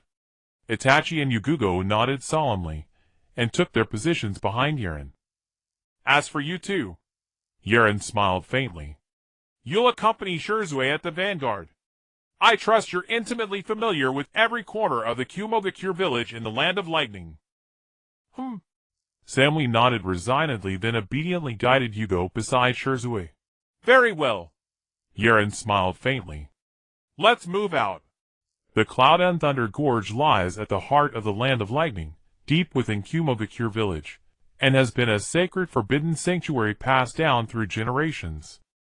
Only the Reikage, or those sworn brothers who train alongside him in the ultimate technique Choko Rado, are granted permission to enter and cultivate within its hallowed confines. Killer Bee happens to be the younger brother of the fourth Reikage. Together, they are revered across the shinobi world as the legendary AB duo, unmatched in power and synergy. Ordinarily, Killer Bee secludes himself in the Cloud and Thunder Gorge for rigorous training, emerging only occasionally to host rap concerts with his disciples, a lifestyle he himself once described in verse. I still have strength to spare. My charisma blazes bright. The eight-tails Jinchuriki, Killer Bee, is me. Yeah. And it was precisely yesterday. Yaren led the Shadow Squad into the Land of Lightning, and after defeating the Kumo Alliance at Death Canyon, summoned Killer Bee to the Rakich's office. No one knows what transpired behind closed doors, but many witnessed Killer Bee emerging from the office, his expression dark, his robes bearing unmistakable massive footprints. By size and placement, those prints could belong only to the fourth Rakich. Immediately after the afternoon meeting concluded, Killer Bee retreated straight back to the Cloud and Thunder Gorge to resume seclusion. Rumors say his disciples had erected a concert stage to celebrate his latest emergence, yet Killer Bee showed not the slightest interest. Even his own students were baffled what had befallen their ever-cheerful rap legendary Eight-Tails Jinchuriki, the very embodiment of Kumogakure's lyrical might. Whoosh! Whoosh! Whoosh! Whoosh! Whoosh! Yaren's squad sped across the Land of Lightning, towering stone mountains and shifting landscapes blurred past them on either side. At that moment, a system chime resonated within Yaren's mind. Ding! Detected narrative deviation. Host defeated the Kumo shinobi forces at Death Canyon, captured Samui and Hyūga, compelled the Rakich to abandon them, and earned Killer Bee's favorable impression. Reward 1500 points. Total points 4700. TCH. Yaren drew a sharp, icy breath mid-stride. Defeating the Kumo army and capturing Samui and Hyūga, yes, that constituted narrative deviation. Yaren fully grasped that. Even the system's note that the Rakich had formally relinquished the two captives was plausible, a modest but meaningful divergence. But what exactly was Killer Bee's favorable impression? Could such an intangible thing even qualify as narrative alteration? Yaren instantly envisioned Killer Bee, slick-haired, clad in a frilly skirt, sunglasses perched askew, spinning in circles while rapping off-key directly at him. A shiver ran down his spine. No, absolutely not. This time I must eradicate Killer Bee's favorable impression completely. Wiping cold sweat from his brow as he marched onward, Yaren muttered, "That man is the most dangerous being in the entire shinobi world. He must never develop favorable feelings toward me. I'll crush him. Right. Crush him utterly. Most dangerous. And crush him." Beside Yaren, Itachi furrowed his brow, having caught fragments of Yaren's muttered assessment and resolve, and instantly sharpened his focus, steeling his determination. He vowed silently, "I will perform flawlessly, to aid our leader in crushing Killer Bee." "Leader," Itachi addressed Yaren, whose expression remained grim. "Do not fret. Leave Killer Bee to me. I shall ensure his demise, erasing him from the shinobi world forever. Rest assured." Yaren blinked, then gave a quiet nod toward Itachi, who offered a serene, reassuring smile. "Itachi-san, truly you understand me best." "Ha ha." Itachi rubbed the back of his head. "It's only natural." Hours later, Yaren's squad arrived at the edge of the Cloud and Thunder Gorge. Carved into the mountain itself, the gorge lived up to its name, jagged peaks piercing cloudless skies, pristine white clouds drifting cool and silent, and thunder rumbling ceaselessly in the distance. Patter. At the gorge's heart, Yaren's squad halted upon a vast platform, Killer Bee's customary training ground. The immense platform stood utterly empty, not a single adversary in sight, only Yaren's group standing in stillness. Shirzue frowned, stroking his chin, as he surveyed the eerie, desolate expanse. "This shouldn't be. They surely learned of our victory at Death Canyon yesterday, even granted them a full day to respond. Logically, Killer Bee should know we're coming. Could he be refusing battle, shutting himself away? Impossible." Hyūga fixed Shirzue with a frosty glare. "Master Killer Bee is the paragon of Jinchuriki, strong enough to rival a Kaguya even without invoking the tail beast's power. He would never hide from petty adversaries like you. Oh! Tsukuyo Yugao bristled instantly. Then what does that make you since we, those petty adversaries, just defeated you? Yugao froze speechless. Enough. Yaren waved dismissively behind him. Whether Killer Bee chooses not to face us, or whether he even knows we've arrived, matters not. Now! Yaren gently rotated his neck. Let's assume he doesn't know. Then, he smiled faintly, and clenched his right fist before his chest.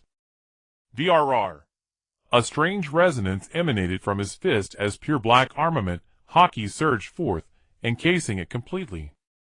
I'll make him know I'm here, in my own way. Boom!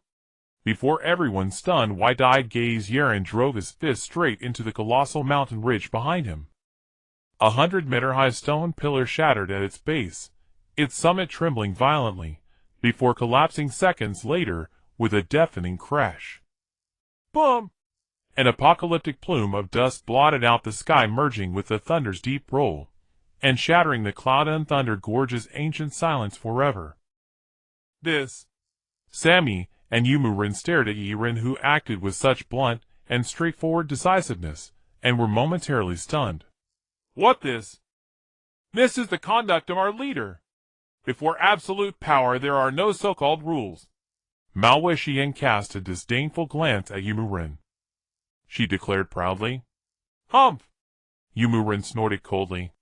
Wait until Kurabi comes out, and you witness his strength before you say such things. 10 seconds passed, yet Kiraba's figure did not appear at the entrance atop the massive platform. Yaren frowned slightly. 1 minute passed. Still no sign of Kurabi. 3 minutes passed. Kiraba's figure remained absent. Humph! Yaren frowned impatiently, and shouted directly toward the entrance on the platform. Kurabi. I know you're in there, and I know you don't want to fight me, but this battle today is unavoidable. I can spare your life. But I said I will defeat you. Come out and fight. Sigh. After a long while, a low sigh echoed from a pitch-black deep doorway on the platform. Shuffle. Shuffle. Soft footsteps gradually sounded from within the dark door. A sturdy arm first reached out, grasping the solid doorframe, bearing the character iron on its shoulder. I've just emerged from seclusion, and you indeed come to visit. Though your intentions are unkind, I greatly admire it. Hey yo, Yaren of Mu-Yi, your fame has long reached my ears. A voice thick with the flavor of a lamb skewer vendor drifted from the dark doorway. Then Kurabi, with his dark skin, pale yellow hair, black sunglasses, and 7 narrow blades strapped to his back, slowly stepped out from the door. He glanced at Yaren and the others with a slight smile. You fool, you idiot. Yaren's face darkened. You're really a lousy rapper. What were you hiding inside for? Why didn't you dare to come out and fight? Lousy. Kurabi immediately took offense. Frowning at Yaren without another word, he dashed straight up to him, nearly pressing his head against Yaren's. Little brother, your words need proof. My rap is invincibly strong, just like my combat power, invincible. Hey, little brother. Slap. Yaren directly reached out and slapped Kiraba's face, slowly pushing away the massive head that had almost collided with his own. Enough. With your rap level, I can drop a verse anytime that you can't keep up with. What? Kurabi made an exaggerated expression of surprise, crossing his hands in a wide gesture. Little brother, if your rap is truly stronger, prove it with action, not exaggeration. You fool, you idiot. Fine. Yaren nodded, a strange gleam in his eyes, as he smiled at Kurabi. Then he asked Kurabi, why do you people of Lei Country eat ramen? Ramen. Kurabi blinked, momentarily puzzled. Then he answered Yaren honestly. I love ramen. I eat it every day. Ramen is the best food. Good.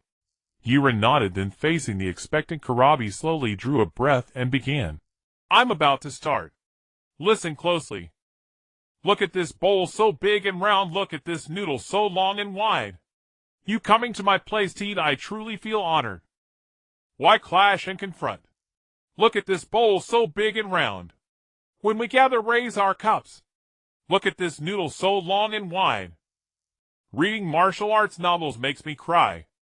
Yaren directly sang the rap he had heard on Earth during his 2 previous lives to Karabi. Such novel melodies, such novel lyrics. And the rhythmic beat that flowed from Yaren's lips. Whoosh! Karabi without a second thought pulled a small notebook from his pocket and a pencil and began scribbling. His body swayed continuously, and he muttered to himself, Beautiful rap gives me inspiration. Thanks to Yaren's arrival, I have new creative sparks. Oh ye! Ahem. Yaren cleared his throat lightly, looking disdainfully at Karabi, who was frantically recording inspirations in his notebook. Look at yourself. Is this kind of rap song just something anyone can spit out on the spot? After all these years of study, you're still at such a low level. I don't think you've got it. Karabi paused, stuffed the notebook and pencil back into his pocket, then walked straight toward Yaren without a word. Whoosh! A gentle breeze brushed Yaren's cheek. The tall Karabi slowly bowed to Yaren and spoke.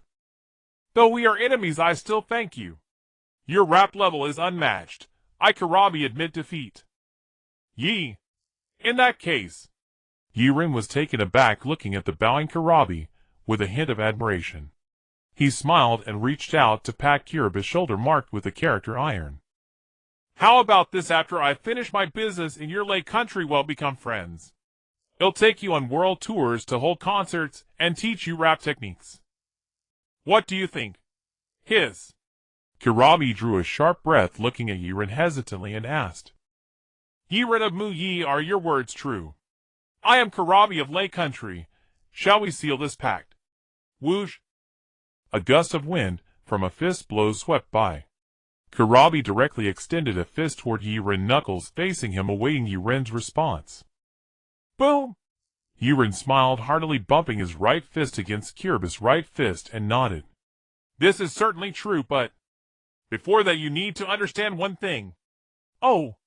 Karabi grew slightly puzzled. What is it, young Yaren? Speak freely. Yaren smiled and nodded at Karabi, then turned to look at the 3 bewildered people behind him, Jishueyu and Malueshian. This battle's outcome will be decided by you 3 representing me against Karabi. You can all fight together. Jishue was stunned, then asked Yaren. Leader, is this the part you mentioned earlier that we should also look forward to? Ha. That's right. Yaren smiled. Surprised. Unexpected. Heh. Hee. Zishui's mouth twitched slightly, and he let out a smile that was awkward yet polite. Although Yaren's decision was somewhat surprising and unexpected, Jishue was not averse to it. In fact, he somewhat agreed with Yaren's arrangement. Because throughout the journey with Yaren, all the battles were led by Yaren, charging ahead, leaving them with very few opportunities to take action. Therefore, in Zishui's heart, he was eager to test his own strength to see exactly what he was capable of. As he thought this, Jishue turned his gaze to the Yu beside him. Yu directly gave Jishue a thumbs up and nodded with a smile. I feel the same way as you, elder brother. Good. Jishue smiled slightly, then turned his gaze to Malueshian, the weakest among the 3. What are you looking at? Shiyin straightened her body and let out a cold snort. Since all of you are going into battle as a member of the first squad of the Shadow Organization, what reason do I have not to join? Clang! Shiyin instantly drew the sword from her waist, the blade pointing diagonally at the ground, and gave a cold smile. We advance and retreat together. Good. Jishue and the other 2 immediately stood opposite Kila by assuming their stances, and their momentum shot up to the sky. Brother Yaren, Jishue of the instant body Yuzeboyu, and a little girl. Their strength is formidable. Wouldn't it be unfair for them to gang up on me? Kilabai looked at the several people standing opposite him, feeling a headache coming on. Among them, having just Jishue of the instant body was already hard to deal with. Not to mention the addition of Yuzeboyu from the Umbu period and Malueshian. What's the big deal? Yaren reached out and patted Kilabai on the shoulder, encouraging him. You are known as the most perfect Jinchuriki, the Lord Bai of the Yōnin village, also called Killer Bee. Even without using the tail beast's power, you are comparable to a cage-level combatant. What is there to fear when facing these three? As he said this, Yaren pointed at the three who had prepared for battle, speaking carelessly to Kilabai.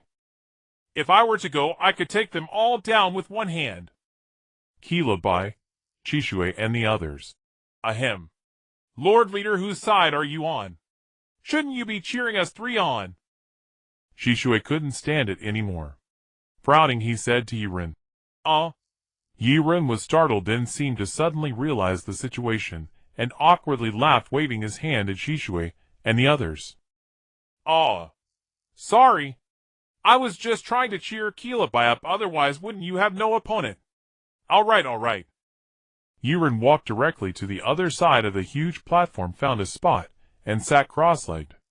He smiled at the few people in the arena and said, I won't disturb your fight. When you're ready, you can start anytime. I will rescue whichever side is in danger. All of you can fight with peace of mind. Who? As Yaren left the arena, Chishui and the other two directly confronted Kilabai. For surging auras intersected, clashed, collided, and then annihilated at the center of the platform. Swish, swish, swish. First, Chishui began forming hand seals with his hands, while his eyes instantly turned into a three-dimensional yin state. Let's go! Fire-style Phoenix Flower Claw Crimson. Who? A huge fireball was expelled directly from Zishui's mouth, and then a large number of shuriken flew from his hand, wrapped in scorching fire, shooting toward Kilabai. Swish, swish, swish. Yuzebo, who was on the side, directly distanced himself and rushed toward Kilabai from another direction. Fire style. Great fireball technique. Boom! A huge fireball also carrying scorching heat flew toward Kilabai, dyeing half the sky red. Crack. Whoosh. Meanwhile, Mao Weizion's body directly disappeared from the spot as Yu and Chishui moved. At the same time, several cracks appeared on the ground where she had stood. Yaren, who was watching from the sidelines, nodded. Not bad, not bad. That T technique seems to be getting the hang of it. I wonder how her sword techniques are. While Yaren was continuously observing the strength and coordination of the three members, their attacks had already reached Kilabai. Hula! Kilabai leaped backward expressionlessly, then directly transformed his hands into tail beast forms, and crushed the two fire techniques in his palms. Scorching fire technique's going to dry up the octopus. Hey-ya! Swish! An octopus tail instantly emerged from behind him, pulled out a sword from his back, and directly blocked Mao Weizion's sword. Clang! A crisp sound.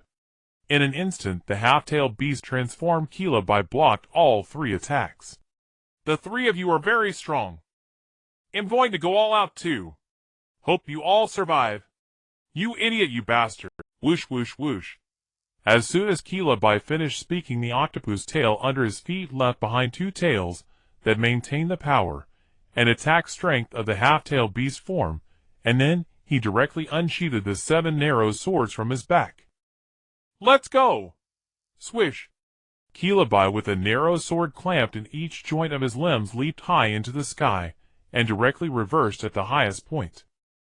Like a spiked hedgehog, he attacked the Yu and Chishui below. Be careful. Suddenly Yaren's voice sounded from afar. His Huang Chao Lu Fa Dao technique is unpredictable and fast, making it impossible to guard against or clearly see. Now that he has also half-tailed beast transformed, his speed and power have increased again. I suggest you stop using the Xiaolu and Yen to predict. Use your senses. Yaren said seriously. Use your perception of danger.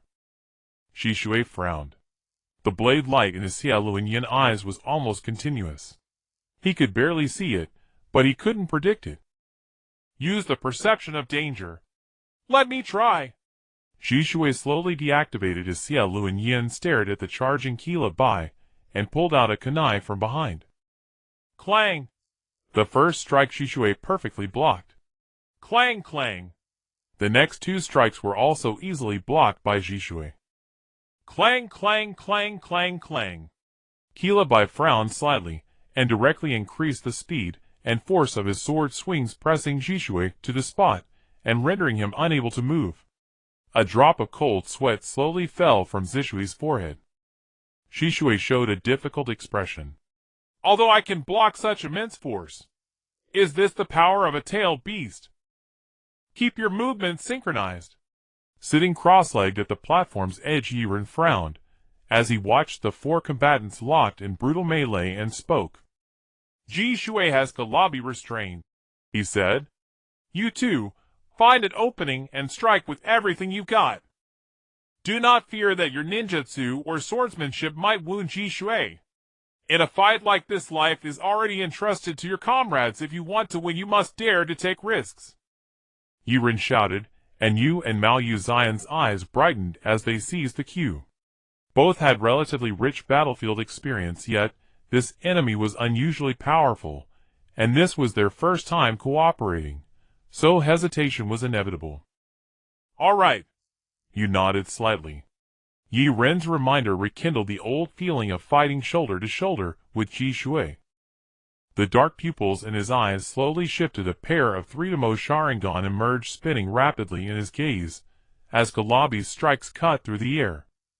Fire style, great fire dragon technique. Yu formed the seals in an instant, and from a tilted angle that would not strike Jishui, unleashed a fierce fire style jutsu at Kalabi. That angle spared Jishui. With a thunderous roar, a colossal searing dragon's head congealed before Yu and charged straight at Kalabi. Kalabi continued slashing at Jishui, while also watching the movements of the others. Sensing Yu's attack, he used the rebound from his strikes against Jishui to spring into the air, and spin, narrowly evading the great fire dragon technique. The dragon's blazing head slammed into the earth, erupting in waves of searing flame. At the same time, the sparks on the tip of Kalabi's long scarf slowly guttered out. A cold bead of sweat slipped down Kalabi's temple as he landed. Though he had single-handedly confronted two prodigies of the Ujibo family, and seemed overwhelmingly strong, only he knew the truth. Shishu's Sharingan could barely keep pace with Kalabi's frenzied blade, and that was with Kalabi in a half-tailed beast state, his strength and speed greatly amplified. Yu's feint had also set Kalabi's nerves on edge. Even so, Kalabi glanced at Yaren, and with a sudden grin spat out a few taunting lines. Your men gang up 3-1, and yet you ask me for a flaw. You fool, coward. Yaren let out a chuckle. They are juniors, you are the seasoned elder here. Kalabi snorted heavily, about to reply, when a sharp sense of danger brushed across his back. With a whoosh and the crack of stone, Mao Wuxian, who had been waiting for an opening, bolt rushed toward Kalabi at breathtaking speed. The ground beneath her feet split as she passed. A flash. Zion's eyes were ice-calm as she spoke. Mister, by never expose your back to the enemy in combat. And never underestimate your opponent, she continued. Single blade style. Aye. Zion's cold, confident expression swelled monstrously in Kalabi's view. The air hissed and steel rang as blades met, the sounds of swift friction and clashing metal filling the space. In an instant she vanished from behind Kalabi, and 36 seconds later reappeared before him, back turned to him, as if she had simply flickered into place. The katana slid slowly home into its sheath, with a soft click, a smile curving at Zion's lips. Teacher Yaren, your I finally managed to pull it off. I will not disappoint your instruction. Yaren, seated at the platform's rim, smiled faintly and nodded approval. Not bad, he murmured, though inwardly surprised. He remembered teaching Xian his blade technique on the road not long ago, and how unceremonious his guidance had been. Though his comprehension of the sword was unrivaled, teaching a pupil was another matter. Xian had asked him then how he produced that extremely fast, devastating single-blade AI. Yaren had told her that without a certain muscular foundation to propel high-speed movement, one must first practice a move called T to enhance velocity. Only by mastering that could the full power of the II/ be unleashed. Shiyin had eagerly inquired what tea was, and how to train it. Yaren simply nodded and demonstrated tea on the spot. Before Yuji Shui and Zion's astonished eyes, the ground beneath him split under a tremendous concussive force. His body vanished from the original spot, and reappeared several dozen feet away. Wow! Amazing! Zion's eyes shone as she begged Yaren to teach her tea. He scratched his head, and began to explain. Zion's eyes glittered with expectation. Yaren, embarrassed, rubbed his head, and prepared to answer. The essence of tea is this: within a single instant 36 seconds you stamp the ground dozens of times at high speed to generate an explosive reactive force for rapid movement, so that to an enemy's eyes it appears as if you have vanished in an instant. Moreover, that speed and impact, if used with an II/ makes the strike devastatingly lethal. Zion's eyes glowed. I understand the principle, but how does one actually practice tea? What are the techniques and key points? Or put plainly, what is the correct way to train it? She pressed. Yaren fell silent for a moment, hemming and hawing. Then, scratching his head, tried to sound composed as he addressed the eager Shiyin. The crux of tea is within that instant 36 second stamp the ground in rapid succession dozens of times, using the reaction to propel yourself into high-speed movement. So its essence is simply stamping the ground dozens of times in a flash. Shiyin wore a rueful expression. Teacher Yaren, are there any tips or focal points for this? Or rather, what is the proper way to train it? She asked. Yaren scratched his head again, and with mock solemnity replied. You stamp the ground rapidly, then, rumble, you vanish from the spot, and finally, whoosh, you appear somewhere else. That's it. Yaren patted Shiyin on the shoulder. Just practice that. Once you master tea, it'll teach you how to apply the II/. Unexpectedly, in merely 3 days, Malwei Shiyin had already grasped the basics of tea. What? N. Surely you're not serious. And when Itachi and Shursui heard that Yuzuriha had roughly mastered the body flicker technique, Shunshin, within just 3 days their jaws dropped in utter astonishment. The Shunshin technique had already ignited intense envy in Itachi and Shursui the moment Yagami demonstrated it. This close-range physical combat technique achieved astonishing speed, so swift that within short-distance engagements it rivaled even the legendary Shunshin no Jutsu itself. Yet it differed fundamentally from Shijui's own Shunshin no Jutsu, whereas Shursui blurred his form to create afterimages and illusory clones. The Shunshin Yagami taught Yuzuriha was a devastating high-velocity offensive maneuver designed for intimate combat. But after listening carefully to Yagami's explanation, they tried relentlessly, yet failed utterly. In seeing Yuzuriha grasp its fundamentals in merely 3 days, both were left utterly dumbfounded. And Yuzuriha smiled faintly at Itachi's and Shursui's stunned expressions. Well, honestly, I'm not quite sure how it happened. I simply stomped hard on the ground with a thud, and then, whoosh, I found myself far away. Truly, there seems to be no intricate artistry involved. And as she spoke, Yuzuriha glanced sidelong at Yagami, who stood equally astonished nearby. And Itachi and Shursui exchanged a glance, and instantly felt a wave of crushing inadequacy. Yagami, however, offered a gentle knowing smile, and addressed the 2 young shinobi. The reason Yuzuriha mastered it so swiftly is simple. Unlike you, who possess the Kekkei Genkai, she trained solely in the Konoha sword style. She has never excelled in ninjutsu. Moreover, her entire combat repertoire centers on swordsmanship and taijutsu. And thus this technique aligns perfectly with her foundation, and learning it came naturally. As for you too, and Yagami gave a quiet, thoughtful nod. With your Sharingan, the dojutsu capable of perceiving every technique, replicating any jutsu, and ultimately summoning the Susanoo, this particular method holds little strategic value. After all, Shursui already commands the Shunshin no Jutsu. And Itachi, your agility and mobility are peerless. and each of you possesses a distinct, unparalleled path of combat mastery. There is no need to force it. In hearing Yagami's insight sway, and Itachi broke into sudden enlightened smiles, and bowed deeply to him. Yagami's words subtly yet profoundly shaped their future growth. Master Yagami. And Yuzuriha elegantly rested her right hand upon her sword hilt, mimicking Yagami's effortless grace. How may one master your signature Aido technique, the Ushering? I have long yearned to wield this blade art. And please teach me. And Yagami nodded solemnly.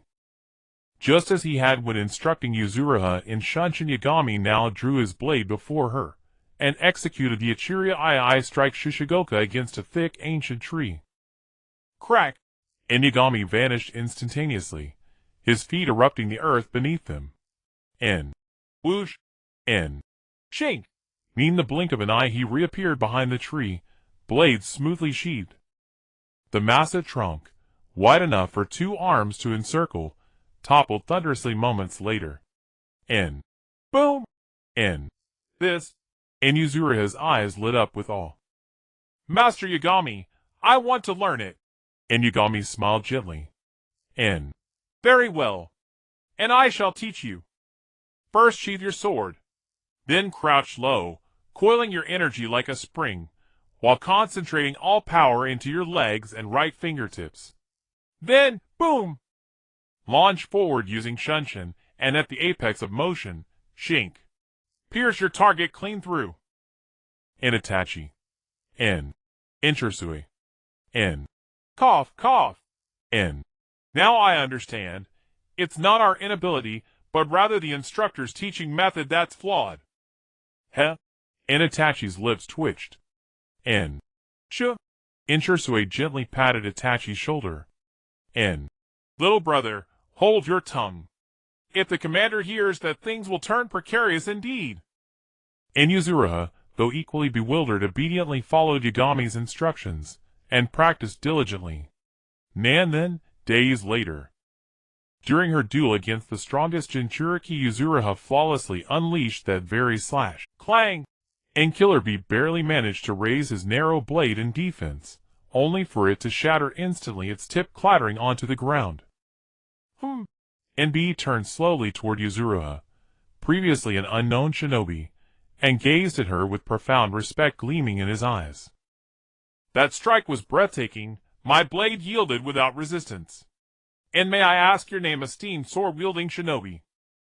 And though the blow failed to wound Bee, its sheer artistry left even this master swordsman visibly startled, and earned Yuzuriha his full unwavering regard.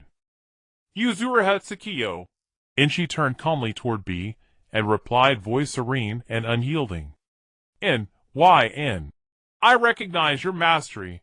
I wish to bestow upon you a title. Behold. Bee grinned broadly, raising both hands into his signature gesture, and continued. The dance of the flashing blade. Yuzuriha paused, then bowed deeply, her tone reverent and resolute.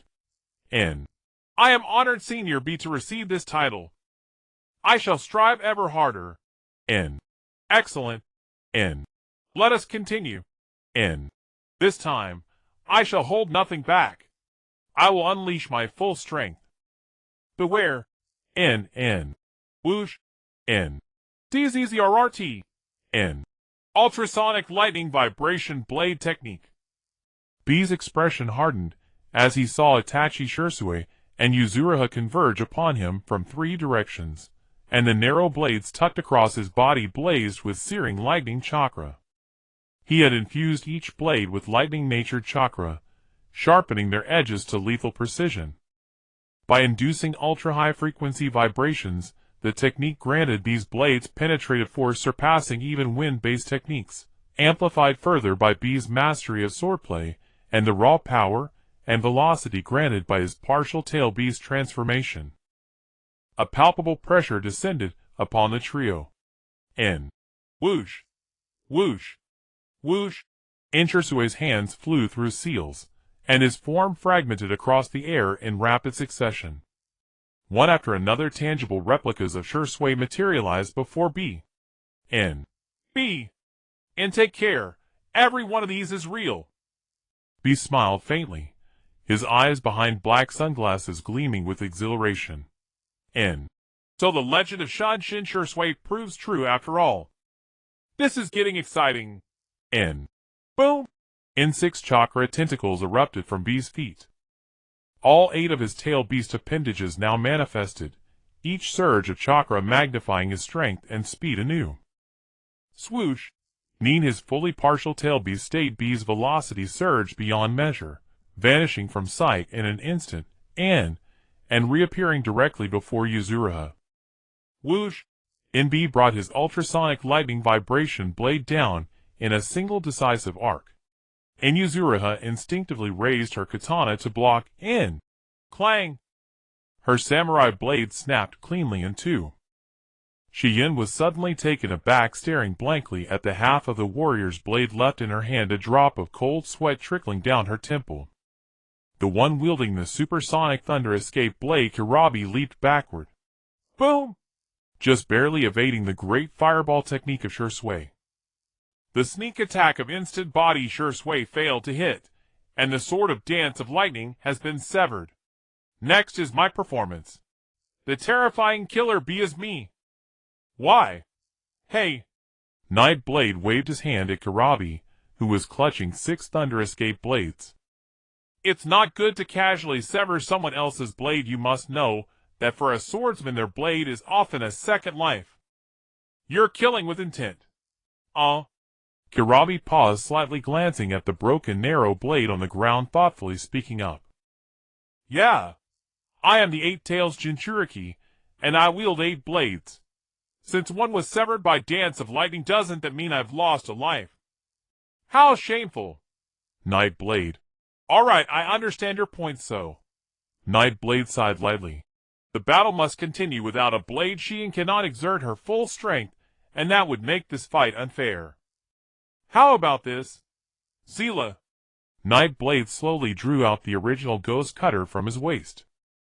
The Supreme Great Blade Ghost Cutter, reflecting a chilling light, has recently been gradually infused with Night Blade's armament color and willpower, transforming it into a large black blade. In other words, the current original Ghost Cutter has been continuously transformed by Night Blade's armament color Haki into a black blade. The blade's characteristics have awakened, and will remain cloaked in the color of Conqueror's Haki. Indestructible, and forever unbroken.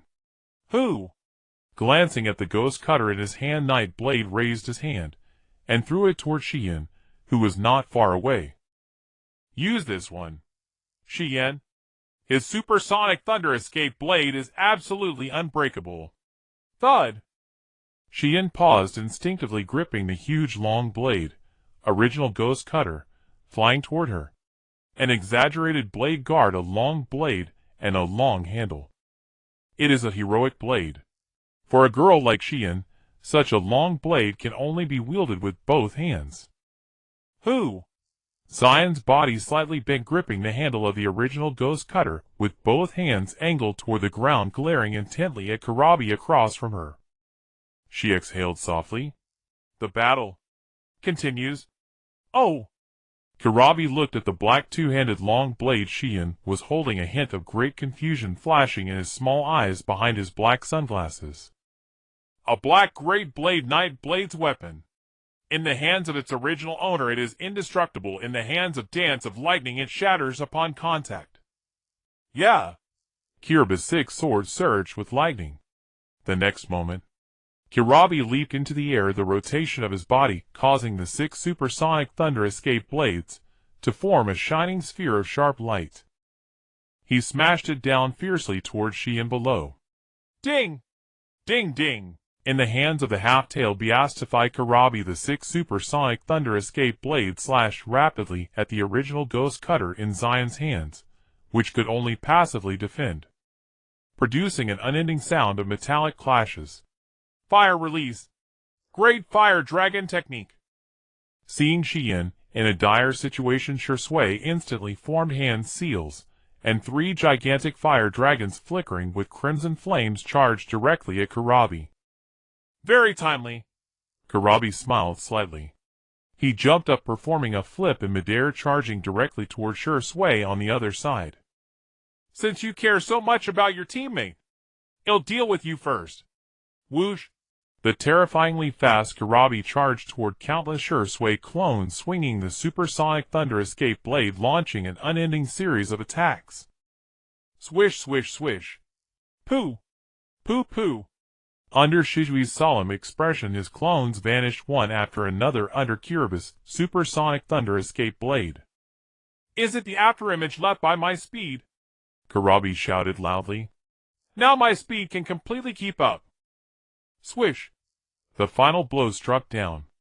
Only Shijui's main body remained in the arena, gazing at Kurabi with a serious expression. Clang! Just as Kurabi raised his blade, Shui swiftly reached behind him and drew the small tanto he had always carried. Fire release! Uchiha-style solar eclipse dance! Who? As Shijui's words fell, his mouth puffed slightly, and in the next moment scorching flames erupted from his mouth, enveloping the small tanto in his hand. Instant body technique! Whoosh! Shui disappeared from his original spot, reappearing directly behind Kurabi. Hoorah! The scorching flames of fire release, imbued with a hint of wind release, were instantly swung toward Kurabi by Shui in midair. A strike resembling a half-solar eclipse approached in an instant. Boom! Kurabi suddenly turned, the supersonic thunder escape blade in his hand cleaved against the blazing solar eclipse, erupting in a burst of red and blue electric currents and flames. It's not over yet! Shui shouted, his body instantly vanishing again. When he reappeared, it was once again behind Kurabi. Swish! Another solar eclipse dance was swung out. Boom! Kurabi barely turned in time, shattering the second solar eclipse dance into fragments. Swish! Shijui's figure vanished again, the third instant body technique bringing him to a short distance behind Kurabi, the corner of his mouth curling slightly as he spoke softly. Third strike! Hoorah! An even more intense flame erupted from the blazing small tanto. It struck fiercely at Kurabi's back. Kurabi had no time to turn around, he could only glance back at the solar eclipse dance, lifting his octopus tail to block it. Zila! The sound of flame-searing octopus flesh rang out. The aroma of grilled octopus wafted through the air. Hiss! Kurabi spun around, jumping away with both his feet, an octopus tail grumbling as he leaped away. Hot, hot, hot! Instant body Shui, your fire release is trying to roast me alive. It really irritates me. Meanwhile, Nightblade's eyes brightened. Hiss! It's a bit fragrant, what a pity. There's no onion. Otherwise, such a large octopus would surely taste great when grilled. Hee. Killer Bee's small eyes, hidden behind his black sunglasses, cast a sullen glance toward Nightblade, who stood nearby, restless and eager to strike. Then he slapped out the flickering embers still dancing across his tail. Hey! Why? N. Brother Nightblade, your words sound terrifying. Do you really intend to devour this mighty octopus? N. Scary. N. The Shunshin Stop Fruit technique is truly formidable. Combining instantaneous movement with fire release marks an unprecedented cutting-edge innovation. Impressive. N. Knee's thick hip-hop cadence injected rhythm and dynamism into the otherwise tense high-stakes battle. Yet Nightblade frowned deeply. Listen, B. N. My earlier threat to roast you may have been in jest, but... N. If you persist with that clumsy off-key rapping, I'll personally sever your octopus tentacle and grill it over open flame. NB, mouth half open to speak, recoiled in startled silence. Ahem. And with a soft cough, B clamped his lips shut. White smoke rose from his tail as the Ninetail's extraordinary regenerative power began healing the burns. The scorch marks faded gradually. N. This. Shui's eyes narrowed slightly. N. Regeneration. The Eight Tails' abilities are simply overwhelming. It seems the only path lies in shattering B's will at the spiritual level. In having resolved his strategy, Shui's three-to-mo Sharingan slowly rotated within his eye sockets. then seamlessly transformed into a pair of perfectly balanced curved bar Mangekyo Sharingan. Unlike the straight bar variant, which amplifies physical combat prowess, the flawless curved bar Sharingan like Shursue's enhances one singular domain, Injinjutsu. Tsukuyomi Divine Radiance. Shirsue covered his eyelids with his hand, his eerie Mangekyo Sharingan locking directly onto B. Golden light erupted violently from his eyes. And the radiance surged instantly, engulfing B entirely. If Shursue's original Tsukuyomi was pure will domination, the gaze that turned every beholder into a puppet under his absolute command, then this evolved variant was precision-crafted, a personalized Jinjutsu targeting one soul alone. And what? B froze mid-thought. Just as he strained to decipher the shifting patterns within Shursue's eyes, his surroundings warped violently, air-space-time, all twisted in an instant. Simultaneously his body ceased obeying his commands. Before him loomed jagged golden mountains, and from their peaks descended countless gleaming golden needles gliding inexorably toward him. In the next heartbeat, NB would be crushed to dust within the Jinjutsu realm, by Shursue's radiant illusion itself. Nan precisely then Shirsue smiled faintly, preparing to dispel the technique. And would be on the verge of defeat victory, for Team Shadow seemed assured, and when suddenly calamity struck. B! Na deep furious voice boomed directly inside B's mindscape. Yuki the Eight Tails clenched his fist, and slammed it squarely into B's dormant skull. Boom! N. Wake up now! N. N. OW! N. You stinking octopus, Yuki, you threw everything into that punch. It left Master B utterly drained. N. Whoa! N.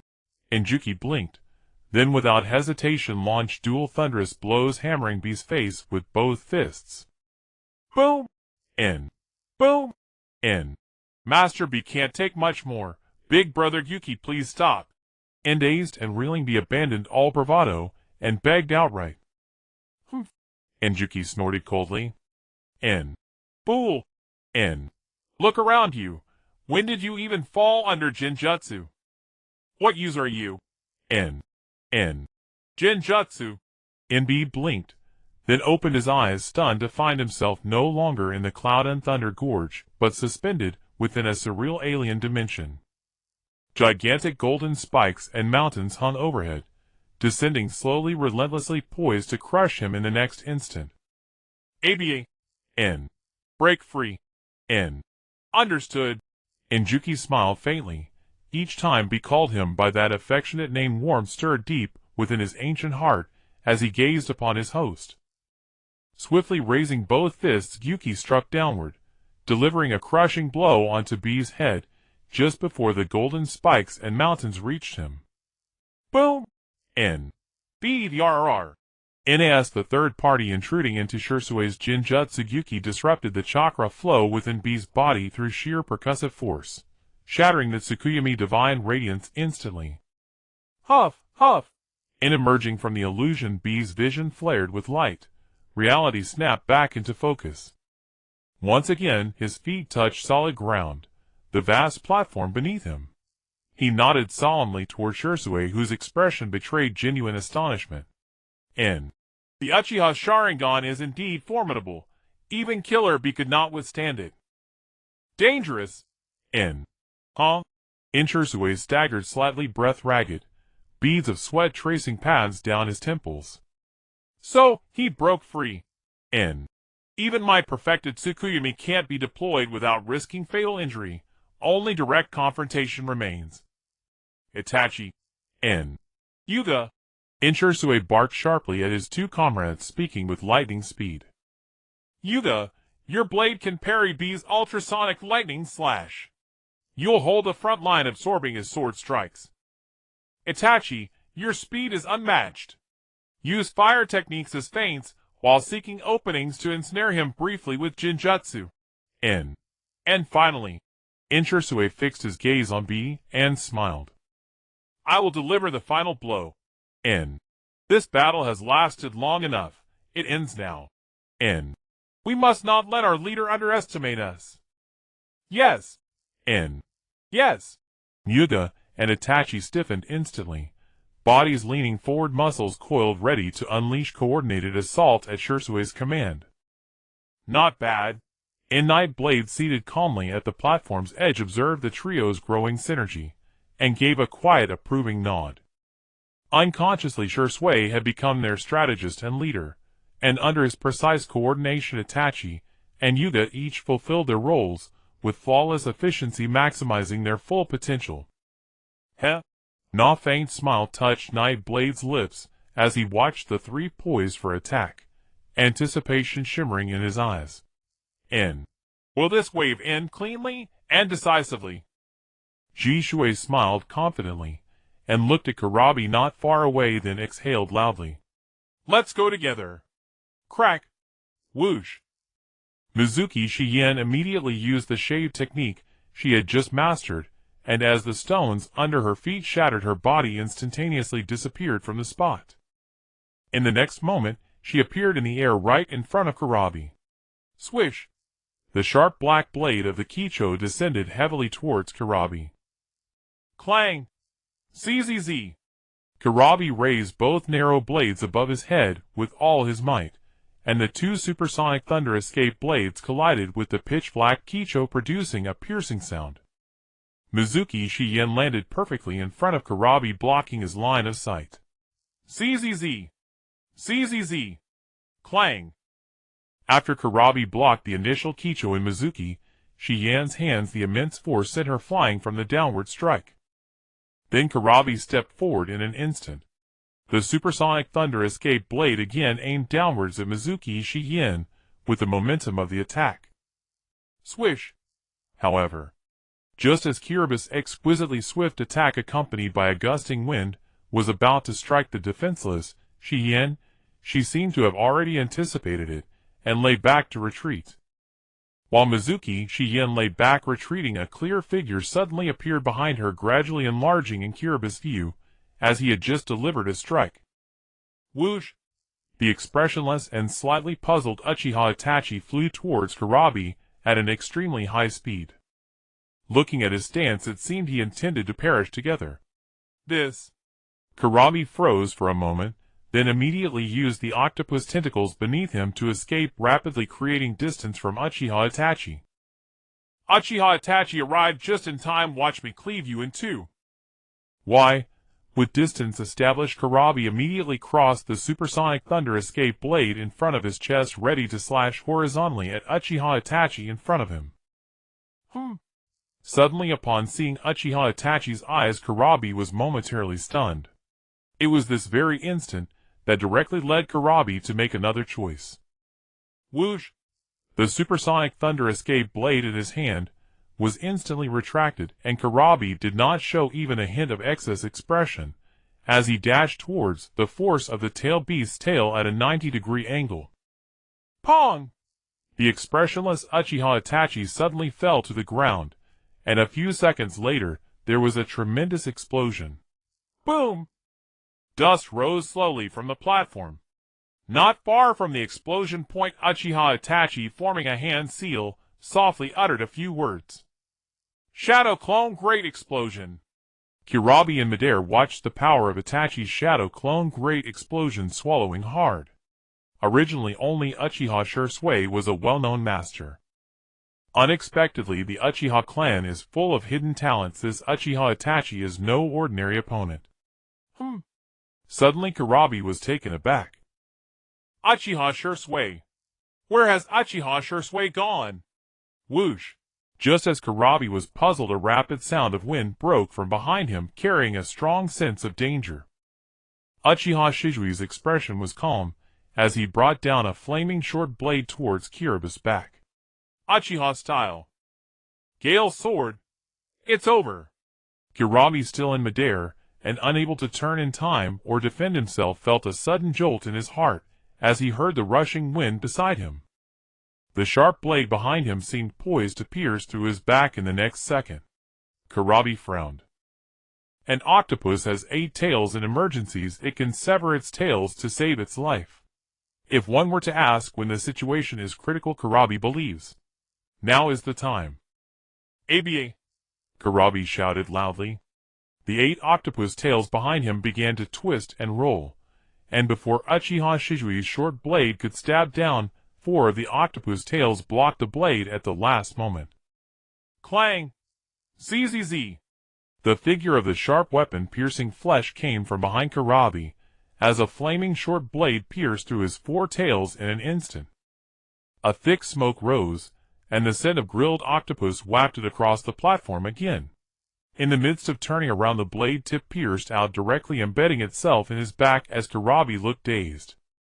Drip! A few drops of blood fell from the blade's edge in Shijui's hand. Karabi felt the wound on his back, and the lightning release on the thunder escape blade in his hand instantly extinguished his face, showing a hint of disheartenment. Sigh! The pride of the Cloud Village Killer Bee! I lost. I feel ashamed. Hey, why, clang! Ji Shui smiled faintly, and slowly withdrew the short blade from Kirabi's body, while at the same time, the 4 tails behind Karabi began to emit a white mist. Hiss! The 4 penetrating wounds gradually healed. Thank you. Compared to my senior. Ji Shui smiled slightly, sheathed the short blade behind his back, and nodded at Karabi. Uh-huh. Kirabi's expression of dismay lasted only a few seconds. He then returned to his previous optimism. The younger generation must surpass the older generation. You 3 are fantastic. Strong. All right. Yaren stood up and gently clapped for the shadow team, and Karabi smiling as he spoke. You guys don't need to be polite with each other. Kirabi's extensive experience and formidable combat power allowed him to hold his ground against 3 for a short time, which is a testament to his strength. And you all? Yaren looked at Itachi's trio with satisfaction and nodded slightly. You have honed perfect teamwork in this practical exercise. From now on, continue to practice and strive to become a perfectly coordinated team. Yes. Thank you, leader. Itachi Shursui and Shiyen exchanged glances, and from each other's eyes, they sensed a familiar feeling. This feeling only manifests after having cooperated and entrusted one's back to the other without a doubt. The bond between them had gradually been established. Mr. Bye. Yaren smiled slightly, just about to discuss the concert with Karabi, when a gradually intensifying sound of wind broke out behind him. Along with the sound of wind there came a furious shout from a brute. Polishing ball! The 4th Reikage propelled himself from the air using 1 foot as a fulcrum, like a cannonball, descending swiftly towards Night Blade on the platform. Subtle flashes of lightning danced across his body. Boom! Rumble! The immense force and extreme speed produced a series of sonic booms in midair, causing Night Blade on the platform to furrow his brow slightly. What tremendous strength! Are you trying to kill me? Well, let's see if you can bite through this rock. Be careful with your teeth. V-room!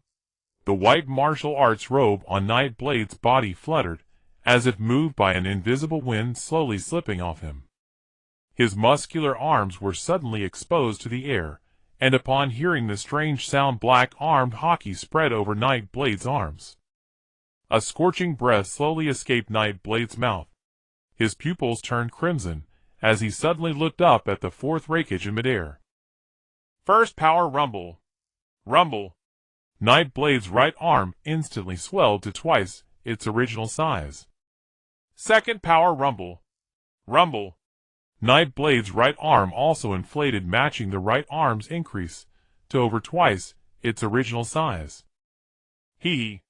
His arms radiated a rich black glow, filling the air of the Yunlei Gorge platform with a sense of danger. No blade style. Night Blade grinned. With the surprised gaze of the 4th Reikage, his hands intertwined, resembling 2 massive black hammers, slowly lifting them up. White Tiger Seal. Seize the mountain. Rumble. Before anyone could react, Night Blade charged upwards, directly meeting the 4th Reikage's descending strike. His massive pure black arms formed an X as they collided with the 4th Reikage's right foot. Crack! A faint sound of cracking bones echoed as the 4th Reikage was momentarily stunned. A wave of piercing pain surged from his foot coursing through his body, as he flew backwards, like a cannonball. Rumble! He crashed into a rock face. The rock crumbled, debris flying everywhere. What? Uchiha Shursui wiped the cold sweat from his forehead, and through his Sharingan, he could only barely discern the fourth Raikage's instantaneous kick in midair. And Nightblade's swift counter, with both fists directly striking the fourth Raikage back. He didn't catch much else. What? What's happening? Who flew out? Yuzuki Yuga scratched her head beside him. In her eyes she only saw a blurry figure rapidly flying towards the wild man, then swiftly returning along the same path in an instant. Is this circus acrobatics? Yugao looked at the serious faces of the crowd and tentatively asked. Cough cough. Uchiha Itachi whispered in Yuzuki Yugao's ear. Not acrobatics. The fourth Raikage attempted to ambush our leader, but was instead sent flying by him. While speaking, Itachi pointed to the middle-aged man embedded in the rocks not far away. Look! It's right there! The fourth Raikage was directly punched into the mountain by our leader. Tis TSK. Itachi looked at Nightblade with eyes full of admiration. I only knew the leader was skilled with the sword. I didn't expect his physical skills to be enough to defeat even the Raikage known as the strongest in the Land of Lightning. Impressive. Hiss. Yuzuki Yugao's eyes brightened as she nodded, stroking her chin. Although I don't understand what you're saying, I realize now the leader is really powerful. Of course. Just as the Shadow team whispered among themselves, Killer Bee looked in confusion at his brother, who had been sent flying back, crashing into the rock in the center of the mountain. The corner of his mouth twitched slightly. Beneath the black sunglasses, Killer Bee's small eyes stared blankly at Nightblade.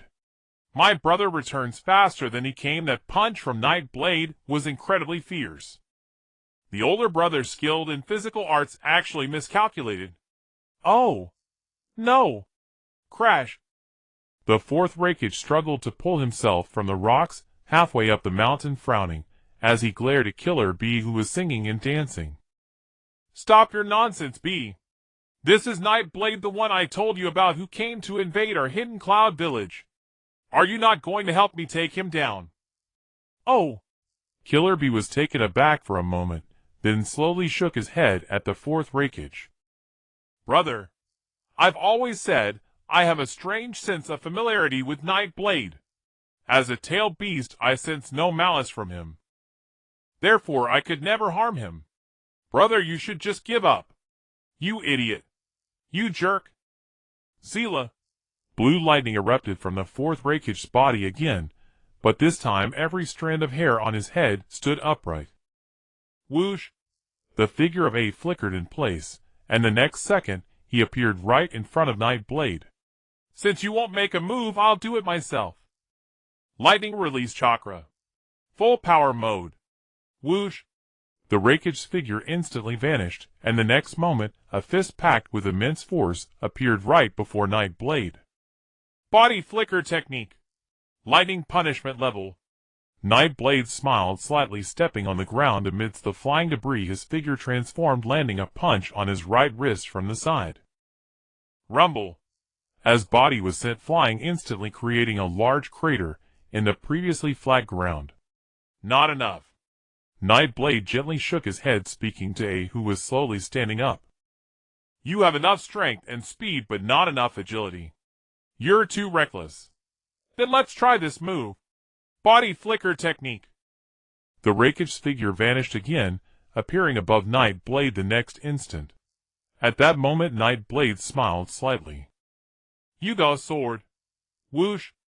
Nightblade firmly grasped the first-generation sword Onamaru in his hand. At the same time, he drew the Yama slowly from his waist, wrapping it in haki, with the two large black swords positioned on either side of Nightblade. Rather than brute force, I'm a swordsman. Two-sword style. Who? A wave of scorching air slowly escaped from Nightblade's mouth. Rumble. Nightblade's arms, swollen to nearly twice their size, wielded the two pitch-black blades, slicing through the air at sonic speed towards the Raikage above. Second power slash. Righteous Thunder Rage Axe. Clang! Yiren's muscles in both arms bulged as he poured immense force and sharpness into the twin black blades. Two pale blue slashes tore through the air. With a sharp whistle, they shot upward toward the fourth Reikage, who was leaping down from midair. Boom! The Reikage in the sky refused to be outdone. His right leg, like a battle-axe, crackled with blue lightning descending vertically, with the speed of a razor-sharp Warwick's rivaling Yiren's slash. Boom! The two gained force slash, and the Righteous Thunder aggravated Raging Thunder Axe collided midair, one a slash, the other a lightning-release Taijutsu secret technique. Two distinct yet equally devastating attacks centered on Yaren and the fourth Reikage. A massive shockwave burst outward. Whoosh! Boom! The fierce gale stirred Yugao Yuzuki's shoulder-length hair and Uchiha Shizui's short hair. Swoosh! Bang! Following the shockwave came a rain of giant shattered rocks, which propelled by the blast flew like cannonballs, scattering in all directions without pattern. Aight! Killer Bee let out a loud roar, and the Eight Tails instantly understood, helping him fully transform into a tail beast. Its massive sturdy body directly blocked the flying fragments. At the same time it firmly gripped the platform, halfway up the mountain. Itachi Shursui and Lightning Dance. Quick, come over here to me. These flying rocks are terrifying. One wrong move, and you'll be crippled. Hide behind Eight, leave all the trouble to him. Yeehaw. Okay. Thank you, Senior B. Thanks. The three of them used the momentum of the shockwave to fly behind the Eight Tails, pressing close against its back, listening to the constant clashing of metal from the battlefield. Zap! Swoosh! Amid the swirling dust and smoke, Yiren's crimson pupils stood out sharply as he skillfully employed the shave technique. The red light flickered, with his movements drifting like a ghostly flame. Swoosh! Bang! The fourth Reikage's blue lightning release cloak, brimming with overwhelming force, periodically kicked up clouds of dust across the wide platform. The red and blue lights clashed madly within the dust. Ha ha ha! Yiren let out a laugh. I know your speed in this full-power lightning release chakra mode is astonishing, but in an instant 0.36 seconds Yiren's footwork frequency exceeded 100 strikes, boosting his speed to 5 times that of the shave in one piece. This speed was now on par with the Reikage's body flicker technique. Still not fast enough. Swoosh! Two-sword style second slash. Sand ripple. Yiren gripped both blades tightly, swinging them upward at a 45-degree angle, with immense force slashing toward the Reikage, who was now within arm's reach. What? The fourth Reikage's eyes widened slightly, seeing Yiren match his speed, and instantly appear before him to deliver a slash. The Reikage formed his right hand into a blade. Then, with crackling lightning, his right hand swept horizontally like a great sword. He let out an explosive roar. Hellstab Thousand Generation Dance. Boom! One was a hereditary hand blade honed through bone-shattering training, sharp as a flash of light. The other was the supreme two-sword style, backed by armament Haki. The two slashes collided instantly. Clang! Clatter! A metallic hum slowly emanated from the point of impact. The fourth Reikage's right hand and Yiren's twin blades parted for a brief moment due to the vibration of the collision. In that very instant, Yiren's scarlet eyes gleamed with deep confidence. He softly exhaled a stream of hot air, the result of activated cells. He flipped his hands, turning the descending black blades upward. Two-sword style. Second slash ascending stairs. Huh? The Reikage's eyes flew wide open. This kid. His second move is so tightly connected. Not good. His right hand had just been repelled, and while he was still recovering and preparing to retreat, the Reikage was completely caught off guard. Seeing Yiren's upward slash, the Reikage had no choice but to push his lightning release chakra mode to its limit, raising both hands in front of him. He used the weights on his wrists to meet Yiren's slash. Ding! Crack! The fourth rake's wrist weights were instantly severed by Yaren's slash, crashing to the ground. The slash even pierced through the weights, leaving a gash on the rake's wrist even in his full-power lightning release chakra mode. Thud. Yaren landed softly, gently biting Inma between his teeth, and smiled at the fourth rake. Not bad. You actually blocked it. Though the weights did part of the work, your skin's hardness in this state is still quite impressive. Humph. The fourth rake flexed his wrist slightly, and sneered at Yaren across from him. This is my lightning release chakra cultivated for decades. Wrapping lightning around my body enhances both hardness and speed. It's a living armor that activates my physique. It's no inferior to your blades. Oh. Yaren smiled faintly. Stronger than my blades. Then you'd better be ready because the next strike. You'll lose. The rake paused, then burst into laughter. Ha ha ha. Lose? I might lose, but certainly not at your hands. I'll say the same to you, if you and your blades are only capable of this much. My next move. You'll lose too. This. Killer Bee, watching from a distance, was startled. Seeing his brother preparing to go all out, his expression turned grim. He must be about to use that technique. That technique. Shursui, observing the battle from behind the eight tails, was puzzled and asked Killer Bee. What does that technique mean? That technique. Killer Bee's tone grew serious. It's my brother gathering all his lightning release chakra to activate his body, then using his bonus extreme speed to drive his wrist's unparalleled strength. In an instant, he uses that unstoppable wrist power to directly intercept the opponent's decapitation strike, a taijutsu technique. Almost no one can dodge it. Oh! Shursui nodded, his expression returning to indifference. Then never mind. He squinted lazily at the battlefield, watching the familiar gesture of Yaren slowly biting Inma. Shursui couldn't help but smile softly. How exciting! What powerful swordsmanship will it be this time? The fourth generation of Thunder Shadow's body erupted with surging lightning, flickering like a ferocious beast, its hair standing on end as a dangerous aura surged forth. At that moment, Yaren quietly connected with the system in his mind. System. I am here. Host. With a call, the system appeared in Yaren's mind, trembling with respect. Yaren smiled slightly. Open the system store. I want to select another good knife. Okay. Without hesitation, the system gently opened the store in Yaren's mind. Zila. The blue light curtain rippled like water, slowly revealing a marketplace in Yaren's mind where rare items flickered with light. Hee. Yaren chuckled lightly, not being dazzled by the array of treasures. Instead, he directly spoke to the system. Check remaining points.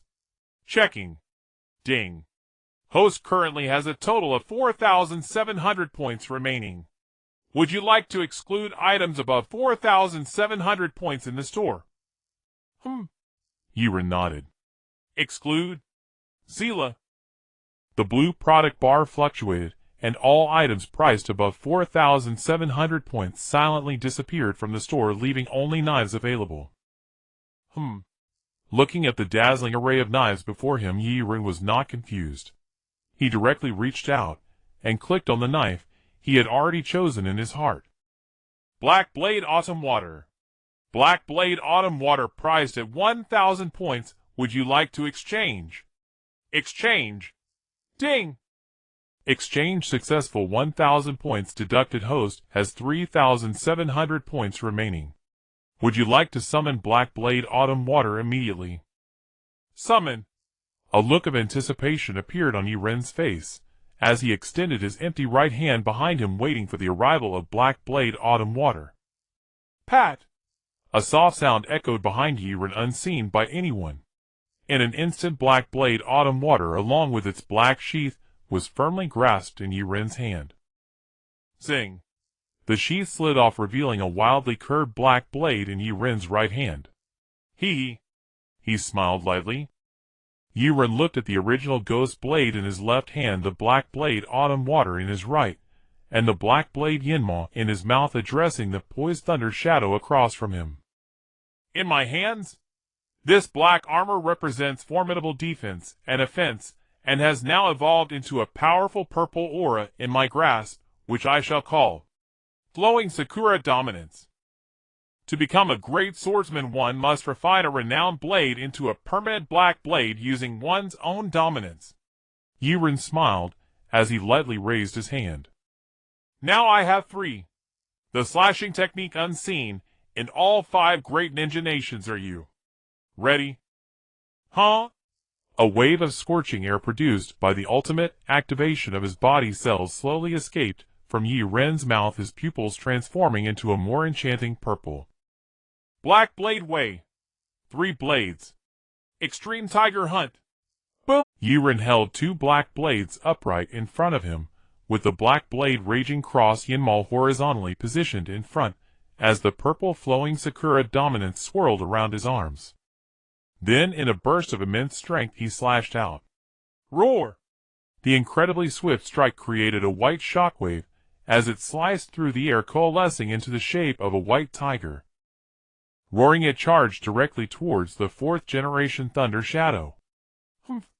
Don't underestimate Thunder Shadow. Lightning release. Thunder Plow Heat Blade. Whoosh! The 4th generation Thunder Shadow felt the incredible cut from Yaren, and instantly the lightning within him began to boil, as he slightly bent his right arm, explosive power gathering within. He charged violently towards Yaren. Roar! The white shockwave tiger roared madly.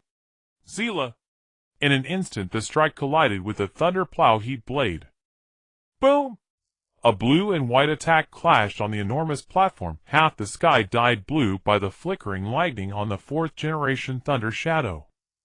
The other half of the sky was eerily transformed into purple by Yaren's dark purple dominance and the white tiger. Crack!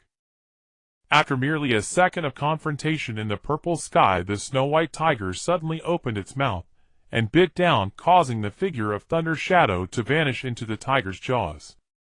Instantly the blue lightning disappeared, and the white tiger lost its resistance, charging straight ahead. Boom!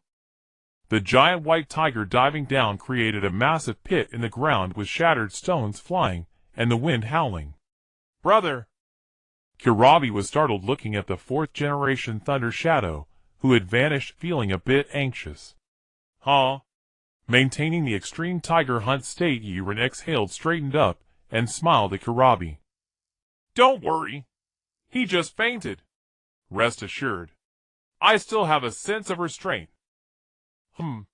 Kurabi glanced at Yaren, slowly nodding, then hesitantly asked. This. Yaren, you have a sense of restraint, but my brother was blasted away.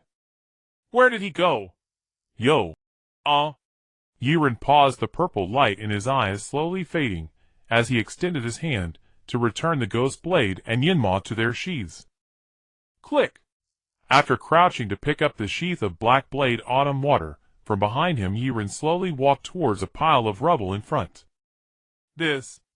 Yaren smiled slightly at Kurabi, pointing at the stone mortar in front. If I am not mistaken, he should be in this pile of rubble now, right? Could you help me dig? Maybe we can find him. Kurabi. All right. Fine. Under the participation of Yaren, Kurabi, and later the Shadow team of 3, it didn't take long for them to unearth the 4th generation Thunder Shadow, who had already fainted under the rubble. This. Kurabi looked at the magnificent, but unconscious 4th generation Thunder Shadow, scratching his head. He turned to Yaren and the others. I need to take my brother for treatment. You all rest here first. My room has everything, so don't hesitate to ask for anything to eat. Hey! Yo! Yaren waved at Kurabi, smiling as he spoke. You go ahead, we'll wait here for you. Whenever your brother wakes up, you can take us to find him. I have important matters to discuss with him. Kurabi looked at the serious expression on Yaren's face, and slowly nodded. No problem, brother Yaren. As soon as my brother wakes up, we'll take you there. Am leaving now. My brother's life is important. Hey, go ahead. Yaren nodded at Kurabi, then turned and led the 3, including Jishui, into Kurabi's residence. His natural movements left Kurabi stunned. As expected of brother Yaren. Why? Pat. Pat. Yaren led the three walking leisurely through the forest in front of Kalabi's residence. At one point, he reached out and beckoned to Malwishian behind him. Come here, I have something to say to you. Me. Malwishian was startled. Yes, come over. Yaren nodded. Malwishian no longer hesitated, quickly walked up to Yaren's side, and the two walked side by side. Sniff, sniff. You? Malwishian lightly wrinkled her delicate nose.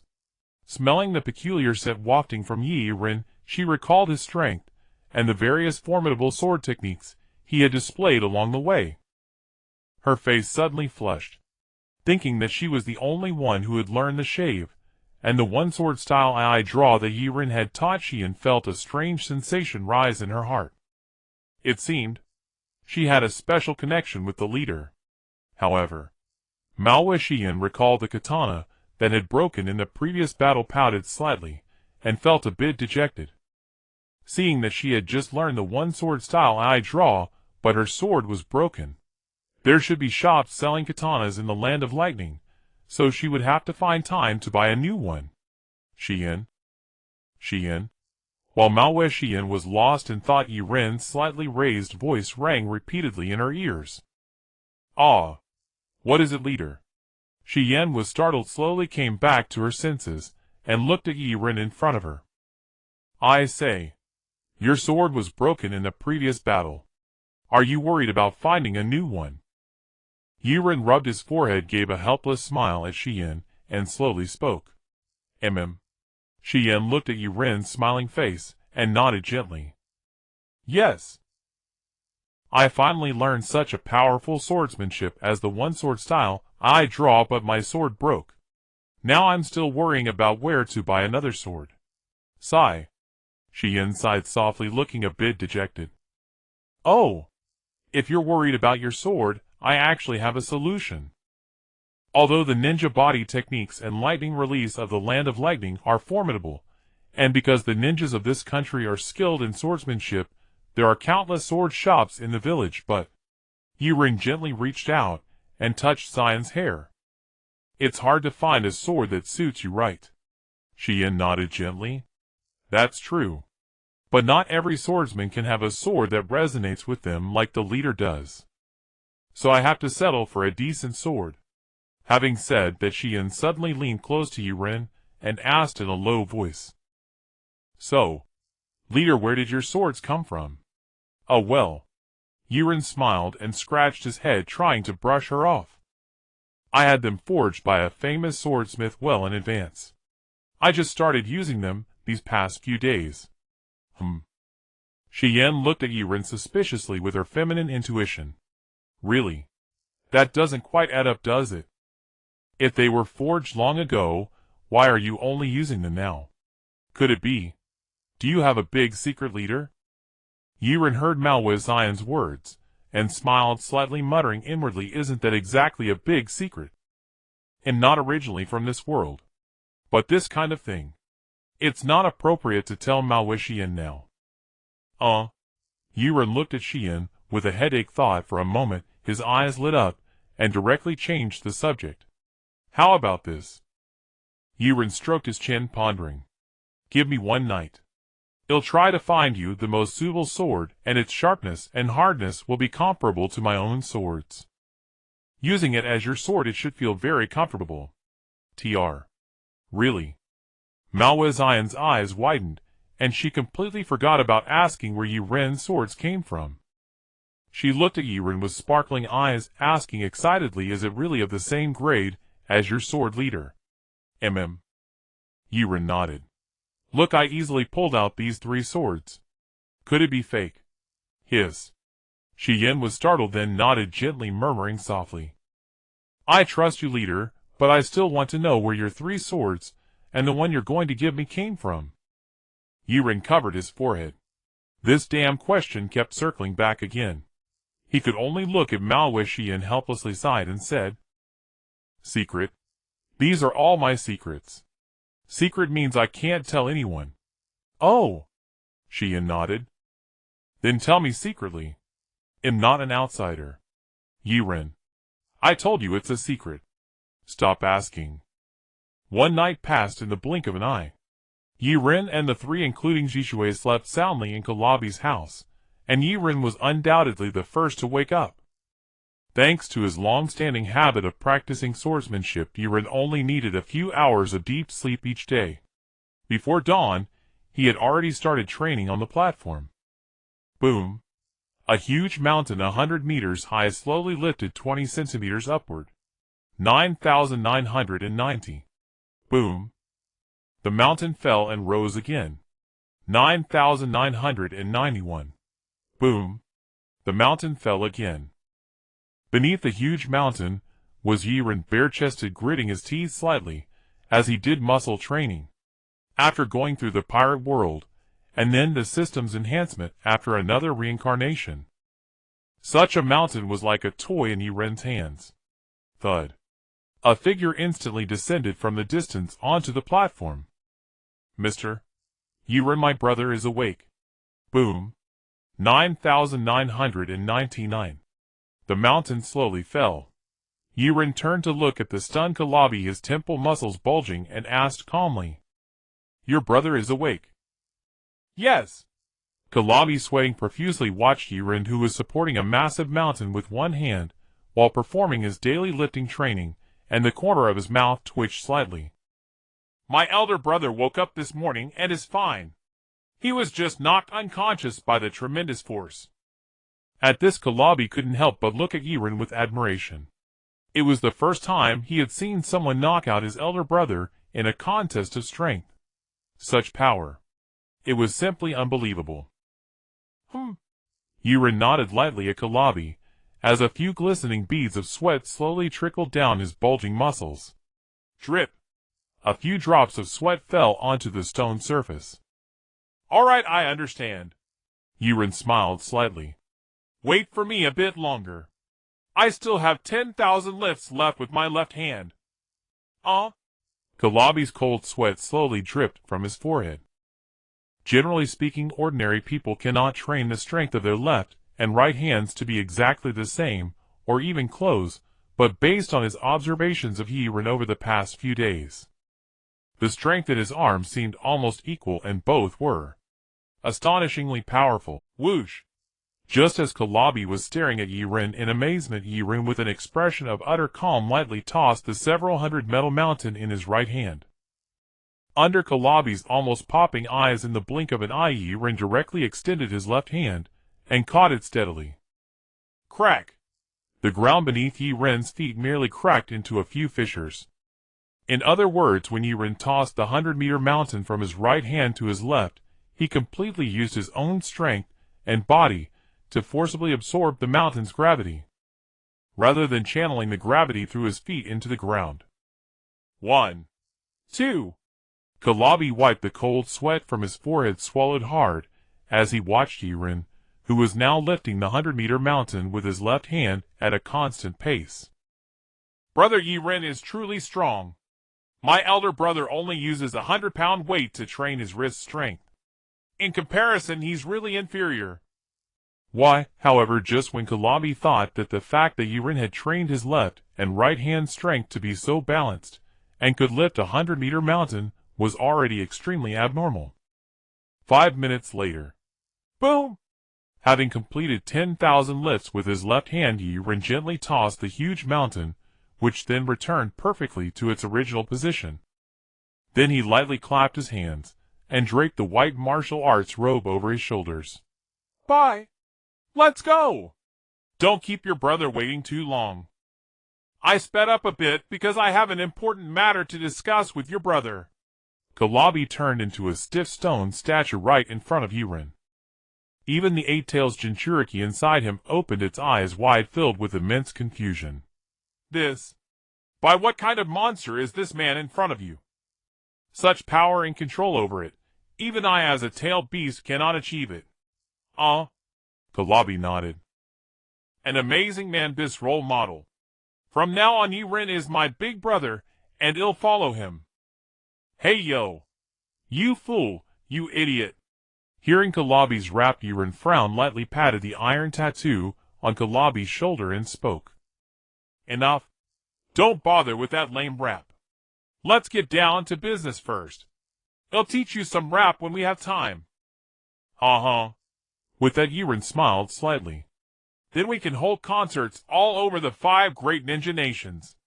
I'm really looking forward to it. Oh. Kalabi's eyes lit up slightly. Hold concerts. I'm really looking forward to it too. The meeting place was set in the 4th Reikage office, where he usually handled village affairs. At that moment, the Reikage, still with a white bandage on his head, was lying on the sofa by the large floor-to-ceiling window drinking wine and looking out at the scenery. The corner of his mouth twitched, thinking about how yesterday his full-force lightning plow hot knife under the lightning release chakra mode had been easily parried by that brat Yaren, who even knocked him unconscious with a single sword strike. The Reikage felt a burning pain on his face. Really? The Reikage muttered to himself. Who exactly is this kid? There actually exists someone in the ninja world who can oppose my lightning release chakra armor without relying on chakra, only with physical strength and astonishing swordsmanship. And he completely defeated me. For the Union Village, this is a huge threat. Bang, bang, bang. Just as the Reikage was troubled, a knock sounded at the door of the office. The Reikage was startled, then glanced at Mabuyi beside him. Go open the door. It should be Bai and that kid. Okay. Mabuyi nodded, holding a folder in her arms, slowly walked to the door and opened it. Elder brother. Kalabi entered with Yaren behind him, calling out to the solemn-faced Reikage. The Reikage nodded it by signaling him to stand by his side, then turned his gaze directly to Yaren. Young brother, I admit you are very strong, and I am no match for you, but I have also heard. The 4th Reikage slowly sat up from the sofa. Because of what our ninjas did in my village, you are very dissatisfied with our Union Village, and you declared that you would deal with the village and me, the Reikage. With that, the Reikage's breath relaxed slightly.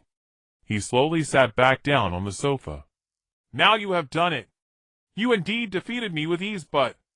The Reikage suddenly lifted his head. His eyes, staring at Yaren, flickered with a faint bright blue lightning. If you try to do anything to this village, the 4th Reikage of Union Village, even if it costs me my life, I will fight you to the death, and with my last ounce of strength drag you to hell. Stop! Yaren frowned, looked at the Reikage with disdain, and waved his hand. No need, and besides, you are not worthy. Yaren's eyes gleamed. My purpose in coming to Union Village was indeed announced to the outside world as giving you and the village a hard time, but in truth, I came to make a deal with you.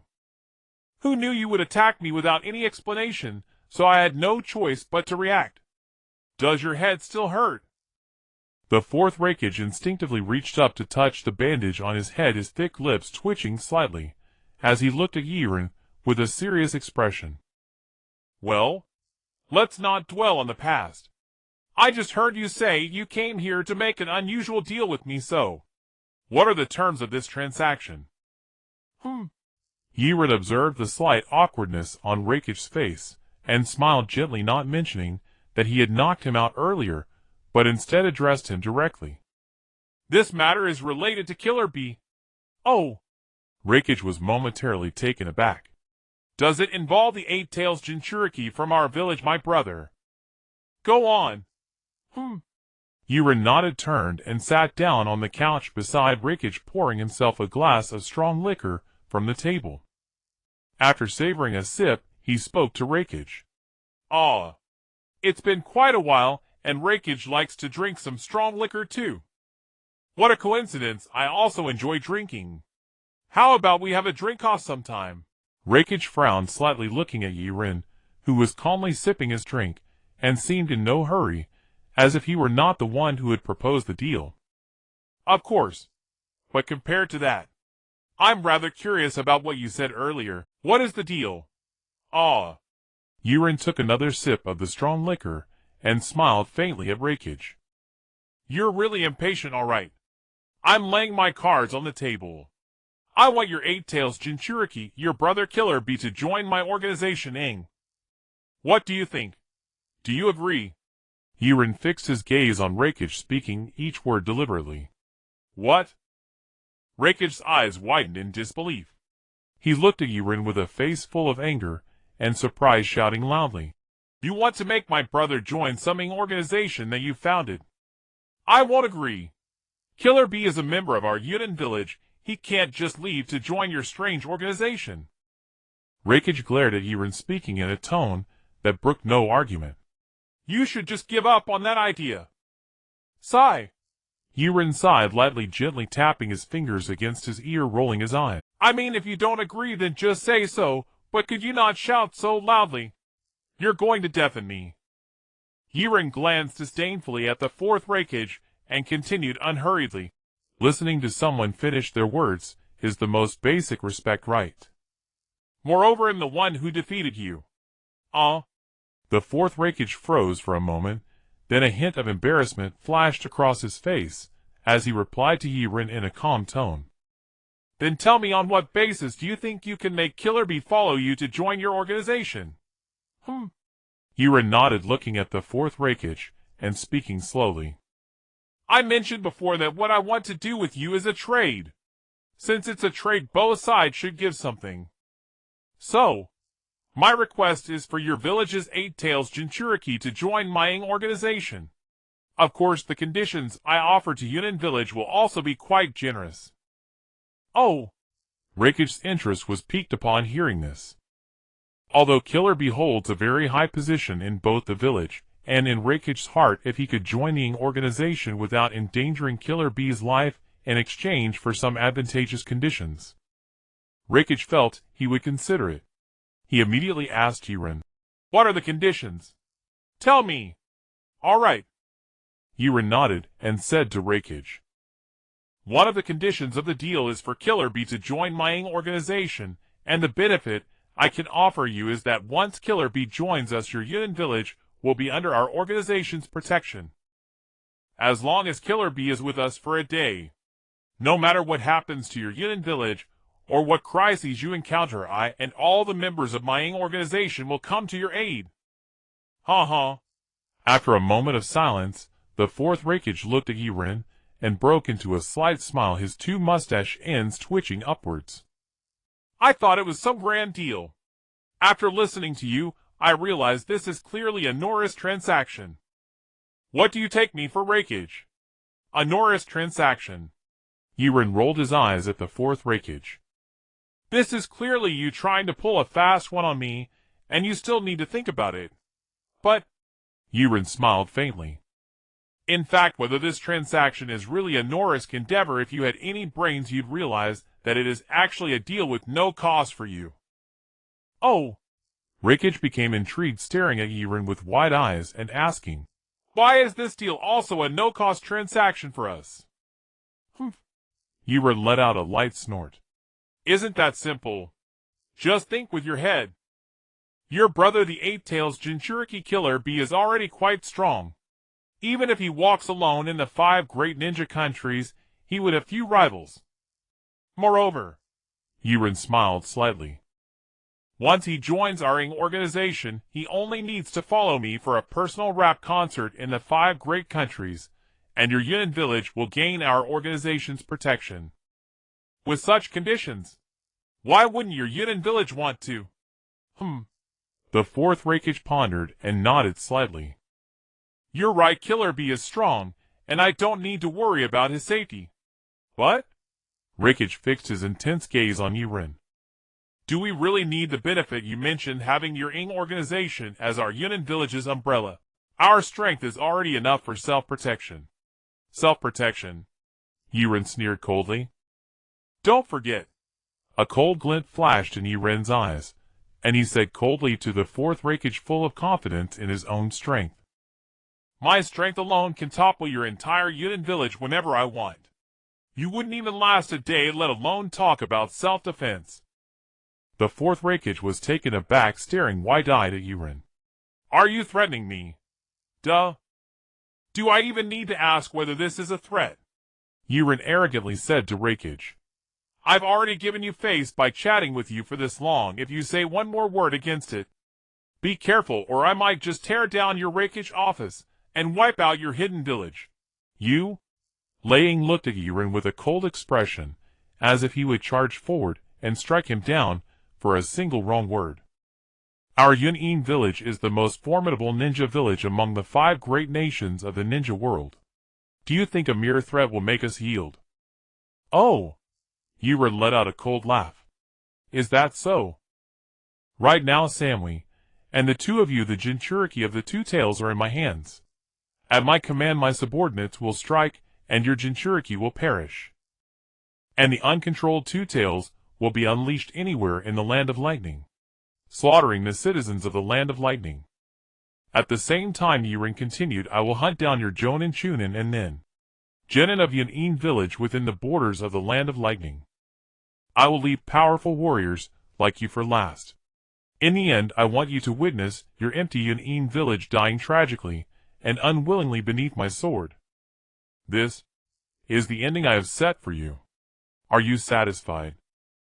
Yaren coldly laughed, gently patting Lei Ying's shoulder, as he watched the latter's expression darken with his words. You? The firmness and certainty in Lei Ying's eyes gradually faded away.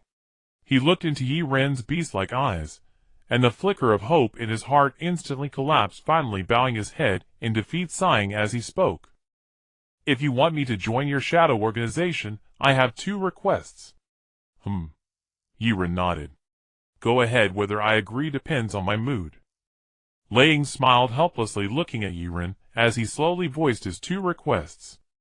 The first request is that no matter what, I hope you, Lord Yaren, can do your best to ensure the safety of my younger brother, and not let him take risks alone. Yaren pondered for a moment, and nodded at Lei Ying. That's not a problem. When Yaren chose to let Kurabi join his shadow organization, he never intended to let Kurabi undertake missions alone. Rather, like himself, to lead a small team to execute missions. The shadow organization, established on the ruins of the root organization, inherited its structural framework. The entire shadow organization is divided into 4 combat teams. Each team consists of 4 combat squads. Each combat squad is made up of 4 ninjas whose strengths and abilities complement each other, working closely together, led by a squad leader. The first team in the shadow organization is the one Yaren initially formed, where he serves as the leader with members Uchiha Shursui, Uchiha Itachi, and Yuzuki Yugo. Thus, after bringing Kurabi into the fold, Yaren's primary goal is to equip Kurabi with 3 teammates. There is certainly no difficulty with Lei Ying's first condition. State your second condition. Yaren looked at the 4th raikage and said, All right. Lei Ying smiled slightly, gazing at Yaren and the standing Kurabi, as he slowly began to speak. Since you are inviting my brother to join your organization, then we must ask whether he agrees. If he does not, you can't force him to join, right? He. Hearing Lei Ying's words, Yaren immediately nodded. Of course, but are you sure that as long as your brother is willing to join my organization, he can join? Of course. Lei Ying's eyes widened as he emphatically nodded at Yaren. As long as he agrees, he can join your organization. I, Lei Ying, keep my word and guarantee to follow through. Good. Yaren nodded and directly turned his gaze towards Kurabi, who had been standing aside for a long time. Kurabi. You heard me. I have discussed with your brother about letting you join my shadow organization. What do you think about this matter? Kiraba's small eyes behind his black sunglasses were filled with hesitation. Lord Yaren is my role model. I want to wander the world with him. But my brother and my village are important to protect. Such a choice is indeed too difficult for me. You bastard, you fool. Oh! Yaren smiled slightly, watching the peculiar glimmer in Kiraba's eyes, as he slowly spoke. Is the choice too difficult? Hee. Kurabi. I promise to take you to hold concerts across the 5 great ninja nations, and I will teach you the most powerful rap techniques. Aren't you excited? Kiraba's pupils behind his black sunglasses trembled, the scales in his heart shifting, and looking at the smile on Yaren's face, Kiraba's thoughts quickly dominated his mind. I'm sorry, brother. Suddenly, Under the bewildered gaze of the fourth Reikage, Kurabi bowed deeply to Lei Ying, speaking with a serious expression. I have always remembered your teachings over the years, but a person should pursue their ideals and hopes. If one day I achieve my dream, my brother will surely be proud of me. I have decided to join Lord Yiren's shadow organization. Lei Ying was taken aback, and then looked at Kurabi, who was slowly bowing in front of him, his expression transitioning from shock to tenderness. Well, I have never seen you speak to me so seriously. It seems this choice is very important to you, so. Lei Ying stood up and gently helped Kurabi up, smiling as he spoke. Follow your heart. The truest thoughts in your heart are what you should pursue. Go and accomplish it. Brother.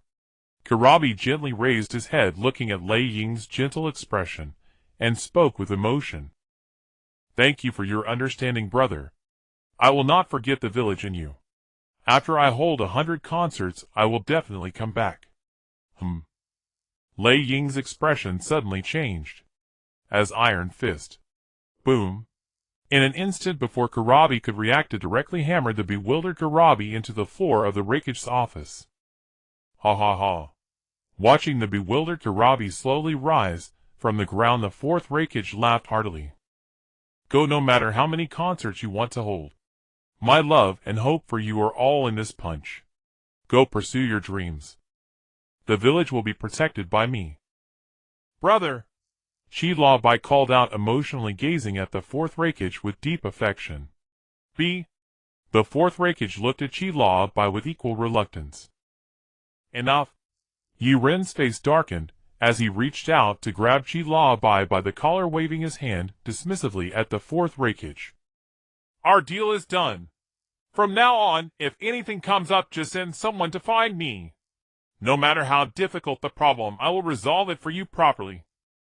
As he spoke these words, Yaren was already walking toward the door. Chi-Bai was dragged along by the collar, his feet scraping against the floor. SSHHH. SSHHH. The Reikage was startled. Watching Yaren pull Chi-Bai by the collar and slowly drag him out of the Reikage's office, he asked in confusion. Yes, I understand all that. But is there something important you need me for? You seem to be in a great hurry. Nonsense. Yaren turned and addressed the stunned Reikage behind him.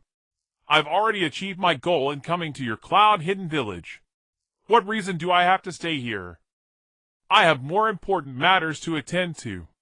That's it. Farewell. Well? The fourth Reikage scratched his head, hesitating as he spoke to Yaren. To celebrate our agreement, how about we have a drink? I recall you mentioned wanting to try the unique sake brewed from seawater in our village. SSH. When the Reikage mentioned drinking, Yaren's steps gradually halted. Under the Reikage's expectant gaze, Yaren turned slightly, shook the wine gourd at his waist, and then looked at the Reikage, saying, You almost made me forget. Your village's sake is quite good.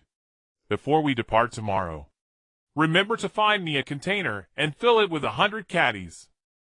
It'll take it along for the journey. 100 caddies. The Reikage was taken aback. That much? Yaren nodded. For a swordsman, this is nothing. If the journey weren't so short and the sake not so hard to carry, I'd have asked for a few hundred more caddies. Very well. The Reikage nodded and said to Yaren, I'll see you off before you set out tomorrow morning, and he'll bring the sake containers along. Good. Yaren nodded, then left the Reikage's office with Chi-Bai in tow. 10 minutes later, when Yaren brought Chi-Bai back to his residence in Cloud Thunder Gorge, Yujishui and Shiyin had already awakened. Even Yumurren and Samui, who had been taken as prisoners, glared angrily at Yaren and Chi-Bai as they entered. Yumurren frowned. Are you going to collude with this man too? Huh? Chi-Bai was stunned. He had been so focused on the fight yesterday that he hadn't noticed Yumurren and Samui had become Yaren's captives. He let out a gasp of astonishment. Samui, Yumurren, what are you doing here? Could it be that you two have been drawn by Lord Yaren's charm? Yumurren rolled her eyes and said to Chi-La-Bai, "Isn't it obvious? Before Yaren came to you, we had already fought a great battle with him in Death Canyon. The two of us were no match, so he captured us. But more importantly," Yūmuren frowned. "Answer my question first. Why are you colluding with this man?" "Well," Chi-La-Bai scratched his head. "I was captivated by Lord Yaren's superb rap skills and formidable combat prowess, so I agreed to join his shadow organization." "You too?" Chi-La-Bai looked at the shocked Yūmuren and Samui. "Did you join too? How could that be?" The two women exclaimed in unison. "Heh heh." Yaren smiled faintly. "Why not?" A few minutes later, after Yaren and Chi-La-Bai's explanation, Samui and Yūmuren finally believed that Chi-La-Bai had joined the shadow organization with the Reikage consent. They also learned that the village had reached an agreement with Yaren. If any threat befell the village, Yaren would protect Cloud Hidden Village. The two exchanged glances. The barrier in their hearts began to waver slightly. "All right." Yaren smiled, bringing his right hand from behind his back. A slender samurai sword with a snow-white scabbard cherry blossom pink hilt and a three-petal plum blossom tsuba appeared directly in Yaren's right hand. Under Shiyan's expectant gaze, Yaren gently pushed it toward her. "Shiyan, the blade I promised you. Take a look. Does it please you?" Yuzuki Shiyan carefully took the slender samurai sword from Yaren, slowly drawing it from the scabbard. A blade as clear as a stream of water slid out. It emitted a soft glow in the air. "A fine blade." Yuzuki Shiyan's eyes lit up, and she looked at Yaren expectantly, asking, "Chief, does this sword have a name?" "It does." Yaren smiled faintly, reaching out to flick the blade. The gleaming edge let out a strange sound like raindrops falling.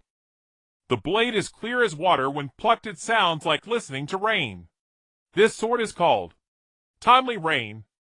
"Timely Rain." Yuzuki Shiyan stared blankly at the katana in her hand, savoring the name Timely Rain. After a few seconds, a look of delighted surprise spread across her face. "With this Timely Rain, I can learn swordsmanship from Chief Yaren again." "Chief!"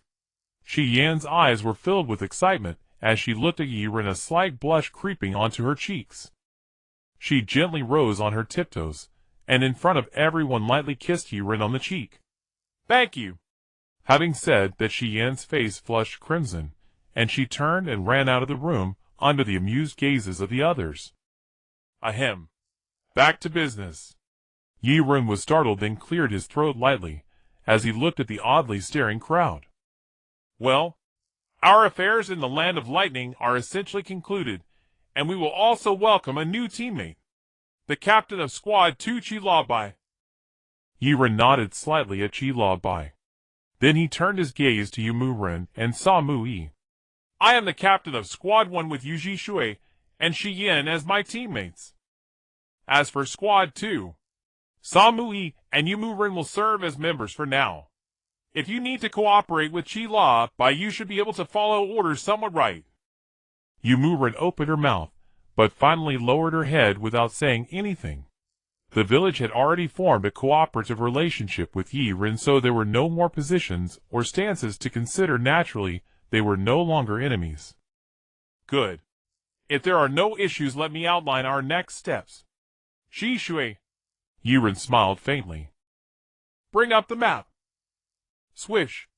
Without a word, Shui pulled out the world map of the 5 great ninja countries from his pocket and spread it out on the ground in front of everyone. "Leader." Yaren nodded. He squinted as he began searching the map for the Land of Lightning, the Land of Wind, the Land of Fire, the Land of Earth. Yaren nodded slightly. This map was quite comprehensive. He continued searching on the map. Everyone watched Yaren earnestly searching for the information he wanted, holding their breath in anticipation, ready to receive Yaren's command. Only Jishu's lips twitched slightly.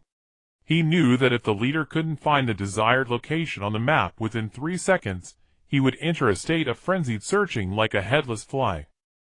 However, Jishui did not dare to directly ask Yaren what he was looking for, as such a question would surely provoke the leader's anger. Got it. Just as everyone was becoming impatient, and Yaren's brow furrowed deeper, Jishu's eyes lit up with a brilliant idea. Ahem. Leader, do we first need to return to Konoha for some time of rest? Yaren paused, then looked at Jishui, who was smiling slightly, and instantly understood his meaning. Not quite. Yaren slowly straightened up, pointed to the map, and said to Jishui, The lighting here is too dim, I can't see clearly. Can you help me take a look? There's a very small country called the Land of Rain. Is it situated in the angle between the Land of Earth, the Land of Wind, and the Land of Fire? Jishui was taken aback, then followed Yaren's gaze, and looked at the map. Kirabi and the others also began searching the map. Here. A few seconds later, Jishui pointed to a small country in the western part of the map and looked up at Yaren. This is the Land of Rain. I have been there during a mission, Jishui said solemnly to everyone. Everyone must not underestimate this country.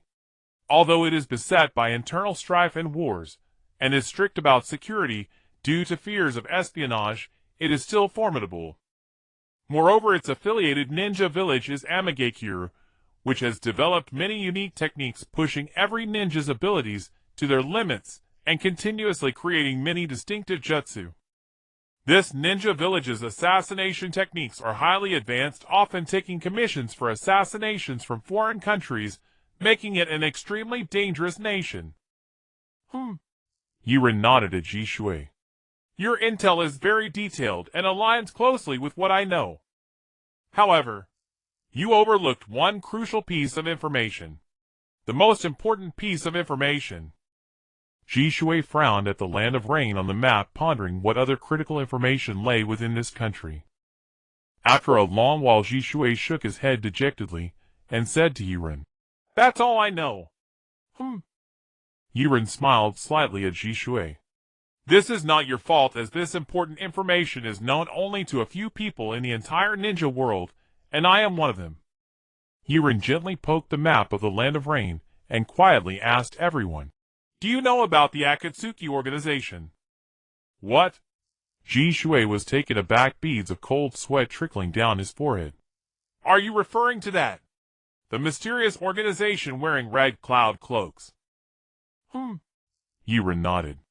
Looking at the surrounding members, who besides Jishui looked puzzled, he began to explain slowly.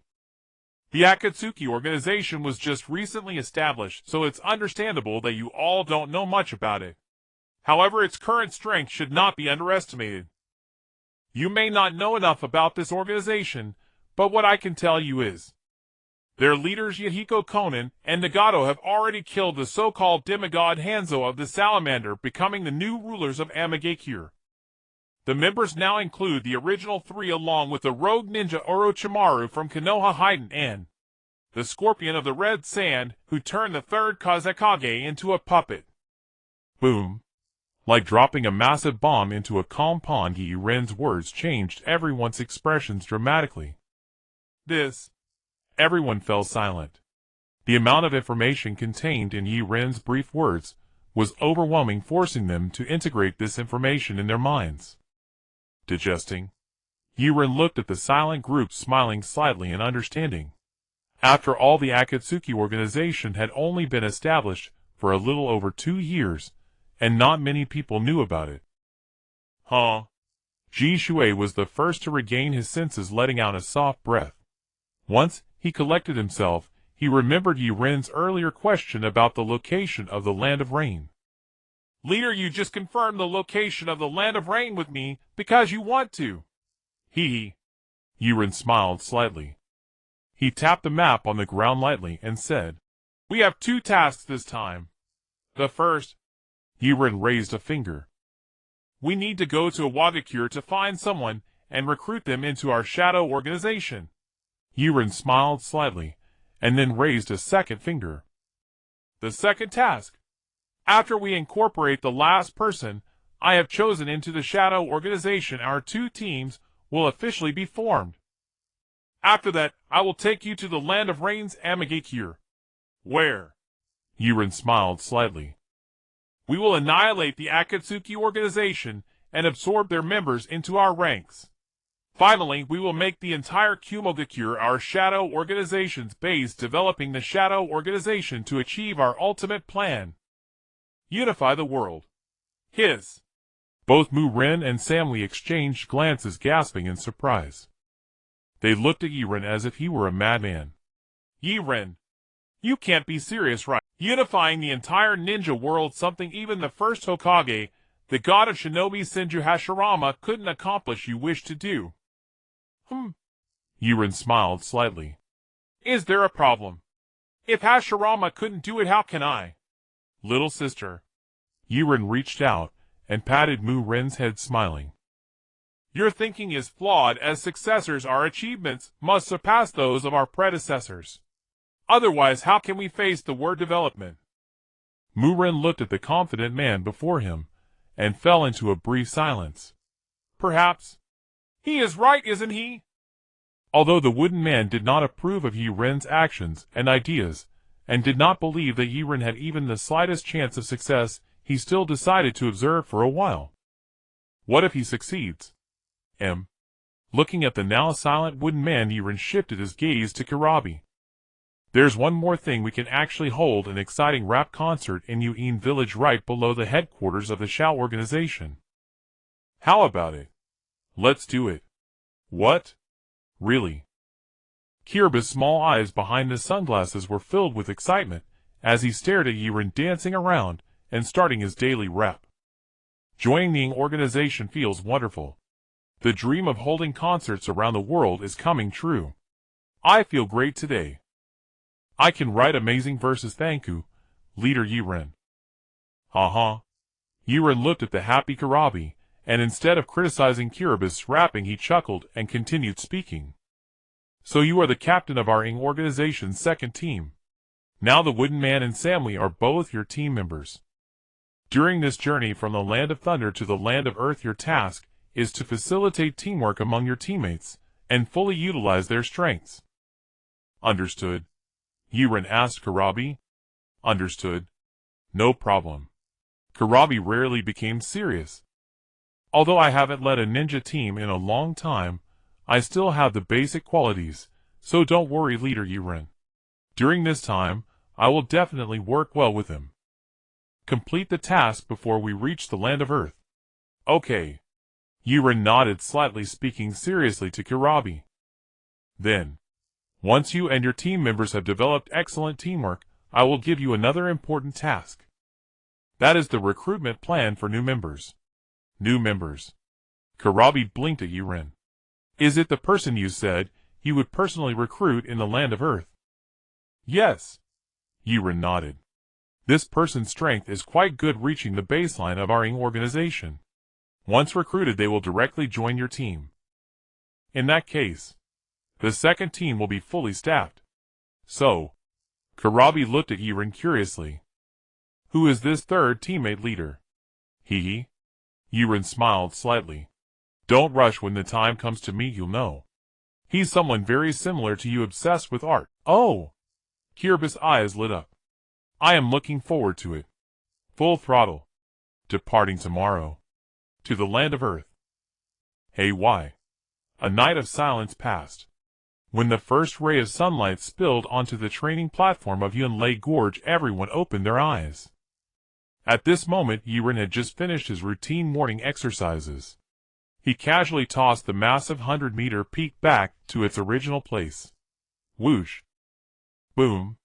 Suddenly a huge figure descended from the sky, accompanied by the sound of liquid sloshing.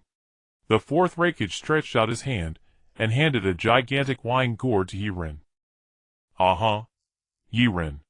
This is 100 pounds of our Yunin village's fine wine. I brought it for you. Splash. Yaren reached out and caught the wine gourd, gently weighing it in his hand. Then he nodded and smiled at the fourth Raikage. Not bad, not bad, you keep your word. Hey. Then, there should be no problem. By the way. The Raikage looked at Yaren, whose muscles were taut, and smiled slightly, lowering his voice to ask. Now that you're leaving our Yun-in village, who will be your next target of mischief? Yiren's expression darkened. What do you mean by mischief? Anne. I said, why do you look so proud on the surface, as if your nose is held high? In reality you're quite the gossip, aren't you? Cough cough. The Rikage felt a bit embarrassed, and Yiren's retort made his face turn slightly red.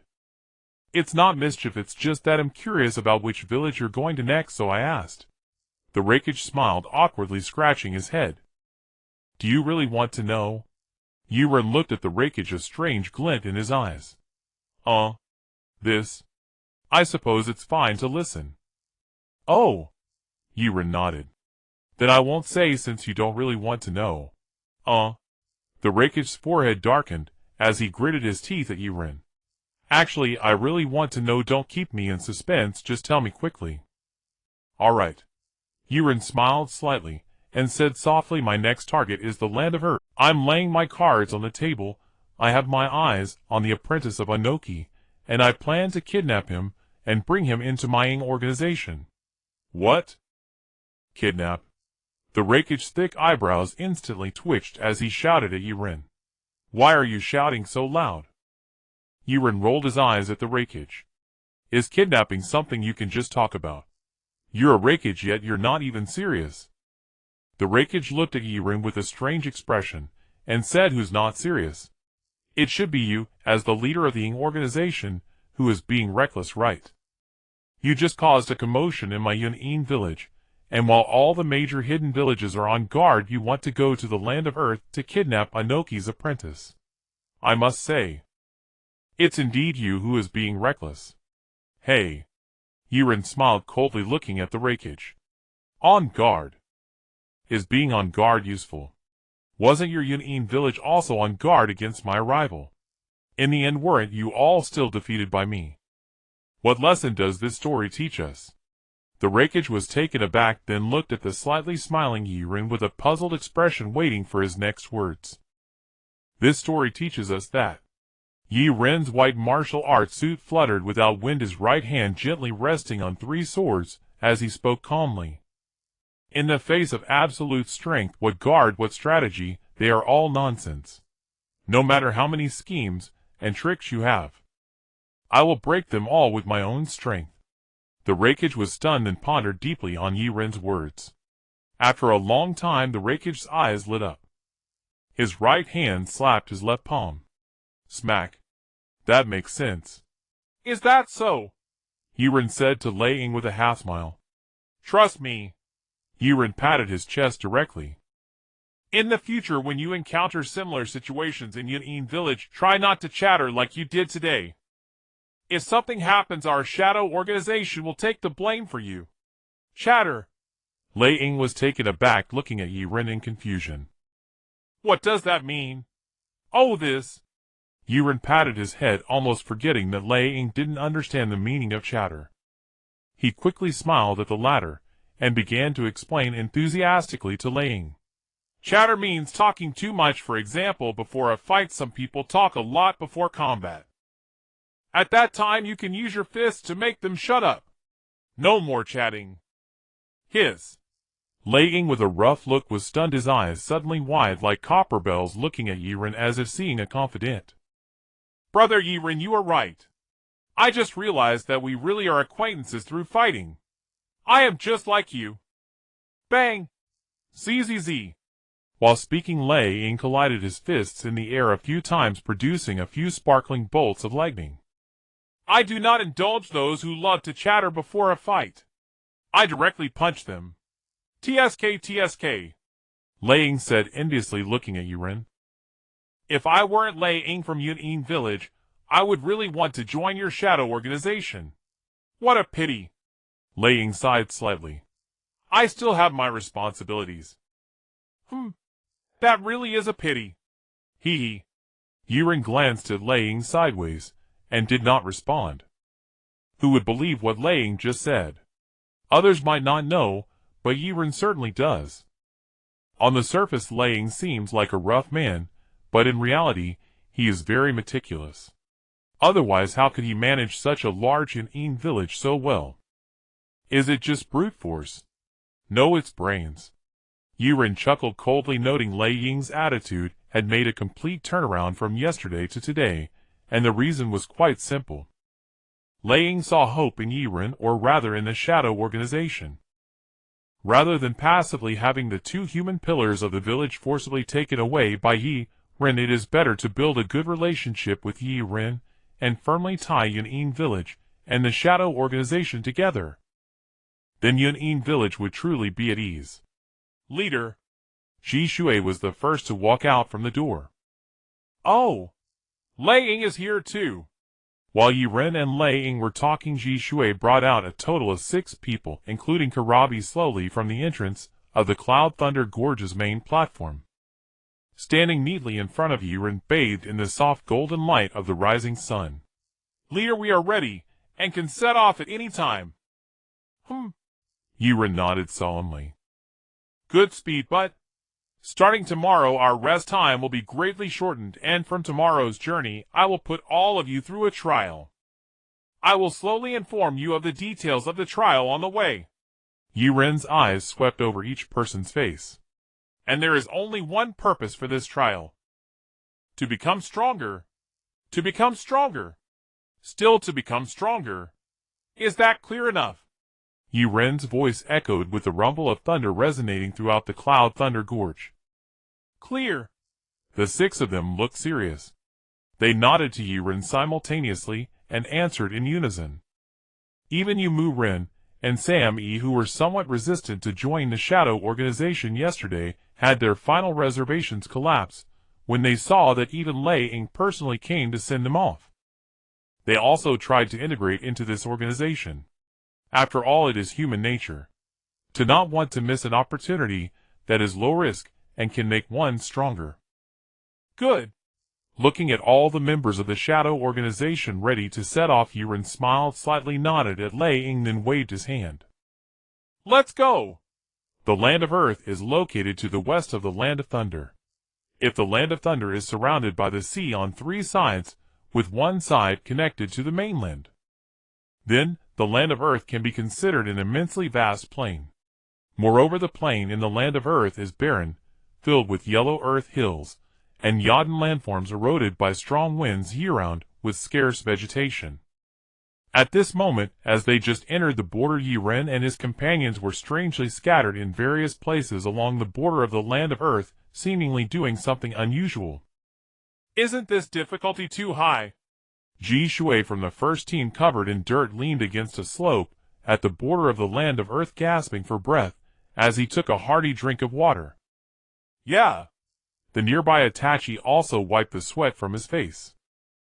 It might be very difficult for us to pass this trial. To get past the leader's blockade and enter the Land of Earth, we can only have a distance of 5 kilometers between the 6 of us. Such a requirement is really too harsh. Who? Splash. Matsuyuin splashed a jug of water gently on her face, slightly refreshing herself before reaching for the Shiyu that was stuck in the ground. She said to Itachi and Ji Shui, Kiraba's team was just formed. Compared to them, our team's strength is greater. Brother Ji Shui, let's discuss our tactics again. Okay. Ji Shui was startled for a moment, and then nodded firmly at the determined Yuin. She said to Itachi and Yuin, Itachi is good at illusion, I am good at speed and illusion, while Yuin excels in sword techniques. According to the rules given by the leader. As long as one person from the team enters the territory of the Land of Earth, the team's trial task is considered complete. So I think we can let Yuin act as a feint while I pretend to launch an attack. Then at the last moment, Ji Shui smiled slightly and pointed at Yuin. We will do our best to assist Yuin in using Shave and Aido to break through and enter the Land of Earth. Ji Shui smiled slightly. In that case, we are bound to win. Itachi and Yuin exchanged glances and saw hope in each other's eyes. I think it's feasible. Feasible. Good. Ji Shui smiled slightly. Everyone prepare. In 5 minutes, we will set off towards the Land of Earth. Yes. Itachi and Yugao responded in low voices, and within seconds their figures slowly faded into the uneven terrain of the land of Earth's border. They concealed themselves in the shadows of the border. Meanwhile, Killer Bee Samui and Yujito were also somewhat frantically hiding behind a dirt slope. Yujito brushed the dust off her blue robe. Even you can't evade that man's perception. Sigh. Killer Bee wiped the yellow earth from his forehead and gave a bitter smile. You may not fully grasp how formidable Yaren is. This man, aside from not using chakra-based ninjutsu attacks, he is unparalleled in virtually every field I've ever encountered. As for concealment, even if I temporarily severed my connection with the Eight Tails and refrained from using any chakra at all, I still couldn't escape his perception. This guy. Cold sweat trickled down Killer Bee's forehead. This is a stealth technique that even Shursui of the Mangekyo and another squad couldn't detect. Yujito was stunned, then a cold glint flashed in her eyes. Then, how should we proceed? If we can't hide, can we defeat him and force our way through? Interrupting. Samui, who had been standing with her arms crossed, slowly lowered her hands and gestured to cut off Yujito's words.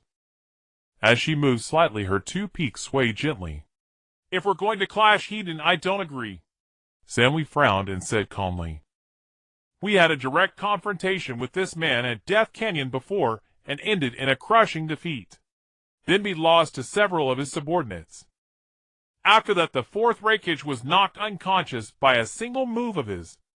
If we're going to fight Heiden... Samui stared coldly at Bee and Yujito. We don't stand a chance. Then... Yujito was slightly disappointed and looked dejectedly at Samui. What do we do? If we can't conceal ourselves, it seems the only way is to go all out. No.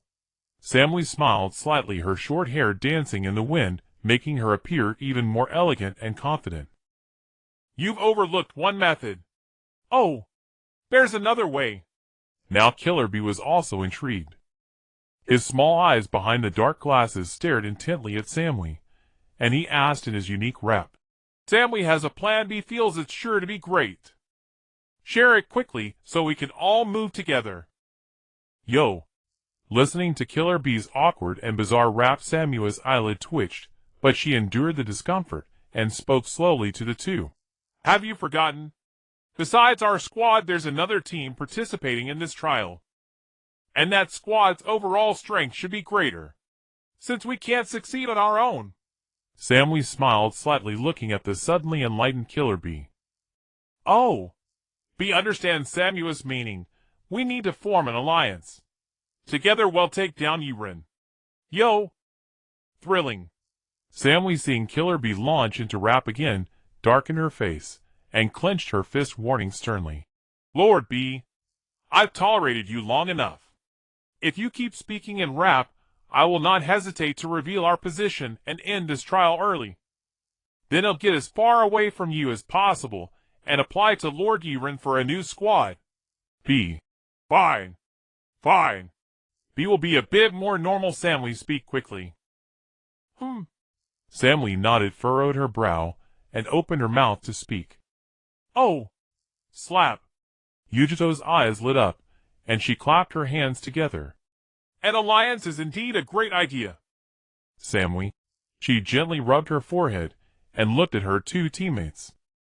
One was slow to react, outwardly cold, but inwardly passionate, while the other was an abnormal person who couldn't stop spouting rap. Samui felt a bit tired. All right.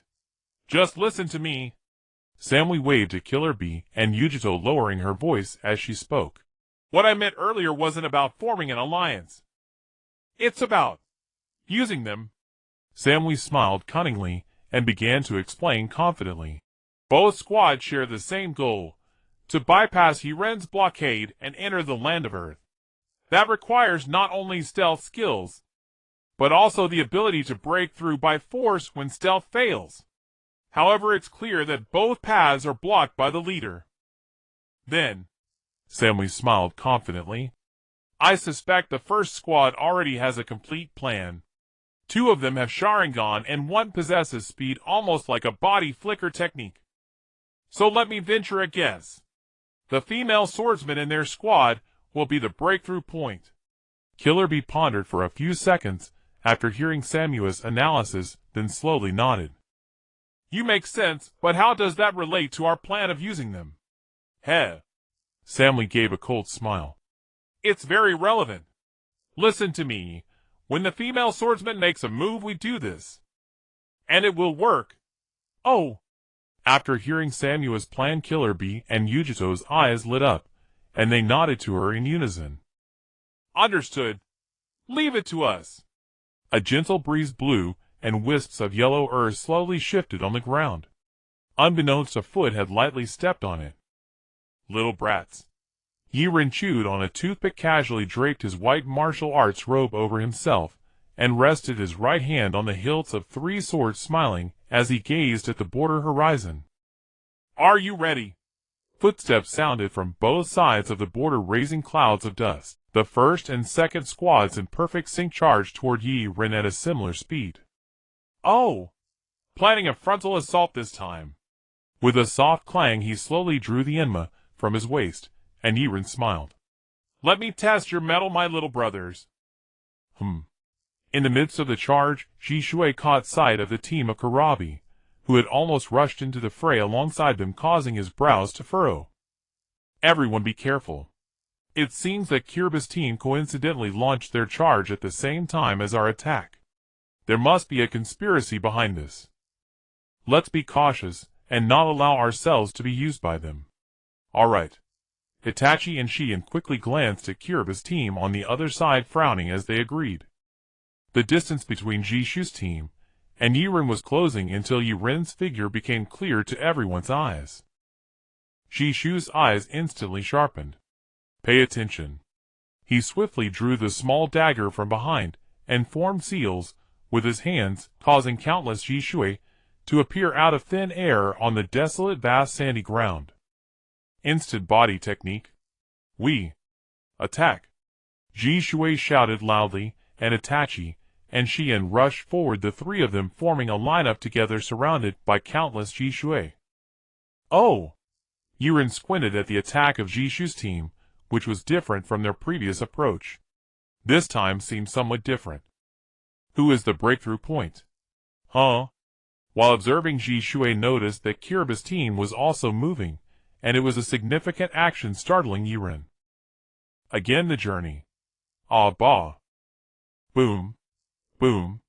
With the loud shouts of the wooden man and Kurabi, a gigantic blue giant cat adorned with vibrant black patterns suddenly appeared on the yellow sand. Beside it was the 8-tailed beast, resembling a giant octopus with one horn broken. Between the 2-tailed beasts stood the stern-faced Samui. Under the loose robes, her proud figure was revealed by the fierce wind, with a pair of ears bouncing like a rabbit. Heh. Yaren chuckled softly. One team seeks to take advantage, while another intends to use their opponent. Both strategies are quite clever, but... A cold light flashed in Yaren's eyes. As long as you do not unite, you will never pass through here. Don't you understand? One sword style.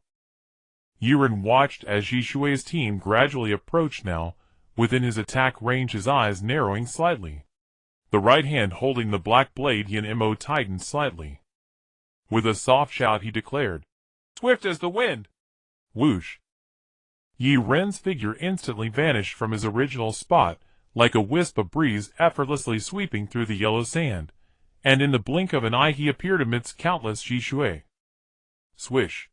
In a moment of stillness, Yaren executed a slow circular slash, with Yen-mo around himself. Huh? As Jishui frowned, a pervasive breeze swept through all the Jishui instantly. In less than a moment, all the Jishui disappeared from the air. The entire flat ground on the yellow sand was instantly cleared. Useless. Watching Jishui approach from behind, Yaren smiled faintly.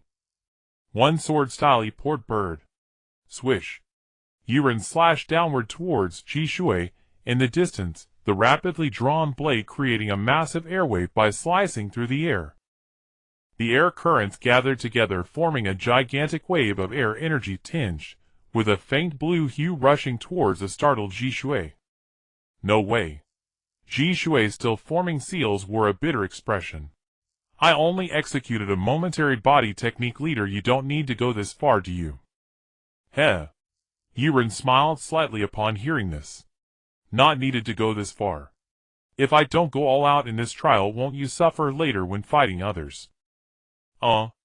Jishui was taken aback, muttering softly, who can be like the leader of freaks swinging such a terrifying blade?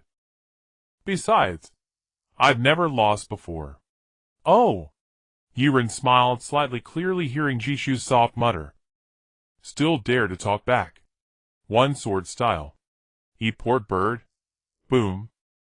Under Jishu's incredulous expression, Yaren wore a playful smile, and slashed towards Jishui again, from another angle. Jishui was almost in tears, watching two sword waves directly seal him off, suddenly looking distressed. No way, leader. Is this going to kill me? Humph. Less nonsense. Meanwhile, as Yaren and Jishui were entangled, Shiyin, and Itachi closely following Jishui, had nearly reached the same line as Yaren. They launched an attack. Sharingan. Genjutsu confinement technique. Itachi formed seals in front of him, his black eyes turning, as the three-mo Sharingan appeared in his eyes, fixating intently on Yaren's gaze. On the other side, Zion's expression was serious, her body slightly hunched, her right hand gripping the hilt of Shiyu. One sword style. Shave. Aido Lion Song. Whoosh. In an instant, Zion's body vanished from the thick yellow earth, turning to face Yaren, and her right hand swiftly drew Shiyu from its sheath. Clang. The lightning-fast Aido slash was easily seen through by Yaren, who effortlessly blocked it with the back of his blade. It produced a crisp sound of impact. Genjutsu. Yaren smiled coldly. Conqueror's Haki. Boom. A wave of dense purple energy radiated from Yaren, striking outwards in a 1 kilometer radius. Jishui, who was dodging a port bird, Itachi, who was casting Genjutsu, Shiyin, who was sheathing her sword, and Kiraba's team rushing towards them. Everyone. In an instant they felt as if their hearts were gripped tightly, an indescribable force emanating from Yaren. It made them collectively feel drowsy. What? Kirabi and the Eight Tails, not very close to Yaren, and in their tail beast form, scratched their heads, looking at the fallen Samui beside them. They said in confusion, what happened? Was it the leader's power that made you faint? Kirabi looked slightly dejected. Or was it the leader's charm that captivated you? Hey. Why? As he spoke these words, Killer Bee also felt a wave of dizziness, and immediately asked the Eight Tails he had summoned into its tail beast form. Am feeling a bit dizzy. Is it you who's draining my chakra? Stop it quickly or Bisama will pass out. The Eight Tails replied. You idiot. With my massive chakra reserves, do I need to drain yours? However, within the seal of his mind, the Eight Tails rolled its eyes at Killer Bee, a few cold sweat drips falling from its enormous head. I don't know what's going on, but... The Eight Tails gazed solemnly at the distant figure of Yaren, whose robes billowed and expression was stern and indifferent, and spoke softly to Killer Bee. I sense an unusual aura from that man. It's forcing me to withdraw from my tail bee's state. How are you, Bee? Killer Bee's vision began to blur. While the Eight Tails was communicating with him, he had already become unsteady on his feet. Barely managing to hear the Eight Tails' analysis, Killer Bee suddenly collapsed to the ground with a thud, sending up a cloud of dust. Huh? The Eight Tails was stunned. But before it could try to rouse Killer Bee, its tail beast form was forcibly retracted back into Killer Bee's body, temporarily severing their connection. In the dark space, the Eight Tails broke out in a cold sweat. What kind of ability is this? That man is too terrifying, isn't he? Compared to the others, Killer Bee and the Eight Tails were actually the last to fall. Itachi and Shiyin, who were closest to Yaren, collapsed the moment he unleashed his Conqueror's Haki. Not far away, after just barely managing to evade Yaren's two sword strikes with all their might. They crashed to the ground. Next was the Two Tails Jinchuriki Yumaren. In truth, the earliest to fall was the weakest of them all, Samui. Ah. Yaren was momentarily taken aback by the fierce battle that had just erupted, then smiled lightly, and walked back to his starting point, lifting the massive wine jug with one hand. He tilted his head back and took several hearty gulps. Still not good enough. If even 1% of my conqueror's haki can't be withstood, then such strength is truly too lacking. Wait a bit. Gulp, gulp, gulp. Yaren's throat bobbed, as a few glistening drops of sake trickled down his neck, shimmering with iridescent colors under the sunlight. Also, Yaren smiled faintly, we've made quite a commotion on your border. The ones who should come have probably already arrived, haven't they? I await you. At that moment, on a wide-less road near the border of the land of Earth, a squad of ninjas in red uniforms led by two individuals rushed at full speed toward Yaren's location. Father! Who is this person who invaded our border and caused such a stir? Has the intelligence division given any directives? A woman in a tight red outfit wearing a ninja vest with one sleeve missing looked at her father beside her and asked. Huangtu nodded lightly. According to the village's intelligence division, the invading ninjas are a coalition from Kumogakure and Kumogakure. Among them are the recently risen swordsman Yaren Shunshin Shursui Sharingan Itachi Lightning Dance, Yuzuki Shien, and two Jinchuriki from Kumogakure. What? Haida's beautiful eyes widened in shock as she looked at Huangtu in bewilderment. With such formidable enemies, can we and the ninjas behind us really handle this incursion? Heh. Huangtu turned to Haitu and smiled gently. Don't be nervous. You're my most beloved daughter. As a chunin, do you think I brought you out here to fight them? Huh? Haitu was puzzled, looking at her father.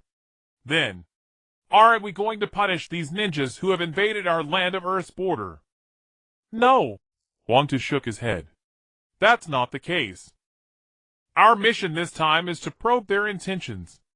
That is, we can figure out their purpose without combat, even if they force a fight. From a distance, combined with our mastery of Earth release, escaping is no problem. Haida's brow relaxed slightly, and she nodded to Huangtu. Then I understand. By the way, father. A flicker of interest crossed Haida's eyes, as if something had occurred to her. I've heard about that swordsman called Yaren. They say he's done many shocking things lately, killing the Kumogakure envoy, defeating the legendary Sana, and overcoming the Two-Tails Jinchuriki in Death Valley. How thrilling. I really want to meet this person. Haida smiled. I've heard. He's quite handsome, ha ha ha. Huangtu was taken aback, watching his boisterously laughing daughter, with a hint of worry. I hope you won't take an interest in that man. He's very dangerous. Half an hour later, the 6 members of the Shadow Organization, who had been lying scattered on the ground, gradually regained consciousness, when they saw Yaren standing in the field drinking his sake. Their basic ninja instincts told them they had failed, and all of them had been defeated in an instant together. Shursui looked at the others, who were waking up one after another, all utterly bewildered, and let out a soft sigh. I thought that with our efforts we might one day catch up to the leader. But it turns out just his aura alone was enough to knock us all out. Such a gap. It's truly disheartening. Who says it isn't? Yuzuki Shien hugged her long sword figure and looked at Yaren with a disgruntled expression. Our disparity isn't just in strength, it's also that the leader shows no mercy at all. He struck down girls like Samui Yumurin and me without any hesitation. Heh. Yaren smiled softly, looking at the awakened group. Perfect timing. Those of you who are awake, gather around me. Let's welcome our guest from Kumogakure. Oh! Shishui rubbed his still dizzy head, slowly raised his foot, and stood beside Yaren, asking him. Has someone from Yanin village already arrived? Who could it be? I think it's very likely that it's that guy from Dainu. As Itachi walked over, he said to Shishui, No, it shouldn't be. The Karabi trio, who followed closely behind with slightly awkward expressions, were the ones who spoke, with Karabi standing on Yaren's left. He slowly stroked his chin and continued speaking to everyone. This time none of us announced our intention to invade his Yanin village and we've been here fighting for half a day, and we haven't caused any real damage to the land of Earth. They should see our entry this time as an ordinary event. Sending a few jōnin should be enough. No way. Shiyen shook his head, still very much in favor of Zishui's opinion. Our leader brought the elites from our 2 villages to the border of the land of Earth, causing such a huge commotion. Does Yanin village dare to send only a few jōnin? Cough, cough. Itachi gently coughed a few times, and said softly to Shiyen beside him, "Actually, Karabi does have a point. Because there's also the possibility that the people of Yanin village think that facing our leader, and this group of people, even if Tsuchikage came in person, it would be futile. Rather than putting Tsuchikage in a dangerous position, it's better to send a team of reconnaissance ninjas to probe the situation. This would be the safest strategy." Shiyen was taken aback for a moment, then nodded in agreement.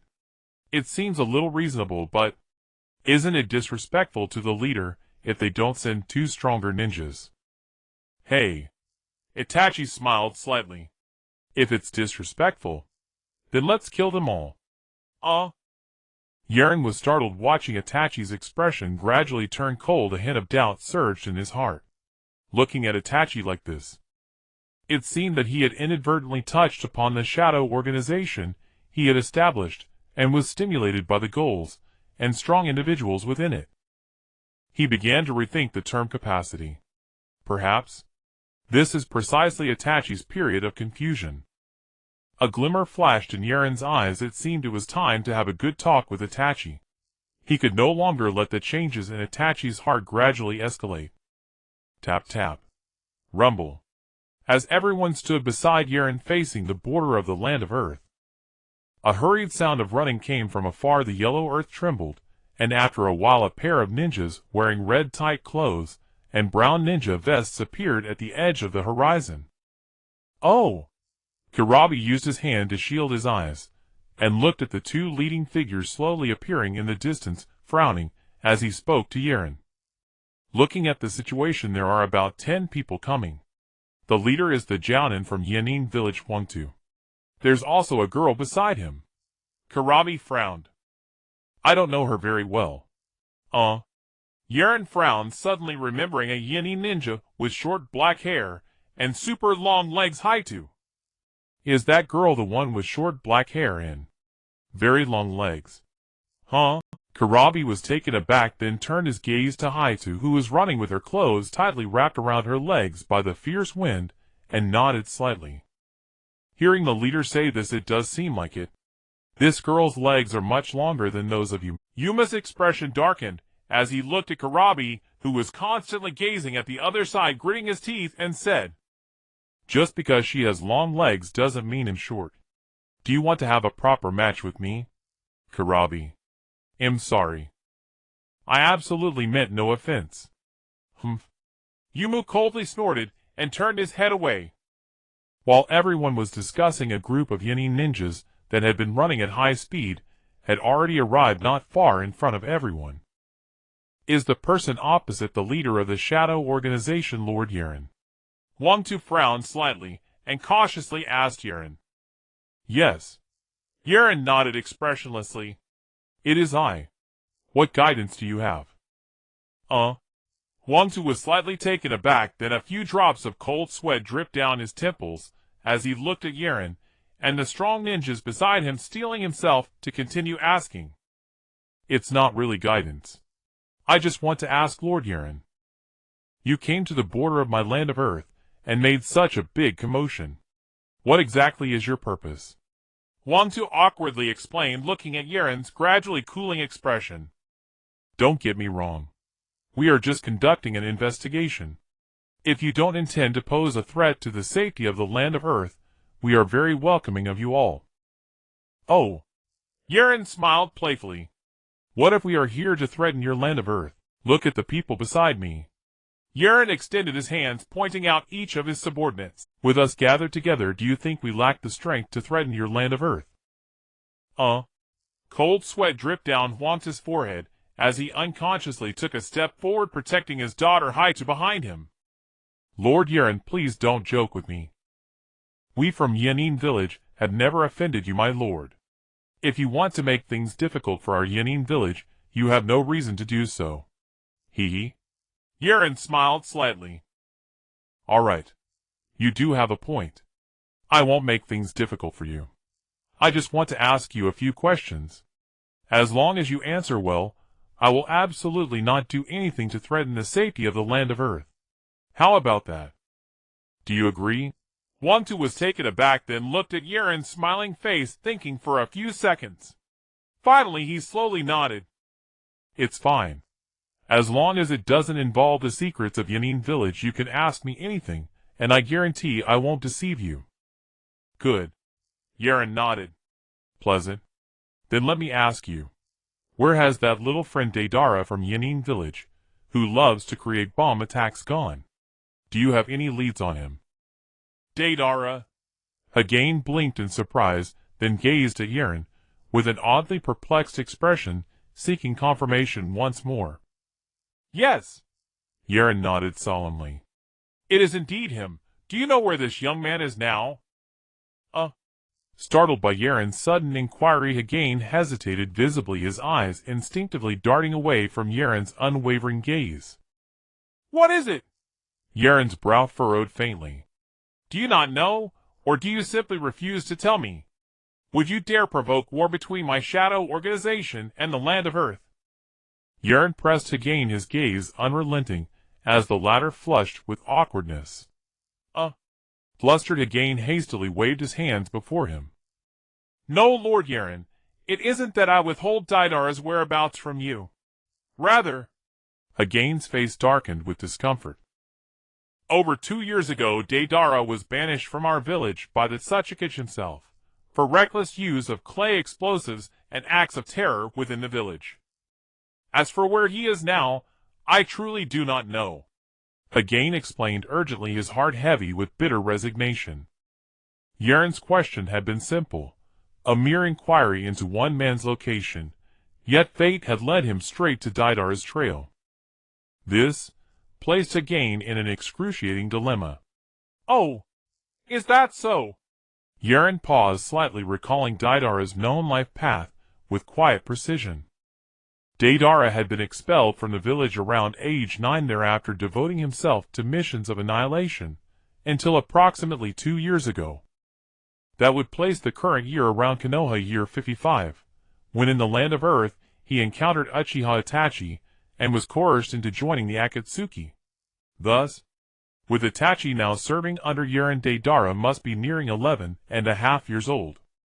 Though his precise location remained unknown, one truth stood unequivocal: Deidara still lingered somewhere within the borders of the land of Earth. Very well. Under Hagane and Kuratsuchi's tense scrutiny, Yaren gave a slow, deliberate nod. Since you genuinely do not know where Deidara has gone, so be it. My organization's members and I have just concluded a training exercise, and now we seek lodging within your land of Earth. How fortuitous that you arrived just now. Lead the way. Find us a quiet, secluded place. Understood. Without hesitation, Hagane readily accepted Yaren's request. After all, the earlier threats of war and demands for Deidara's whereabouts were matters far beyond his authority to resolve. Now presented with a comparatively simple task, he welcomed it with relief, immediately directing his shinobi to flank Yaren's entourage on both sides. He himself walked beside Yaren, accompanied by his daughter Kuratsuchi. Hey. Smiling faintly, Hagane glanced at Yaren, dressed in stark white martial robes radiating quiet, unassailable authority. Lord Yaren, did you come all the way to the land of Earth specifically to seek Deidara? Though inwardly trembling at Yaren's presence, and terrified of provoking him. As a shinobi of Kumogakure, it was his duty to discern the intent of any outsider who entered their nation and village uninvited. Yes. Yaren offered no pretense, smiling faintly at Hagane beside him. I did not come merely to find Deidara. I intend to recruit him into my shadow organization. Thus, for the foreseeable future. Yaren cast his gaze across the vast sun-baked expanse of the land of Earth. I shall reside here until Deidara is found. Hagane remained outwardly composed, but within alarm bells blared. News of Yaren's recent actions in Kumogakure had already reached Iwagakure. Combined with what Hagane had witnessed firsthand, the rumors circulating across the shinobi world proved strikingly accurate. Wherever this man walked, a Kage fell. Wherever he passed, a Jinchuriki vanished. This. Understood. Reluctantly Hagane nodded, pledging to assist Yaren to the fullest extent possible in locating Deidara. You? Are you truly Yaren? As Hagane spoke, a voice broke in from the side. Kuratsuchi, clad in a bold crimson bodysuit, one arm bare, her long legs swaying with effortless grace, blinked her almond-shaped eyes curiously at Yaren. Oh no! A cold sweat broke out along Hagane's temples, his pulse quickening sharply. Her expression left no doubt. She was captivated, intensely intrigued, by this formidable youthful sovereign. If Yaren succeeded in recruiting her too. Yes, I am Yaren. And you must be Kuratsuchi. Yaren smiled gently at the tall white-eyed beauty beside him. I've long heard of the land of Earth's prodigious apprentice, the Tsuchikage's own student, whose natural elegance and poise radiate irresistible allure. To meet you today confirms every word. Ah. Kuratsuchi froze. She'd grown up among boys, never once praised for her beauty. The most she'd ever received were cheers during sparring, shouts of brilliant or tough one. Such refined admiration. This was her first. You truly think I'm beautiful? Of course. Yaren smiled again, warm and assured. Among all kunoichi I've encountered, your beauty ranks among the top 5. Ah. Her cheeks flared crimson, her bashful blush drawing a sharp frown from Hagane nearby. Yaren smiled faintly, then silently to himself added without trace of irony. Though admittedly I've met very few kunoichi. Hee. Brother Yaren, if you say I'm beautiful, may I join your shadow organization like these elder sisters? Oh. Yaren paused, gazing at Kuratsuchi's hopeful expression and Hagane's stunned disbelief. Why? What reason do you have for wishing to join my shadow organization? Huh? Kuratsuchi grinned. Her eyes, bold-spirited, glowed with the unmistakable fire of raw ambition. Brother Yaren's strength is undeniable, and the might of your shadow organization equally legendary.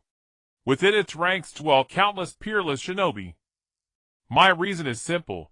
I wish to grow stronger. At this her voice softened, her cheeks flushing faintly once more. Of course. It also has something to do with you, Brother Yaren. Oh. Yaren looked at the slightly shy Haito and smiled playfully as he asked. Haito was taken aback, his face turning even redder. Of course. Of course, it's because Brother Yaren is powerful.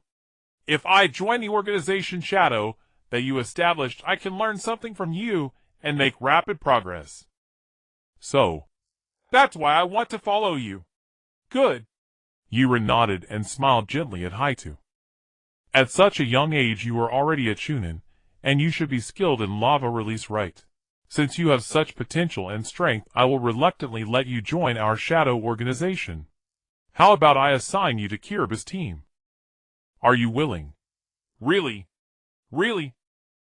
Haito looked at Yaren, and the friendly Karabi from Team 1 beside him, his eyes widening, as he confirmed with Yaren, his cheeks flushed. Yaren smiled and nodded slightly. Can I deceive you? If you are willing, you can start participating in our daily trials tomorrow. Of course. Haito replied, happily looking forward to the trial mentioned by Yaren. When the others saw Haito's eager expression regarding the trial, they exchanged glances, and simultaneously cast worried looks at him. The little girl is still too naive, and doesn't understand Yaren's methods. Suddenly Huang Tu, who had been listening to his daughter and Yaren's conversation, spoke up. Lord Yaren, may I ask if you have officially agreed to let my daughter join the shadow organization you founded? Yaren looked at Huang Tu and nodded. Yes, do you have a problem? Huang Tu's face showed a hint of sweat. I don't have any major objections. After all, this is my daughter's own choice.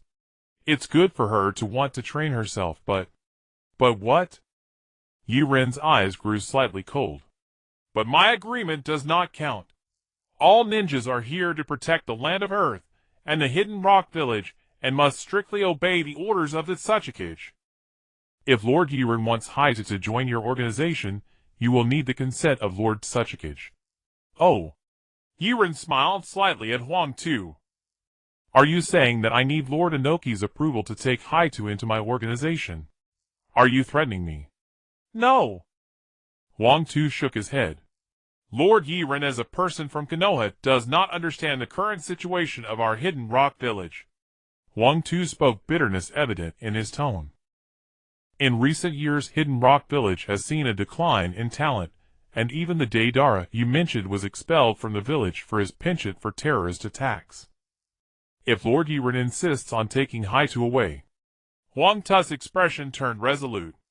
Then the strength of the new generation in Hidden Rock Village will be greatly weakened. So if you insist on taking Hyūga, you will need to consult with our Tsuchikage. Looking at Huang Tu, who had provided a reasoned explanation, Yiren pondered with his chin in hand. Fine. Since you make a valid point, I won't make it difficult for you. If Hyūga needs Lord Inoki's consent to join my organization, then take me to your Hidden Rock Village. I will speak with Lord Inoki in person. Yiren's heart stirred, generating a new thought. By the way, I have something to discuss with Lord Inoki as well. Ah. Huang Tu was taken aback. Lord Yiren wants to meet our Tsuchikage now. Of course. Yiren rolled his eyes at Huang Tu. Hurry and lead the way. Hidden Rock Village is surrounded by rocky mountains boasting strong defenses that make it difficult for enemies to invade. However, the same terrain makes it relatively challenging for them to communicate with the outside world. Because of this topography, the land of Earth has developed more steadily than other countries over the past few decades. This can be seen from the time Lord Inoki has been in power. Up ahead is Hidden Rock Village. The tallest structure in the center is a giant tower with the character Earth on it, which is the Tsuchikage's office. Lord Inoki should be in there now. Lord Yiren, please wait here while I go in to announce your arrival. All right. Yiren nodded and stood patiently under the massive building. Time passed second by second. Half an hour later, Huang Tu slowly walked out from the giant building, sidling up to Yiren with a gesture of invitation. Lord Yiren, Lord Inoki requests your presence. Good. Yiren nodded and turned to smile at Shui and the others behind him. I will go up to meet Lord Inoki. You all wait for me down here. I will signal you if anything happens. Don't worry. All right. Shui nodded indifferently, and everyone beside him had a calm demeanor, as if Yiren meeting Lord Inoki was not a big deal. This left Hyūga standing aside, feeling a bit puzzled. Aren't you worried about the leader? After all, he is going alone into the Tsuchikage's office, where there are many powerful experts. Shui slightly tilted his head to look at the little girl Hyūga, and said with a smile, Experts abound. Do you want to bet with me that our Tsuchikage will fly out from several floors up in a bit? Fly out. Hyūga looked incredulous. How is that possible? Our Tsuchikage is the strongest of all generations, and if it's just a conversation, there shouldn't be any fighting, right? Hey. Shui smiled slightly, exchanging glances with his teammates, who also bore mysterious smiles, then fell silent. Just wait and see. Meanwhile, Karabi and Tobarama recalled Yiren's previous actions in the cloud-hidden village, taking a few steps back. Huh? Hyūga was startled. Why are you stepping back? Karabi smiled slightly and began to rap. I'm afraid they might get too rough in a fight and accidentally harm us down here. Hey, why afraid of collateral damage? Hyūga paused, then nodded thoughtfully. Speaking of which, Lord Tsuchikage's dust release is quite terrifying, so it's reasonable for you to step back. I should step back a bit too. As everyone took a few steps back, Yiren followed Huang Tu up the steps to the Tsuchikage's office, where he met the great Inoki. Are you Yiren? Onoki asked, his eyes sparkling with intensity. Hey, are you the great Onoki? Yaren rolled his eyes at Onoki. How pretentious, trying to leverage his age. If you give me this attitude, I will respond in kind. Not only will I respond, but I will also add more fuel to the fire. What about that man with a bad back? Onoki was taken aback. If you speak like this, it seems a bit inappropriate considering I am the Tsuchikage of Kumogakure. Your disrespect towards me implies a lack of respect for the village itself, doesn't it? Oh. Yaren smiled slightly. Speaking of disrespect, your previous statement suggested that just because you are an elder you look down on me. In other words, your lack of respect for me also reflects your disdain for my organization, the Shadow. Onoki originally had a simple intention to assert dominance over Yaren, who had just arrived in the land of Earth, but unexpectedly, he was outmaneuvered by Yaren. For if the Shadow organization of Yaren was mentioned, it had become well known during this time. Many young ninjas from the 5 great nations sought to find Yaren, the leader, to join it. At this moment, Yaren's words directly pinned the Tsuchikage down, leaving him speechless, unable to express his anger. That's not the case, Onoki said with a somewhat humiliating look at Yaren, who wore an amused smile, shaking his head gently. Since you Lord Yaren come from Konoha, then Konoha has a very friendly relationship with our Kumogakure. Therefore, we in Kumogakure hold Konoha and Lord Yaren in high regard. Oh! Yaren nodded and plopped down on the sofa opposite Onoki. Since it's a friendly relationship, then this matter will be easy to handle. Onoki was taken aback, looking at Yaren with a hint of confusion. Matter? What matter? It's like this. Yaren sat back on the sofa, crossing his legs, and smiled at the Tsuchikage, who was sitting behind the desk, seeming a bit shorter. Today you sent Huang Tu and his daughter Hei Tu to the border to scout for news about me. And it was during that time. Yaren smiled slightly. I took a liking to Hei Tu's talents and potential for growth. So I wanted to inform you that Hei Tu has joined our Shadow organization. What? Onoki's eyes widened, staring intently at Yaren. Hei Tu is my apprentice. How could you make her join your organization just like that? I don't agree. Oh. Yaren looked at the Tsuchikage, shrugging. Looks like there's nothing to discuss then. It's not that there's nothing to discuss, but Hei Tu absolutely cannot be handed over to you or join your organization. Drops of cold sweat trickled down Onoki's forehead. I hope Lord Yaren can understand. Hee. Yaren looked at Onoki, who had slightly furrowed his brows behind the desk, and sneered coldly. What if I don't understand? What if I insist on Hei Tu joining my Shadow organization? What will you do then? Huh? Onoki was momentarily stunned, and slowly straightened up, taking a deep breath, as he looked at Yaren with a cold smile. If Lord Yaren insists on pressuring me, then don't blame me for using all my strength to ensure you leave behind something. Oh! Yaren smiled slightly at Onoki. Leave behind something. To be honest, you won't even be able to keep a single piece of my clothing. Clang! A cold gleam flashed in Yaren's eyes, as he spoke, reaching for the First Generation Konoha blade at his waist, and slowly drawing it. He then said to the tense Onoki, There's no point in talking, let's settle this with our fists. I prefer to reason things out with my strength. Humph. You'll regret this. Huh? With no room left for negotiation, Onoki began to float slowly from his seat, looking at Yaren with a serious expression. Dust release. Original world separation technique. Z. A white transparent cube began to form as Onoki pulled his hands apart, and then it was hurled directly down upon Yaren's head. Die. Humph. Yaren coldly sneered. Decomposing an object into its atomic state sounds frightening, but it's nothing but a facade. Yama Path. The armed color of Hyūga gathered on Yaren's right hand, and under his control, it began to undergo a transformation. Strands of purple Hyūga began to appear, dyeing the black blade Onato in a deep purple hue. One sword style. boil the mountains and cook the seas. Swish.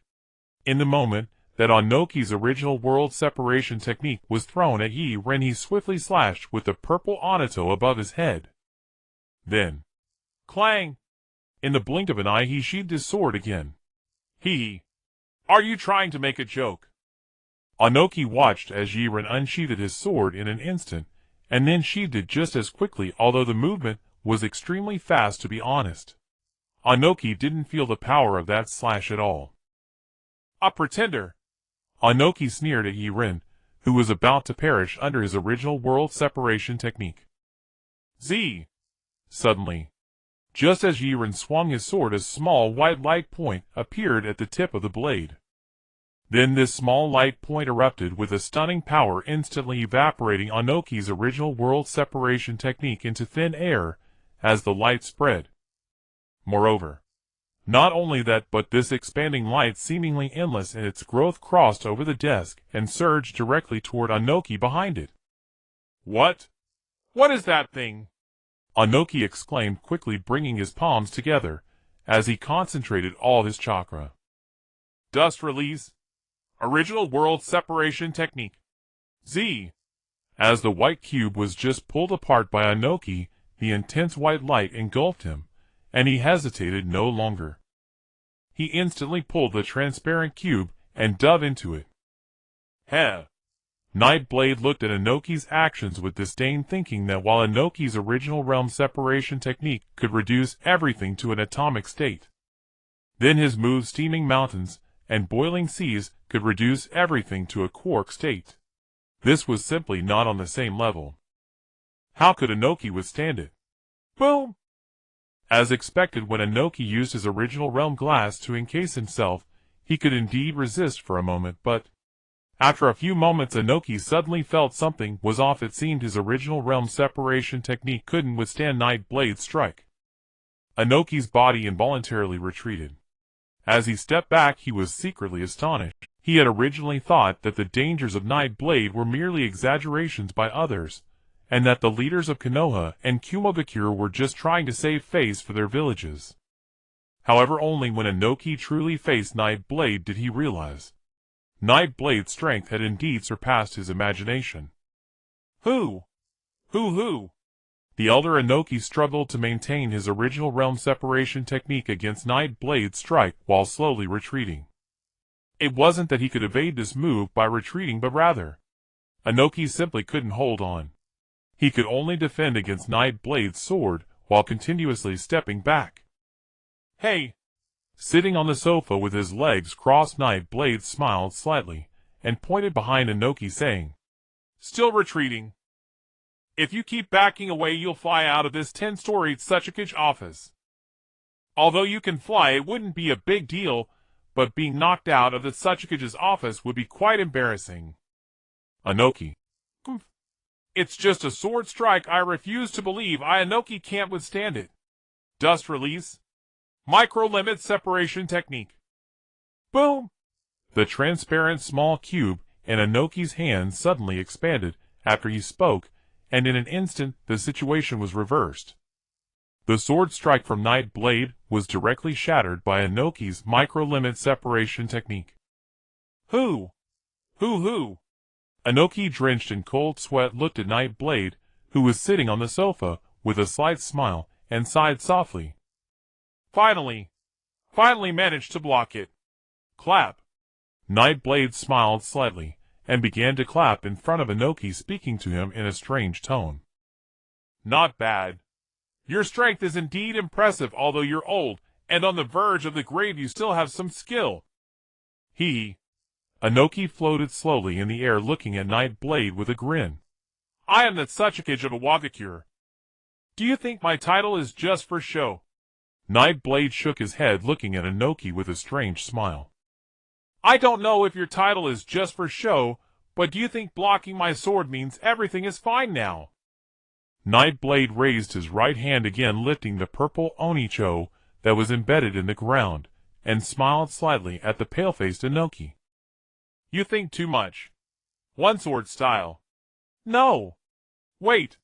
Inoki's expression suddenly collapsed and his mouth involuntarily twitched, although he had just used all his strength to block Nightblade's strike that had taken everything he had. On the surface Inoki seemed to be fine, but the hands he had hidden behind him were shaking uncontrollably. Wait! Nightblade paid no attention to the terrified Inoki, and the first generation Oni Cho wrapped in the aura of Yama was similarly swung out. Swish! Steaming mountains and boiling seas. Ah! Inoki watched as a ray of light identical to the previous one condensed above Nightblade's head, and then rapidly rushed towards him, engulfing him in despair. Dust release? Enduring the pain in his body, Inoki once again attempted his bloodline limit. Original realm separation technique. Useless. Nightblade stood with his arms crossed, smiling slightly. The faintly glowing purple Yama aura instantly dissipated as he confidently sheathed the Oni Cho. You could barely withstand that last strike, this one. You should just roll out. But in the instant Nightblade's words fell, the original realm separation technique and Inoki's hands rapidly dimmed and his expression changed. He decisively chose to retreat, directly exiting the Tsuchikage office, floating in the air outside the office. Don't say any more, our Tsuchikage is very powerful.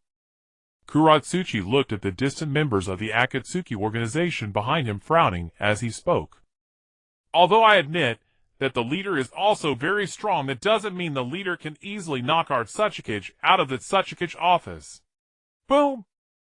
Just as Kuratsuchi finished speaking, a small figure broke through the wall of the 10-story building and flew out.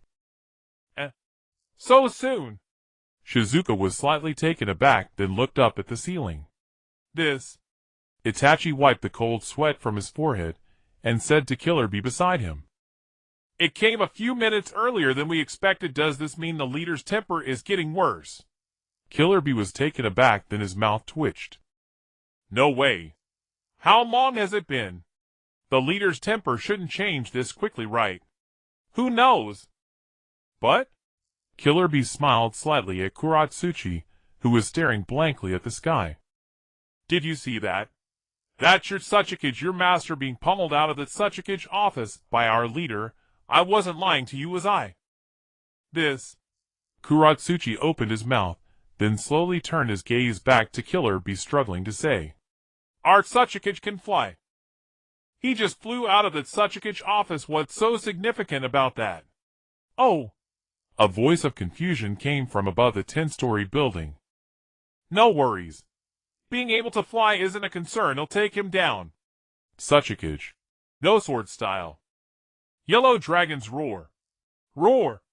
Nightblade's right hand transformed into a shimmering metallic purple in the eyes of everyone, who could hardly believe it, and he jumped directly out of the Tsuchikage office.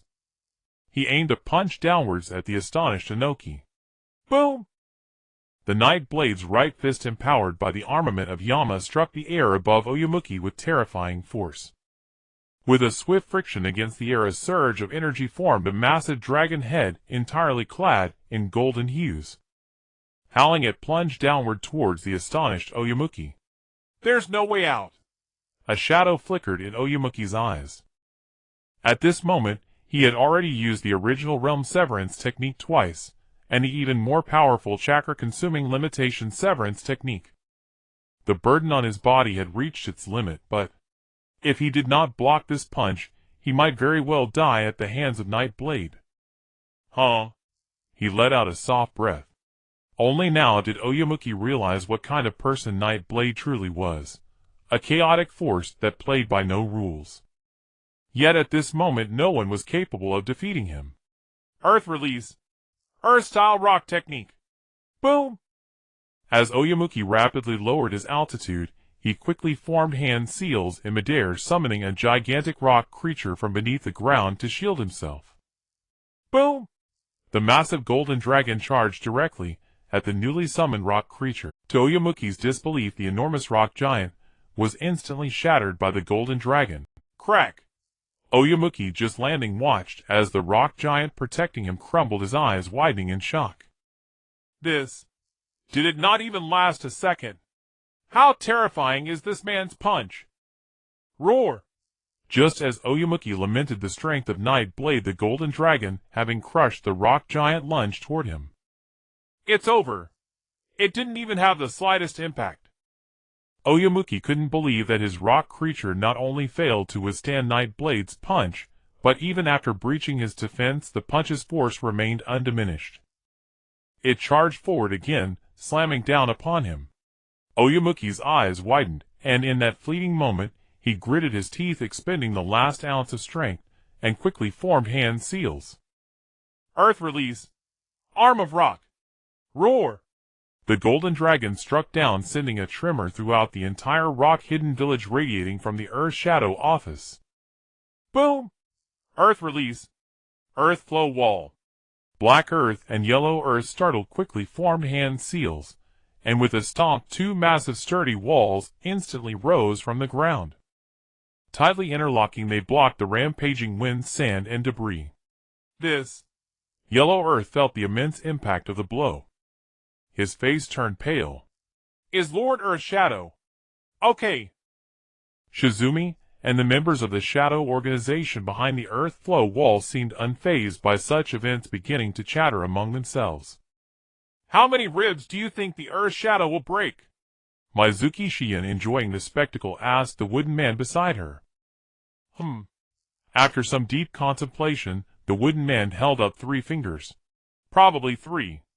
After all, the Earth Shadow still has some means of survival. No. Shizumi's eyes had transformed into the 3-mo Sharingan, glowing faintly crimson amidst the swirling dust. The Earth Shadow is not at the center of that punch's force. He has vanished without a trace. What? Shiyen was taken aback, looking at Shizumi. Vanished? Did you see how he disappeared? Shizumi shook his head. No. Could it be? Zion's eyes darted towards Black Earth and Yellow Earth. Hey. Have you guys Earth Shadow learned the body flicker technique without us noticing? Black Earth and Yellow Earth exchanged a bitter glance, knowing their own affairs. Their Earth Shadow was not capable of any body flicker technique. All right. It seems not. Shiyen could tell from the expressions on Black Earth and Yellow Earth's faces. Aside from flying in the sky, the Earth Shadow had absolutely no body flicker technique. So, where did the Earth Shadow go? Could he have evaporated? Hee. Right here with me. Suddenly, as everyone was searching for where the Earth Shadow had gone, on the roof of a gray-brown building a figure was smiling lightly, holding the embarrassed Earth Shadow. I saved him at the last moment, Nightblade said, as he jumped down from the building, still holding the embarrassed Earth Shadow, like a chick approaching the crowd. Thud! Nightblade's hand suddenly loosened, and the sulking Earth Shadow fell to the ground. Earth Shadow. Nightblade, I have no strength left in me. Can't you take care of the elderly? Throwing such a venerable elder on the ground, doesn't your conscience hurt? Oh! Nightblade nodded at the Earth Shadow. Indeed it doesn't. Lord Earth Shadow, let me help you up. Black Earth rushed over to assist the Earth Shadow as soon as he saw him fall. This act immediately lifted the Earth Shadow's spirits slightly. Ah, my disciple Black Earth is the best, truly considerate. By the way, as he said this, the Earth Shadow rubbed his lower back and turned to Black Earth, who was supporting him. I heard that Leader Nightblade wants to recruit you into the Shadow organization. What do you think? The Earth Shadow waved his hand. I already told Leader Nightblade that if you're willing, just go ahead. Nightblade rolled his eyes. You were beaten into submission. The Earth Shadow rolled his eyes at Nightblade, exasperated. You've beaten me, and now I can't even say a word. Not giving me a venerable elder any phase. Fine. Nightblade scratched his head and said to the Earth Shadow, That's not important, just hurry and ask if your precious disciple is willing to join my Shadow organization. Humph. The Earth Shadow smiled slightly, looking at Nightblade confidently. Impossible, my disciple would never leave the village. As he spoke, the Earth Shadow pointed his chin at Black Earth. Isn't that right, Black Earth? Black Earth smiled awkwardly at the Earth Shadow, and under the increasingly stiff expression of the Earth Shadow firmly stated, I want to join the shadow organization of Leader Night Blade. What? Dayimu looked at his proud disciple Heitu beside him with disbelief trembling as he asked again. What did you just say? Can you repeat that? Heitu, noticing the odd expression on Dayimu's face, began to sweat nervously, but he glanced at Yaren, who was smiling and encouraging him. He firmly said once again, I want to join the shadow organization led by Yaren. Who? Dayimu let out a heavy breath, his entire being sagging like a deflated balloon as he lowered his head. Why? Heitu, you are my most prized disciple. Why are you telling me that you want to leave the village with an outsider now? Is it that I, the Earth Shadow, have truly failed too much? Heitu was taken aback, then scratched his head awkwardly, looking at the Earth Shadow. Lord Earth Shadow, why would you think that?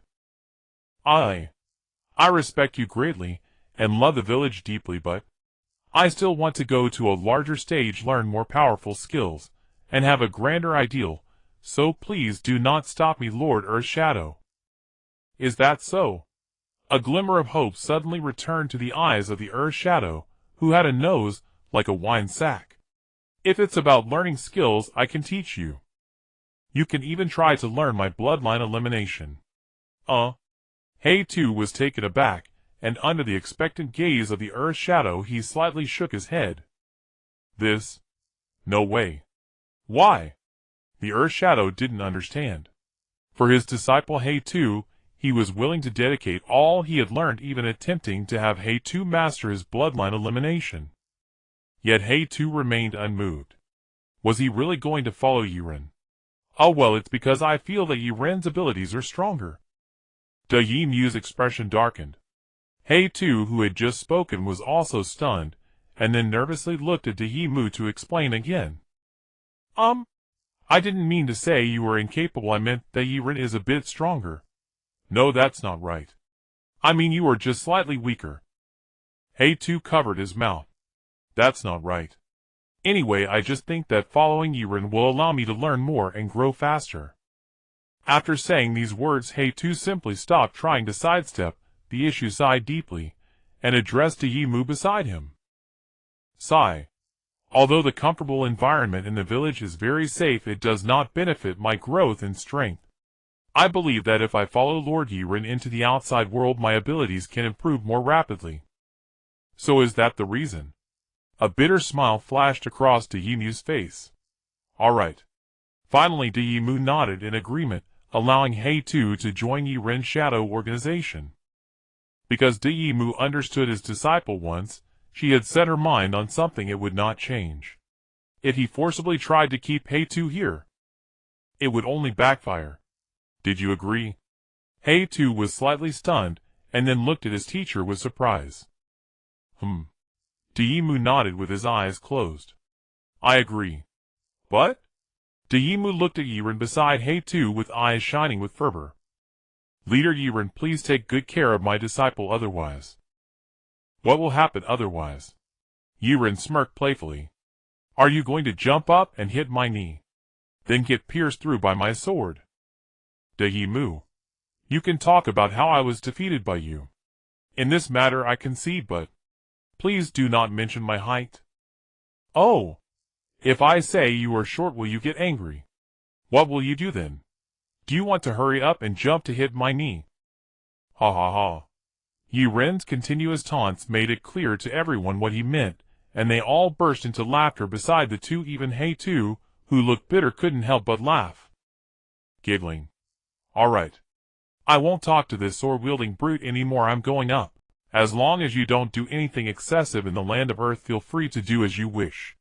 Don't bother me unless it's something important. Yes, yes. Heitu nodded vigorously, waving goodbye to Dayimu, who was turning to leave. Finally fulfilling his wish to join Yaren's shadow organization, Heitu's round eyes turned into crescent moons. All right. Yaren smiled slightly at the 7 people before him. He, Shirzue, Itachi, and Shien formed the first team. Now with Heitu's addition, the second team was also successfully formed, led by class leader Kurabi, with team members Samui, Yuki, and Heitu. Kurabi coordinated both offense and defense. Samui served as the brains of the team. Yuki was the spear of attack, and the newly joined Heitu was the shield of his team. Now that both teams of our organization have been formed, we have yet to achieve one of the purposes for coming to the land of Earth. Shirzue was slightly taken aback. Wasn't the original goal of the leader this time Heitu? Why is there another goal? Another goal? Itachi asked directly. Yes. Yaren smiled slightly at everyone. Do you remember the person I said I wanted to find in the land of Earth?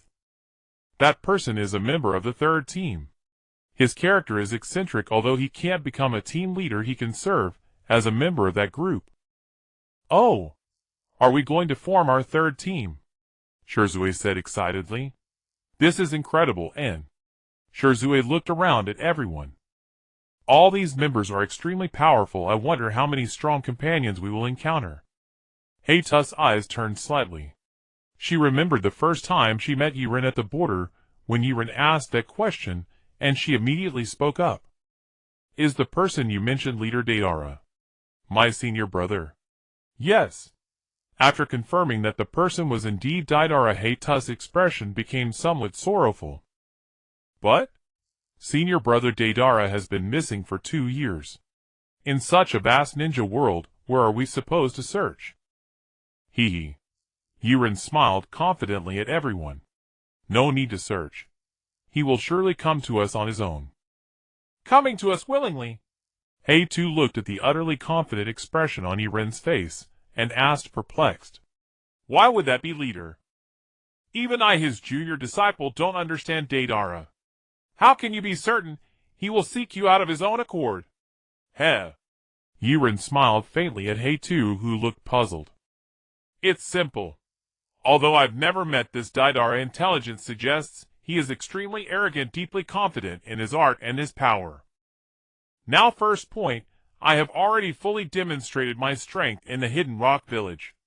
Then, Yaren flashed a subtle smile.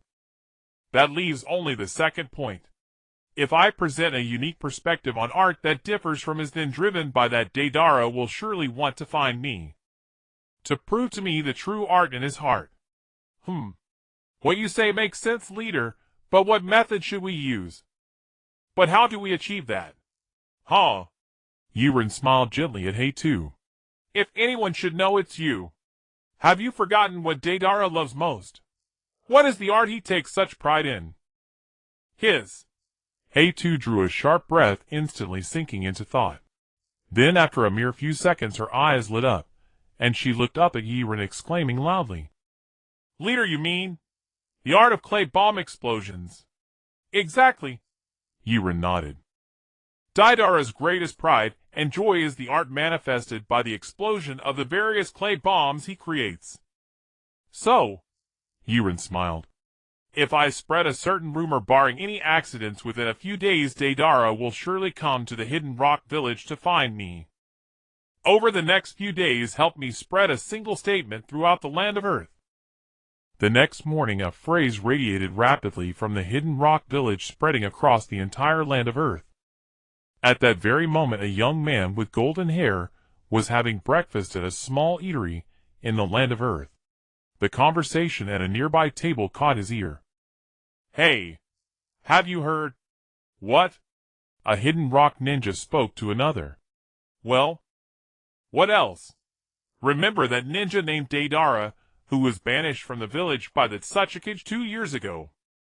TCH. Hearing the mention of his exile from the village, the golden-haired youth's lips curled into a faint, bitter smile. Sigh. He let out a soft sigh, audible only to himself. Under the table, his hand slowly shaped a small centipede from white clay.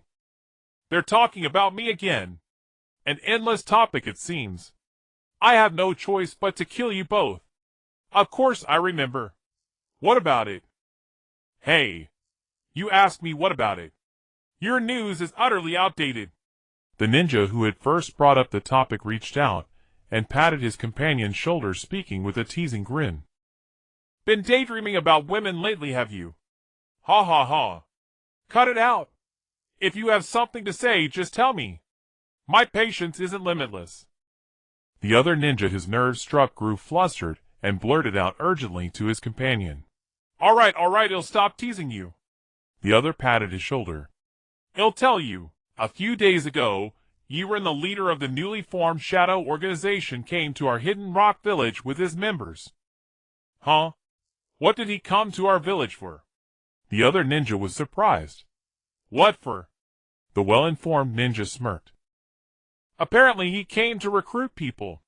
Word is he even took the Tsuchikage's disciple Heitu into his shadow organization. What? There's such a thing. Then, what does any of this have to do with Deidara, whom you mentioned earlier? Hearing his name brought up again, Deidara paused the hand seal he had been forming beneath the table. Aw, that's the thing, haha. I heard that when someone mentioned Deidara's name in front of Yaren, the leader of the shadow organization, just sneered dismissively. He said, what is Deidara? Nothing. That disgusting clay he needs. That's supposed to be art. Even if Deidara knelt before me and begged, I wouldn't let him join my organization. Ha ha ha. The other ninja burst into laughter. That's just too harsh. The kid who pulled off a terrorist attack 2 years ago got mocked by this Yaren. How satisfying. Ha ha. Hey. Deidara, who had been eating nearby, suddenly rolled his neck and stood up. Turning to the two ninjas at the next table, he asked with a smile. Excuse me, could you tell me where this Yaren is now? Would you be so kind as to inform me? Because Deidara wore a bamboo hat revealing only a shock of golden hair, the two ninjas did not immediately recognize him. Instead, they smiled and said, Oh, little brother, you want to see the esteemed leader Yaren in person too? Heh. Then you've come to the right person. I actually know where leader Yaren is right now. Oh. Deidara smiled. Then tell me his exact location. I really do want to see the demeanor of such a man. The ninja smiled amicably. He'll tell you. Right now, leader Yaren is in the hidden rock village, lodging at the residence arranged by the Tsuchikage. He probably won't leave the village anytime soon, so if you want to see him, you'd better go now. Heh. Thanks. Deidara turned, making as if to leave. The ninja waved a hand. No need to thank me. Anyone you ask could tell you. That's not the same. Deidara smiled. I still need to thank you. Explosion. Boom. As Deidara's voice fell, a brilliant fire burst forth from the two ninjas seated at the table. In the midst of the two ninjas' panicked expressions, a massive explosion engulfed both of them and the entire shop. Humph.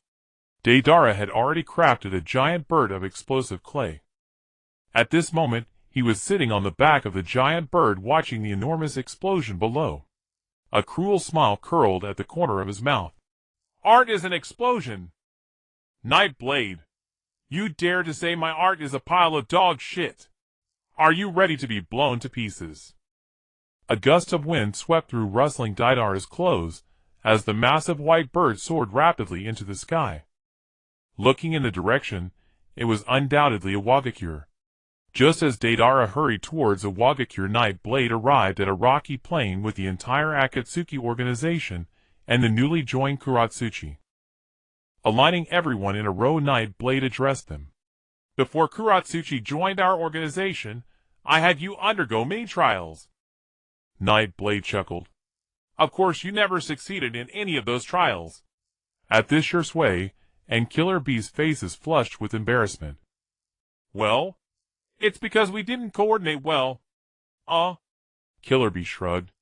Of course, Nightblade, your trials are always so peculiar. What? Hearing Killer Bee's complaint, Nightblade mockingly placed a finger in his ear and smiled at him. Is my trial really that strange? Is it because of the strangeness that you all failed? Nightblade rolled his eyes at the lined-up members of Akatsuki and scolded them mercilessly. It's because each of you is too proud. Although you all agreed on tactics before the battle, however, a cold glint flashed in Nightblade's eyes. Once it comes time to actually fight, you instinctively showcase your own strengths and rarely consider teamwork. As Nightblade spoke, everyone lowered their heads and pondered seriously. Nightblade was right. Everyone present as members of Akatsuki were capable ninjas, who could execute missions independently. They all had their own set of principles and methods. Just like before, Shursui had also discussed methods and strategies with his teammates before entering the national border, although it seemed that the overall result was that Hyūga had charged in. But now reflecting on it, it truly was as Nightblade said.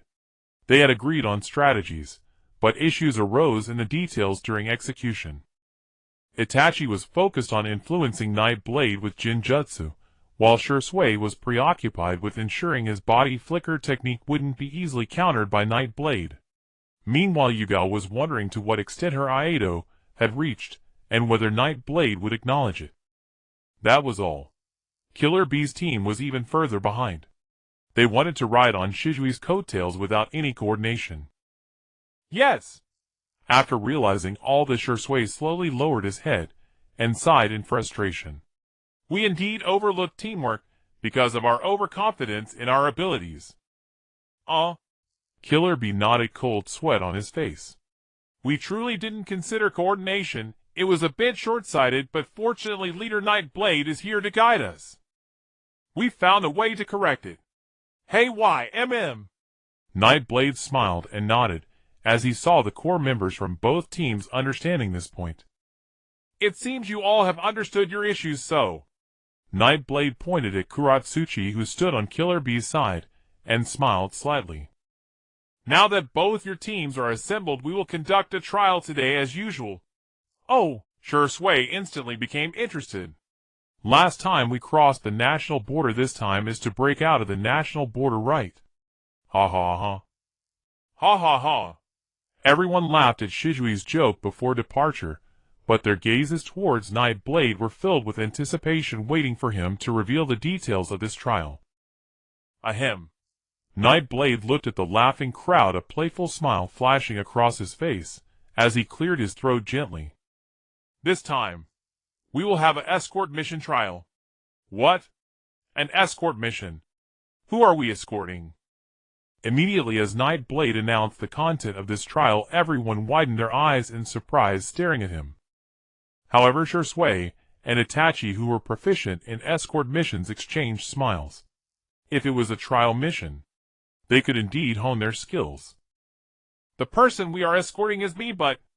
Nightblade smiled slightly, taking in the astonished expressions of everyone after hearing his first half of the sentence, and continued with a twist. The one to assassinate is also me.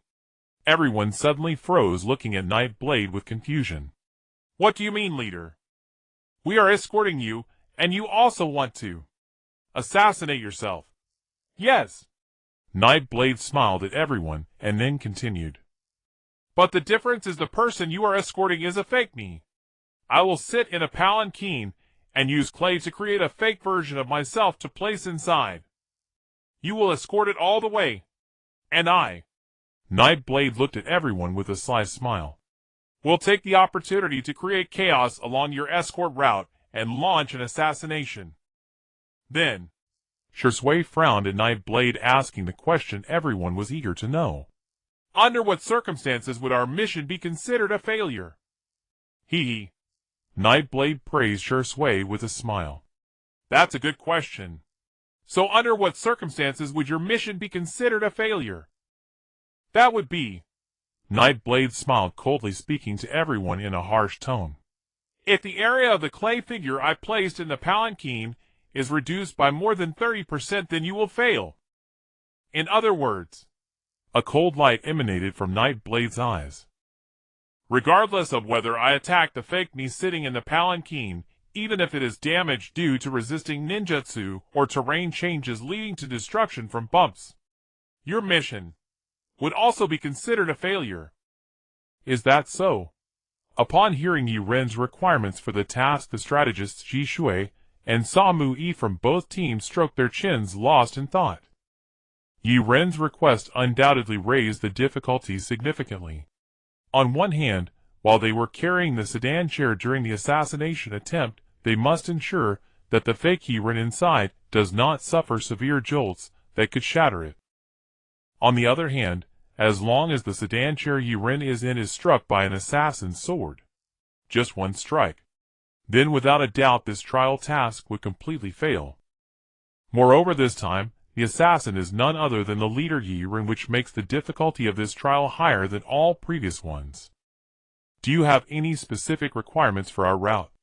Yaren glanced at Jishui, approvingly smiling as he spoke. You've hit the nail on the head with that question. For the route, you can use your creativity. As the expectations grew in everyone's eyes, Yaren smiled slightly. In other words, I will only tell you the starting point and the final destination. I won't interfere with what direction you take to reach this goal. As long as you arrive at the destination, that's all that matters. Oh! After hearing Yaren's explanation, Bai let out a long sound of realization. I understand the leader's intention. There are many ways for us to progress. Why? I get it. Yaren smiled slightly, observing how everyone's expressions had subtly changed after Bai's words. Exactly. Just as Bai said. To achieve your goal, you can use any means necessary, employing various methods, but do not forget one principle. In escort missions, the most successful escort is one where no combat occurs. Because as soon as combat breaks out, the person you are protecting may face the risk of death. Understood? Jishu's eyes brightened as he nodded towards Yaren. Then the next steps will be straightforward, leader. Let's arrange the starting point and the destination. All right. Seeing that everyone understood his intention, Yaren nodded and continued. This journey is long, but the range of your actions is also broad.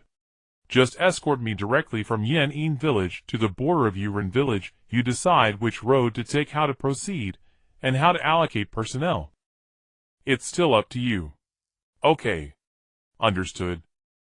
The country of Earth is located in the northwest of the 5 major ninja countries in terms of Huaxia. It is naturally akin to the Lust Plateau, the Yodin landform, and deserts. So not to mention, the vast plains are bare and flat, with even plants being rarely seen. Of course, disguising an escort team becomes even more challenging. On this particular day at noon, under the blazing sun, a squad of ninjas dressed uniformly in white martial arts uniforms was swiftly traversing this desert. Jishui. As Bai ran, while carrying the sedan chair, he asked Jishui beside him. With our current speed, how long until we reach the land of rain? Jishui pondered for a moment, then looked into the distance to estimate, frowning, as he replied to Bai. At least 4 more hours. No need to rush.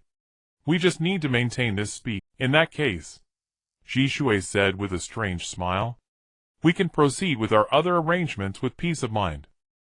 Bai nodded. This time our cooperation is seamless. We should be able to get through this trial safely, right? I hope so. Jishui frowned, although everything was well prepared. There was still a subtle feeling of unease in his heart. In the blue sky with white clouds, a giant white bird was flying rapidly. If people on the ground looked closely at that moment, they would definitely see a person atop this giant white bird. Deidara with golden hair snorted coldly. Is this Yaren afraid after speaking ill of me? He actually fled toward the border at the crack of dawn. No way. Deidara's face was filled with a fierce expression. No matter where you escape to, I will kill you. Whoosh. As Deidara's anxiety grew, the gigantic white clay bird beneath him also accelerated, rushing swiftly toward the direction of the Akatsuki team. Half an hour later, a vague team of rapidly moving ninjas on the horizon caught Deidara's attention. Deidara directly manipulated the giant bird beneath him, moving quickly toward that team of ninjas. Is that? Deidara narrowed his eyes, looking at the members of the ninja team. His eyes widened in shock. Chino. Recalling what a ninja Deidara had caught in Yaren village had said, Deidara instantly perked up. Since Chino is among this mysterious team, then the members of this team are undoubtedly from the Akatsuki organization. Then, Deidara squinted at the sedan chair being escorted by everyone in the middle. A cruel smile emerged on his face. You're in there, Yaren. Then come and see just how profound my art truly is. As he muttered to himself, Deidara controlled the enormous clay bird to charge toward the rapidly moving team on the ground. At the same time, he continued to mold something in his hands. A gigantic clay bomb took shape in his hands. C2 Giant Dragon. As he approached this team of ninjas, Deidara's expression turned fierce, and he threw a white giant dragon from his hands down toward Jishui and the others, while shouting loudly, "Go!" Boom! The gigantic clay dragon rapidly expanded in the shocked gazes of Jishui and the others, and under Deidara's control, it directly spewed clay bombs at the team. Not good.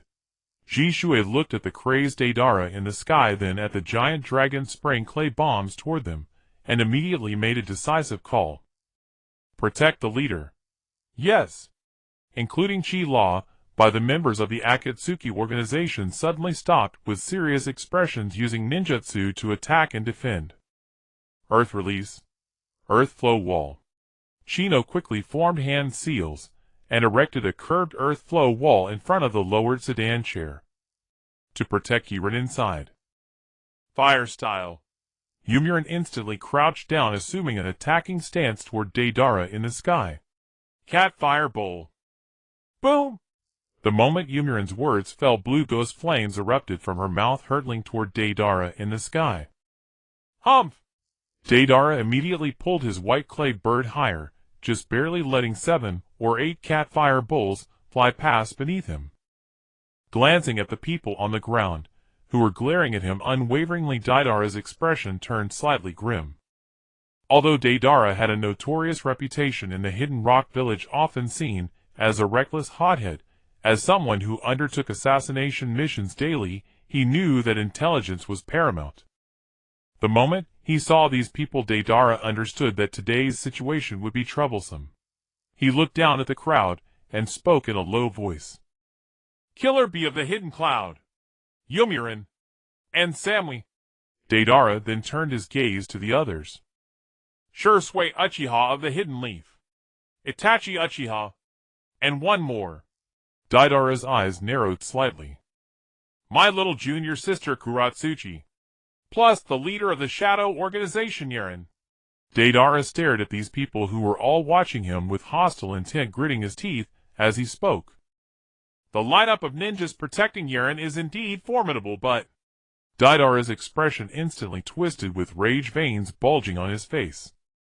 Even so, Yaren, you insulted my art, and I will never forgive you. Today, even if I and my art must bloom perfectly here, I will make you die beneath my art. Huh? Shursui was momentarily stunned, looking at Deidara flying in the sky. Then he turned to his teammates and said gravely, The one attacking us isn't the leader, but Deidara, the one the leader has been searching for. Itachi nodded slightly, as he looked at Deidara, whose expression was twisted with fury, as he shouted wildly. It's him! No!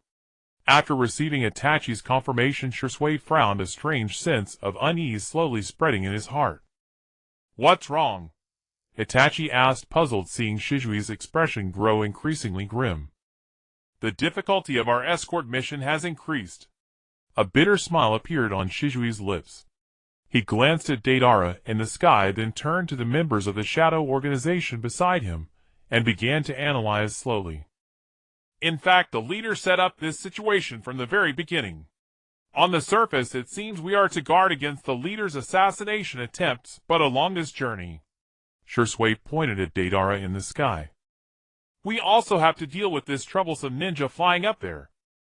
Because Deidara doesn't know that the person in this palanquin is not our leader Yaren, but a stone statue. Not only that, but he will attack this statue with all his might. Therefore, after listening to Shizui's analysis, Samui, who was standing guard on the side, frowned. She crossed her arms. The leader and Deidara have formed a combination, one in the open, one in the dark. The difficulty of our escort mission from now on will increase significantly. After hearing Shizui's words, everyone present frowned, and Kuratsuchi drew in a sharp breath.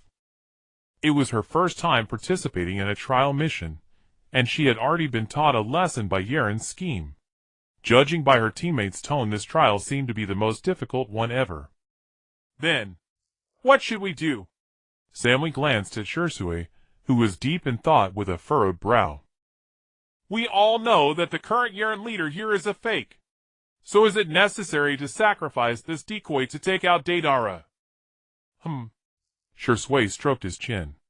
It seems. That's the only way. Let's deal with Deidara first. After Shisui and Samui's discussion, everyone reached a consensus, and they all turned their gaze toward Deidara in the sky. Hey! Shisui shouted at Deidara above. What? Deidara was startled, then immediately locked his eyes on Shisui Uchiha on the ground. I guess you came here for our leader, right? Shisui asked Deidara. Heh heh. Deidara smiled slightly, then said to Shisui with an angry expression, If the leader you're talking about is named Yaren, then it's him. As Deidara spoke, his expression grew increasingly ferocious. How dare you say my art is worthless? I'll prove with actions that art is. Deidara, seeing the clay dragon that had silently circled behind the large palanquin, began to form hand seals in front of him.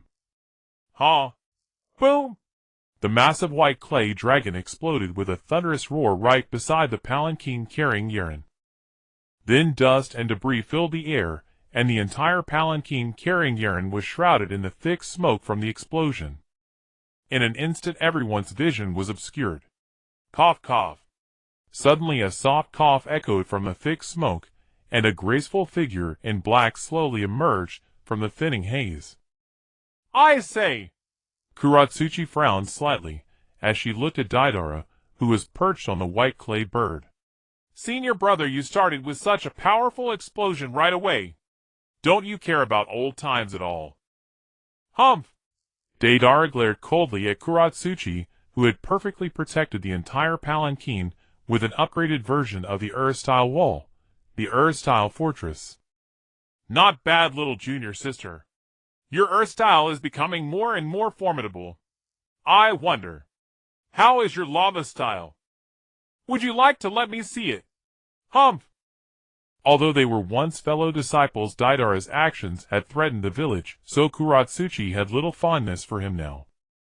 She snorted coldly. In these 2 years you've improved, and so have I. If you want to know the power of my lava style, then come and try. Lava style. Lime solidification technique. With his voice fading, Heitu jumped up from his spot, his long legs, containing astonishing spring power, soaring 3 to 4 meters high. He then gently cupped his hand before his mouth. A misty grayish substance resembling cement erupted from Heitu's mouth, shooting towards Deidara in the sky. Deidara's expression changed as he watched the molten release shooting towards him. Although he was confident in his abilities, Heitu's molten release was not to be underestimated. Deidara quickly controlled the giant clay bird to rise higher into the sky, while his right hand flung out something he had prepared. C3. Number 18. A white puppet slid from Deidara's hand the moment he finished speaking, and began to plummet rapidly towards the ground. The initially small white puppet began to grow larger after leaving Deidara's hand, and then at a certain moment, it expanded directly. Not good. Heitu shouted as he watched the enormous white puppet increase in size, its descent accelerating. He immediately turned to his teammates and yelled, "Everyone scatter! This puppet will continuously grow larger in the air, and as its size increases, its falling speed will also increase. And it will explode the moment it hits the ground." While warning his teammates, Heitu dashed frantically away from the blast radius. The power of the explosion. Heitu stood on a cliff, observing his teammates quickly using their abilities to leave their original spots. His expression grave, he said it could easily destroy a village. Boom. Just as Heitu's words came to an end, the massive white puppet, which had been rapidly descending and growing in the sky, exploded with a thunderous roar. A tremendous shockwave surged outward from the explosion in all directions. A giant fireball erupted from the center of where everyone had been standing, illuminating half the blue sky in a fiery red. Ha ha ha. Deidara, standing atop the giant white bird, looked at the scene below and burst into loud laughter. Such a massive explosion. Isn't this art? Hee hee. Yebane, to die under such an explosion, you could be said to have died a worthy death. Ha ha ha. Big fool, what are you laughing at? Suddenly a teasing voice came from beneath Deidara, startling the laughing Deidara, causing his laughter to stop abruptly like a duck's quack cut short. Deidara's expression darkened. He looked down at Shirzue. Do you want to die? Hey. After spending so much time with the Ying organization, Shirzue inevitably remembered some of Yebane's mannerisms and habits. For instance, Shirzue now called Deidara Big Fool. Big Fool, do you think our leader Yebane has already died in your massive explosion? What do you see? In response to Deidara's puzzled expression, Shirzue sneered and pointed at a concealed area beneath the rock he was standing on, revealing a corner of a palanquin. What? Deidara's expression changed instantly.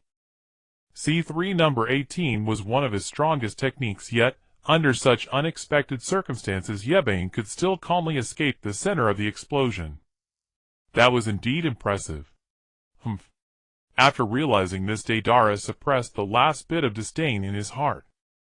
High above, where no one could see, his right hand was continuously molding clay. At the same time, the high-level chakra within him was rapidly gathering towards the white clay. Even if you escape this explosion, so what? You people can only remain on the ground while I can soar in the sky. So, as Deidara kept molding, he spoke to Shirzue and the others, buying time. You can't do anything to me while I can harass you at any moment. Oh! Shirzue smiled slightly. From your words, I've gleaned several pieces of information. Shirzue looked at Deidara in the sky, counting on his fingers. First, you now know you are not our opponent, so you dare not come down easily. Shirzue confidently smiled, raising his second finger. Second, our leader is your primary target, and we are merely escorting him. Third. Shirzue smiled slightly, and signaled everyone to bring out the palanquin containing the fake Yebane. Calmly returning to the path, they headed towards the distant Rain Ninja village. You cannot kill our leader. Deidara did not respond, but watched the moving team and maneuvered the white giant bird to follow along. He was buying time, waiting for his ultimate move to be completed, so he could take them all down in one strike. But Shizue's purpose in boldly bringing out the palanquin with the fake Yebane was to tempt Deidara, to see when he would prepare his so-called killing move, and at the moment Deidara executed it, all the Ying organization members would strike in unison. Deidara would be instantly eliminated. Both sides were harboring their own intentions, and given the current situation, the outcome was still uncertain. Half an hour passed in a flash. Shirzue and the others communicated with their eyes, continuously refining their temporarily decided plan, while the bomb in Deidara's hand was almost ready. Ha ha ha. At a certain moment, Deidara finally stopped his hand movements, looking down at the rapidly moving ninja team with a cold smile. This time let's see how you escape. C4. Garuda. Whoosh! A small puppet was instantly thrown by Deidara from his hand, rapidly expanding in the air, transforming into a dark puppet that looked exactly like Deidara. It dove towards everyone on the ground. TSK. Shirzue looked at the giant puppet approaching overhead and sneered. Isn't it just a puppet in disguise? Did you really think this thing is art? Everyone believed that this puppet was like the previous ones, continually growing larger and exploding upon hitting the ground. Only Sammy sensed that something was amiss. Why is this puppet, which also explodes, designed to resemble Deidara, while the last one was unembellished? This is completely illogical. Therefore, before this giant puppet fell to the ground, Sammy issued a warning to everyone. Everyone! Hurry and leave a distance twice that of the last explosion to ensure absolute safety. Quickly! Upon hearing this, everyone was momentarily stunned. Even Shirzue, who had just mocked Deidara, took a moment to regain his composure.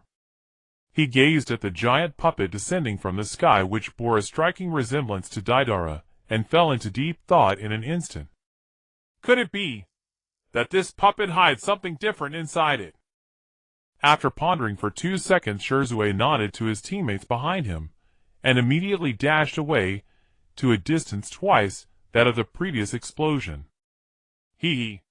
Watching the ninjas scatter like birds and beasts on the ground, Deidara let out a cold laugh. My Karura contains thousands of microbombs. If you think that merely increasing your distance will save you from these microbombs, you are gravely mistaken. Ha ha ha. With Deidara's words, as everyone had retreated far from the explosion center, the gigantic bomb identical to Deidara finally struck the ground. Boom, boom, boom, boom. After the first explosion, the bomb instantly created a massive mushroom cloud, and the shockwave blasted outward in all directions. Whoosh! A fierce high-temperature whirlwind surged from the center of the explosion, sweeping across all directions. The intense wind lifted the hair of all those at a distance. It blew into everyone's nostrils, into their slightly parted mouths, their ears, and even their pores. Once the great whirlwind in the world subsided, a massive pit suddenly appeared in the flat, monotonous desert before everyone's eyes. Ha ha ha! Deidara, already seated on the giant white bird ascending into the sky, burst into loud laughter. Did you think you escaped my explosion? You ignorant ants who understand nothing about art. After the explosion had calmed down, Deidara controlled the giant white bird to slowly descend before everyone. Not only that, Deidara even maneuvered the white bird to land on the ground. Now check your bodus meridians and crucial areas for any strange sensations. Is it? Deidara's smile gradually became exaggerated.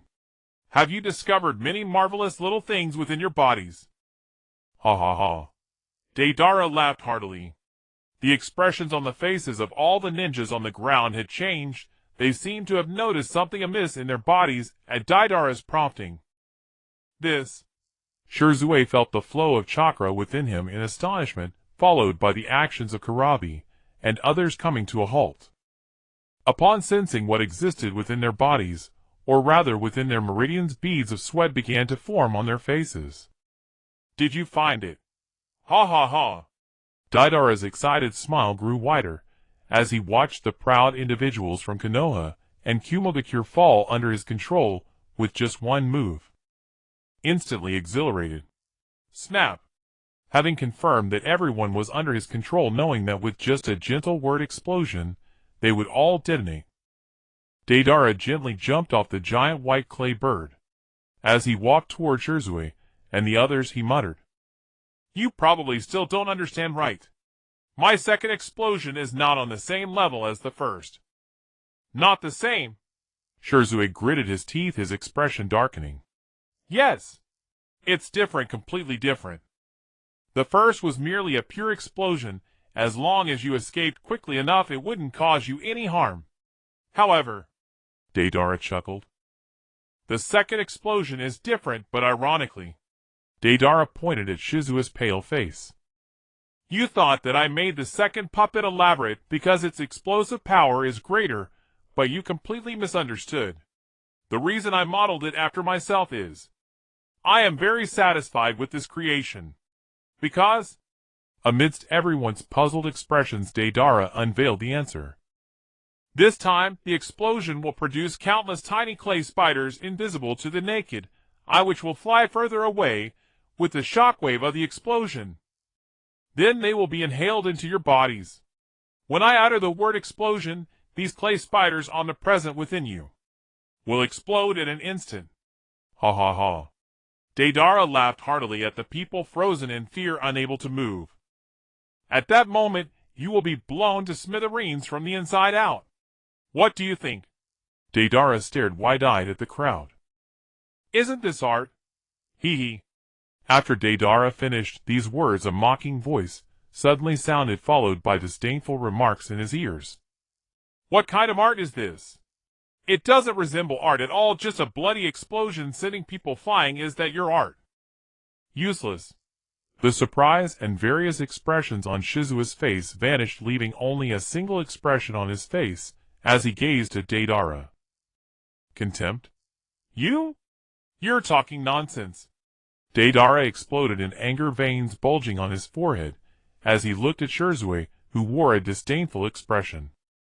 I see you want to die. Do you believe that as soon as I form a hand seal, when I say explosion, you will all be blown to the sky? Hee hee. I don't believe it. In Deidara's incredulous gaze, Shizuo smiled slightly and mocked him, then slowly raised his head under Deidara's surprised eyes. In his crimson Sharingan, 3 Tomo quietly gazed at him. You don't believe. Although Shizuo's eyes looked eerie, Deidara, with absolute confidence in his bomb, slowly raised his right hand in front of him. Then in the next second, I will blow you into countless little pieces with my Archu. Are you ready? Ha ha ha. No. Shizuo slightly shook his head, observing Deidara's disdainful expression, then smiled at him. Before you decide to detonate your miniature clay spider, you better confirm what is around you. You don't want your art to accidentally harm yourself, do you? What do you mean? Deidara paused, looking at Zishui's expression filled with confusion. Just as he was about to ask Shizuo, a strange feeling suddenly appeared beside him. This. Deidara turned his head and saw a strange white dust surrounding him, and with an incredulous look he shifted his gaze. He looked towards Zishui's side. What is going on? When he clearly saw the situation on Zishui's side, disbelief filled Deidara's face. What on earth is happening? Why are my clay spiders around me inside my body? Why? Shizuo coldly chuckled, his crimson Sharingan flickering with a strange light, as he coldly looked at the horrified Deidara. When you crushed that so-called Garuda, you were already thinking about stalling for time when you saw my eyes. So, Shizuo pointed to the space around Deidara. At that moment you fell into the illusion space I created for you, and everything you did was under my control. You never detonated your so-called Garuda, and these clay spider bombs inside you were all sent in by yourself. Now, Shizuo coldly smiled. As long as you shout drink, your entire body will be engulfed by this terrifying explosion. Then, boom! Shizuo made a gesture for an explosion. It will become a sky filled with shredded meat. You? Deidara's face turned pale instantly. He watched as the 3-Tomo Sharingan in Zishui's eyes slowly went dim, returning to black pupils. Yet he himself had become cold and numb. He didn't know when nor where he had silently fallen into Zishui's illusion, not even realizing it, until Zishui lifted the illusion and told him. Only then did he barely react. What a slow reaction! This was what a huge gap in power. He was alone, yet dared to challenge all of them below. Deidara's forehead was instantly dripping with cold sweat. Looking at all the ninjas beneath him casting cold glances, a thought of escape arose in his heart. Humph! He gently wiped the cold sweat from his forehead. Deidara then gave a cold smile to Shizuo and the others on the ground. All right. You are really impressive. It seems Deidara misjudged the situation. But? Deidara maintained his composure in panic, giving a slight smile to all the members of the Akatsuki organization on the ground, while the white clay giant bird beneath him started to take off under his control. It slowly ascended into the sky. You cannot keep me here. That is impossible. Until next time. Deidara grinned at the crowd. Next time, I will definitely be able to counter your Sharingan, and then using the art I believe in, I will blow you all up into the sky. Ha ha ha. Oh! Suddenly a puzzled voice emerged from beneath Deidara. You say you will leave when you're in the sky. Who? Deidara's brow furrowed. He leaned over the giant clay bird, glancing down. It's me. A person standing under the giant bird slowly raised his head, revealing a mouthful of white teeth. Haven't you been desperately searching for me? How? Now that I'm right in front of you, you don't recognize me. You? Deidara was taken aback, looking at the man below him dressed in pure white martial arts attire, with 3 huge samurai swords hanging at his waist, who was staring up at him. The murderous intent in his eyes was palpable. You are Yaren. The man who mocked my art? He. Yaren smiled slightly at Deidara above. Yes, that's me. So I heard you wanted to blow me up, the one who mocked your art. Why do you want to leave just as I arrive? Humph. Deidara narrowed his eyes at Yaren below, coldly snorting. This time I'll let it slide. Next time I will take your life. I'm leaving. Deidara turned his head, preparing to control the giant clay bird to leave. And just at that moment, Yaren watched Deidara, who was about to escape, and coldly smiled, slowly drawing out his first-generation Kicho from his waist. Clang! The sound of the blade scraping against the scabbard shot up into the sky, reaching Deidara's ears. Yaren smiled slightly at the giant clay bird in the sky, his right arm's muscles instantly bulging, like a coiled dragon filled with strength. Since you're here, then come down and talk. What is this always talking to me from above? One sword style. Echo Tori. Clang! Yaren's immense power propelled the sharp Kicho through the air, creating a dazzling streak of brilliance as the blade sliced through the atmosphere. It emitted a piercing shriek. This startled Deidara, who was preparing to flee in the sky. You? Deidara, who had just turned his head, almost fell from the white clay giant bird in shock, as he saw Yaren lightly slice the air with his black Kicho. A blue figure resembling a giant bird soaring through the sky flew towards him. The immense speed left Deidara unable to take any evasive action. Swish! The white clay giant bird was instantly cut in two by Yaren's strike, and Deidara, standing on the giant bird, fell along with it. He rapidly plummeted towards the ground. Humph! Yaren coldly looked at the falling Deidara, gently sheathing his Kicho, smiling as he spoke. Now! We can have a good chat. With a ripping sound, the enormous white giant bird beneath Deidara was severed in two by the blade of Guiche held by Yaren before he even had time to react. What the hell? Deidara's expression changed instantly, and he let out a few exclamatory words. In an instant, a tremendous gust of wind roared past his ears. No way! Deidara, falling through the air, secretly told himself that he couldn't let this happen. If he continued to fall like this, he would surely become Yaren's captive. Rather than that, I have to fight back somehow. As he watched Yaren, who was coldly smiling at him, getting closer beneath him, Deidara's right hand began to frantically chew. At a certain moment, Clay Owl! With a whoosh, a gigantic white owl appeared in the air, and Deidara grabbed tightly onto its claws, halting his descent. Then, carried by the soaring owl, he began to rise into the sky. Deidara's panicked expression vanished instantly, replaced by a mocking smile, as he looked down at Yaren and the others. Goodbye. You think that after you cut down my giant bird, I didn't prepare a second one? Want to catch me? Next life. Deidara laughed as he climbed onto the back of the white clay owl, using both hands to grip its claws and body. While Deidara struggled to reach the back of the enormous clay owl, the members of the Akatsuki organization on the ground remained unperturbed. Doesn't Deidara seem a bit dim-witted? Shursui, with his eyes returned to a dark brown, nudged Itachi beside him.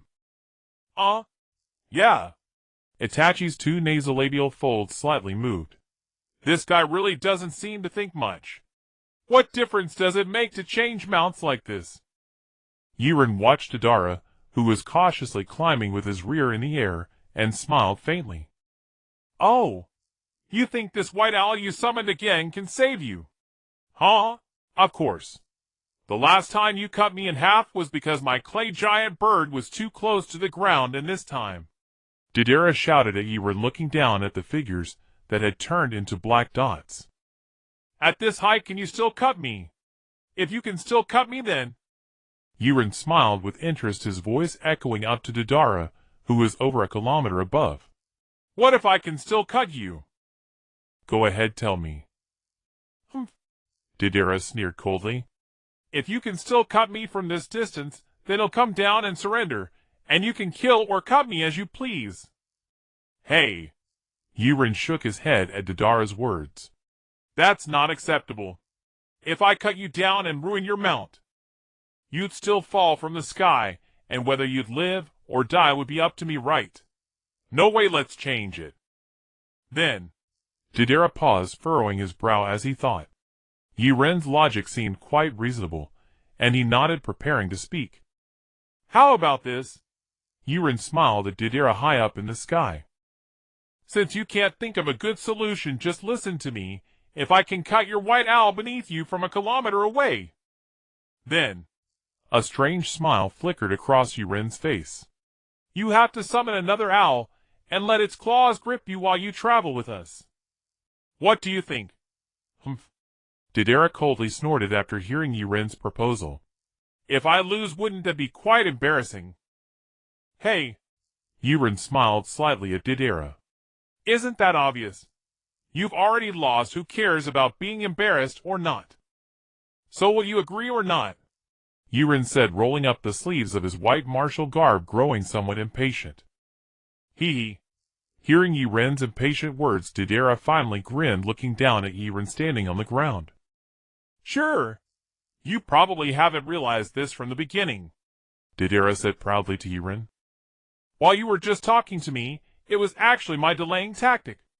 Look at the distance between my clay owl and you. Isn't it getting further away from you? Deidara's maniacal laughter echoed throughout the sky. Hee. Yiren looked at Deidara, who seemed to have succeeded in his trick, and scoffed. He opened his mouth to Deidara above him. It's just a few kilometers of distance. Do you really think that climbing a little higher is going to be useful against me? You are too naive. Clang. The faint sound of the black blade of the original Kekkei rubbing against its sheath resonated slowly in the air, the black blade gradually unsheathing, tightly gripped by Yiren's right hand. One sword style. Eagle of Doom. Although it was the same technique, the effect of this slash was completely different from the last. With a purple arm and a purple-black blade, the air before Yiren was torn apart in an instant. A resounding cry echoed through the heavens. Screech! As the purple blade swept through, a purple point of light suddenly appeared in the world. Then the purple light suddenly expanded, its wings spread wide, transforming into a massive purple giant bird. It emitted a heart-stirring cry as it rapidly slashed toward Deidara, who was thousands of meters high. Impossible. Sweat beads began to trickle down Deidara's forehead. Although he had to admit that Yiren's strike was somewhat exaggerated to say that it could penetrate thousands of meters of sky, and then sever the owl beneath him. That's utterly impossible. Deidara stared intently at the rapidly ascending purple giant bird while frantically manipulating his hands. His expression suddenly turned frantic. I can stop you. Whoosh! The enormous purple giant bird soared towards the sky, almost vertically, heading straight for the gigantic white clay bird that Deidara was riding, which was over 1,000 meters high. In just a little over a second, the massive purple giant bird, unleashed from the knife in Yiren's hand, had already traversed nearly 2,000 meters through the air. This bizarre speed immediately caused Deidara, who was in the sky, to narrow his eyes. Cold sweat flowed down from his temples. No way. This strike could very well hit my clay owl. I must stop him.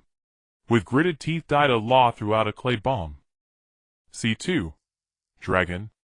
Deidara opted for a more agile and larger dragon, hurling it down towards the immense strike coming at him.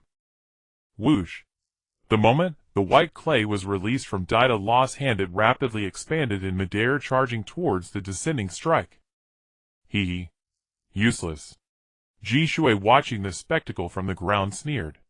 I haven't seen anyone evade the chief's strike yet. Do you really think Deidara can dodge it? Isn't that just wishful thinking? Indeed. Itachi nodded. The chief's previous strikes didn't have the ferocity of this one. Even Kurabi and the fourth Raikage couldn't withstand it. I can't even estimate the power of this strike. Deidara is in danger. Hey. Suddenly, while Itachi and Jishui were deep in conversation, Kurabi nudged the two of them. What are you guys doing? Mocking me in front of my face. Watch out for my 8-sword flow. I won't let you two off. You bastard. You fool. Cough cough. Jishui and Itachi instantly cleared their throats, changing the topic. Alright, the chief's strike is about to land. Let's see how Deidara will dodge it. Boom. A massive white clay figure flying from Dida Law's hand transformed into a gigantic white dragon in midair. Its shape was identical to when Dida Law attacked Jishu's team earlier. Go! Dida Law wiped away the cold sweat from his brow. Blow that strike to pieces right there. Pawn. As Dida Law and the others below watched the strike shot upwards rapidly, while the clay dragon hurled itself downward towards the incoming strike. In a split second the purple-black strike collided violently with the white clay dragon. Zila. The white dragon spiraled up at incredible speed upon contact with the strike wrapping around the purple-black giant bird. From Dida Law and Jishu's perspective it resembled a life-and-death duel between a snake and an eagle. Drink.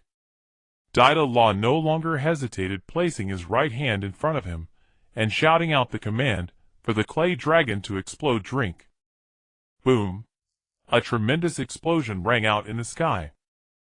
At the exact spot where the massive clay dragon collided with the purple-black sword energy bird, a huge fireball erupted with a diameter reaching an astonishing 500 meters.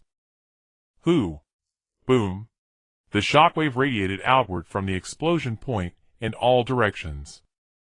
Whoosh! The immense shockwave caused Dida Law suspended in the air to sway violently. With the turbulent clay owl beneath him, Dida Law opened his eyes. Squinting, he gazed towards the explosive firelight. 1 second. 2 seconds.